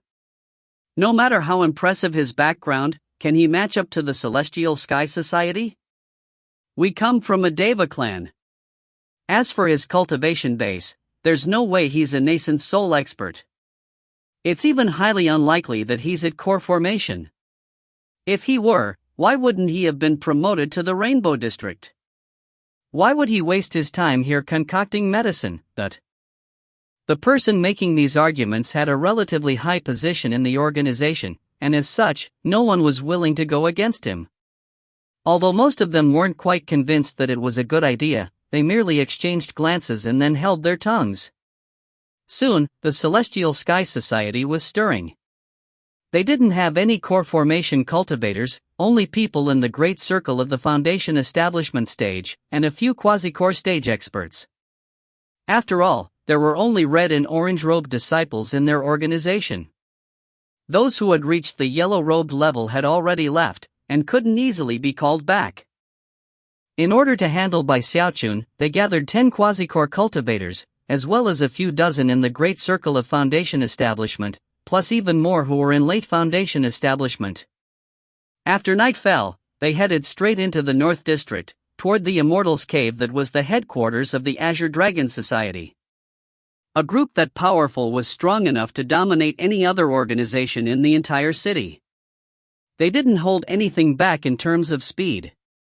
After all, this was a surprise attack, and the success of their plan hinged on clinching victory in the first move. Although the main plan was to kidnap him, if worse came to worst, they were also prepared to kill him, and deal with the consequences later. It was a dark and windy night, and Xiaochun was just preparing to settle down cross-legged to start cultivating his frigid school will-evolving incantation. After all of his recent cultivation, he was nearing the peak of the frigid acolyte level. The frigid chi which swirled around him would be shocking to anyone who could see it, and caused layers of frost to slowly cake the walls of the room. Thankfully, his cultivation was mostly focused inwardly, because such intensely frigid chi could freeze even foundation establishment cultivators to death. He had just settled his chi and cleared his mind when, all of a sudden, his eyes widened. Looking up, a strange expression appeared on his face. But then, he merely cleared his throat, and then closed his eyes to meditate. Meanwhile, numerous shadowy figures were approaching the Immortal's cave. After exchanging glances, they charged forward, which caused the Azure Dragon Society's defensive spell formation to spring up. Immediately following that, thunderous booms filled the air as the Celestial Sky Society cultivators unleashed all of their most powerful attacks, blasting the spell formation shield to pieces. The Azure Dragon Society responded immediately, the cultivators inside shouting at the tops of their lungs and unleashing magical techniques in all directions. Beat it! But then the 10 Quasicore cultivators waded into the fight, and no matter how well prepared the Azure Dragon Society cultivators were, they couldn't deal with such power. They were immediately put on the defensive. By this point, the sub-bosses of the Azure Dragon Society realized what kind of people they were fighting. Quasicore stage. Gasps rang out as the 10 Quasicore cultivators stomped everything in their path as easily as dried weeds. In almost the exact same instant, the spies that had infiltrated the Azure Dragon Society appeared. Boss Azure Dragon's room is right there. Arrogant expressions could be seen on the faces of the 10 Quasicore cultivators as they shot toward Xiaochun's room. 6 of them were faster than the others, and it was with complete disdain that they crashed into his room. As for the other 4, they remained outside to prevent anyone from entering. After tonight, the Azure Dragon Society won't have any boss at all. One of the Quasicore cultivators said loftily. The Azure Dragon Society cultivators were getting very nervous, and the cultivators from the Celestial Sky Society were chuckling coldly, convinced that their mission had been accomplished, and that once a boom rang out from that room, they could flee. However, instead of a boom, their ears were met with silence. After the 6 Quasicore cultivators charged into his room, no sounds of combat emerged. It was so quiet you could hear a pin drop. Expressions of shock began to appear on the faces of everyone in the crowd, with the exception of Master God Diviner and Su Baokai, who were looking on with disdain. What happened? Someone whispered.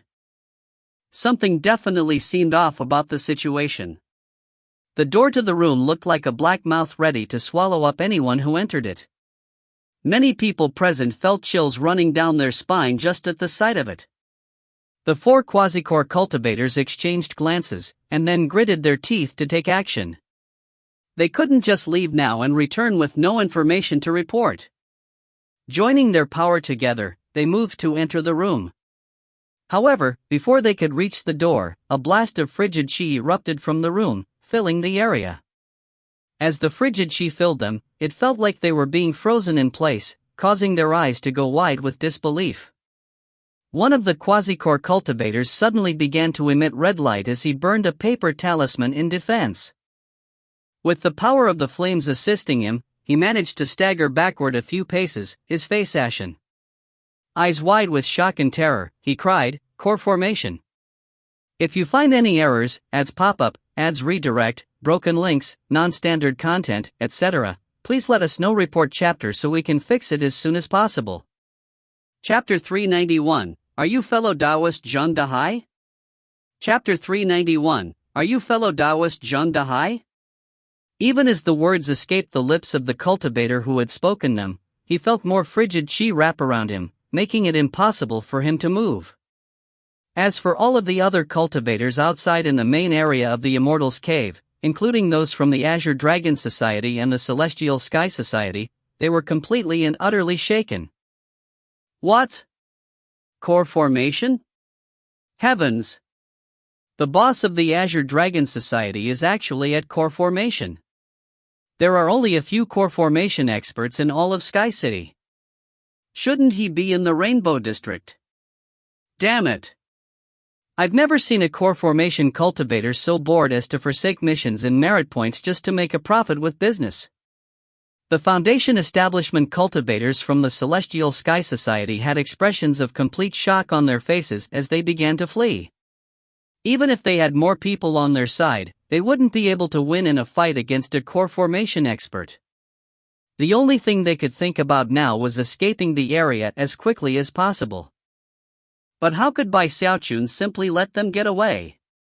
A cold snort echoed out like thunder from his room, crashing into the ears of all of the Celestial Sky Society cultivators in the area. Agonized shrieks rang out as those cultivators began to tremble, and their cultivation bases destabilized. Having lost the ability to even move, they fell down out of midair to be immediately captured by the excited cultivators of the Azure Dragon Society. The fact that a mere snort could do that to such a powerful group of cultivators was dumbfounding. Of course, the Foundation Establishment cultivators who had just been captured had encountered core formation experts before. But from what they could tell, Xiaochun was far more terrifying than any such people that they had met. He hadn't even stepped out of his room, he had simply tossed the quasi-core cultivators out. However, that simple action had a profound effect on the Azure Dragon Society cultivators. Their boss was now even more mysterious and unfathomable than before, shocking to a heaven-shaking, earth-shattering degree. As for the people from the Celestial Sky Society, their hearts overflowed with indescribable astonishment and terror. Xiaochun felt more than pleased about everything, and didn't feel at all like he was a gold core expert bullying Foundation Establishment cultivators. In fact, he felt quite the opposite. I didn't go looking to cause problems for them, he thought. They came looking for trouble. Of course, he was also aware that what had just occurred could never be kept a secret. It wouldn't be long before news about him being in the core formation stage would fill all of Sky City. Well, that's fine, he thought. I was going to reveal myself soon anyway. To do it this way will make the Azure Dragon Society's expansion go even smoother. Marveling at his own command of strategy, and also at his impressive display of might, he chuckled complacently and then closed his eyes again to continue meditating. Naturally, Master God Diviner and Su Baokai took care of everything outside. After taking all of the Celestial Sky Society cultivators into custody, they quickly began to plan what to do next. The following day, rumors began spreading through all districts of the city. Furthermore, the stories being told were so vivid and lifelike that everyone could visualize them as if they had been present. Did you hear? Last night, the Celestial Sky Society sent 10 quasi-core cultivators, dozens of people in the Great Circle of Foundation Establishment, and countless late Foundation Establishment cultivators to attack the Azure Dragon Society. However, they were totally routed. In fact, the Azure Dragon Society captured them all. How is that possible? How is it not possible? Guess what? The boss of the Azure Dragon Society is actually a core formation cultivator. It didn't take long for the rumors to fill the city, until everyone was talking about the matter. After all, core formation cultivators were somewhat of a rarity in Sky City. Normally speaking, they would be completely focused on doing missions to earn merit points, not engaging in idle activities with the organizations and gangs in the city. The 4 cities at the base of the waterfall were essentially considered to be outside of the Starry Sky Dao polarity sect, like the outer sects of most other sections. As such, everyone desired to leave them as quickly as possible. As the gossip proliferated, the Azure Dragon Society's reputation grew more and more exaggerated. At the same time, the Celestial Sky Society was shaken to its core. As for the leaders in their headquarters, they were enraged to the limit. After a few days passed, they eventually sent an emissary to the Azure Dragon Society and paid a hefty ransom of merit points to get their cultivators back. The Celestial Sky Society quieted down, and thus ended the first stage of the conflict. It wasn't that Xiaochun hadn't considered completely wiping them out and being done with it. After all, the Celestial Sky Society didn't have any core formation cultivators at all. However, having been in Sky City for so long, he had come to an even deeper understanding of the background of the Celestial Sky Society. The truth was that, in terms of manpower, they didn't really count for much. He really could wipe them out single-handedly if he wanted to. However, the leadership of the organization were all servants in a Deva clan, the Deva being the very same boy who had brought Xiaochun to the Starry Sky Dao Polarity sect to begin with. After finding that out, Xiaochun abandoned any ideas of wiping them out. As things continued to ferment in the Celestial Sky Society, the Azure Dragon Society continued to expand and become more famous. Xiaochun's fantasy pills continued to rise in popularity in all 5 of the city's districts. Eventually, the Azure Dragon Society reached a terrifying level of power. Their merit point reserves also continued to grow, and more cultivators sought the security that came from being part of their ranks. There were even some smaller cultivator clans and minor organizations that officially joined the Azure Dragon Society. They had tons of merit points, and a boss in the core formation stage. Because of that, it only took 1 year for them to grow from a small gang into Sky City's second largest organization. By that point, they had long since moved their headquarters from the original Immortals Cave to the very best area in the North District. Were it not for the fact that people couldn't actually own property in Sky City, they would likely have bought all of the real estate in the area and rented it out. In addition, Xiaochun wasn't busy at all anymore. He had hired a huge team of apothecaries to concoct medicine for him. Of course, he kept the pill formula a secret. In contrast, Master God Diviner and Su Baokai were both very busy handling the affairs of the organization. Eventually, Xiaochun thought about his other Dao protectors, and wondered whether or not they had heard about his recent accomplishments. Song K is definitely out doing missions, so he probably doesn't know. But eldest brother has surely caught wind of the situation. Why hasn't he come looking for me? Even as he contemplated the matter, Chen Manyao showed up. She simply walked through the entrance of the Immortals Cave and said that she was Madame Bai, the Taoist partner of the Azure Dragon Society's boss. Considering that the boss of the Azure Dragon Society was like the sun in the noonday sky, that made Chen Manyao extremely important as well. No one was willing to offend her, and they quickly escorted her to see Xiaochun. After listening to her explanation about why she'd left and then come back, Xiaochun felt a bit of a headache coming on. Realizing that he couldn't send her away, he sighed and agreed to let her stay. Because she continued to claim to be Xiaochun's Taoist partner, everyone in the Azure Dragon Society treated her with extreme respect. Xiaochun didn't feel like dealing with the matter, so he focused on Big Fatty Zhang. Worried that he might be in some sort of danger, he passed down orders that the entire Azure Dragon Society was to be on the lookout for him. Of course, in the orders, he didn't use the nickname Big Fatty Zhang, but rather his friend's true name, Zheng Dahai. The Azure Dragon Society was a huge, powerful group, so tracking down a single person was not a very difficult task. That was especially true considering that the orders had come from the boss himself. In fact, to many cultivators, it was an opportunity to make a name for themselves in the organization, and so soon, everyone was looking for Big Fatty Zhang. It was impossible to prevent the Celestial Sky Society from hearing about the matter, and they also began a search for Big Fatty Zhang. There was nothing that could be done about the matter, and Xiaochun knew that, so he also sent people to keep watch over the Celestial Sky Society.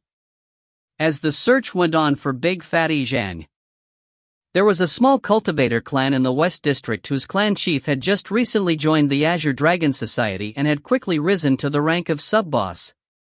He had just been given the notice handed down to look for Big Fatty Zhang, and as soon as he saw the picture of the subject of the search, beads of sweat popped out on his forehead.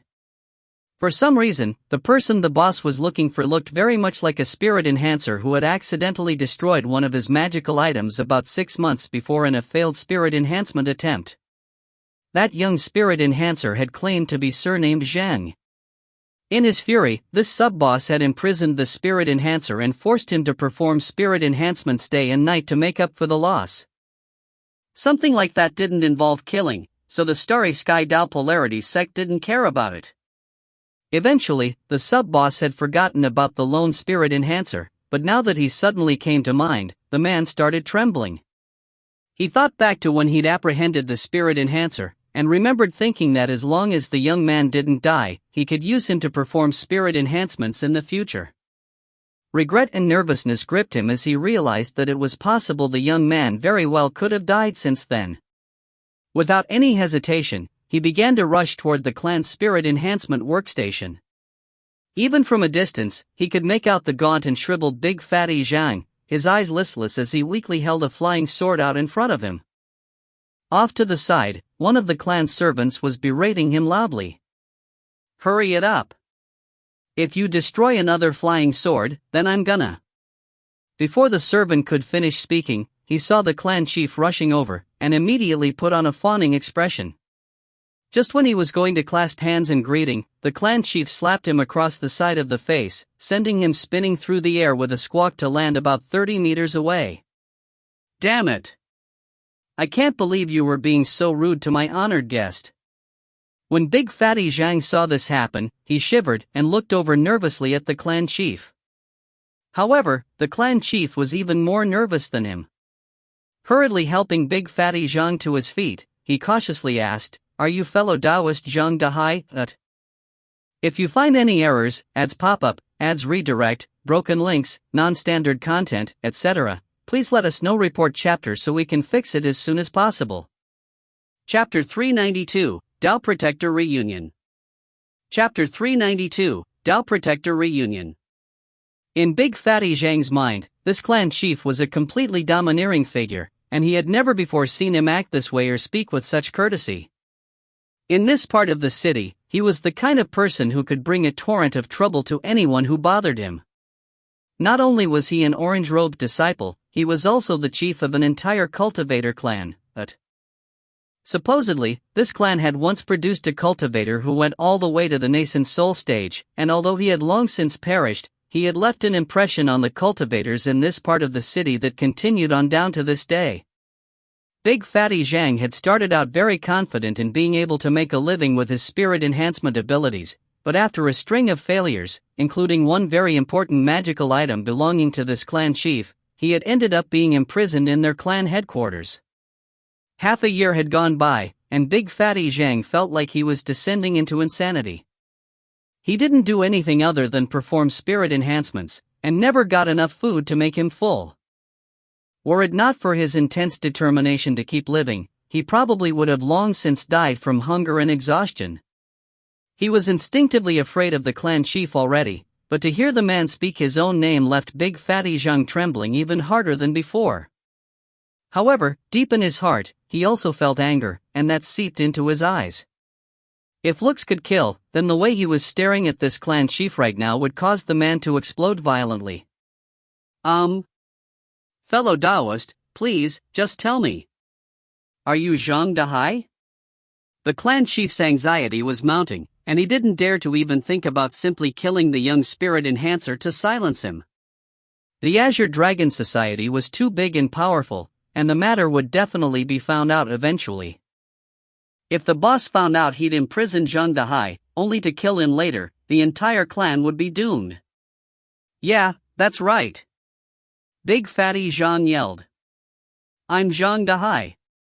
The clan chief felt like his head was about to explode. He started shaking physically, and his pupils constricted into tiny dots. To see him reacting this way gave Big Fatty Zhang a very bad feeling. Suddenly feeling weak at the knees, he cursed inwardly and was just about to say something more when the clan chief unexpectedly spun to face the clan servant he had just knocked to the side. You dumbass servant! He shouted. Don't you remember how I told you this young man was an honored guest? You're supposed to respect guests. You were instructed to take care of him, but instead, you used him to screw me over." With that, he raised his hand and slapped the servant again, sending him spinning off to the side once more. Blood sprayed out of the servant's mouth, along with a bitter scream. Completely bewildered by why his master would suddenly act this way, he was just about to beg for mercy when the clan chief yelled, "Men, get this servant out of my sight! Cripple his cultivation base and throw him into the dungeon!" With that, the clan chief hurried over and helped Big Fatty Jean to his feet. Smiling at him amiably, he tried to sound as apologetic as possible as he said, "Brother Zhang, all of this was a big mistake. If you want me to execute that servant, just say the word." "AI, you must have had it so difficult these days, Brother Zhang." Patting the dust off of the dumbfounded Big Fatty Zhang's shoulders, the clan chief supported him by the arm as he led the way to the clan's main hall. Raising his voice, he called out, "Prepare the best spirit food and the finest liquor as my apology to Brother Zhang." Within moments, the entire clan was buzzing with activity. Although everyone was scratching their heads in confusion, none of them dared to question what was happening. An entire table of spirit food was prepared, and the clan chief himself waited upon Big Fatty Zhang. He even called over some female clan members to sit next to him. Big Fatty Zhang was more taken aback than ever at this sudden change of events. Never had the clan chief acted so politely, and he couldn't fathom why he would be acting like this. However, after seeing all the spirit food on the table, he put the matter out of mind and immediately began wolfing it down. The clan chief stood off to one side, trembling inwardly, but keeping a smile plastered on his face as he continuously served new dishes. Furthermore, the beautiful female clan members continued to give Big Fatty Jean meaningful glances. Although they were somewhat confused about why they had been told to do this, they didn't hold back, and one of them even began to gently massage his neck. The others kept his drinking glass full, and even chatted with him in subdued tones. Although Big Fatty Zhang was feeling very nervous about what was going on, he simply gritted his teeth, threw caution to the wind, and enjoyed what was happening. 2 hours later, Big Fatty Zhang had eaten and drunk to his heart's content.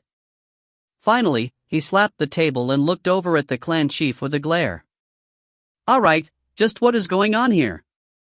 The clan chief couldn't keep the bitterness out of his voice as he replied, "Brother Zhang, what happened before really was a big mistake on my part. Please, don't take it to heart."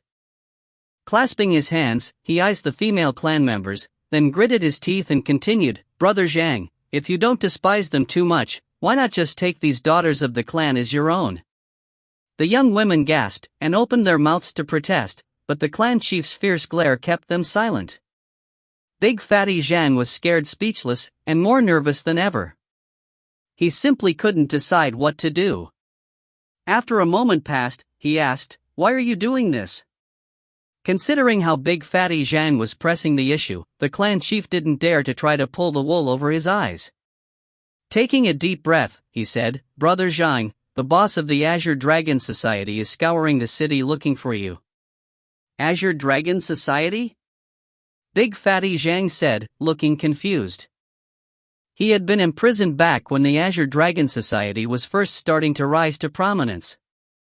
Back then, there had been plenty of people who had never even heard of them, including Big Fatty Zhang. Considering the expression on Big Fatty Zhang's face, the clan chief quickly explained how, during the past few months, the Azure Dragon Society had risen to the heights of glory.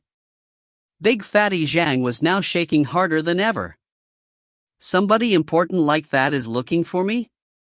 He grabbed a big flagon of alcohol and took a long drink. Before long, evening was falling. Peppering Big Fatty Zhang with non-stop apologies, the clan chief led him out and toward the North District to finally meet the illustrious boss Azure Dragon. Along the way, Big Fatty Zhang heard a lot of people on the street talking about the Azure Dragon Society, and his nervousness grew. Soon, the moon hung high overhead, and the two of them were in the North District, right outside of a sprawling immortal's cave. It had 18 enormous stone golems standing guard outside, along with countless cultivators. Inside, it was just barely possible to see rank upon rank of powerful cultivators patrolling about. Glittering spell formations surrounded the Immortal's cave, and high in the sky above it was a magical projection of an azure dragon. It was extremely realistic, and a mere glance at it would be enough to fill anyone's heart with shock. This is the Azure Dragon Society? Big Fatty Zhang asked hesitantly. The clan chief nodded. Of course, this wasn't the clan chief's first time coming here, but he was still extremely nervous. Big Fatty Zhang was already having trouble breathing, and truly could not fathom why an important person like the boss of the Azure Dragon Society would possibly be looking for him. However, he had no choice but to follow the clan chief as he cautiously headed toward the main gate and reported in. Before he could even finish making an explanation, 3 beams of light shot out from inside the Azure Dragon Society. The person in the lead had a long orange robe on, and wore a beautiful headdress embroidered with an azure dragon. It was none other than by Xiaochun. He was festooned with various defensive jade jewelry, and glittered with dazzling magical treasures. He even had a halo hovering above his head, and couldn't have looked more impressive. Flanking him were Su Baokai and Master God Diviner. By this point, Su Baokai looked very different than he had when he'd first been reunited with Bai Xiaochun. His face had a healthy glow, and he was also covered with all sorts of glittering treasures. He looked like the picture of riches and honor. As soon as Bai Xiaochun appeared, the Azure Dragon Society was thrown into a hubbub. Cultivators and maidservants poured out from inside the Immortal's cave, and the cultivators who were already outside trembled and dropped to their knees to kowtow. "Greetings, boss! Greetings, boss!" Their cries created a rumbling like that of thunder. At that point, Big Fatty Zhang realized to his shock that the clan chief next to him had also dropped to his knees and was kowtowing. Big Fatty Zhang was the only one left standing, his eyes wide as he stared in shock at Master God Diviner, Su Baokai, and Bai Xiaochun. "Ninth Fatty!" Big Fatty Zhang said, completely flabbergasted. "Eldest brother!" Bai Xiaochun cried. Laughing loudly, he stepped forward and embraced Big Fatty Zhang. Big Fatty Zhang returned the embrace heartily, looking like he had just been reunited with family.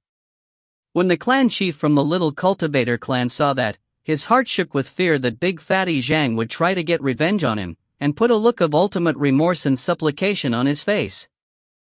Big Fatty Zhang was so excited that he didn't even notice how the clan chief was looking at him. His laughter mingled with Bai Xiaochun's as the two of them excitedly headed toward the Immortal's cave. If you find any errors, ads pop up, ads redirect, broken links, non-standard content, etc., please let us know. Report chapter so we can fix it as soon as possible. Chapter 393, File a Grievance. Chapter 393, File a Grievance. Of the 5 Dao protectors Bai Xiaochun had brought with him, the only one unaccounted for was Song Quebec. The other 4 had all returned to Bai Xiaochun's side. Even Chen Manyao was behaving herself. To Bai Xiaochun, it felt completely wonderful to have people relying on him for reasons other than his cultivation base. It was something he often thought about during his meditation sessions. Now that Big Fatty Zhang was back, Bai Xiaochun felt as if a huge weight had been lifted from his heart. Big Fatty Zhang was different than Master God Diviner and Su Baokai. Their friendship had begun on the very first day that Bai Xiaochun became a part of the cultivation world. In fact, almost as soon as Big Fatty Zhang arrived at the Azure Dragon Society, he became its second most important figure, with a standing higher than Master God Diviner and Su Baokai.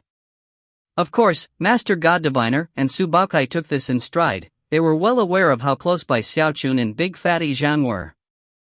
As the Azure Dragon Society expanded and grew more powerful, not only did they compete with the Celestial Sky Society with their fantasy pills, but in other areas as well.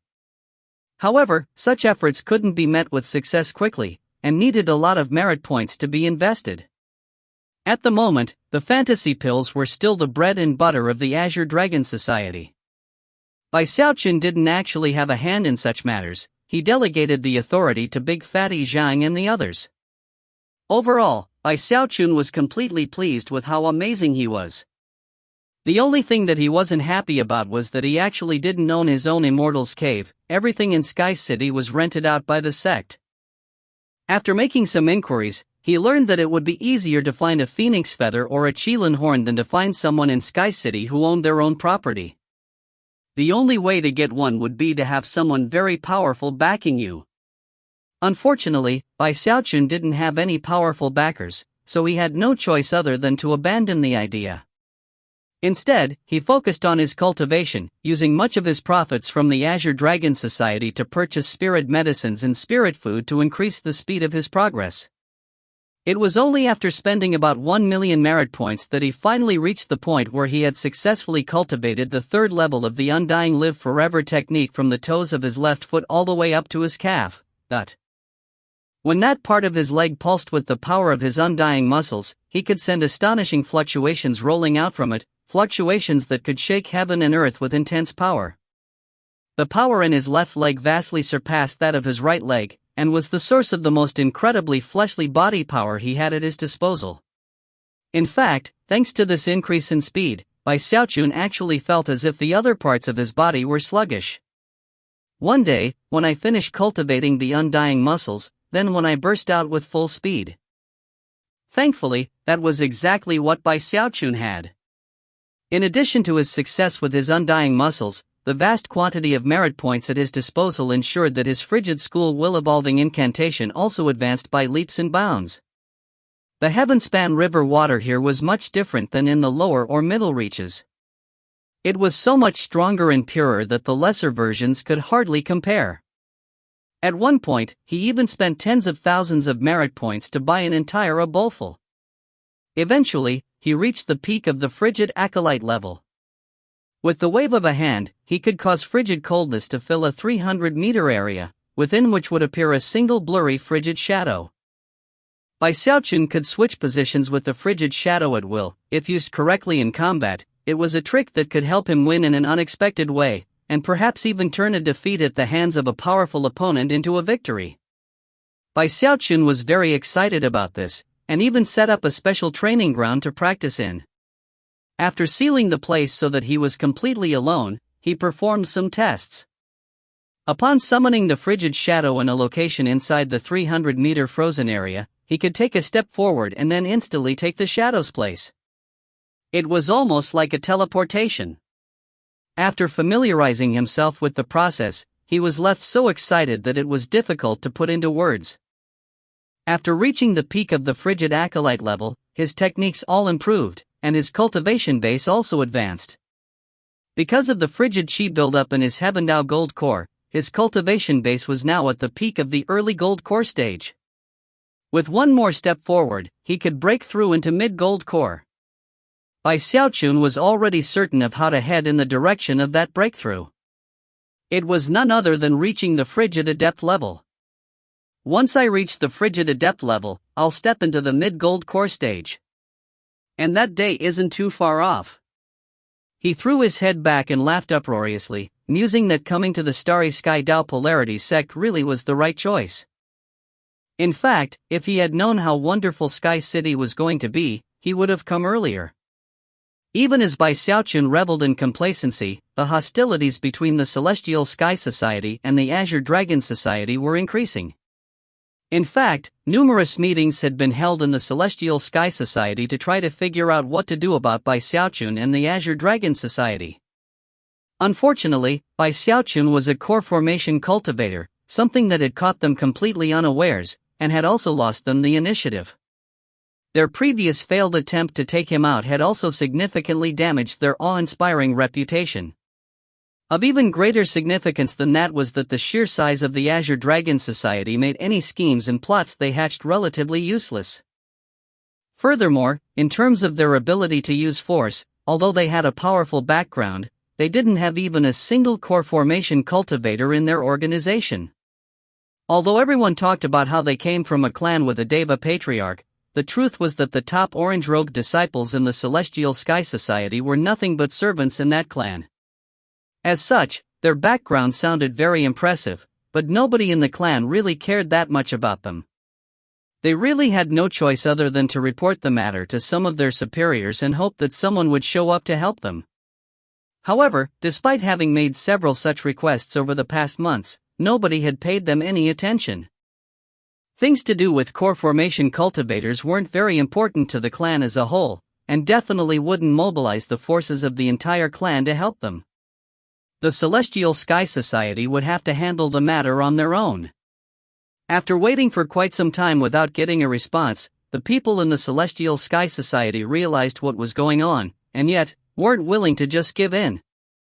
We can't let things keep going on this way. That's right.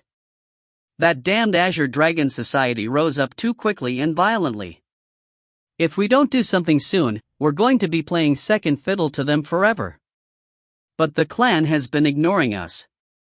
AI. I can't believe we haven't been able to turn up any information about the background of Boss Azure Dragon. There's something fishy going on, I'm telling you. It's almost as if someone has wiped out all records of him. As the discussion played out, a shadowy figure sat off to the side, a person who seemed to be wreathed in flickering darkness. Suddenly, he spoke in a sinister voice. Since the clan is ignoring us and Boss Azure Dragon is too mysterious, then why don't just take the fantasy pills out of the picture? That would cripple the Azure Dragon Society, resolve this deadlock, and also make it more clear how to completely finish things. As for exactly how to take the fantasy pills out of the picture, it's simple. You people just never put enough thought into it. Simply file a grievance with the sect regarding fantasy pills. After all, they still aren't really legal to sell. His words were met with silence, and yet, all of the Celestial Sky Society's leaders' eyes began to shine brightly. The person who had just spoken was none other than the boss of the Celestial Sky Society. After the decision was formalized, the Celestial Sky Society sprang into action. They compiled a list of all the supposed side effects and harmful aspects of the fantasy pill and reported them to the sect. Furthermore, they backed the effort with all the money and connections they had at their disposal. 3 days later, an order came down from Sky Quarter Rainbow, which was announced everywhere in Sky City. The Sky Quarter Peak Lord had ordered that disciples were forbidden from purchasing fantasy pills. And there was more. A jade slip shot through the air in a bright beam of light toward the Immortals' Cave that was the headquarters of the Azure Dragon Society. It pierced through all of the defensive spell formations like a hot knife through butter before coming to a stop before by Xiaochun. Then, scintillating light burst out from it, along with a profoundly ancient voice. Hostage by Xiaochun from the river-defying sect is to report immediately to the Sky Quarter Peak Lord. If you find any errors, ads pop up, ads redirect, broken links, non-standard content, etc., please let us know. Report chapter so we can fix it as soon as possible. Chapter 394, Sky Quarter Rainbow. Chapter 394, Sky Quarter Rainbow. Bai Xiaochun had just been in the middle of performing some breathing exercises, so the sudden arrival of the jade slip caused his eyes to go wide. Shivering, he said, "The Sky Quarter Peak Lord? He wants to see me? What does he want? I don't even know him." From the tone he had detected in that voice just now, the speaker hadn't seemed very pleased. What's going on? Even as Bai Xiaochun's nervousness began to mount, Master God Diviner and Su Baokai showed up, serious expressions on their faces. Big Fatty Zhang seemed very angry, and the other leaders all looked extremely anxious. Su Baokai gritted his teeth and said, "Junior Patriarch, the Starry Sky Dao Polarity sect just issued orders prohibiting the trafficking of fantasy pills. This is definitely the handiwork of the Celestial Sky Society. They're trying to cut off our main source of income." Su Baotsai's life had been quite comfortable lately, and he had very much enjoyed seeing merit points rolling in without stop. But now, it seemed that it all was coming to an end. How could he not get nervous? "What do we do, boss?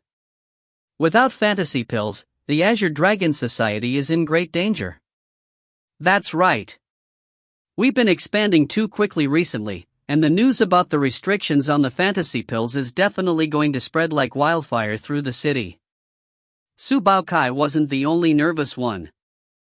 The other cultivators in the Azure Dragon Society were all thinking the same thing. After all, the vast majority of the Azure Dragon Society's income came from fantasy pills. Without those pills, the Azure Dragon Society's enormous size would quickly become its biggest disadvantage. After all, to maintain its current size required a significant merit point expenditure in salaries. If too much time went by, they would be forced to cut back in certain areas, and the Celestial Sky Society would definitely take advantage of that. They would go in for the kill, and try to destroy all the advances that the Azure Dragon Society had made in the past. In the final analysis, the biggest problem was that the Azure Dragon Society didn't have any resources built up. Compared to the Celestial Sky Society, they were like a huge empty building, fundamentally unstable and prone to collapse at any moment. Sadly, other than by Xiaochun's Dao protectors, virtually all of the other Azure Dragon Society cultivators present were all starting to ponder what move to make next. If the leadership was doing that, it almost wasn't necessary to mention the ordinary cultivators who made up the rest of the organization.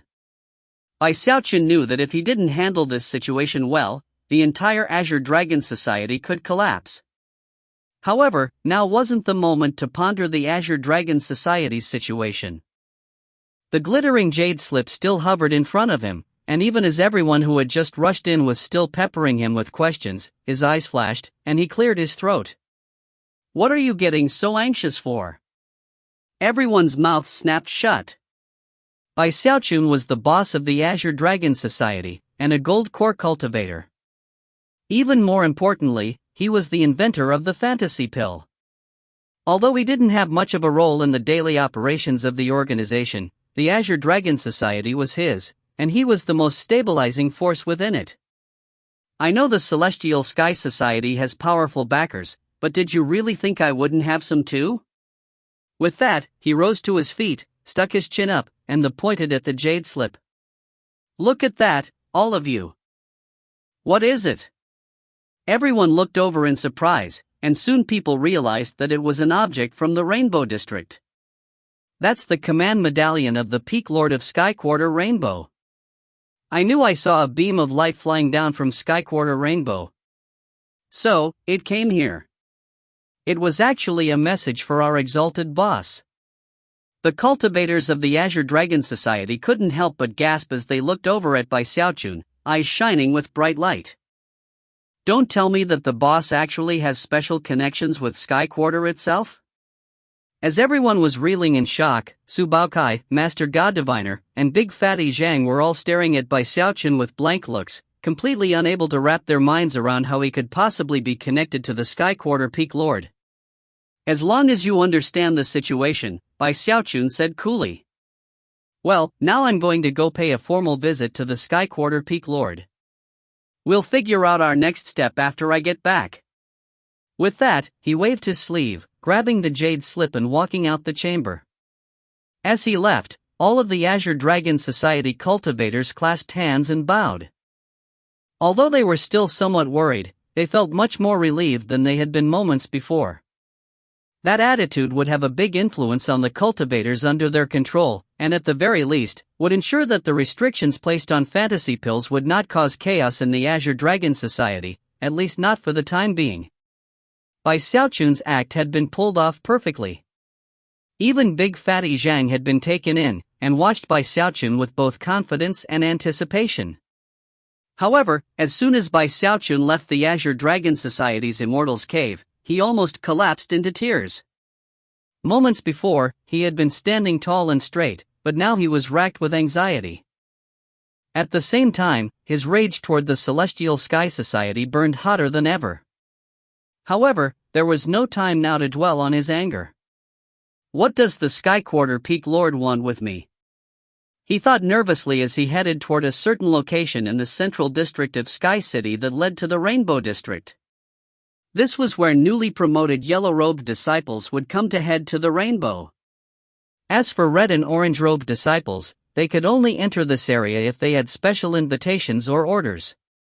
Upon reaching the teleportation portal, he produced the jade slip and took a deep breath. Trying to look solemn and tragic, as if he were going for broke, he stepped forward into the portal. Rumbling sounds could be heard, along with the dazzling light of teleportation, which wrapped around him for a moment before fading away, and him along with it. When he reappeared, he was in the third level of rainbows at the bottom of the waterfall, on the second rainbow.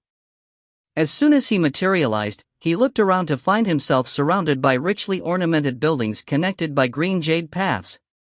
Immortal trees flourished everywhere, and spiritual energy wafted about, making the place seem like the picture of a celestial paradise. There were ponds and immortals' caves, as well as domesticated spirit creatures frolicking within the trees and waters.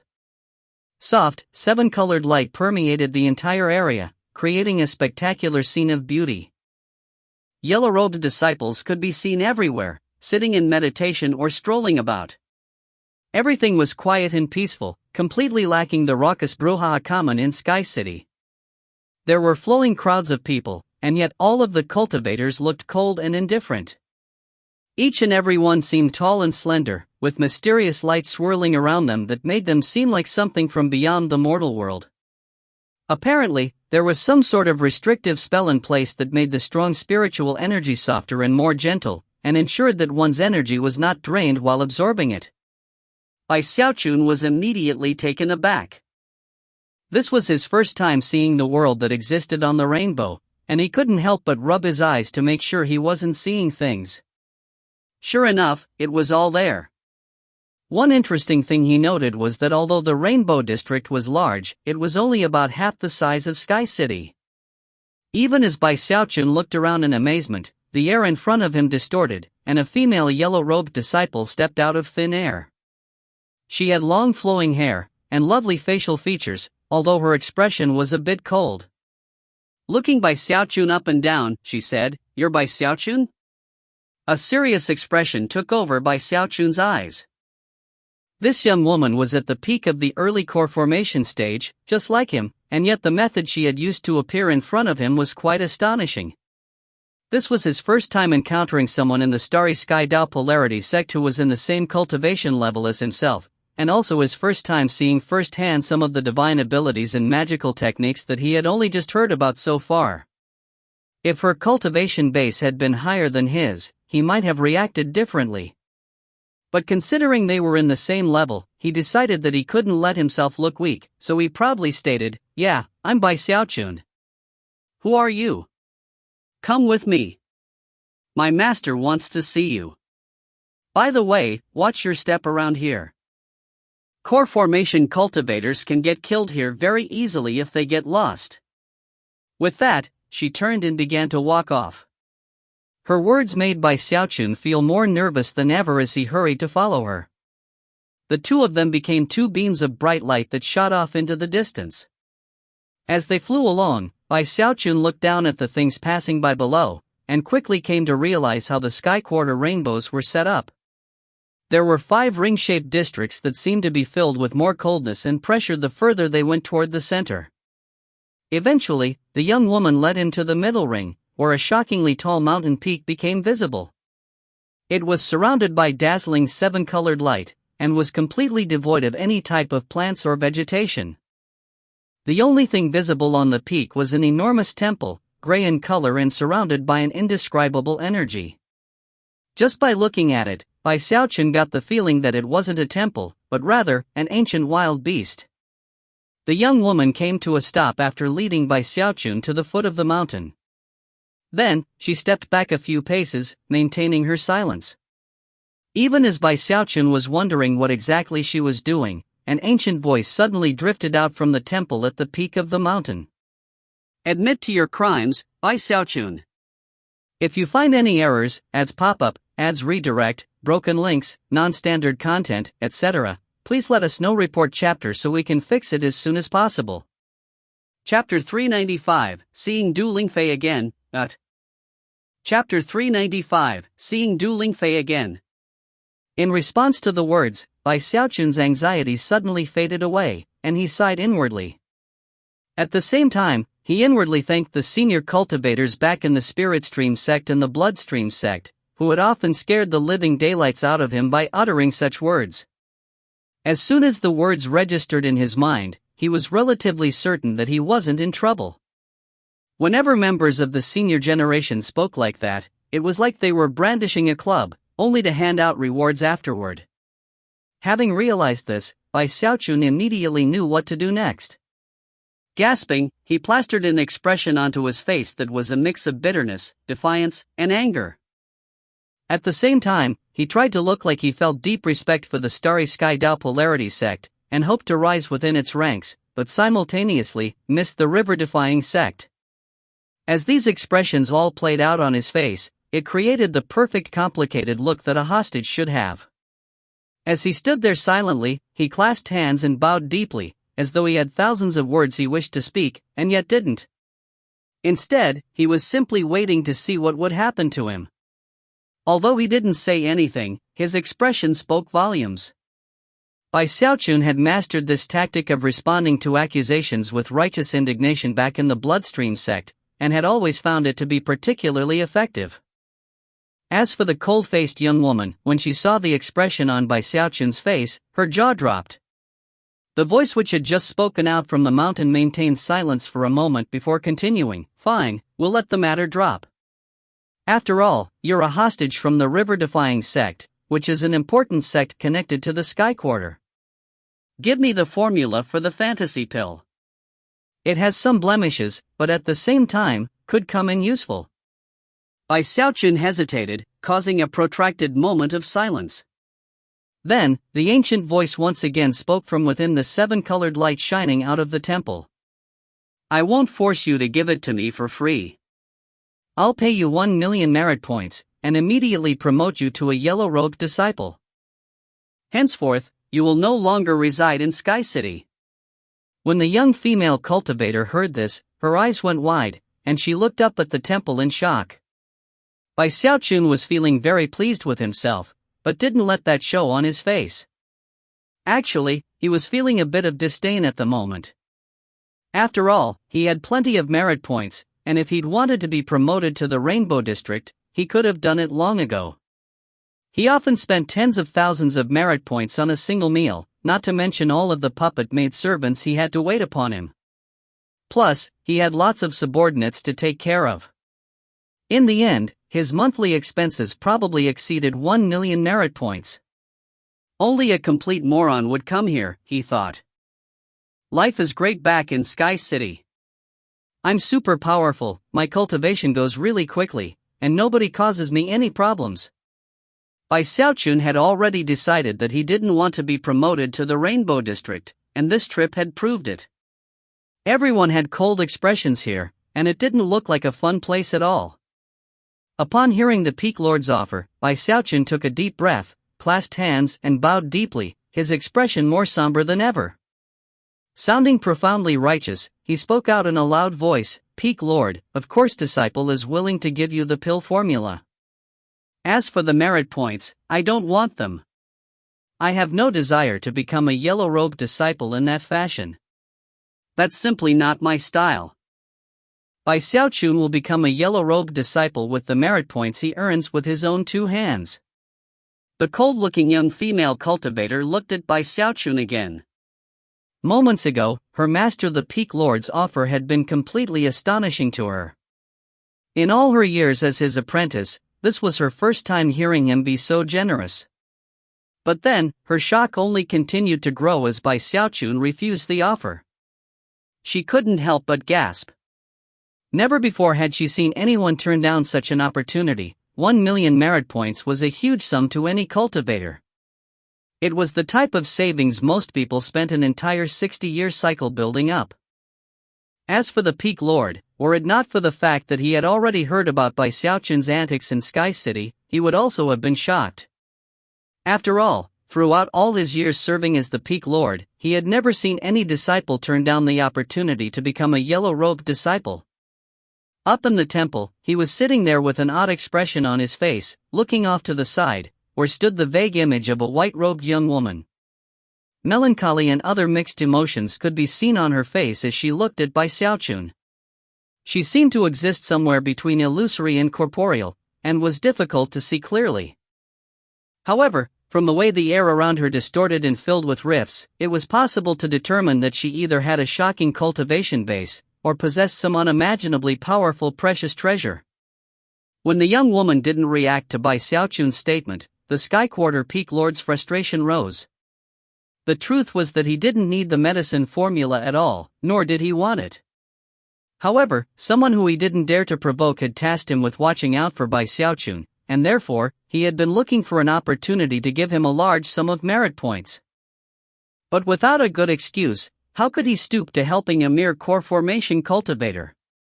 After all, he was the Sky Quarter Peak Lord, and although he wasn't a deva, he was half a step into that realm, and a hostage definitely wasn't someone he should care about. And yet, here Bai Xiaochun had gone and rejected his offer. The Peak Lord was starting to feel very frustrated. After all, the person he didn't dare to provoke, the one who had made the demands of him to begin with, was standing right next to him. It was none other than that young woman in the white robe. "Cut the crap," he said. "Considering my status, you think I'm just going to take things from you? Tell me what you want, and as long as it's in my power, I'll meet your demands." Bai Xiaochun wasn't the only one to gape in response to the words. The cold-faced female cultivator gasped. As of this day, her view of her master had changed. Clearly, he wasn't trying to trade with Bai Xiaochun, he was simply handing things over to him. What powerful backer does this Bai Xiaochun have? She thought, looking at him with wide eyes, her heart pounding. Shocked, Bai Xiaochun looked up toward the dazzling temple at the peak of the mountain, and suddenly felt a bit nervous. Something about the whole situation seemed odd, as if this Peak Lord wouldn't let him go without giving him something. In fact, it seemed like refusing the offer would enrage the man. Even as he hesitated, the Peak Lord once again demanded that he hurry up and accept the offer. Bai Xiaochun grit his teeth. Eyes sparkling, he looked up at the temple and said, "Peak Lord, disciple is extremely grateful for your kind intentions. If you truly wish to give me something, senior, well, down in Sky City you have to rent everything. I really can never feel at home. After coming here all alone, sir, I really wish I could have my own piece of land, something that belongs just to me. What do you think? When I find the right location, I'll build myself a little mansion right on top of it." With that, he looked up toward the mountain peak, anticipation written on his face. Although he had been a bit hesitant to make the request, it was to his surprise that he saw a seven-colored beam of light immediately fly out from the temple and come to a stop right in front of him in the form of a little seven-colored flag. The east, south, and central districts are off limits. But go ahead and select any open land in the west or north districts. Plant that flag in the ground, and that 5-kilometer area will be your personal property. With that, the Sky Quarter Peak Lord sighed in relief, then sent a wave of seven-colored light to push Bai Xiaochun and the cold-faced female cultivator away. The female cultivator was completely taken aback, and couldn't stop staring at the seven-colored flag in Bai Xiaochun's hand.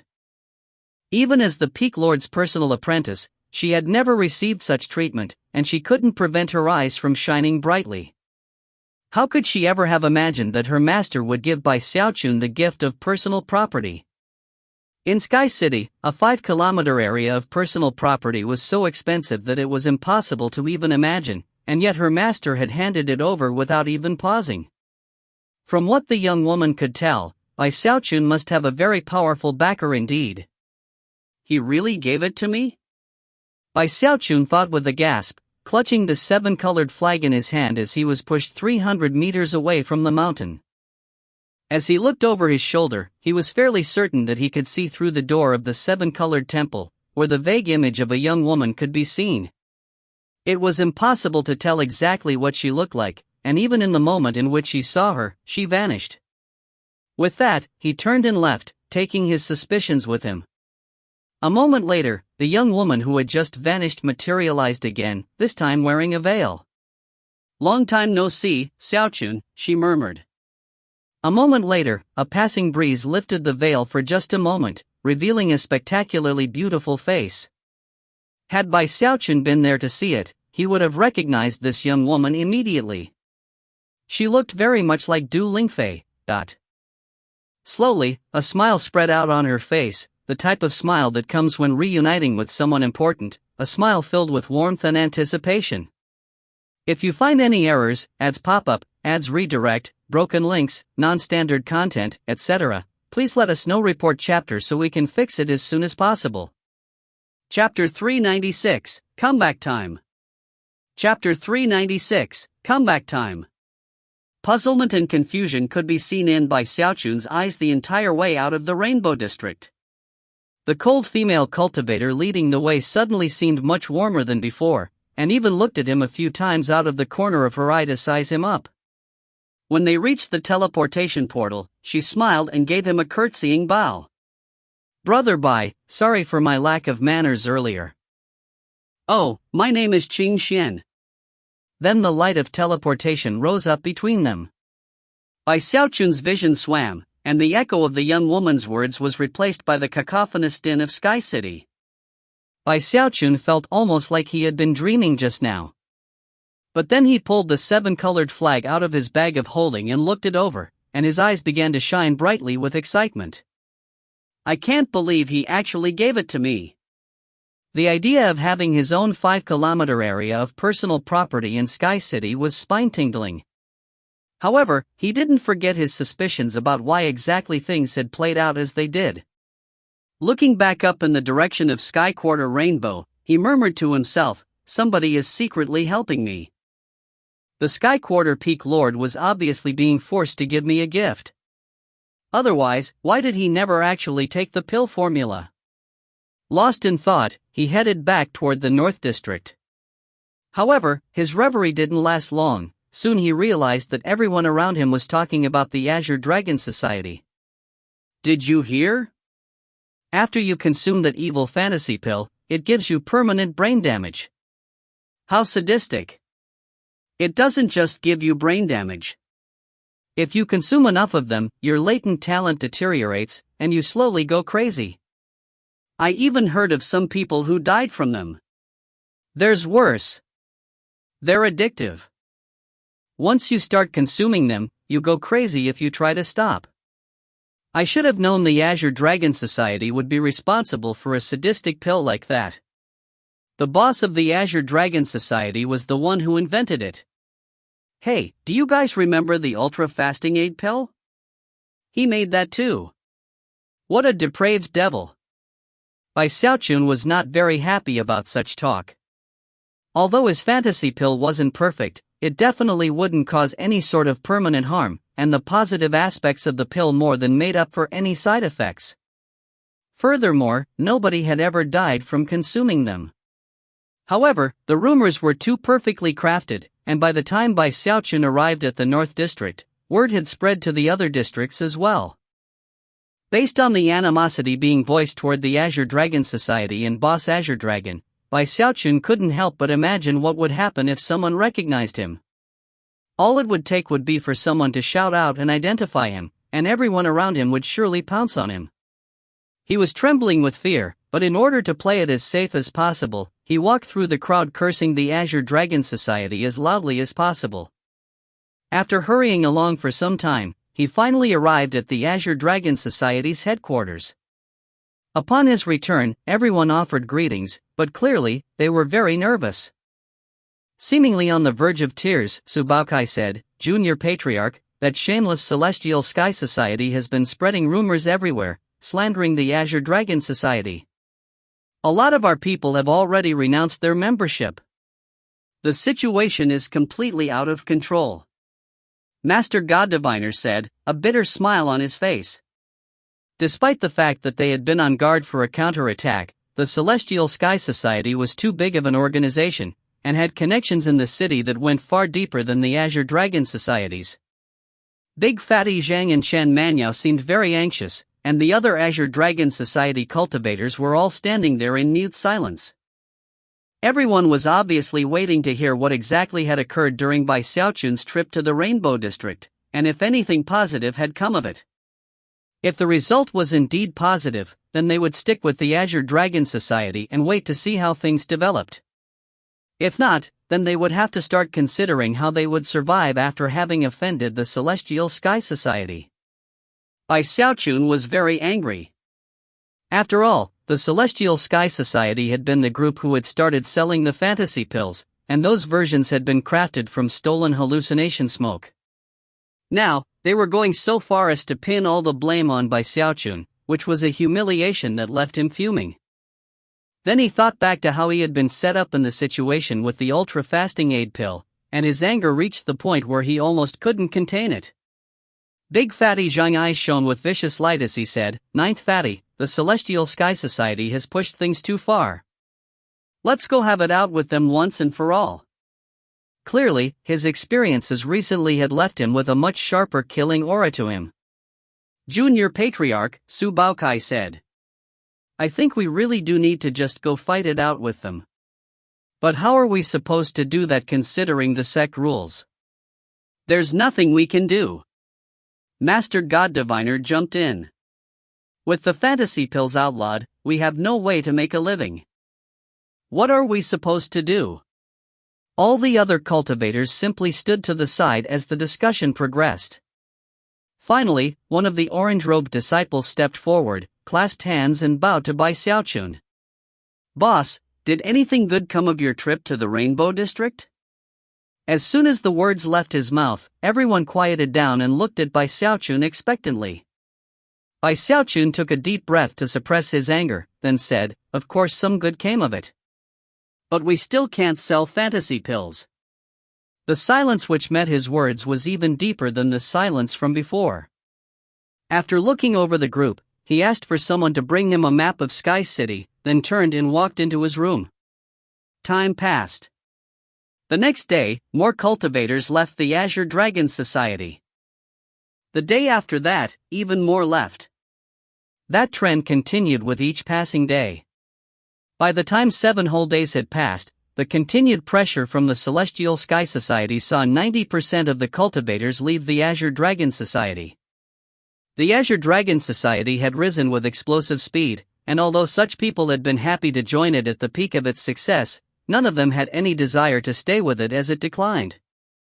The group's subsidiary organizations in the other districts of the city collapsed, and the smaller clans and gangs that had joined them abandoned them and cut all ties. All sorts of rumors swirled in the city, and the Celestial Sky Society took advantage of the situation to absorb as many former members of the Azure Dragon Society as possible. Soon, the Azure Dragon Society's headquarters was almost completely empty. There were now less than 1,000 cultivators remaining, and after 2 days passed, more left. By the 9th day, they had less than 200 members. The majestic Azure Dragon Society had almost completely fallen in only 9 days. The matter shook all of Sky City, and further reinforced the Celestial Sky Society's reputation of being powerful and having deep resources. In some ways, it was not a big surprise. Everything about the Azure Dragon Society had been based on their incredible income of merit points.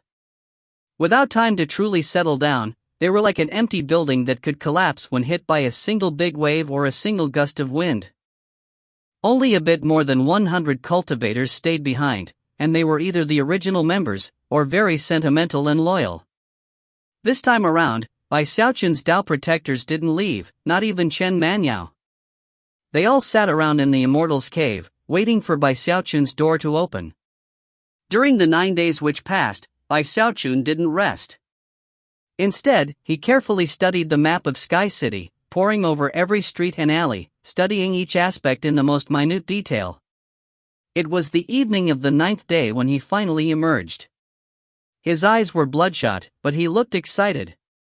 Although he was a bit surprised that only a few people remained in the Azure Dragon Society, after a moment of thought, he threw his head back and laughed. When the remaining members of the Azure Dragon Society saw him laughing, their hearts began to thump with hope. Eyes shining with mysterious light, he took a deep breath and then said, "All right, fellow Taoists. Pack your bags. We're moving. The Azure Dragon Society has fallen, but I've thought up a new name which will take us even farther than before." Swishing his sleeve, he said nothing more. However, the rest of the cultivators' moods were instantly lifted. Master God Diviner was the first to start packing his bags, and before long, the entire group of more than 100 cultivators was walking out of the Immortal's cave. Their destination was not in the North District, but rather in the West District. Quite a few cultivators noticed them as they made their way along, and when people realized that they were the Azure Dragon Society, they began to follow curiously. Everyone was wondering where the bedraggled remnants of the organization would go. There were even some people sent by the Celestial Sky Society to follow them. Xiaochun completely ignored them, and it was without the slightest pause that he headed to an area on the very edge of the West District. Shockingly, what existed there was a vast desert. When people realized where he was heading, their jaws dropped in shock. After all, within that desert was a ruined city where cultivators of Sky City would often go to carry out important missions. If you find any errors, ads pop up, ads redirect, broken links, non-standard content, etc., please let us know. Report chapter so we can fix it as soon as possible. Chapter 397, Live Forever Tavern. Chapter 397, Live Forever Tavern. Not very far into the desert itself were the crumbled ruins of a temple, which was the entrance to a necropolis that stretched out under the surface of the city. The necropolis was huge, almost half the size of Sky City itself. All sorts of rare beasts, immortal grasses, and spirit plants grew there. It was a source of abundant resources for cultivators. The ruins of the necropolis were the only place where disciples could go on missions inside Sky City itself. In fact, many of sect missions required that disciples go there. It was a special place, much safer than locations on the outside. Although it was indeed the ruins of an ancient necropolis, it had been put there by the Starry Sky Tao Polarity sect for the express purpose of allowing disciples to train. There were some creatures and areas in the ruins that certain disciples couldn't easily handle alone, but they were few and far between. Furthermore, Sky City itself was considered to be inside of the Starry Sky Tao Polarity sect, and as such, many disciples preferred to come to this place to go on missions. Because of that, it tended to be a very bustling place. The land itself was extremely valuable, and no one in Sky City other than the Celestial Sky Society was powerful enough to set up shop there. Generally speaking, they let anyone inside, but when people came out, they were required to share 30% of whatever profits they had acquired inside. Either that, or they had to spend a significant amount of merit points to get a special command medallion from the Celestial Sky Society that let them go on their way with no questions asked. Only the Celestial Sky Society, with their Deva clan background, could do such a thing. Many people had thought of trying to take similar advantage of the ruins, but the Celestial Sky Society wouldn't let them. After all, the Celestial Sky Society had paid an enormous price for the right to take control of that location, and the profits they earned made up more than 50% of their total income. With such enormous profit at stake, the Celestial Sky Society obviously viewed the place as being extremely important. As Xiaochun led his group of over 100 people toward the desert, everyone was shocked, including the cultivators from the Celestial Sky Society. What's wrong with this Azure Dragon Society? What do they think they're going to do here? Don't tell me that they want to go into the necropolis ruins to go on some missions? It doesn't look like that's what they're doing. Outside of the ruins was a checkpoint manned by large numbers of Celestial Sky Society cultivators, and as soon as they saw Xiaochun and his followers heading their way, serious expressions appeared on their faces, and they rose to their feet. There was also quite a crowd of cultivators preparing to go into the ruins to go on missions. When they saw the big group approaching, curious expressions appeared on their faces. Nobody said a word. As for the Azure Dragon Society cultivators Xiaochun had brought with him, none of them really understood what was happening, not even Big Fatty Zhang and the other Dao protectors. Finally, Su Baokai couldn't hold back from asking, "Junior Patriarch, what are we doing here?" "This is where we're moving to." Xiaochun replied loudly, not even bothering to look back. Instead, he simply kept his eyes fixed ahead as he walked forward, completely ignoring the Celestial Sky Society cultivators. Those cultivators didn't dare to get in Xiaochun's way. Not only was he a gold core cultivator, more importantly, the rules of the Celestial Sky Society stated that anyone could enter the ruins. It was only upon leaving that they had to pay the Celestial Sky Society their share of the loot.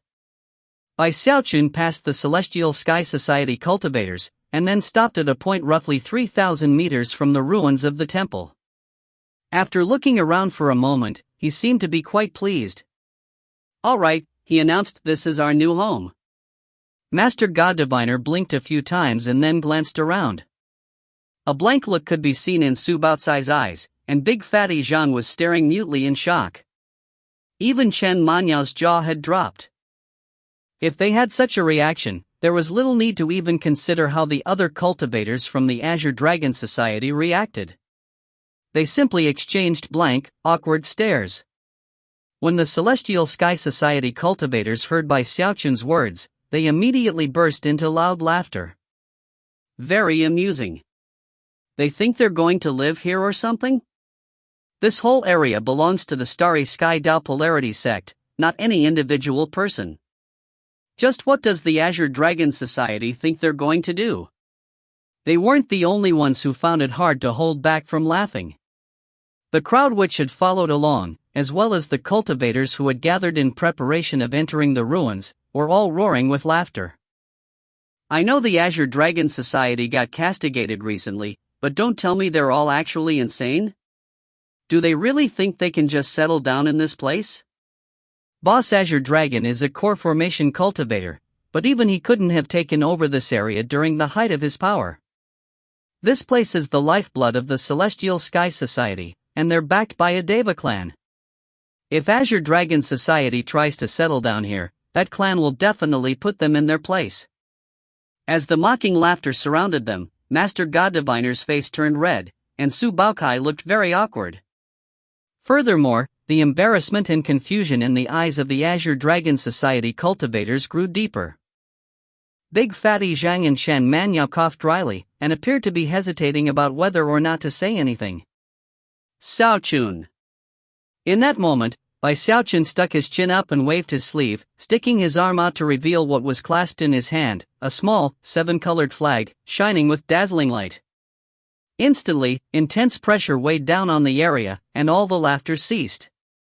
As for Bai Xiaochun, he looked very pleased with himself as he cast the little flag straight down into the ground at his feet. "Activate!" he roared. The instant the little flag pierced into the ground, heaven shaking, earth-shattering rumbling filled the air, a sound like the crashing of thunder. Ru-wu-yu-yu-umble, dot. Everything began to shake violently as a gale-force wind spiraled out of the little flag, engulfing the entire area and causing even more intense pressure to weigh down. The Dao Protectors' faces flickered, and they backed up, gasping. The Celestial Sky Society cultivators, the passers-by, and the cultivators hoping to go on missions all began to edge backward. The pressure weighing down on them seemed like heavenly might, the source of which was the little flag that Bai Xiaochun had just stabbed down into the ground. As the wind screamed and the land shook, Bai Xiaochun's hair whipped about him, and the 7-colored light swept out, filling a 300-meter area around the flag. However, things weren't over yet. The light continued to spread, and in the blink of an eye, had filled 1.5 kilometers. Then 2.5 kilometers. And finally, 5 kilometers. 7-colored ripples filled that entire area, completely replacing the desert sands which had existed there before. Everything flickered with scintillating light, as well as silence, which was broken only by the gasps of the other cultivators in the area. But then, before any of them could react, the land began to tremble again, and more intense rumbling sounds rose up as the 7-colored ripples slowly merged into the ground.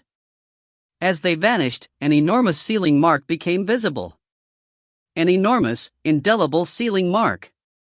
Then, a powerful force of expulsion appeared, a force which no one in the area could possibly fight back against as it wrapped around them and removed them from the 5-kilometer area. Everyone was completely flabbergasted. That was the force of expulsion that the Starry Sky Dao Polarity sect spell formations create for personal property. That's impossible. How could that be a true force of expulsion? Heavens! Only people who have the approval of the Starry Sky Dao Polarity sect's grand spell formation can have personal property with a spell formation like that. There aren't even 10 locations in all of Sky City that are personal property. I can't believe Boss Azure Dragon can stake claim to personal property. The surrounding cultivators felt as if lightning were crashing around in their minds, giving rise to shouts of astonishment and disbelief. Even the people from the Azure Dragon Society, including the Tao Protectors, were all struck mute with astonishment. However, most mind-blowingly shocking of all was that the entrance to the necropolis ruins was located within that 5-kilometer area. As the cries of shock rose up, Bai Xiaochun stood there with his hands clasped behind his back and his chin held high. Looking extremely pleased with himself, he said, "Ahem. I'll be setting up a little inn right here, and I already thought of a name for it. It's going to be called the Live Forever Tavern. Everyone, feel free to enter the necropolis just as before. However, since this place is my home, before entering, I request that you enjoy a cup of spirit tea. Once you do, you're considered a friend. Then he cleared his throat, smiled broadly, and continued, "Don't worry, a cup of spirit tea is very cheap.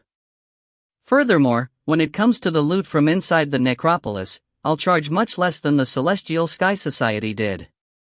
Only 10%. The people from the Celestial Sky Society felt their hearts surging with shock. Control of the entrance to the ruins had just been viciously wrenched out of their control. As for all of the other cultivators, their eyes began to shine brightly. The Celestial Sky Society had charged 30%, so obviously, the Azure Dragon Society was doing everything they could to keep the masses happy. If you find any errors, ads pop up, ads redirect, broken links, non-standard content, etc., please let us know. Report chapter so we can fix it as soon as possible. Chapter 398, Mid-Gold Core Stage. Chapter 398, Mid-Gold Core Stage. As soon as Bai Xiaochun took the 7-colored flag given to him by the Sky Quarter Peak Lord and stabbed it into the ground in that desert, everything in the 5-kilometer area around it became his personal property. The matter instantly caused a major commotion within Sky City. The news spread like wildfire, until everyone in the entire city was talking about the matter in tones of complete shock and disbelief. Personal property? How is that even possible? There are less than 10 places in all of Sky City that count as personal property, and they're only given out as rewards for people who perform incredible meritorious service for Sky Quarter Rainbow. The Azure Dragon Society obviously has some powerful backers. That's what I said. Everyone was wondering why the Azure Dragon Society dared to challenge the Celestial Sky Society, and now we know. The boss Azure Dragon is incredibly mysterious and unfathomable. It wouldn't be surprising if he had a deva on his side.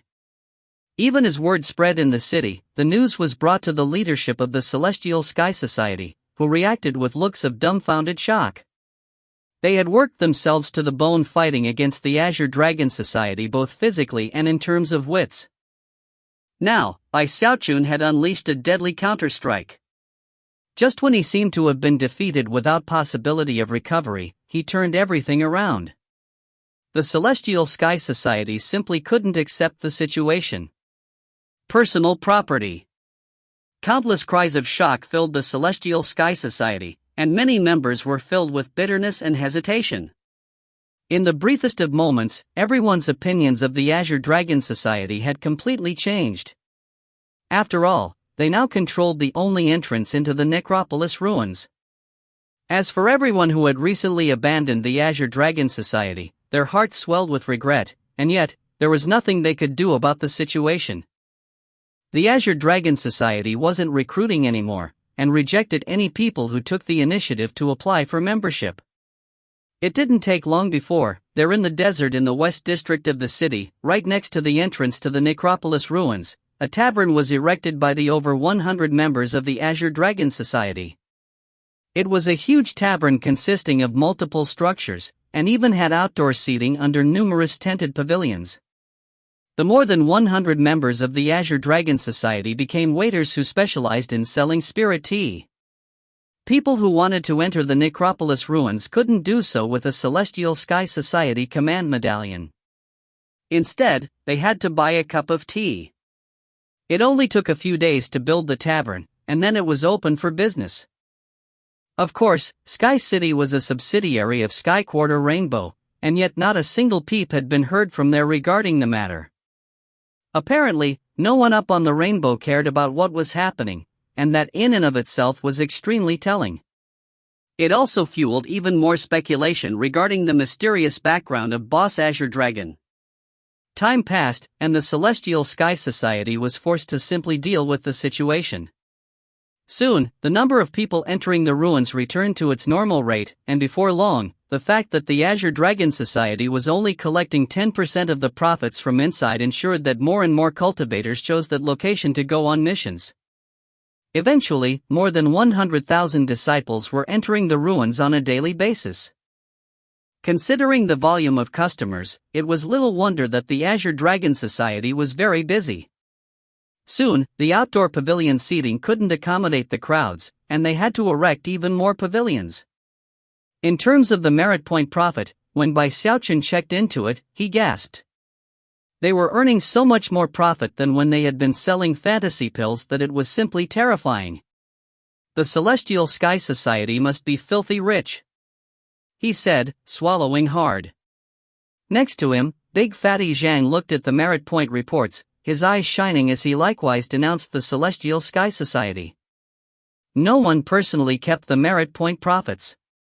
They were collected in a command medallion belonging to the organization as a whole. That way, the millions of merit points wouldn't accidentally force anyone to rise to the position of a yellow-robed disciple if they didn't want to. In fact, Xiaochun was actually very worried that he one day might accidentally get himself promoted to yellow-robed disciple. If that happened, he would probably cry himself to death. Therefore, he was very careful never to have more than a few 100,000 merit points on his person at any given time. Most of the merit points were stored in the Azure Dragon Society's joint command medallion. A few days passed, and the tavern continued to explode in popularity. As for the Celestial Sky Society, their income dwindled. They had lost the fantasy pills, and they had lost their control of the ruins. After much debate, they finally sent people to try to work out a deal with the Azure Dragon Society. Xiaochun had Master God Diviner and Su Baokai handle the negotiations. Naturally, the Azure Dragon Society didn't agree to any compromises, and eventually just drove the Celestial Sky Society cultivators away. Xiaochun felt very, very pleased with himself. By now, Sky City truly felt like home, and his share of the merit point profits was very satisfactory. Ah, now this is life, he thought, standing on a balcony in the tavern, looking down at all the hustle and bustle. Even more pleasing to Xiaochun was that because of his recent cultivation progress, he had reached the point of an imminent breakthrough. From what he could tell, it would only be a few days before he reached the mid-gold core stage.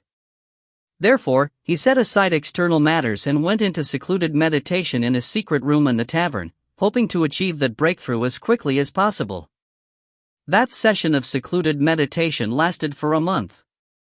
At that point, Xiaochun's eyes snapped open, and a bright blue light could be seen in his pupils. At the same time, intense streams of frigid qi were roiling off of him. The frigid qi soon filled the entire area, causing the temperature in the chamber to drop rapidly. Cracking sounds could be heard as ice began to cover the walls, ceiling, and roof. Frigid acolytes can form frigid shadows and unleash the magic of frigid coldness. As for frigid adepts, they can freeze everything in a 3,000-meter area. With that, he waved his hand. Instantly, his hand turned as clear as crystal, making it possible to see the blood flowing through the veins beneath his skin. Apparently, the cold in the chamber didn't affect him at all. "Time to break through," he said. Rising to his feet, he sped out of the secret chamber, and before anyone could detect his passage, was gone from the tavern. He became a beam of light, shooting through the air to appear in a location deep in the desert. It was a remote area with no signs of life whatsoever, and definitely no cultivators from Sky City. Few people would ever come to a distant place like this. It was a place that blistered with intense heat. Despite being so close to the Heavenspan River and the Heavenspan Sea, this was still a desert, and the temperature was so high that it distorted the air, making it difficult to see anything clearly. As Bai Xiaochun stood there, the blue light in his eyes grew more intense. After looking around to confirm that there really was no one present, he suddenly closed his eyes, whereupon a blast of intense frigid qi spread out to fill the 300-meter area around him. Instantly, the blazing heat of the desert was completely neutralized, and the ground even froze up. In fact, because of the sudden juxtaposition of hot and cold, thunderous rumbling sounds filled the air. However, things weren't over yet. Bai Xiaochun rotated his cultivation base, and as the power of the frigid school will-evolving incantation erupted, he performed a double-handed incantation gesture, causing the 300-meter area of coldness to expand rapidly. Ru Yu Yuumbul. 600 meters. 900 meters. 1,500 meters. And yet, the process was not over. Bai Xiaochun's hair whipped around him, and although his eyes were closed, it couldn't stop the blue light from spilling past his eyelids and spreading out in all directions. Both of his hands were as translucent as crystal, making it seem almost as if he were made of ice. The area of frigid qi soon reached 2,100 meters, and the cracking sounds continued as the heat of the desert was driven away. Frigid qi erupted, spreading out to 2,700 meters. 2,760 meters. 2,850 meters. 2,940 meters. Within the space of a few breaths of time, the frigid qi had filled an area of 2,997 meters. There were only 3 meters left. 3 meters to the frigid adept level. Frigid adept. Bai Xiaochun roared as his eyes snapped open. Intense rumbling sounds echoed out from his cultivation base as the frigid qi in his Heavendao gold core continued to expand. In that moment, the area covered by his frigid qi reached 3,000 meters. The intense coldness within that area was such that the ground was completely iced over, turning the area into a world of freezing ice. In that moment, Bai Xiaochun's Heavendao gold core broke through from the early stage to the mid-gold core stage. Simultaneously, a Heavendao aura spread out in all directions. Outside of that 3,000-meter area, the desert was just as hot as ever. However, because of the presence of the intense cold right next to it, even the air began to shatter. It was a completely and utterly shocking sight. Bai Xiaochun's eyes overflowed with excitement, and then flickered, causing numerous illusory projections to appear within the 3,000-meter area, all of which looked exactly like Bai Xiaochun. These were none other than his frigid shadows. Suddenly, he switched places with one of them. There was no speed involved, because it was just like a teleportation.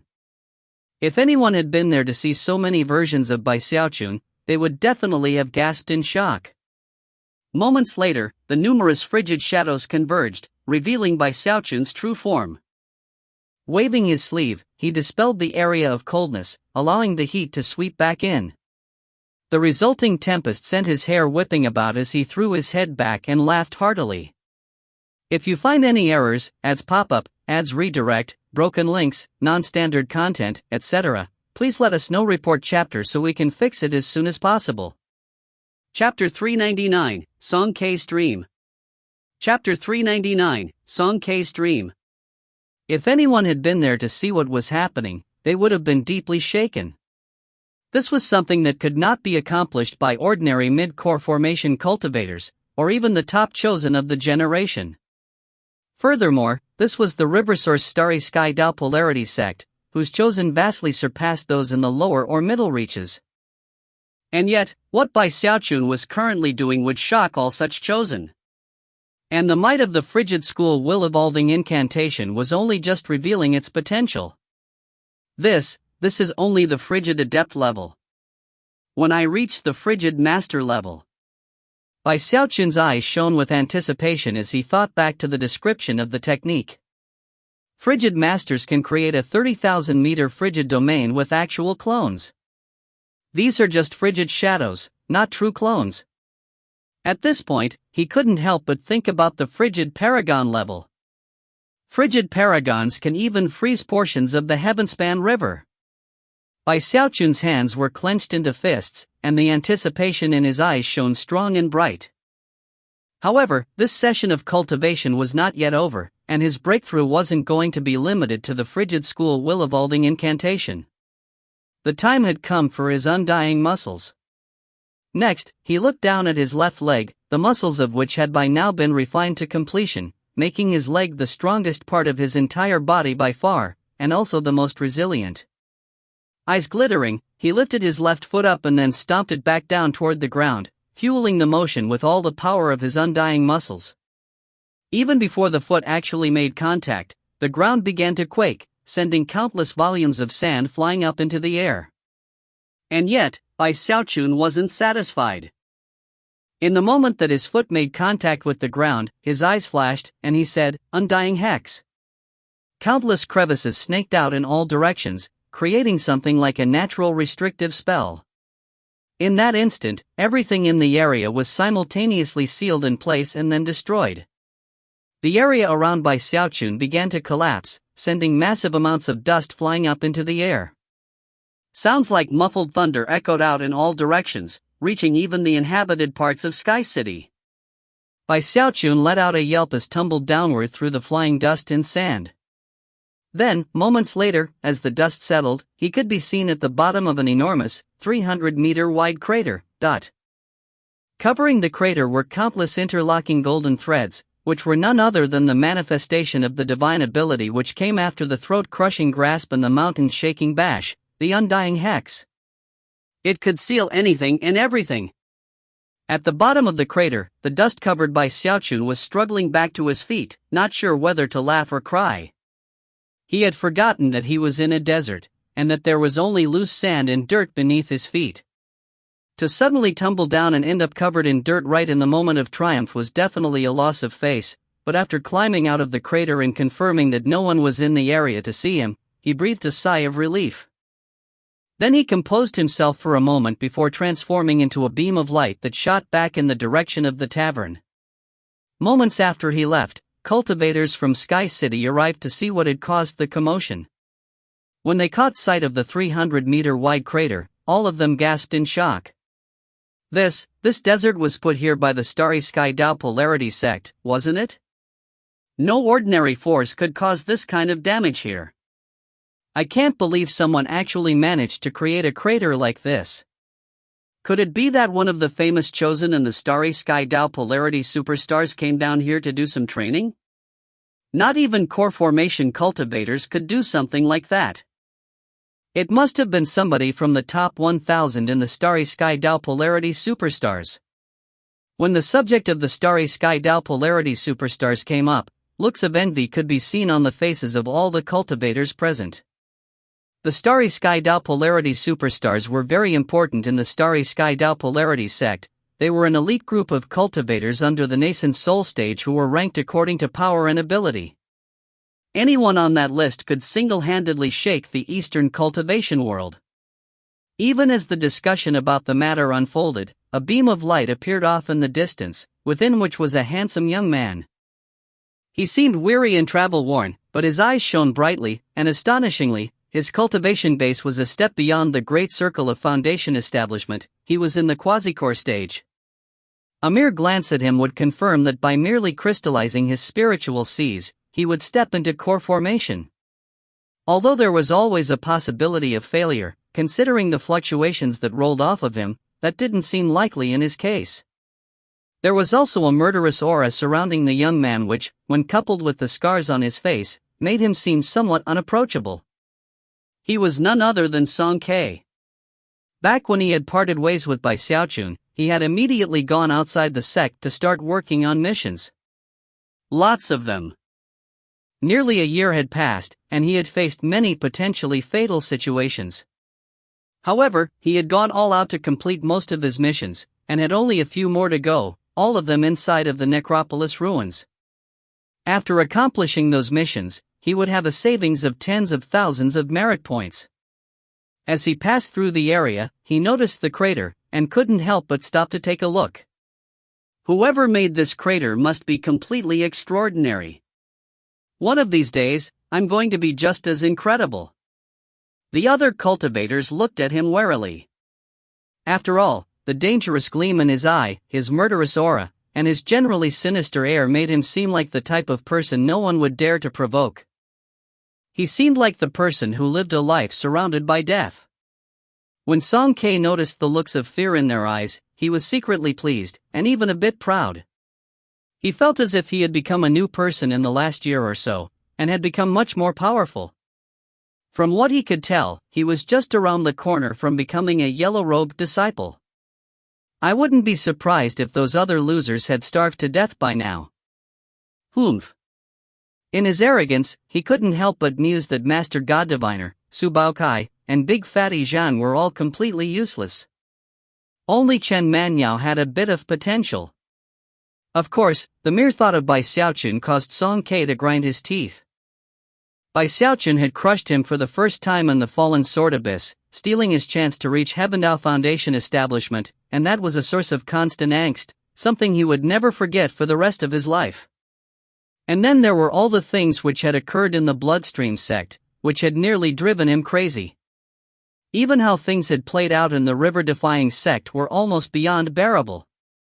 Bai Xiaochun, you made a fool of me in the Fallen Sword Abyss, twice as badly in the Bloodstream sect, and 3 times as badly in the river-defying sect. You just never shut up about care this and care that. You just wait until I become a yellow-robed disciple, then I'll make a fool of you 10 times worse than you ever did to me. As he spoke, his eyes began to shine even more brightly than before. He was completely and utterly confident that he could do exactly as he had planned. The Starry Sky Dao Polarity sect is a land of good fortune for me. Before coming here, the clan patriarch told me he had full confidence that I would become a nascent soul cultivator here. Looking down, he tapped his bag of holding to produce a blue command medallion. It wasn't large, but it was very significant. Earlier, when he was outside the sect on a mission, he had run into another cultivator from Sky City who had sold it to him for a hefty sum. It was none other than a command medallion which could be used to enter the necropolis ruins run by the Celestial Sky Society. Whether or not I get enough merit points to become a yellow-robed disciple will depend on how things go in these ruins. Hopefully, I'll come out with enough to get my promotion, and then I can ascend to the Rainbow District. Having reached this point in his train of thought, his eyes began to burn with passion and anticipation. First, I'll go scout out the ruins a bit. Then I'll go make some special preparations to finish the missions. Smiling, he shot off in the direction of the necropolis entrance. Before long, he was closing in on the location, which was when he caught sight of a rather large tavern that had been erected around it. He also saw the outside seating area with the tented pavilions, and cultivators bustling about wearing white garments that make them look like waiters. A lot of other ordinary disciples could also be seen going into and coming out of the ruins. Well, they certainly deserve to be known as the top organization in Sky City. Only the Celestial Sky Society with their Deva clan backers could build a tavern like this. He sighed, eyes gleaming with envy when he thought about how much income the Celestial Sky Society must be making by controlling the area. Sadly, there was nothing he could do about that. I bet they make more in a day than I could save up in a year. He had spent the entire past year outside the sect working on missions, and thus had no idea about what had gone on in the city during that time. Sighing with envy, he produced his Celestial Sky Society medallion and headed toward the tavern. If you find any errors, ads pop up, ads redirect, broken links, non-standard content, etc., please let us know. Report chapter so we can fix it as soon as possible. Chapter 400, KR, it's you. Chapter 400, KR, it's you. The ruins of the temple were very different from the rest of the desert. Right in the middle of them, a huge door could be seen, which was the entrance that led into the necropolis. Next to the ruins and the door was the Azure Dragon Society's tavern, and the bustling pavilions filled with countless cultivators. Some of them were calculating their earnings from inside the necropolis, others were finishing their cups of spirit tea before heading inside. The rules were actually a bit different from when the Celestial Sky Society ran the area. Although the Azure Dragon Society only collected 10% of the profits, they also required that anyone entering the necropolis purchase a 10 merit point cup of spirit tea first. Even with that new rule, they were being much kinder than the Celestial Sky Society, leaving the cultivators of Sky City very pleased. Of course, nothing could cause them to forget that they were on private property, which was threatening in and of itself. Furthermore, many frightening rumors had spread regarding Boss Azure Dragon, and nobody dared to do anything to offend him. As the hustle and bustle continued in the pavilions, Song K approached with a cold expression on his face and his murderous aura roiling. That was how he had grown used to carrying himself outside the sect. Generally speaking, it made it much easier to handle matters when he looked intimidating. Song K had no plans whatsoever to enter one of the pavilions, and instead headed straight toward the ruins with the intention of doing some scouting. However, one of the young Azure Dragon Society cultivators noticed that he was planning to bypass the pavilions, and quickly hurried over. Clasping hands and smiling, he politely said, "Hello, fellow Taoist, I'd like to invite you to come over and buy a cup of spirit tea." The courteous way that the Azure Dragon Society cultivators treated customers was a result of the rules put in place by Chen Manyao. After all, their being here was already a subject of envy, and despite having reduced prices, they still needed to treat customers courteously. At the same time, if anyone came along who didn't show them courtesy in return, the Azure Dragon Society would make sure they came to know the troublemakers weren't welcome. "Spirit tea?" Song K said, surprised. "I'm not buying any spirit tea." Although he wasn't pleased, when he thought about how powerful the Celestial Sky Society was in the city, he suppressed his irritation and flashed the command medallion. "See that? I have a command medallion, dot." His tone of voice instantly attracted the attention of some of the other cultivators in the area, who looked over with strange expressions on their faces. The young man from the Azure Dragon Society didn't seem to be offended, and the smile never left his face. After taking over the location, the Azure Dragon Society had encountered other people like this who didn't know about the change in arrangements. Clasping hands again, the young man offered a kind explanation. "I'm very sorry, fellow Taoist, but your command medallion is from the Celestial Sky Society, and they don't operate in this location anymore. We're the Azure Dragon Society, and things work differently under our control." With that, the young man patiently explained the rules, and as he did, Song K's expression changed multiple times. He had spent a lot on that command medallion, all for the purpose of avoiding the 30% fee charged by the Celestial Sky Society. Now that he was being told that the command medallion was useless, Song K was nothing less than flabbergasted. "How is this even possible?" Song K said. "The Celestial Sky Society is so powerful, you people." Song K was starting to get anxious. If it was really true that the command medallion was useless, that would be a big blow to his plan to be promoted to a yellow-robed disciple.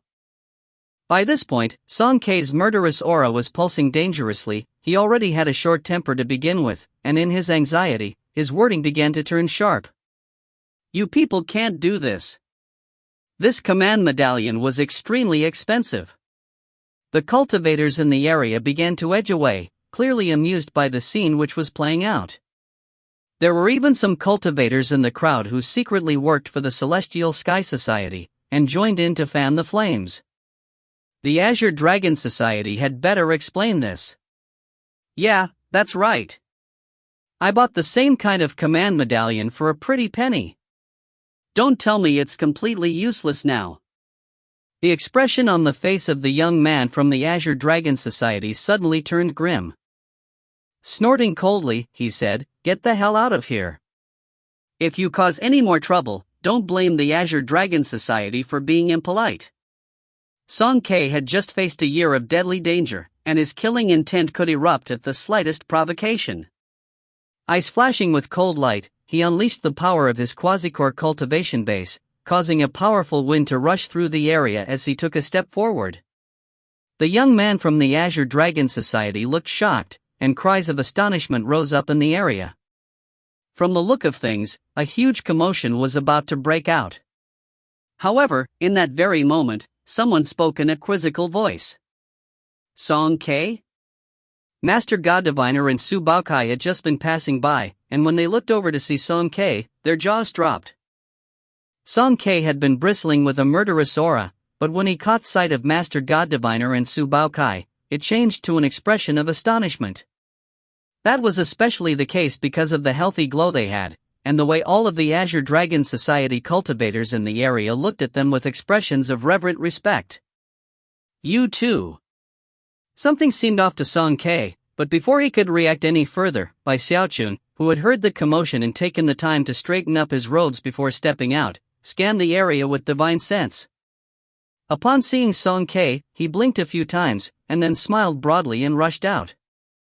As he appeared in the open, the numerous Azure Dragon Society cultivators looked at him with expressions of reverence as they dropped to their knees to kowtow.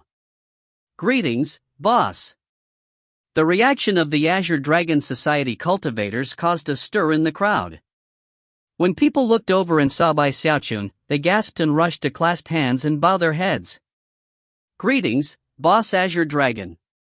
It only took a few moments for everyone in all of the pavilions to join in. As for Song Ke, he looked over at Bai Xiaochun, dumbfounded, his mind spinning and his eyes completely blank. Ke-er. Bai Xiaochun cried, a loving expression on his face as he hurried over. You finally showed up. How did you get yourself in such a bad situation, Ke-er? I mean, I thought I had it bad, but obviously, you have it way worse than me. When people heard Bai Xiaochun's words, more gasps could be heard, and then people looked over at Song Ke with envious looks. Considering that the boss of the Azure Dragon Society was addressing this cultivator as Ke-er, it confirmed that the two of them had a very close relationship. Clearly, this Ke-er was a generation below Boss Azure Dragon when it came to family ranking. Song Ke's face was as white as a sheet, and his mind was being battered by tsunamis of astonishment. He suddenly felt like the entire world had been turned upside down. Here Bai Xiaochun was, glittering with the light of magical treasures, numerous jade pendants hanging all over him. Even at a glance, it was obvious that he must be wearing more than 1 million merit points worth of ornamentation. In addition to that, he was flanked by more than a dozen puppet maidservants, each of whom had a leashed spirit creature with it. Their combined value had to be in the millions of merit points. Song Ke had spent an entire bitter year eating frugally and risking his life to reach the threshold of being a yellow-robed disciple. Now, he felt like he was about to fall to pieces mentally. Why your boss Azure Dragon? He stammered. He felt like his vision was swimming, as if the sheer incredulity of the situation was more than he could process. As that happened, Big Fatty Zhang and Chen Manyao approached. Song Ke tore his vision from Bai Xiaochun to look at them, and when he saw the finery they wore, he suddenly got a very bad feeling. You guys? Su Baokai cleared his throat and looked at Song Ke with an expression of pity and compassion.